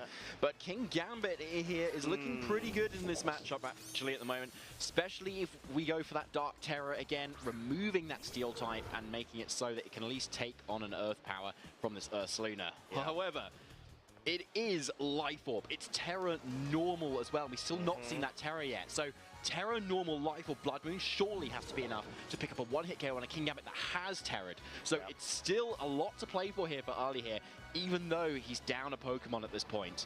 So we'll see how it kind of plays out. Caesar pivoting out here. Maybe Araf trying to maybe slow things down with this Trick Room mode. Yeah, it's going to be quite awkward because at least some of these Blood Moon Ursalunas, when they're ran in the Tail Room compositions, they tend to be a bit faster, and the King Gambit of the composition that Araf run tend to not have a lot of speed invested. So there's going to be a potential chance for the King Gambit to actually underspeed the Blood Moon Ursaluna, as we've actually got a reveal of the Terra Fairy being unleashed, and the Pokemon Terra Choice followed by the King Gambit. At least with that interaction between the Ferrograph and the King Gambit, we know the Ferrograph is going to be moving first under Trick Room conditions. Certainly do. So Terra Dark on this King Gambit, which we've seen before, one hit KO just with a count-out cleave onto a non-super effective hit onto a Typhlosion. But first, there is that Psychic. Okay, that makes so much sense. You're going to be able to at least get some good damage. Reliable on the other side of the slot, but the count-out cleave does come out first before the Blood Moon Ursaluna because of the Terra Fairy. Of course, the Ferrograph is going to be able to survive, but the Blood Moon is going to be focusing down on the King Gambit. It picks up the KO, is finally able to get that read. Ali has more momentum now on the field. Getting that read is so crucial because you're either going to have to lock into the Earth Power in that slot or commit with the Blood Moon. It's sort of that point, David, where you feel, okay, is it a bit too obvious that I don't try to go for that read? I just stick with the Earth Power? But no, Ali got that read so on point, which forces an awkward scenario for the Rillaboom, which surely will not be able to underspeed both Ali's Pokemon as well as get any priority Grassy Glides off because of the Ferrograph being on the field. Yes, exactly. So it can't like snipe anything really quickly at the moment. The Ferrograph is locking everything down here. It makes sense. You want to protect your Ursaluna, try and get that Blood Moon turned back that you can't use consecutively. Yeah, exactly. Psychic will mean that Sneasler has been knocked out. Rillaboom has been left on its own, but there is a good chance that the Rillaboom might actually just target the Ferrograph here in order to be able to pick up a KO, but no, it is definitely going to be into the Ursaluna slot. It has been identified from Ara to be the main threat, so well played of a defensive switch up then. Full momentum swing from Ali's side. Yeah, it definitely was there. And I think we've got 2 more turns of Trick Room left as well. So it's looking pretty safe for this Ursaluna to do what it needs to do, especially into a Rillaboom that cannot protect. Yeah, and Psychic will be bringing the Rillaboom down to half its HP, escorted by the one, the only, Blood Moon KO, forcing this to a Game 3. You can see how much this means to Ali. It certainly can, yeah. Like, again, such a quick game, given the nature of Ali's team here. Like, it's Tailwind and go, Trick Room and go, and you just gotta hit all your moves, and that is what Ali did this time, and it seems like what he's been doing all of today, given the fact that he is undefeated. Yeah, exactly that, but up against a very informed Araf there, and clearly, that's sort of the beauty of having these sort of tail room compositions. You want to try to like flip in terms of which mode to try to prioritize on, but at the same time, you've got the benefit, if you're going to leave the Wintercon, to choose which mode to go to, because that's the really key thing about how you train your, for example, Blood Moon Ursaluna. Do they have enough speed to be able to capitalize off of a Tailwind setup, but also still be slow enough to take advantage of Trick Room? Yeah, exactly. So we don't know exactly yet, how many speed there is there. But typically you kind of want your Ursaluna to be able to outspeed some of the common threats that kind of hit around the mark of like max speed, Archaladon for instance. Yeah. So you can kind of get an Earth Power on that, for instance, or get out a Hyper Voice, and be slow enough obviously to kind of underspeed some of the threats like Incineroar and Rillaboom that often don't run a lot of speed anyway. So it could be around that sort of point. But obviously heading into Game 3 here, like what is the play here at the moment? And again, I do not know And it looks like a choreograph switch up for Ali. Yeah, clearly Ali, a big fan of that trick room mode, just leading with the giraffe at this point, saying, right, I want to at least ensure that I can force a scenario, get trick room set up, and from the get-go, Realmente a BR. bit more quicker Gente, to be able to se start tiver swimming a barulho bit de faster, but ventilador além do Araf cooling, does have que tá still options muito to be able to quente. reduce the amount of damage Final Gambit can deal. Yes, you definitely do, but and that is the question. Does the Annihilate actually outspeed the Dragonite or not? We've Tá not yet muito seen that calor, então assim, ability, tá I don't think, insuportável. as whether it kind of gets into that position.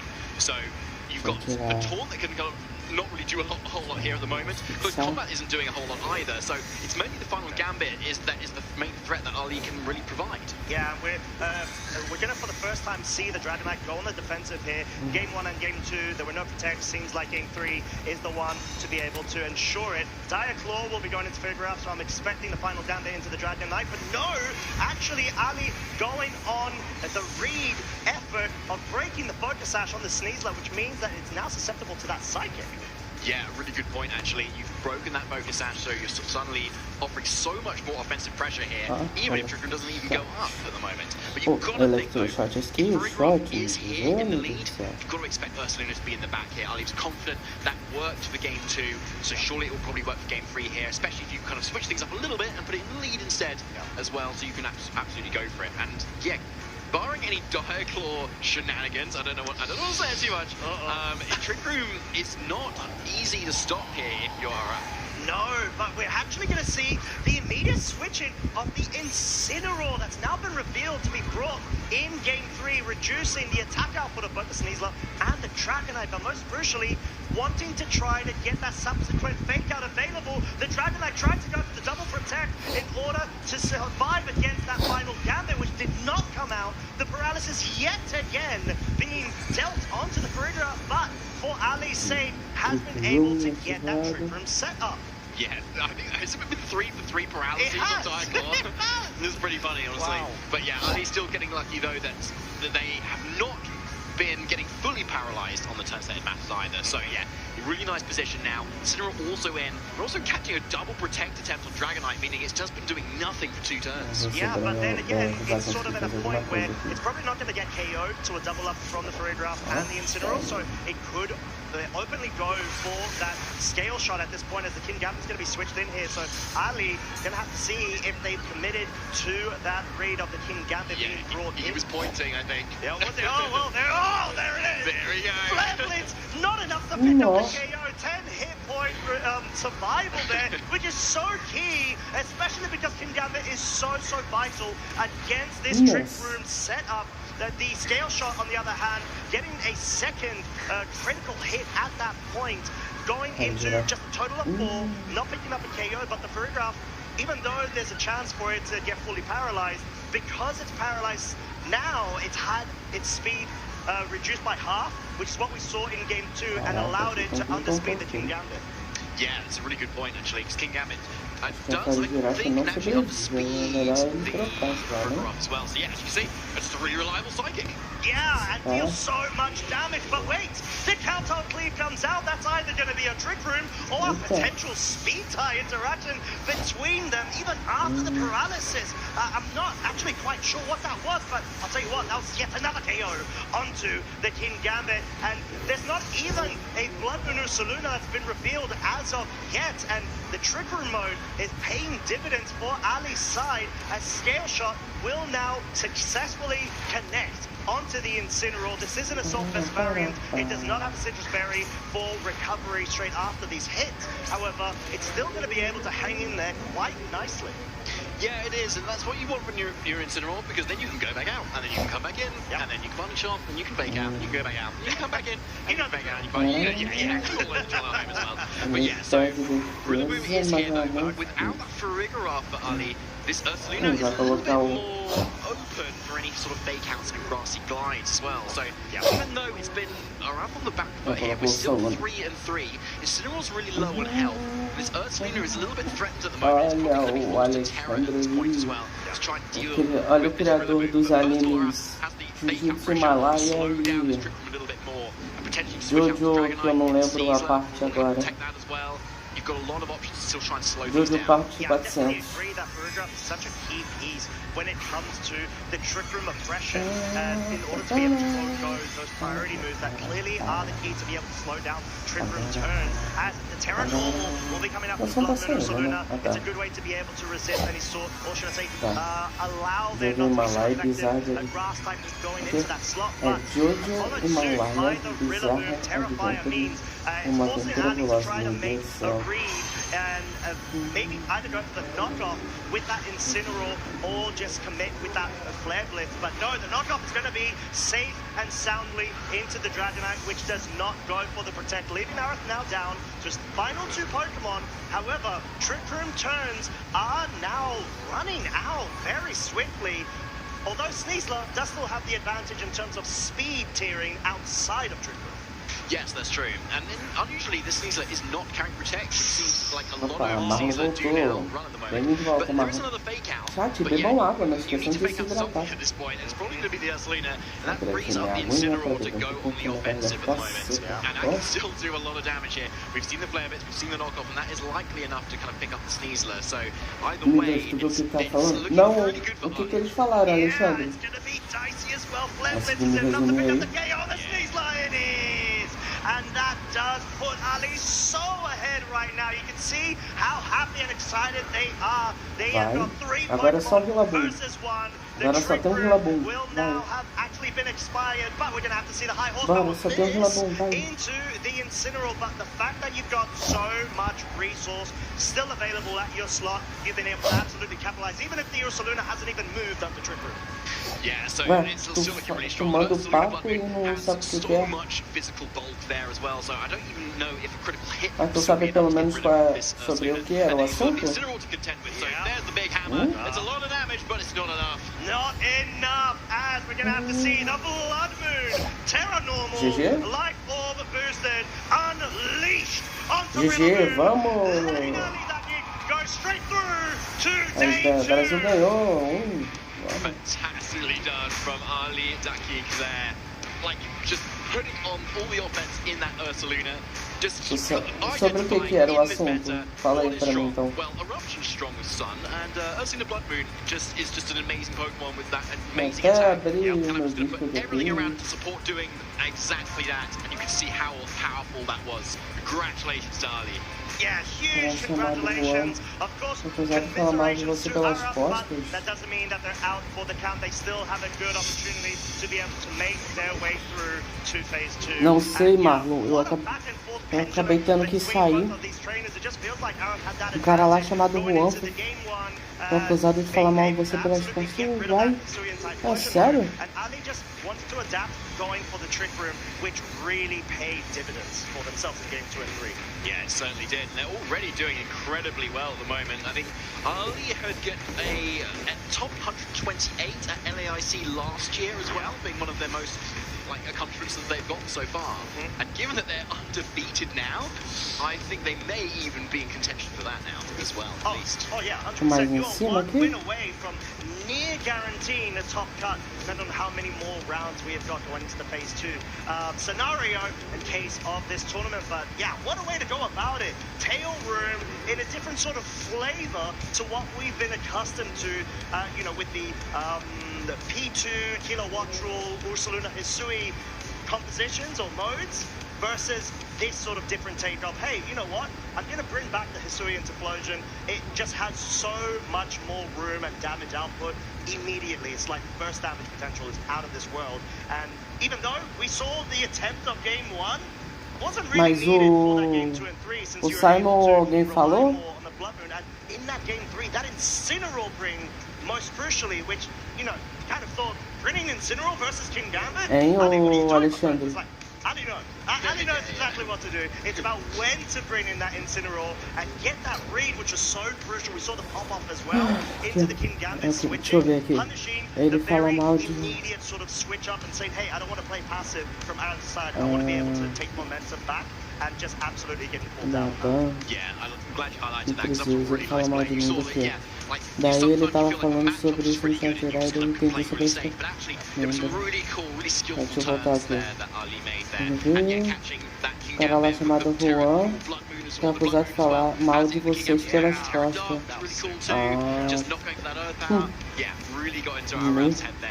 Tá, mas baniram ele lá? Ô Alexandre, tu sabe me dizer? Se o Simon ou alguém baniu ele? Fantastically well played, and honestly, it would be really great to hear a little bit more from him with an interview. Let's have a listen. Nada, cara, não.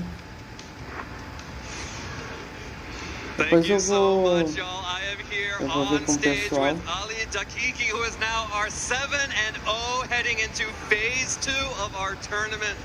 Ali, congratulations, parabéns. This was an incredible set to watch. How does it feel knowing that you are now undefeated in the tournament?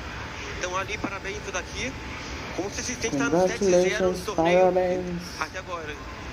Cara, é inacreditável pra mim. É meu primeiro Day 2, meu terceiro torneio presencial. Eu não esperava que eu fosse ir tão bem. E não sei, ainda tô sem palavras pra descrever, mas eu tô muito orgulhoso da minha performance até aqui. That's it. He didn't, his first time here on the stage and in the local event.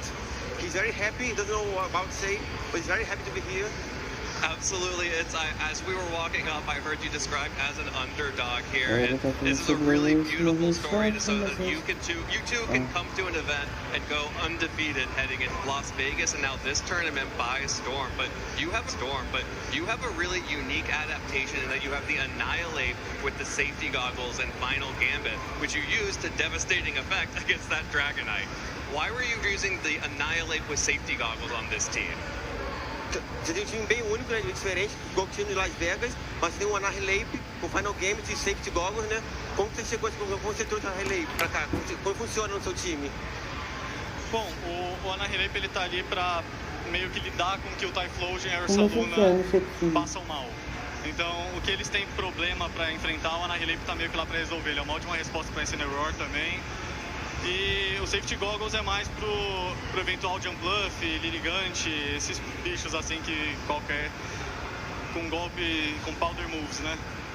É mais ou menos isso a função dele.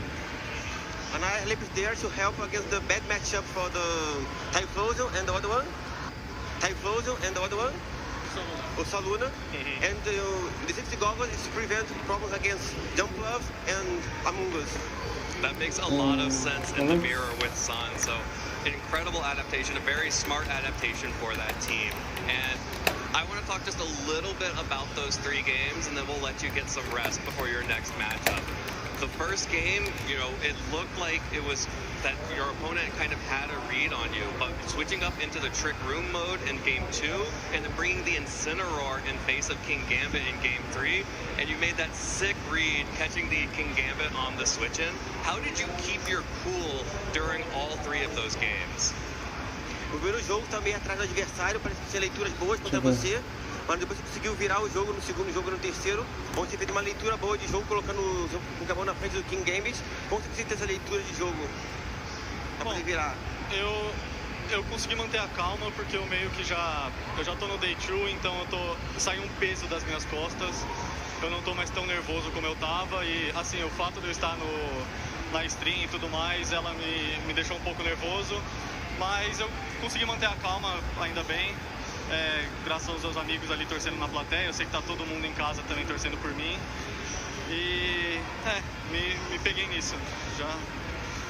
Did he try to keep it cool, to figure out his friends that are in the crowd, shouting for him, cheering for him, and just keep it cool, and it's Day 2 already, so let's go tomorrow.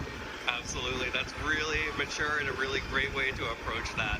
And I do just want to say, before we let you get back, do you have anyone that you would like to Cara, legal que o BR passou pro dia 2, ele já tá no dia 2, ele já sabe disso, tem total noção. Agradecer todo o apoio que eu tô recebendo dos meus amigos, queria mandar um salve pra Lunáticos VGC também, mandar um abraço, um beijo pra minha namorada, pra minha mãe, pra minha família torcendo em casa, pro meu pai, meus amigos.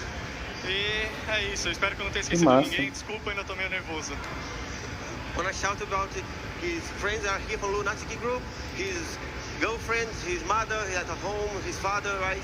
His brother, all his family at home supporting him, shouting for him. for everyone. Nó. Well, Ali, congratulations again. Nó, eu Parabéns. gostei That was desse cara. incredible, and I can't wait to see what you do in day 2 Congratulations tomorrow. and parabéns. Mas o problema é pequeno. Ok? Mas o problema é pequeno. Como assim? Heading into phase 2. Don't go anywhere. We'll be right back. Tem o Marco, o Giovanni e o H. Calma, a gente não sabe se eles passaram pro dia 2. Tem esse detalhe. Tem esse detalhe, tem esse pequeno detalhe, tá?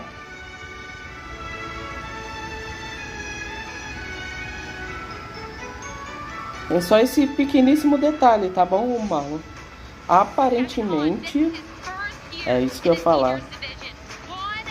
Bom, supostamente essa é a última, mas eu acho que não é a última. My name is Kevin Hahn, and I'm from Philadelphia, Pennsylvania. I'd like to say that my first game was Sword and Shield, because my brother didn't pay for me. Not my first tournament. It was more of a family vacation. I got top 8, but it was a 7-player regional, and my only win was the top. I put that experience on the side.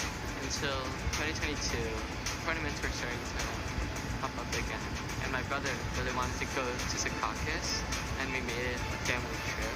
I actually made top 8, and it wasn't a 7-player regional this time. When my brother won NEIC, Esse detalhe aí. kicked in, I was like, oh, that's so cool. I want to. Já que eu voltei, deixa eu só ver se eu... My parents convinced me to go. Se eles estão no dia 2 ainda. I think that was Provavelmente. the beginning of my Pokemon era. My brother helped me with every move, but after that, I started to practice on my own, and I kept pushing and pushing, and here I am today. Não, o Simon fez alguma coisa? Chegou a ver? I put high expectations on myself. Didn't end up working out the way I expected. I got second at Orlando, which is really good. I was just so focused and tunnel vision on just Do que, winning. exatamente? I threw my medal on the floor, which is Ah, não tô sabendo. O Alexandre que veio com esse papo do nada. Eu falei, ué, o que houve? I was so close.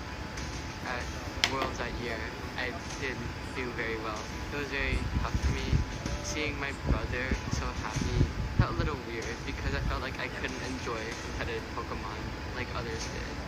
I talked with therapists and family members about it. They all told me to keep going. There's always next year. Try to put less pressure on yourself. And I did. The 2024 season was amazing for me. Don't overwork yourself. Don't force yourself to practice. You should really enjoy it. That gave me a new sense of fun and enjoyment from the game, and then that's what pushed me through. UIC, NEIC, and even Worlds, I won them all, which is insane to me. My number one goal this season, I thought was pretty ambitious, was to win a regional. After Atlanta, I was like, okay, I can enjoy my first year of being a senior. My team has not an amazing matchup spread into most of the field, but it gives you a lot of options, and there's never an unwinnable matchup. You have First Scarf Miraidon, which can make a sort of speed sandwich. You're faster with your Miraidon outside of Trick Room, and you're faster with your Calyrex Ice inside of Trick Room. Kevin Hahn is undefeated and now just one match away. The energy here has just been electric. My toughest match is probably finals. There's so much nerve up on the stage. He was the junior world champion. So much pressure to come now into this new age group.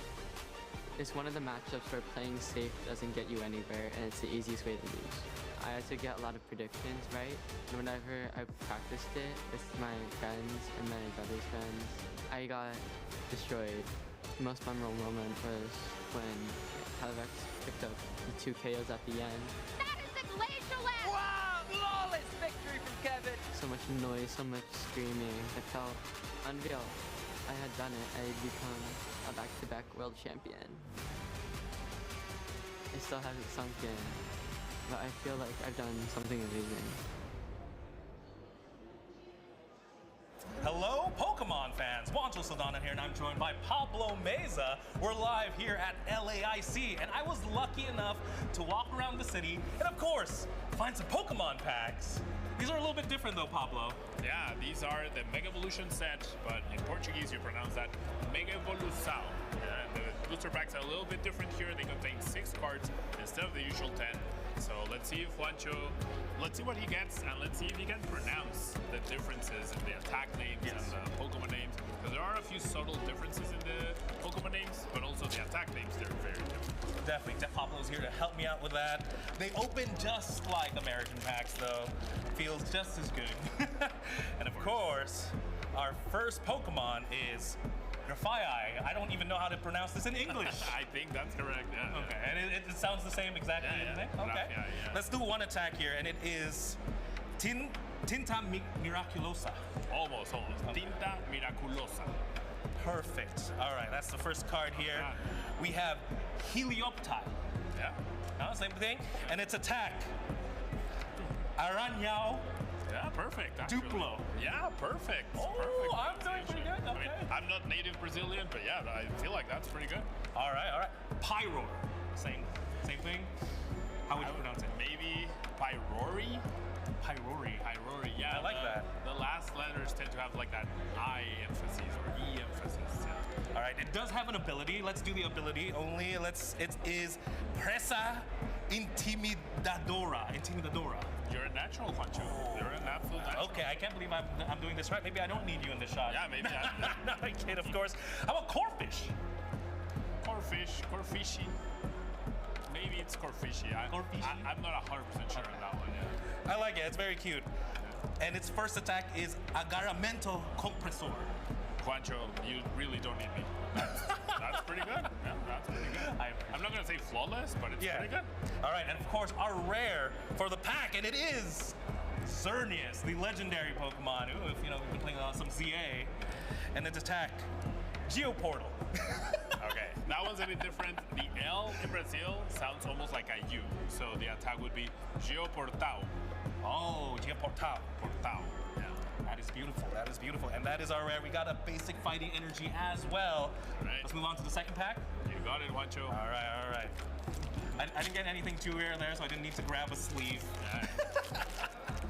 Yeah, no, you're a natural, yeah. All right. Sounds pretty good. Ooh, this guy. Bulbasaur. Yeah, like less English, if you will. Bulbasaur. All right, and its attack, Aprisionamento. Okay, that one's a little bit tougher. Yeah. Okay, I'm trying. Snomi. Yeah, the E at the end for most I love cards. that. It's It matches Snomi. I know, and it makes it like even cuter, right? Yeah. Snomi. And its attack, Esconder. Perfect. All right. Oh, that's a good one. Praia de Surfista. Yeah. That's pretty good. Beautiful place. I thought Praia would be challenging for you. Bulbasaur. I forgot already. Bulbasaur. Yeah, that's fine. Yeah. Yes, and Aprisionamento. Our reverse rare, and of course our rare. Ooh, okay, we got something. All right, let's see you try that one. Mega Manectric. That's English. I don't know how. All right, so it would be Mega Manectrici EXE or EX. That one I'm actually unsure, but Manectrici, I'm pretty sure. That's very tricky, Pablo. Yeah, Mega Manectrici. Yeah. And now the attack name? I'm not gonna try, Pablo. Wait, what is it? Rayo Declarado. Oh, pretty good. What about the second one? The second one is where I gave up to. The second one is Detonazao Desenfrenada. Yeah, so you have to put like a little emphasis, like a little oomph to it. All right. Well, thank you so much, Pablo. I'm gonna try and learn a little bit more, maybe open more packs with you. And love opening packs. Of course. With that, we're gonna throw it back to more Pokemon action.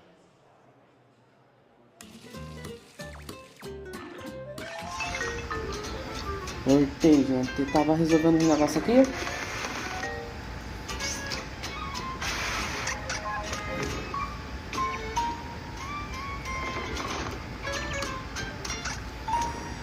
Aí, é isso. Hey everybody, welcome back to the Pokemon LAIC 2026 Champion. championships. I've got Costa with me again.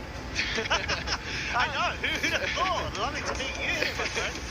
Lovely to see you again, Costa. And yeah, we're going to be shortly getting into round 8 here of our phase 1 of day 1 here for the LAIC.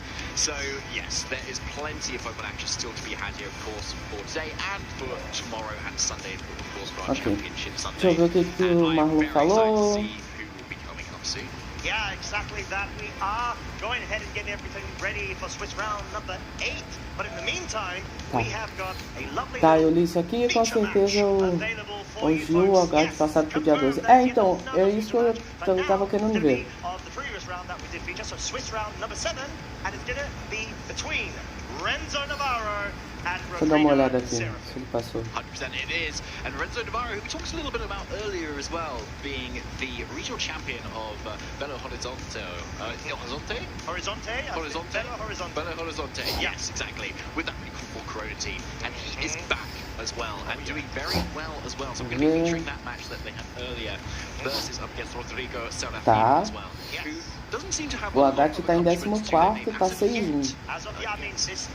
Por enquanto tá passando só 2 BRs.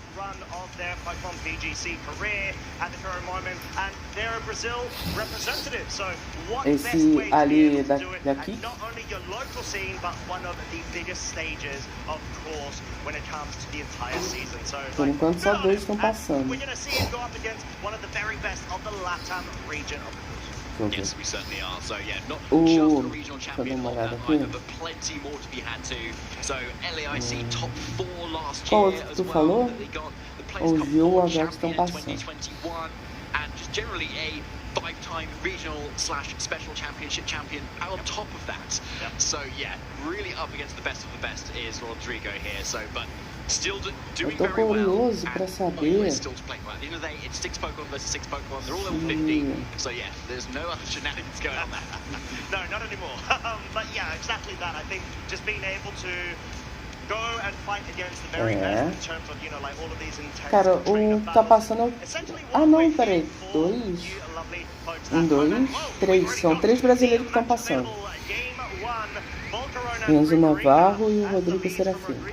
Side of the field versus Renzo's Rillaboom and the Volcarona. It is, of course, going to be that grassy scene, and it is essentially, like you said, David, pretty much the same composition from Renzo's side, but it seems like it's the Simone Sanvito adaptation having that Basculegion available over a previous member. Yeah, that's a good shout out there, Costa, honestly. And as you can see, the Volcarona on Renzo's end is the faster one of the two. Seeing the grassy seed activate first there. And makes it to get Primarina right on out of there, because the matching partner to the Volcarona on Renzo's end is a grass type, and that's not what you want to see. And a perfect switch in too.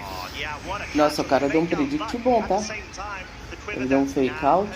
Set up from Renzo's side. Probably following suit is yet another Quiver Dance over on the Volcarona. So actually, apologies if the Struggle Bug variant, it doesn't have Quiver Dance. It's got Heat Wave, Struggle Bug, Rage Powder, and Tailwind. So more of a utility support kind of Pokemon, which easily could have gone on the offensive there with the Heat Wave, especially because of Rillaboom being on the other side of the field, which is the Assault Vest variant. However, you want to be able to start limiting the amount of damage output as much as possible from that Volcarona. Don't let it get out of hand. Yeah, you definitely don't. We've seen that a couple of times already today, where it certainly has. It's been forced to pivot on sometimes, but then just not gotten rid of. So there's a Heat Wave straight out of the gate.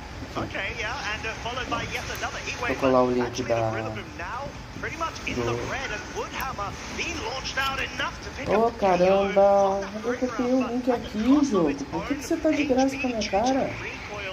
Oh. to self-KO itself in that scenario. So already a KO in advantage for Renzo's side. Certainly is, yeah, and looking really strong when you've definitely got that setup going as well. Special defense is going to be really helpful against that Primarina that we can still see in the back there as well. So Hyper Voices aren't going to really necessarily force Terra either. It's that Terra Fairy kind of forward to maybe save it for something else. But Renzo's Rillaboom is running out of steam as well, so it could be that Reagindo wants to really focus on trying to get rid of that, which frees up that Primarina with that nice special ball, take on the Volcarona hits, and then hopefully deal with it again with the Hyper Voice, boosted by that Liquid Voice as well, giving it that water typing, and obviously having a really nice, reliable spread attack here. So yeah, just see this more kind of well, supportive Volcarona here that Rodrigo has instead of that Quiver Dance there on what is entirely a reasonable competition to have something that's called Quiver Dance. Yeah, and it's fascinating because the Primarina is actually the setup sweeper in essence for Rodrigo in favor of that Volcarona.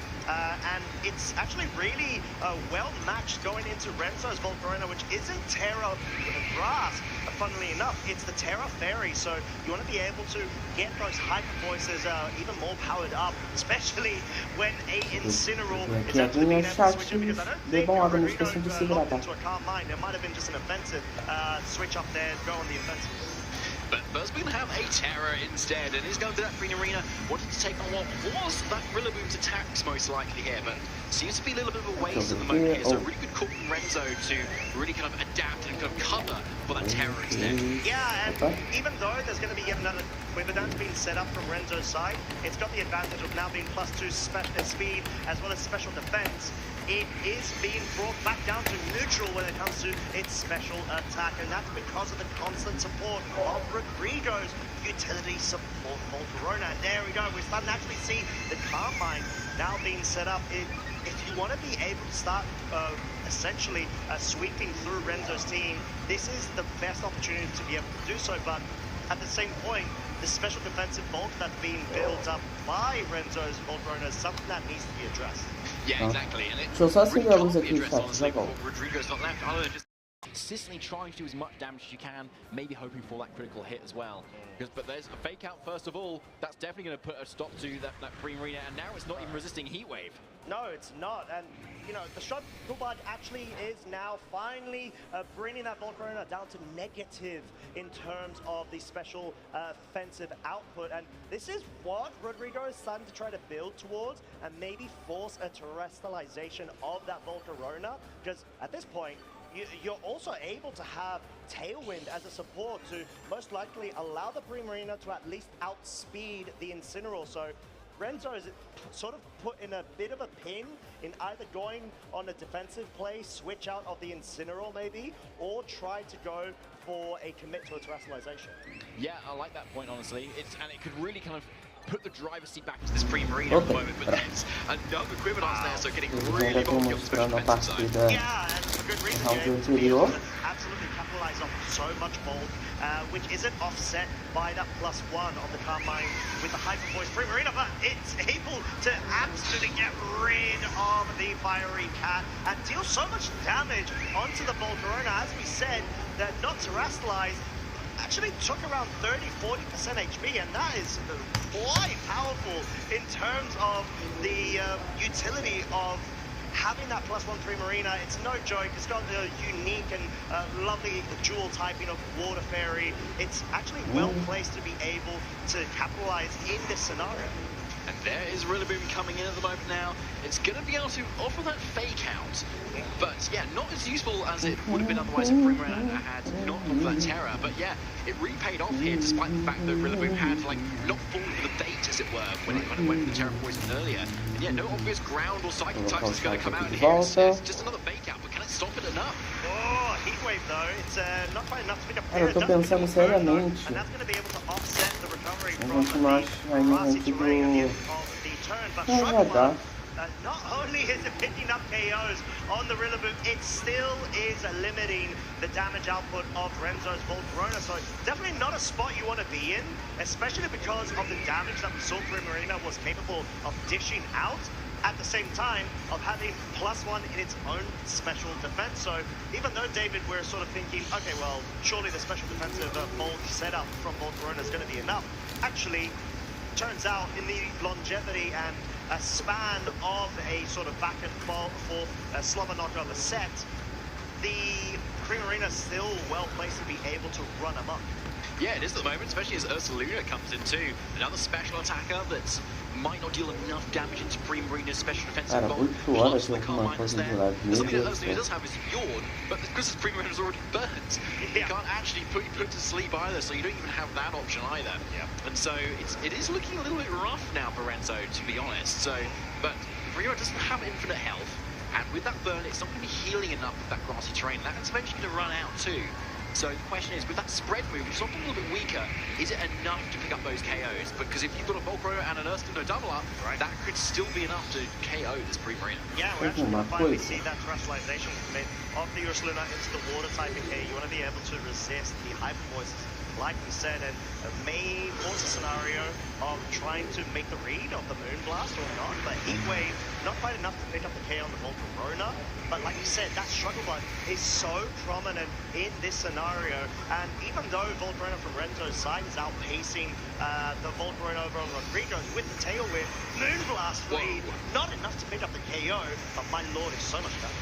And there's that ground type move, but still not enough for a KO on the Spring Arena. But look, a good call from Rodrigo there, calling the Terra Water, not going for that hyper voice and getting out as much damage as possible with the Moonblast. Possibly hoping for a KO there, but as we can see, it's just not quite enough. Yeah, I mean, David, it truly feels like Rodrigo's Volcarona has been such an MVP in terms of being able to have so much utility of not only supporting its partner Pokemon, but also limiting the amount of damage output from the opponent's side, which has been so crucial in this matchup. One final turn of Tailwind does remain.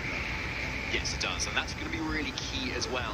If these Pokemon are able to outspeed enough, but we know this Volcarona is very speedy as well.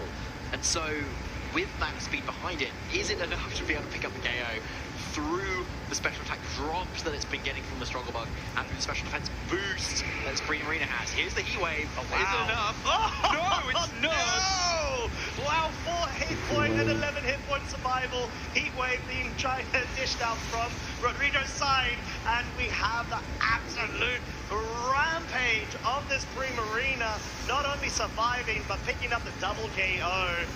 What do we be able to showcase this interesting set accompanied by the Volcarona?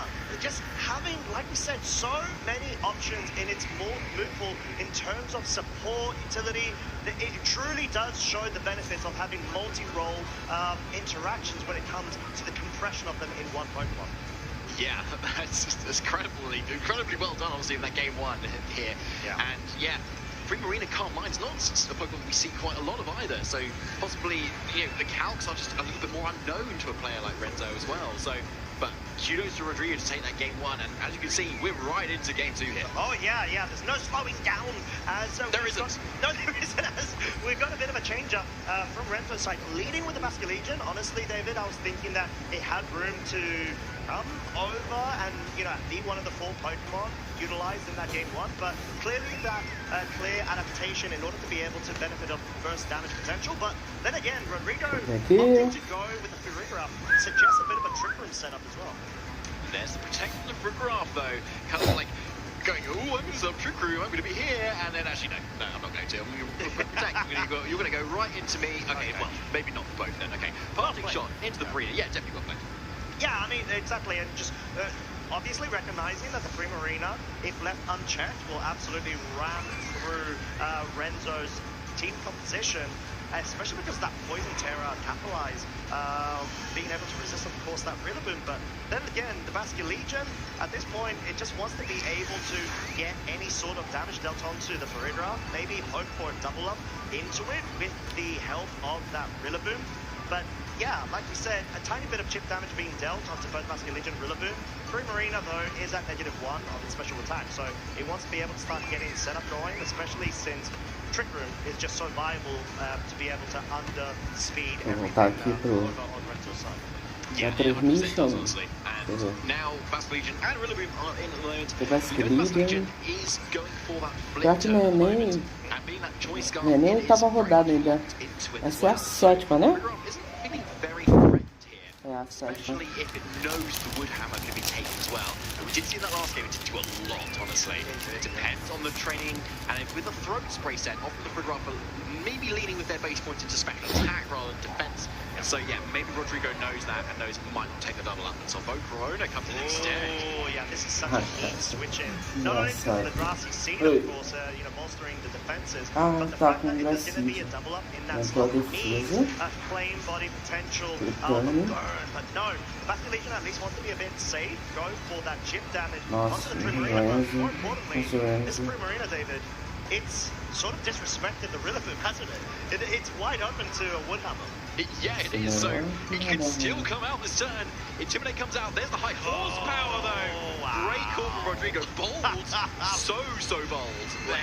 Yeah, it's one of those where it's like, oh, it's just so obvious, you know? Like, yeah. Right, like, and same with Fruger up. He's kind of leading it and going, oh, I'm just going to protect. Oh, here's my green arena. And, oh, no, it's not going to terrible protect either.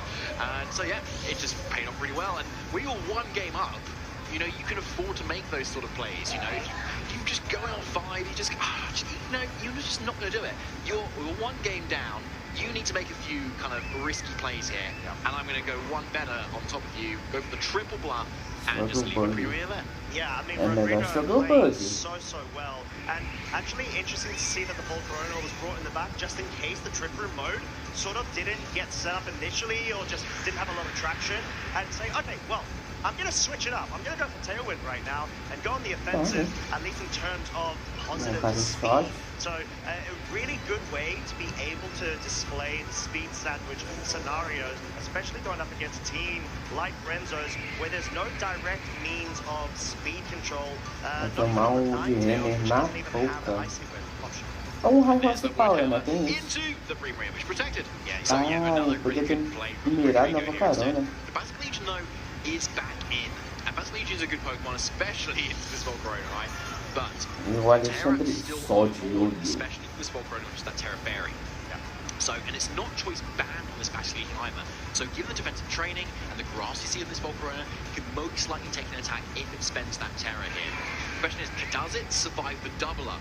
Because Volcarona this doesn't have Protect either, so it's left wide open. So Renzo could cover, say, Wave Crash Woodhammer into Volcarona. Know that either way, Terra or no Terra, you're going to get that KO, depending on this training. Virou observador agora, Alexandre. Maybe Rodrigo does, maybe Renzo does, but this turn we're probably going to find out. It's so interesting because it's sort of the point where Renzo's trying to force Rodrigo's hand in terms of choosing which Pokemon to terrestrialize. Because you could easily have gone for Terra Fairy, a Rage Powder into the Volcarona, but it's going to be the Poison, of course, taking that grassy glide and being able to dispatch of the Heat Wave. But yeah, we're going to have to see how this may unfold. We are going to be going ahead and cutting this preview of the feature match very shortly. So make sure you want to continue checking it out. Make sure to follow on with our side stream availables where they're able to go ahead and give it all the justice in terms of all the highlights profited off it. But we have been told that our trainers for the main stage match, final round of phase 1 are getting prepared. Yes, they are. So let's just have a quick look at our Swiss rankings here at the end Tá, aparentemente é o último, tá? Ó, temos o ali da Kik. Temos de brasileiro ele, o Gabriel Agatti, olha, e o Christian Rangel. Subiu. Temos 3 BRs aí no top 16. Dá pra sonhar com alguma coisa. Dá pra sonhar com alguma coisa, hein? Ainda mais se esse Ali conseguir... Se ele conseguir jogar bem, o Just pelo menos perder uma, o Ali se mantém ali em primeiro no top 16 pro dia 2 e é maravilhoso. Some of these streams may become a little bit short, but especially if you're X1, like 6-1, you still can afford another loss. Aí, senhoras e senhores, temos 3 BRs aí. Christian Rangel, Gabriel Agatti. There's going to be so many amazing matches, but wow, what a preview of the one we are going to be featuring for the final round. It's going to be a winner in classic. Nossa, é o Componente versus Henrique aqui. Two previous international champions, Federico most recently with LAIC last season. Ó, temos 2 BRs. Nossa, contra o Shohei, cara. Shohei Kimura. LAIC Tailwind. And it's just a great way to be able to showcase what has been such an emphatic phase 1 today. Really has, honestly. Yeah, I'm just looking down the rest of the list. Nossa, 2 BR contra ali, ó.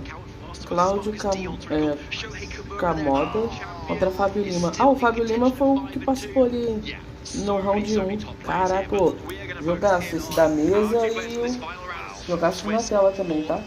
Jogaço. Frio? É, vai estar um frio agora, tá? Indras, tu é tu? Eu sou eu. Time do Frederico Oparese, King Gambit de Black Glasses, Alona Inter de Life Orb, Dragonite de Loaded Dice, Gilabun de Assault Vest, o Saluna Blood Moon de Leftovers e Blaziken de Focus Sash. Caraca, Blaziken. Afinal, Alexandre, se eu não sou eu, quem vai ser eu? Entendeu? As well as that Blaziken really changes up the state of affair when it comes to the general meta. Yeah, it's a really nice pick actually. I really love the Se eu não sou Joe, quem será Joe? Get those fast coachings off, just like a Sneasler can really. But you've got that fire offense there, you've got that fighting offense there too, but you're not hindered by any intimidates as well at the same time. So you can consistently manage teams at the same time. Ou você é outra pessoa? There's a lot of Pokemon here that really appreciate that coaching boost. King Gambit's a huge one, Dragonite and that Rillaboom. Yeah, there's just a lot of different things to go around, but of course he will be facing Eric Rios, bringing another fantastic team competition. We've got the Rillaboom Golden Goat Classics. Eu sou eu? Ah, então tá certo. Time do Eric Rios. Rillaboom de Assault Vest, Golden de Life Orb, como de Throat Spray Primarina de Mystic Warrior, Mass Road de Fox Sash e Sneasler de Grass Seed. É isso, chouriço. This adds another multiplier to be able to capitalize off of the immediate burst damage potential. Yeah, it does. It's a really nice call there, Costa. And we've covered the mouse off, we've covered Komodo as well today. But yeah, you've seen it's like Blackthorn Soul that Ashton Cox got top forward last year as well, the same regulation. And here it is again on another really interesting team alongside that 3 Marina here. Kind of taking that all-reliable haze user, but instead it's a seal. Yes, so eloquently put, my friend. It is, to an extent, but it's also a great way to be able to get spread water-type damage and have that immunity to opposing Dragonite because of that very typing. But going into Agora para o último jogo do dia, situation between pelo both que of our está trainers, sendo some falado. key highlights and potential win condition strategies you think both of our trainers will be able Agora to irei tomar água? Também irei. Chat, bebam água, façam que nem o Alexandre e que nem eu. Bebam água, não esqueçam de se hidratar. Frederico's team, how do you respond to that? Ninetales, a big problem. Blizzard, Moonblast as well. They doesn't want to face that, so we might see a lead of it here, and yes, we do. Yeah, what a well-put read, my friend. Even doing so behind the curtain, we'll be seeing our trainers unfold all of the action. We have got round 8 right now, turn 1. So there's the grassy seed boost on that Sneasler there. So I like to read from Eric here, kind of countering what might be able to stop a Komodo setup here, responding with a Sneasler that looks really strong at the moment with that grassy seed boost and that acrobatics access there. It's really having a lot of offensive pressure onto this Rillaboom, and you've also got that like Rillaboom on the other end, which just has massive, just general blast damage. Oh, pior que se acabasse. But on Frederico's, it's not. It's that É que eu tô mega... very offensive and may not actually be able to take a wood hammer. Eu tô mega cansado, chat. Se eu não tivesse cansado, assim, né, meio com sono, eu até faria a live da parte da tarde. Do meu horário e tal, mas do jeito que eu tô, eu não vou aguentar não, cara. Ou daqui eu vou só ficar em off mesmo, ficar na cal com o pessoal conversando e tal. E, meu Deus do céu. 9 horas de live, isso só hoje. Amanhã, ainda tem amanhã e domingo. Yeah, this seemed to be the case. Obviously, it's giving the grassy surge kind of turn as well, but still could have been a little bit of a speed time. Maybe Eric knows it's a little bit of a faster Rillaboom anyway, denying that fake out Rillaboom potential there too. But obviously going to this next turn now, this Ninetales has just done so much damage now, but it hasn't done enough. It is now definitely in range of what the Sneasler could do. And the Sneasler, though, could still be in range of the high horsepower for the opposing Rillaboom, which is now uncontested and can most likely survive a dive or an acrobatics from Eric's Sneasler too. Oh, as we do have the Dragonite's multi-scale broken in favor of Alolan Ninetales. Survival here, Diaclaw not enough. 15 hit point survival with the paralysis escorted on the side. Will Federico's Rillaboom be able to move? It can. Woodhammer, it's going to be more than enough, even around the 30-40%. Ele leva, mas ele cai também, né? Even though, of course, it did have the Grassy Seed defensive stage proc. And that recall is now enough to actually KO that Rillaboom itself, rather than say high horsepower, which would have kept that Rillaboom around. However, you at that point paralyzed Rillaboom versus another Rillaboom on Eric's end, you probably actually wanted to go down at that point, so you could bring something nice and fresh to support this Dragonite here. Because at the moment, this Rillaboom's not doing a whole lot. It's not got its fake out turn on the board. So the question is, what has Eric brought in the bag? Do we have that Komodo there or not? I want to say yes, but I think it's a really good call that Federico has preserved that Ninetales. He knows he wants to preserve it just in case a Komodo is coming up there, because it's such a weak condition and such a threat as soon as that Hyper Soul gets set up. Wow. Cara, eu tô curioso pra ver o que ele vai fazer com esse Blaze. Such a big thorn in Federico's side, given the Dragonite on the field as well as that Blaze again. Both are susceptible to super effective damage. The Dragonite can't even deal its main source of damage via that scale shot. It's going to have to be forced if it wants to go on the offensive to go for the extreme speed. Yeah, it's a really good point. So maybe Eric wasn't setting up for that Komodo, he was setting up for the Primarina. The main threat being that Rillaboom, and versus the rest of this team, as you're saying, Costa.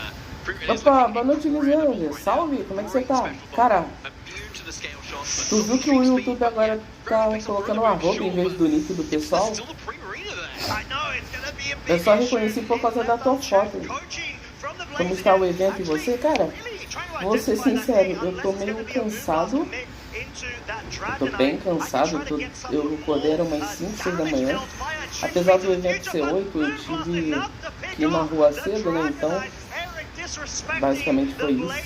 E o evento tá bem, cara. Estamos aí a 9 horas e 5 de live. O evento tá bem. O evento tá bem. Tá bem legal. Aqui tá legal de ver.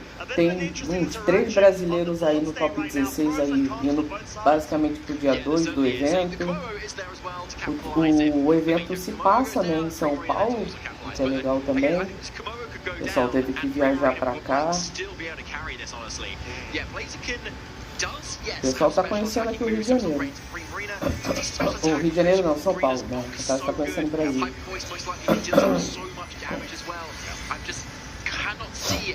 Pera. Pera fogo, mano.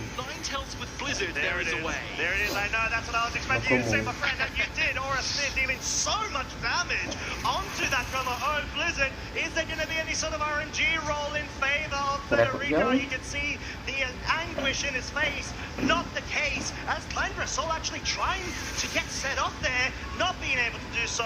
Eric's trying to hedge his bets in terms of either I get the Komodo set up or I can go ahead and pick up KOs, break and focus sash on the Blaze again with the Primarina. That's exactly what he did. Eric absolutely running away with this game one. Blaze again, I don't think he's going to be able to ele vai recuperar o suficiente pra salvar ele. Ou ele acerta a Primarina e toma do Komodo, ou ele inverte, né? Tem que estar com condições para ir nesses eventos. Mas quando você puder ir, é muito bom ver essas paradas. Com certeza, definitivamente. Se Deus quiser, o próximo internacional que tiver, sei lá, o da Europa ou da América do Norte, pô, se Deus quiser, eu vou ir pra ver. De repente eu faço live de lá mesmo. Como esse aqui é o último evento que vai ter esse ano, né? Porque agora é só em janeiro do ano que vem. Então já vai dar meio que uma folga. Entre muitas aspas, né? Porque a gente vai ficar o quê? Só um mês praticamente, porque no começo de janeiro já volta os campeonatos. as long as you get rid of the Rillaboom and the main sort of threats that would really, you know, produce and force KOs onto the Primarina, that is clearly Eric's game plan there, and he did it to a really good degree. So if you're Federico, how do you try to bring this one back? Do you want to lean on to like a Gambit or something else? Well, I wonder if an Ursaluna with Terra Electric and Calm Mind of its own might be able to respond a little bit here. Okay. Because there is a lack of the ground type of the Ursaluna on Será Eric's incrível, seu público com punish Terra certeza Electric on Ursaluna. isso não? Sim, com certeza. Mas e aí, ô Lisander, como é que vai como é que vai a vida aí, cara? Não sei, tô por fora aí dos negócios de vídeo e tal, não sei se tu chegou a voltar, como é que tá aí? But if it's anyone that could beat it, it's maybe Federico. Wow, and we actually see a bit of a change up from both of our Só quando tem, finalmente tem um Blaziken no campo. Allowing a sort of interaction of potential side coaching versus the Mousehold and Golden Go from Eric's side. O pessoal só ignora quando tem Blaziken, poxa. Aí perde sim. Quer dizer, o pessoal perde, né, no caso. Yeah, you do. So really nice switch up here for Eric, because if things went so well in game one, you can really switch it up and just go for something completely new here. The Federico you might even not even be thinking about, just kind of so focused estou on the bem, arena. voltei um pouco em vídeo short, mas nada, mas nem live ainda, vou ver se consigo amanhã, mas faça sua volta triunfal, seu retorno triunfal. O povo clama pelo retorno de Lisander.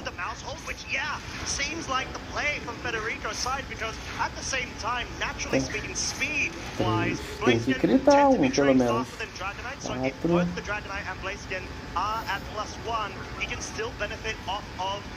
Nossa, se fosse 5 eu ia se dizer. Yeah, I like that call out there, Costa. Yeah, it's really cool. So you can still go for that really nice big play there. So this Dragonite doesn't have Tailwind, unfortunately, but you may not need it in the scenario, especially tinha que ser 5. Se fosse 5, eu acho que. Não, mas mesmo assim, um deles tinha que gritar para ele levar o Mazou. O Golden, vou colocar aqui. Nessa semana eu estava com muita coisa na cabeça relacionada a assuntos acadêmicos. Mas como o ano está acabando, espero ter mais tranquilidade. Aí sim, exatamente. Quanto mais rápido acabar, melhor, né? É que querendo ou não, não sei a área que você está fazendo, né?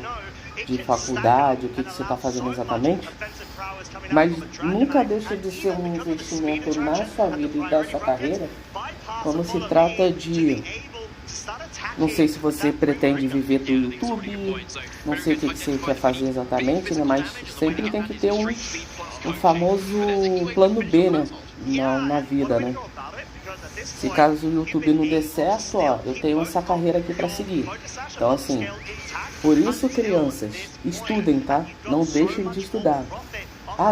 Mas eu quero ser youtuber e tal, que não sei o que, beleza. Mas tenha pelo menos uma faculdade ou algum curso especializado, entendeu? Porque se amanhã der ruim, pelo menos você tem onde seguir. Esse é o negócio. Não, assim, invistam se vocês querem ser youtubers, mas não deixem de cogitar planos B. É isso. Essa é a verdade, entendeu? Essa é a real aí que eu tenho pra dizer pra você.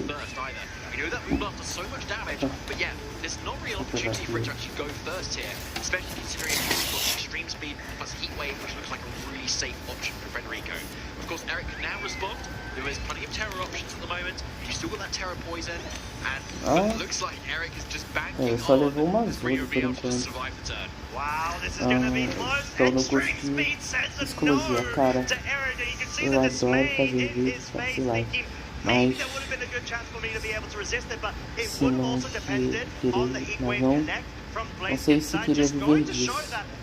YouTube é um ótimo hobby, mas no momento eu não vejo como um grande trabalho. É que é assim, Lisander, quando a gente não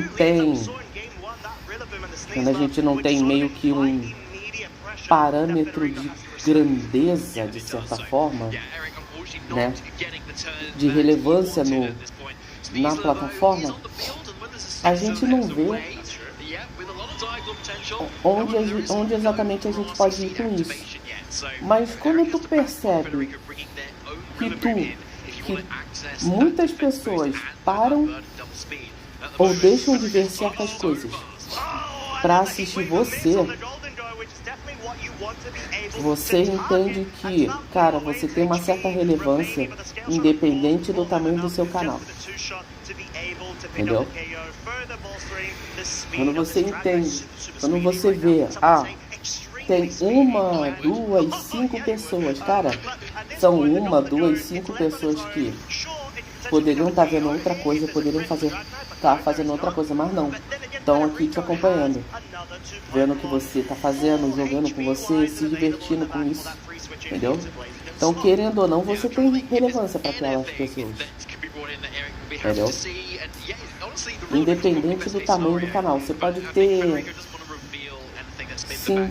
você pode ter 30 inscritos e 4 pessoas te assistem. Cara, são 4 pessoas que tiraram do tempo delas para te assistir, para te acompanhar, para te ver.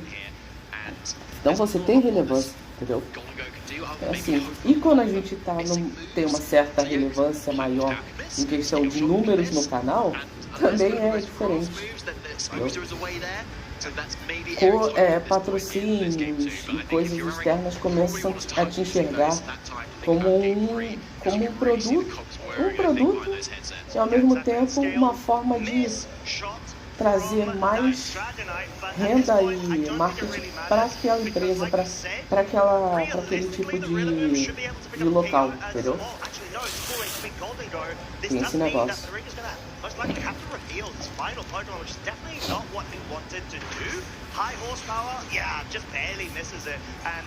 Even though, like we said, this game was pretty much over because of just the overwhelming amount of Tem resource, isso. it has forced that reveal. So Chat, bebendo, não esqueçam de se hidratar. for Eric saying, okay, Federico feels more reliant to bring that Rillaboom and Alola Ninetales, so at Com least let me try certeza. to find a way to be able to reposition Porque o what sort of movimento, reference of lead he can take, knowing o that those two movimento nosso é o canal público que nos acompanha, sim.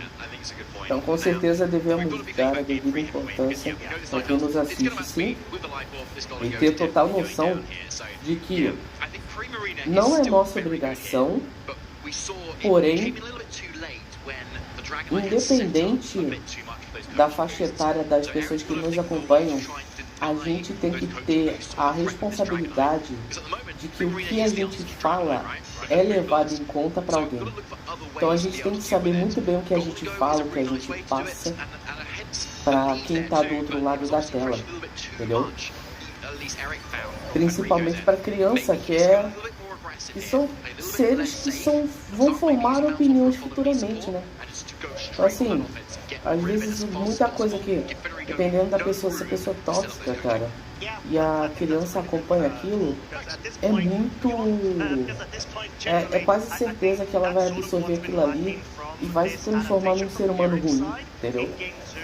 Então assim, a gente tem que saber o peso que a gente tem, a importância que a gente tem, independente do tamanho, porque tudo que a gente fala aqui, cara, é levado em conta, é absorvido para alguém, entendeu? Pode não ser absorvido para todos, mas sempre tem alguém que vai absorver aquilo ali, entendeu? Isso tem que ser levado em conta. Então, assim... E é aquilo, né, cara? Independente do tamanho que a gente tem, cara, a gente tem que sempre ser grato, né? Se tá crescendo, se tem gente acompanhando, cara, é sinal de que você tá fazendo um bom conteúdo, né? Entendeu? Se tem gente me assistindo, se tem gente que gosta do meu conteúdo, cara, pra mim tá mais do que suficiente, cara. Se eu ficar a vida inteira com esses 600 inscritos que eu tenho, 600 e pouco aí, e só o fato de ter pessoas que gostam do conteúdo chegar pra mim, poxa, Nigel, eu gosto pra caramba do teu conteúdo, que maneiro que você faz e tal, poxa e tal, que não sei o que, cara, isso pra mim já me deixa feliz, cara. O objetivo que eu tenho com esse canal, cara, não é crescer e ganhar dinheiro, cara, isso é consequência, entendeu? O que eu tenho de objetivo com esse canal e com todos os outros que eu tenho é fazer uma pessoa sorrir, entendeu? Animar o dia de alguém. Já faz o seu dia, né? Isso traz uma sensação fantástica mesmo. Sim, cara. Pô, traz um quentinho no coração, cara. Enorme. Tu virar... Tu ler no chat, pô, tu é meu youtuber favorito. Ah, gosto muito dos seus vídeos, gosto muito das suas lives, isso é muito legal. Cara, todo tipo de feedback positivo, cara, é sempre bem-vindo e é muito bom, cara, entendeu? E tipo, cara, não é que a gente não tem que receber feedback negativo ou coisa e tal. A gente precisa, a gente é humano, a gente vai falhar, entendeu? A gente erra, mas é o saber falar. Poxa, Nindras, isso aqui eu não gostei que você fez desse jeito, entendeu? Não faz mais desse jeito aqui, poxa, não fica legal e tal. Pronto, cara. Nem todo mundo tá preparado para receber crítica, mas a gente tem que entender que a gente é criticado o tempo todo e que a gente sempre vai ser bem mais apedrejado do que os outros, entendeu? Pela repercussão que a gente tem, entendeu? Tem esse negócio. Então assim, é buscar sempre melhorar, sempre ser tua melhor versão, entendeu? A gente nunca vai estar feliz o tempo todo, isso é fato. Nunca vai estar sorridente, nunca estar feliz o tempo todo. Mas, cara, tentar basta eu levantar da cama e pensar, cara, hoje eu vou tentar o meu melhor. E se você tentou, cara, ai, não foi dessa vez, cara, o fato de você ter tentado você já merece parabéns, porque muita gente não tenta, muita gente nem chega a ter a audácia de tentar, entendeu? Então assim, você tem que tentar, você tem que fazer, entendeu? Porque ninguém vai fazer por você, cara. As pessoas podem até falar, podem até dar uma mãozinha de certa forma, mas fazer por você ninguém vai fazer. É você que tem que levantar, arregaçar as mangas e ter que sujar as mãos, ter que fazer. Claro, sem passar por cima de ninguém, sem fazer coisa nenhuma errada e tal. É isso, cara. Saber lidar com as críticas positivas e negativas, principalmente as negativas. Nindra só tá chutando no gol com suas sábias palavras. Cara, eu tento, entendeu? Eu tento sempre passar coisas boas e sempre praticar o que eu passo, porque não adianta nada você falar da boca pra fora e ser maravilhoso e não praticar o que você mesmo passa, entendeu? Porque isso é hipocrisia e isso sabe, você não tem meio que o que fazer. Porque como é que você quer ter moral alguma? Como é que você quer ter respeito, saber de ter alguma coisa a se passar para as pessoas, se você não pratica o que você fala, de certa forma, entendeu? Então por isso que eu sempre busco, todo santo dia, embora a maré sempre tente derrubar, eu sempre estou ali tentando ser minha melhor versão, cara, fazendo o que eu puder para que mesmo hoje não dê certo, eu tô plantando a semente para amanhã a árvore nascer e dar frutos. É isso. Entendeu? Deixa eu ver quanto tempo de live já tá. 9h22. Cara, então isso nunca podemos deixar de tentar. Cara, porque é melhor você fracassar tentando do que se arrepender de nunca ter tentado. Essa é a verdade, entendeu? 9 horas, Renan? Sim, 9 horas, tamo aí. Por isso que eu tô com sono, cara. Tô conversando, tô prestando atenção aqui, porque se eu ficar parado, dá uma moleza, dá um cansaço, ainda mais aqui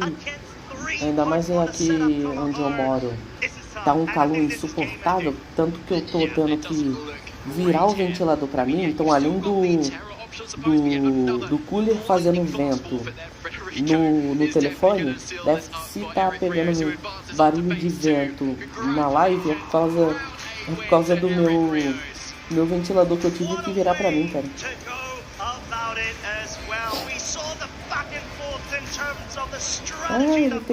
Ele tem a camisa da Koi. Ó, o Eric diz.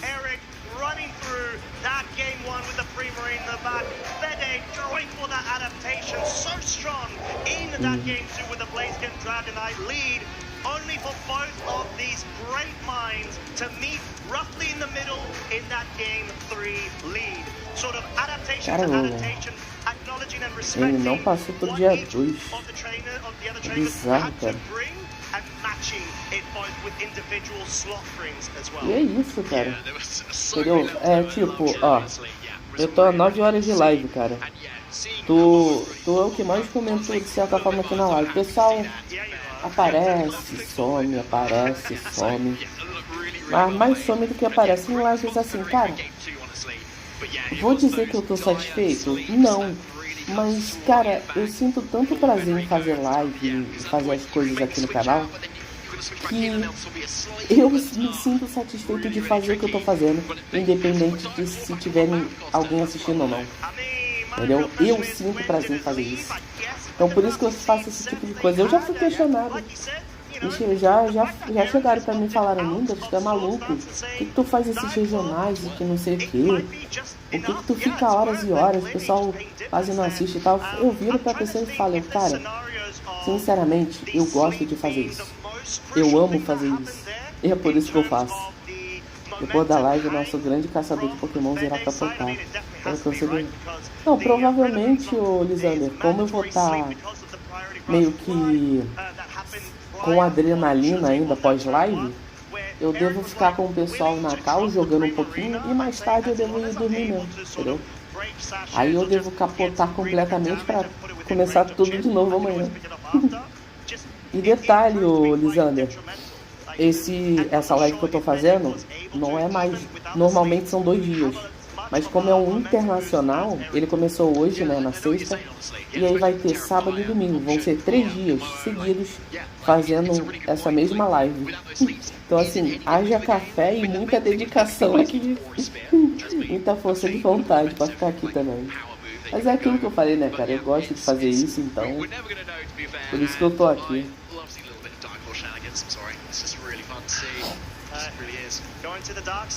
Acredito que esse tenha sido o último jogo, mas se não foi, não tem problema, né? É como eu disse, eu fico aqui, eu vou continuar fazendo live e tal, é isso. Mas se for, de certa forma é um alívio também, eu consigo descansar um pouco. Nossa, sem qualquer coisa, eu levantarei as mãos para dar um pouco da minha energia para tu. Eu recebo, moço. Eu já vi que eu não posso ficar parado. Por mais que eu esteja assistindo aqui, eu tenho que estar sempre me movimentando, interagindo com alguma coisa, fazendo alguma coisa, porque se eu ficar parado aqui, eu só... a energia cai e é isso. Inclusive eu já volto rapidinho. Good players, I face against really good teams, young players as well, so it's got been exhausted today, but yeah, I made it. Like, I am day 2, so I will try to win as much as I can tomorrow and try to top it. I'm so glad you mentioned the creativity on your team because you've been trying a lot of teams in your downtime. How did you decide on Como-O to bring to this tournament? I have been trying physical Como-O first. It was Clear Amulet with the Soul, but Drain Punch instead of special attacking, so didn't came too well. Like, I was testing that, and I felt that Como was really good for the metagame because there are a lot of instant Rillaboom, so But the problem of Como is Dragonite. So that's why I have Primarina. Didn't see any Primarina these days, so I tried to build a cool team with that. And yeah, I'm 5'2", 6'2" now, so let's see how it goes. So walk me through that matchup. What was your game plan going up what it seemed to be a guaranteed coaching into that Dragonite in game 1 from Federico? The matchup, I think it was for me, but Federico played really well game 2 and game 3. I think I didn't play that well game 2. I think Primarina is good. He was expecting Primarina lead, so that's why I think he made Rillaboom lead, expecting Primarina, and then he saw that I didn't bring Primarina, so he brings Dragonite Blaziken to coaching, and that was really difficult for me. And then I tried to do Sneasler Primarina because it's like covers 50-50 lead. Like if he leads with Rillaboom, I have the pressure of Sneasler. If he leads with Dragonite, I have the pressure with Primarina. So I think it went pretty well. Dark Cloud helped a bit with the sleeps, but yeah, I think both we played really well. So. One other thing I want to ask you, you mentioned you started off 2-2 earlier. How did you bounce back from a rough start in arguably one of the toughest tournaments we've seen all season? So the way I lose, I think I played really well. The first game I lost, it was a matchup that I didn't play really well, so it happens. And then the other loss was against Blizzard, Freeze into my Como. So I didn't, like, I felt well because I played well, so, and the team works. So after the 2-2, I was talking to my friends. I think I can make it. I'm playing well. I lost because the game, like, I can't control that. So if the lag is not, like, if I don't have bad lag, in the rest, I think I can make it. So sometimes the game says no, right? Yeah, it is. Yeah. All right. Well, Eric, thank you so much for your time. Do you have any shout outs you want to give to anybody in the hall or anybody watching at home? Yeah, I want to shout out all the friends that have been helping me, the team, Sergio, David, Jesus, Gerard, everybody who have been supporting me from home, my Twitch community that have been supporting all the time, and also to the Koi community. Thanks to them as always. Thank you so much. All right, Eric, thank you so much for your time. Best of luck in Phase 2 tomorrow. That's it for all of our action here in Phase 1. I'm going to throw it back to our casters to wrap things up.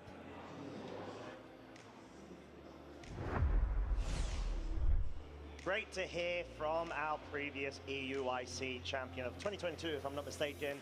Some strong, firm words in terms of inspirations when it comes to, you know, what has proven to be quite a tough regulation set to be able to sort of not only adapt your own playstyle to, but the variety of meta choices and valid sort of compositions that are going around. So tough to be able to sort of counter, but Eric Rios, one of the very best, giving some wise words there. Yeah, and he is a wise man, honestly. Like he's been around the block and had so many championships under his belt as well. So, and often is very consistent at the international level as well, and no stranger to LAIC particularly too. So, not surprised to see him this far, but obviously he cannot afford another loss.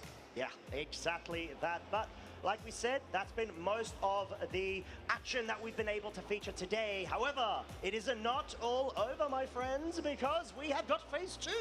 That, of course, will be coming up. We've got some start time availability for you all. We've been absolutely excited to go ahead and show all of the action that we have got going on. But yeah, tune in tomorrow, of course, as we've got day 2, starting up bright and early, 9 a.m. local time and 12 p.m. if I'm not mistaken, UTC. And of course, please make sure to be following our social channels as well. Yes, exactly. On Instagram, YouTube, and X as well. And use that hashtag Pokemon LAIC to let us know what you're up to, where you're watching from, who you're watching with, and any art or drawings that you've got as well, and we might be able to feature them at some point this weekend too. Yes, exactly that, but we do have our Phase 2 players revealed on this lovely little graphic. Frederick Nielsen, Justin Tang, Keelan Van Severin. We've got so many representatives from so many different regions as well. Yeah, We do. There's so much Ó. representation here as well. And really big names Beleza. too, honestly. Like, yeah, Nice. we've got Barcelona obviously on Vamos the ver. bottom Vamos there. ver quantos. Number one in championship Vai ser points pro dia across the 2 aí world. já. Perhaps who's, I don't know, probably still undefeated, honestly. Fase Such an 2. incredible player. Luca Cherubelli on the left there. And Bem-vindo de volta, obrigado. we've got such a huge amount of talent here. Yeah, É isso, exactly né? that. But let's not forget the distribution that we have got currently available over the entirety of this Ó, weekend. We lembrando aí saw quem the tem. man, the legend, Federico Camporesi just now. And of course, let's not forget NAIC winning Whimsicott, available from last season. Deixa eu Please ver. make sure to redeem Quantos now BR se with classificaram? NAIC 26 Tailwind. And of course, utilize the ones in favors or eyes. Yes, definitely. Yeah, Whimsicott is a Caraca, very deixa eu reliable entender. Pokemon for your Tá. team. In pretty much any regulation, vai. it is legal for. So yeah, definitely catch this whilst you can. And of course, that's not the only thing we are showing Não. either. We've also got Pokemon Unite as well. You could receive Ah, an ele não LAIC jogou. Tá, in-game ok. sticker using the password below Tá. LAIC 2026. Yeah, it's a great way to be 2, able to showcase your presence 3. at this grand event, of course. Ah, But temos 3 brasileiros Unite aí. is not the only one. We have got another Temos 3 amazing brasileiros aí game and disputando distribution available. no Of dia course, going to be 2. the TCG Claro que nossa LAIC torcida 26 sempre vai ser Phantasma pra eles, né? Flames, which has just É, become ok. available, or at least released the past week. So make sure that you are not missing out on the opportunity. Tá bem, lindas. Vou tentar gravar as minhas brincadeiras frustradas. Mas se vocês ainda estiverem em live depois, verei se consigo retornar. Boa sorte, Guerreiro. Opa, valeu. Obrigadão aí, Elisandro, por ter colado aí, cara. Boa gravação aí, cara. Esse pá, acho que isso aqui é saideira, mas desde já uma boa gravação aí, bons dias aí pra você, cara. Obrigadão por ter colado aí. Yeah, I believe it was the Arachnid that's available, as well as some additional rewards that we've got for you lovely folks. Make sure to not miss out from any of these Tô só esperando aqui distributions that we've got acabar. across all of our 4 featured games.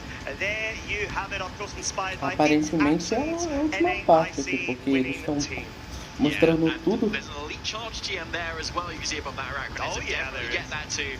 Very valuable piece of item there to be able to change that charge move so you get exactly what you need, especially if you've been missing out on some of those community days there. Arachnid is just a cool Pokemon as well, by the way.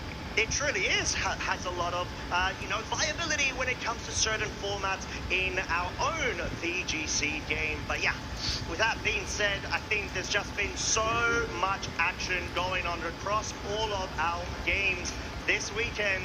And of course, we've got so much more in store for you lovely folks tomorrow, unfortunately, but we are looking to meet you bright and early. So make sure that you are tuning in, of course, getting your refreshments, and we'll be catching you tomorrow.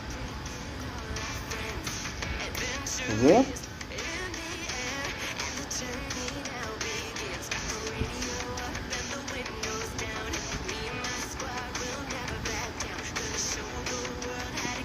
É sério que no finalzinho eles vão fazer isso mesmo? Bom, chat, eu vou fazer o seguinte. É com esse finalzinho aqui de live aí, do primeiro dia do Internacional, que eu vou me despedindo de vocês. Obrigado, Elisandro, obrigado, Alexandre, obrigado, moço, todo mundo que colou aí na live. Um bom restinho de sexta-feira pra vocês, né? Afinal, sextou, né? Pra mim, eu vou me despedindo da live. Uma boa noite aí de sexta-feira pra todos. Nos vemos amanhã a partir das 15 para as 9. Pro pessoal que não entende muito do horário, 8h45 da manhã estamos aí de volta com dia 2, entendeu? Do Internacional. E é isso, gente. Obrigadão a todos. Não esqueçam de se hidratar. E é isso. Falou e fui! Tchau, chat! Valeu e falou!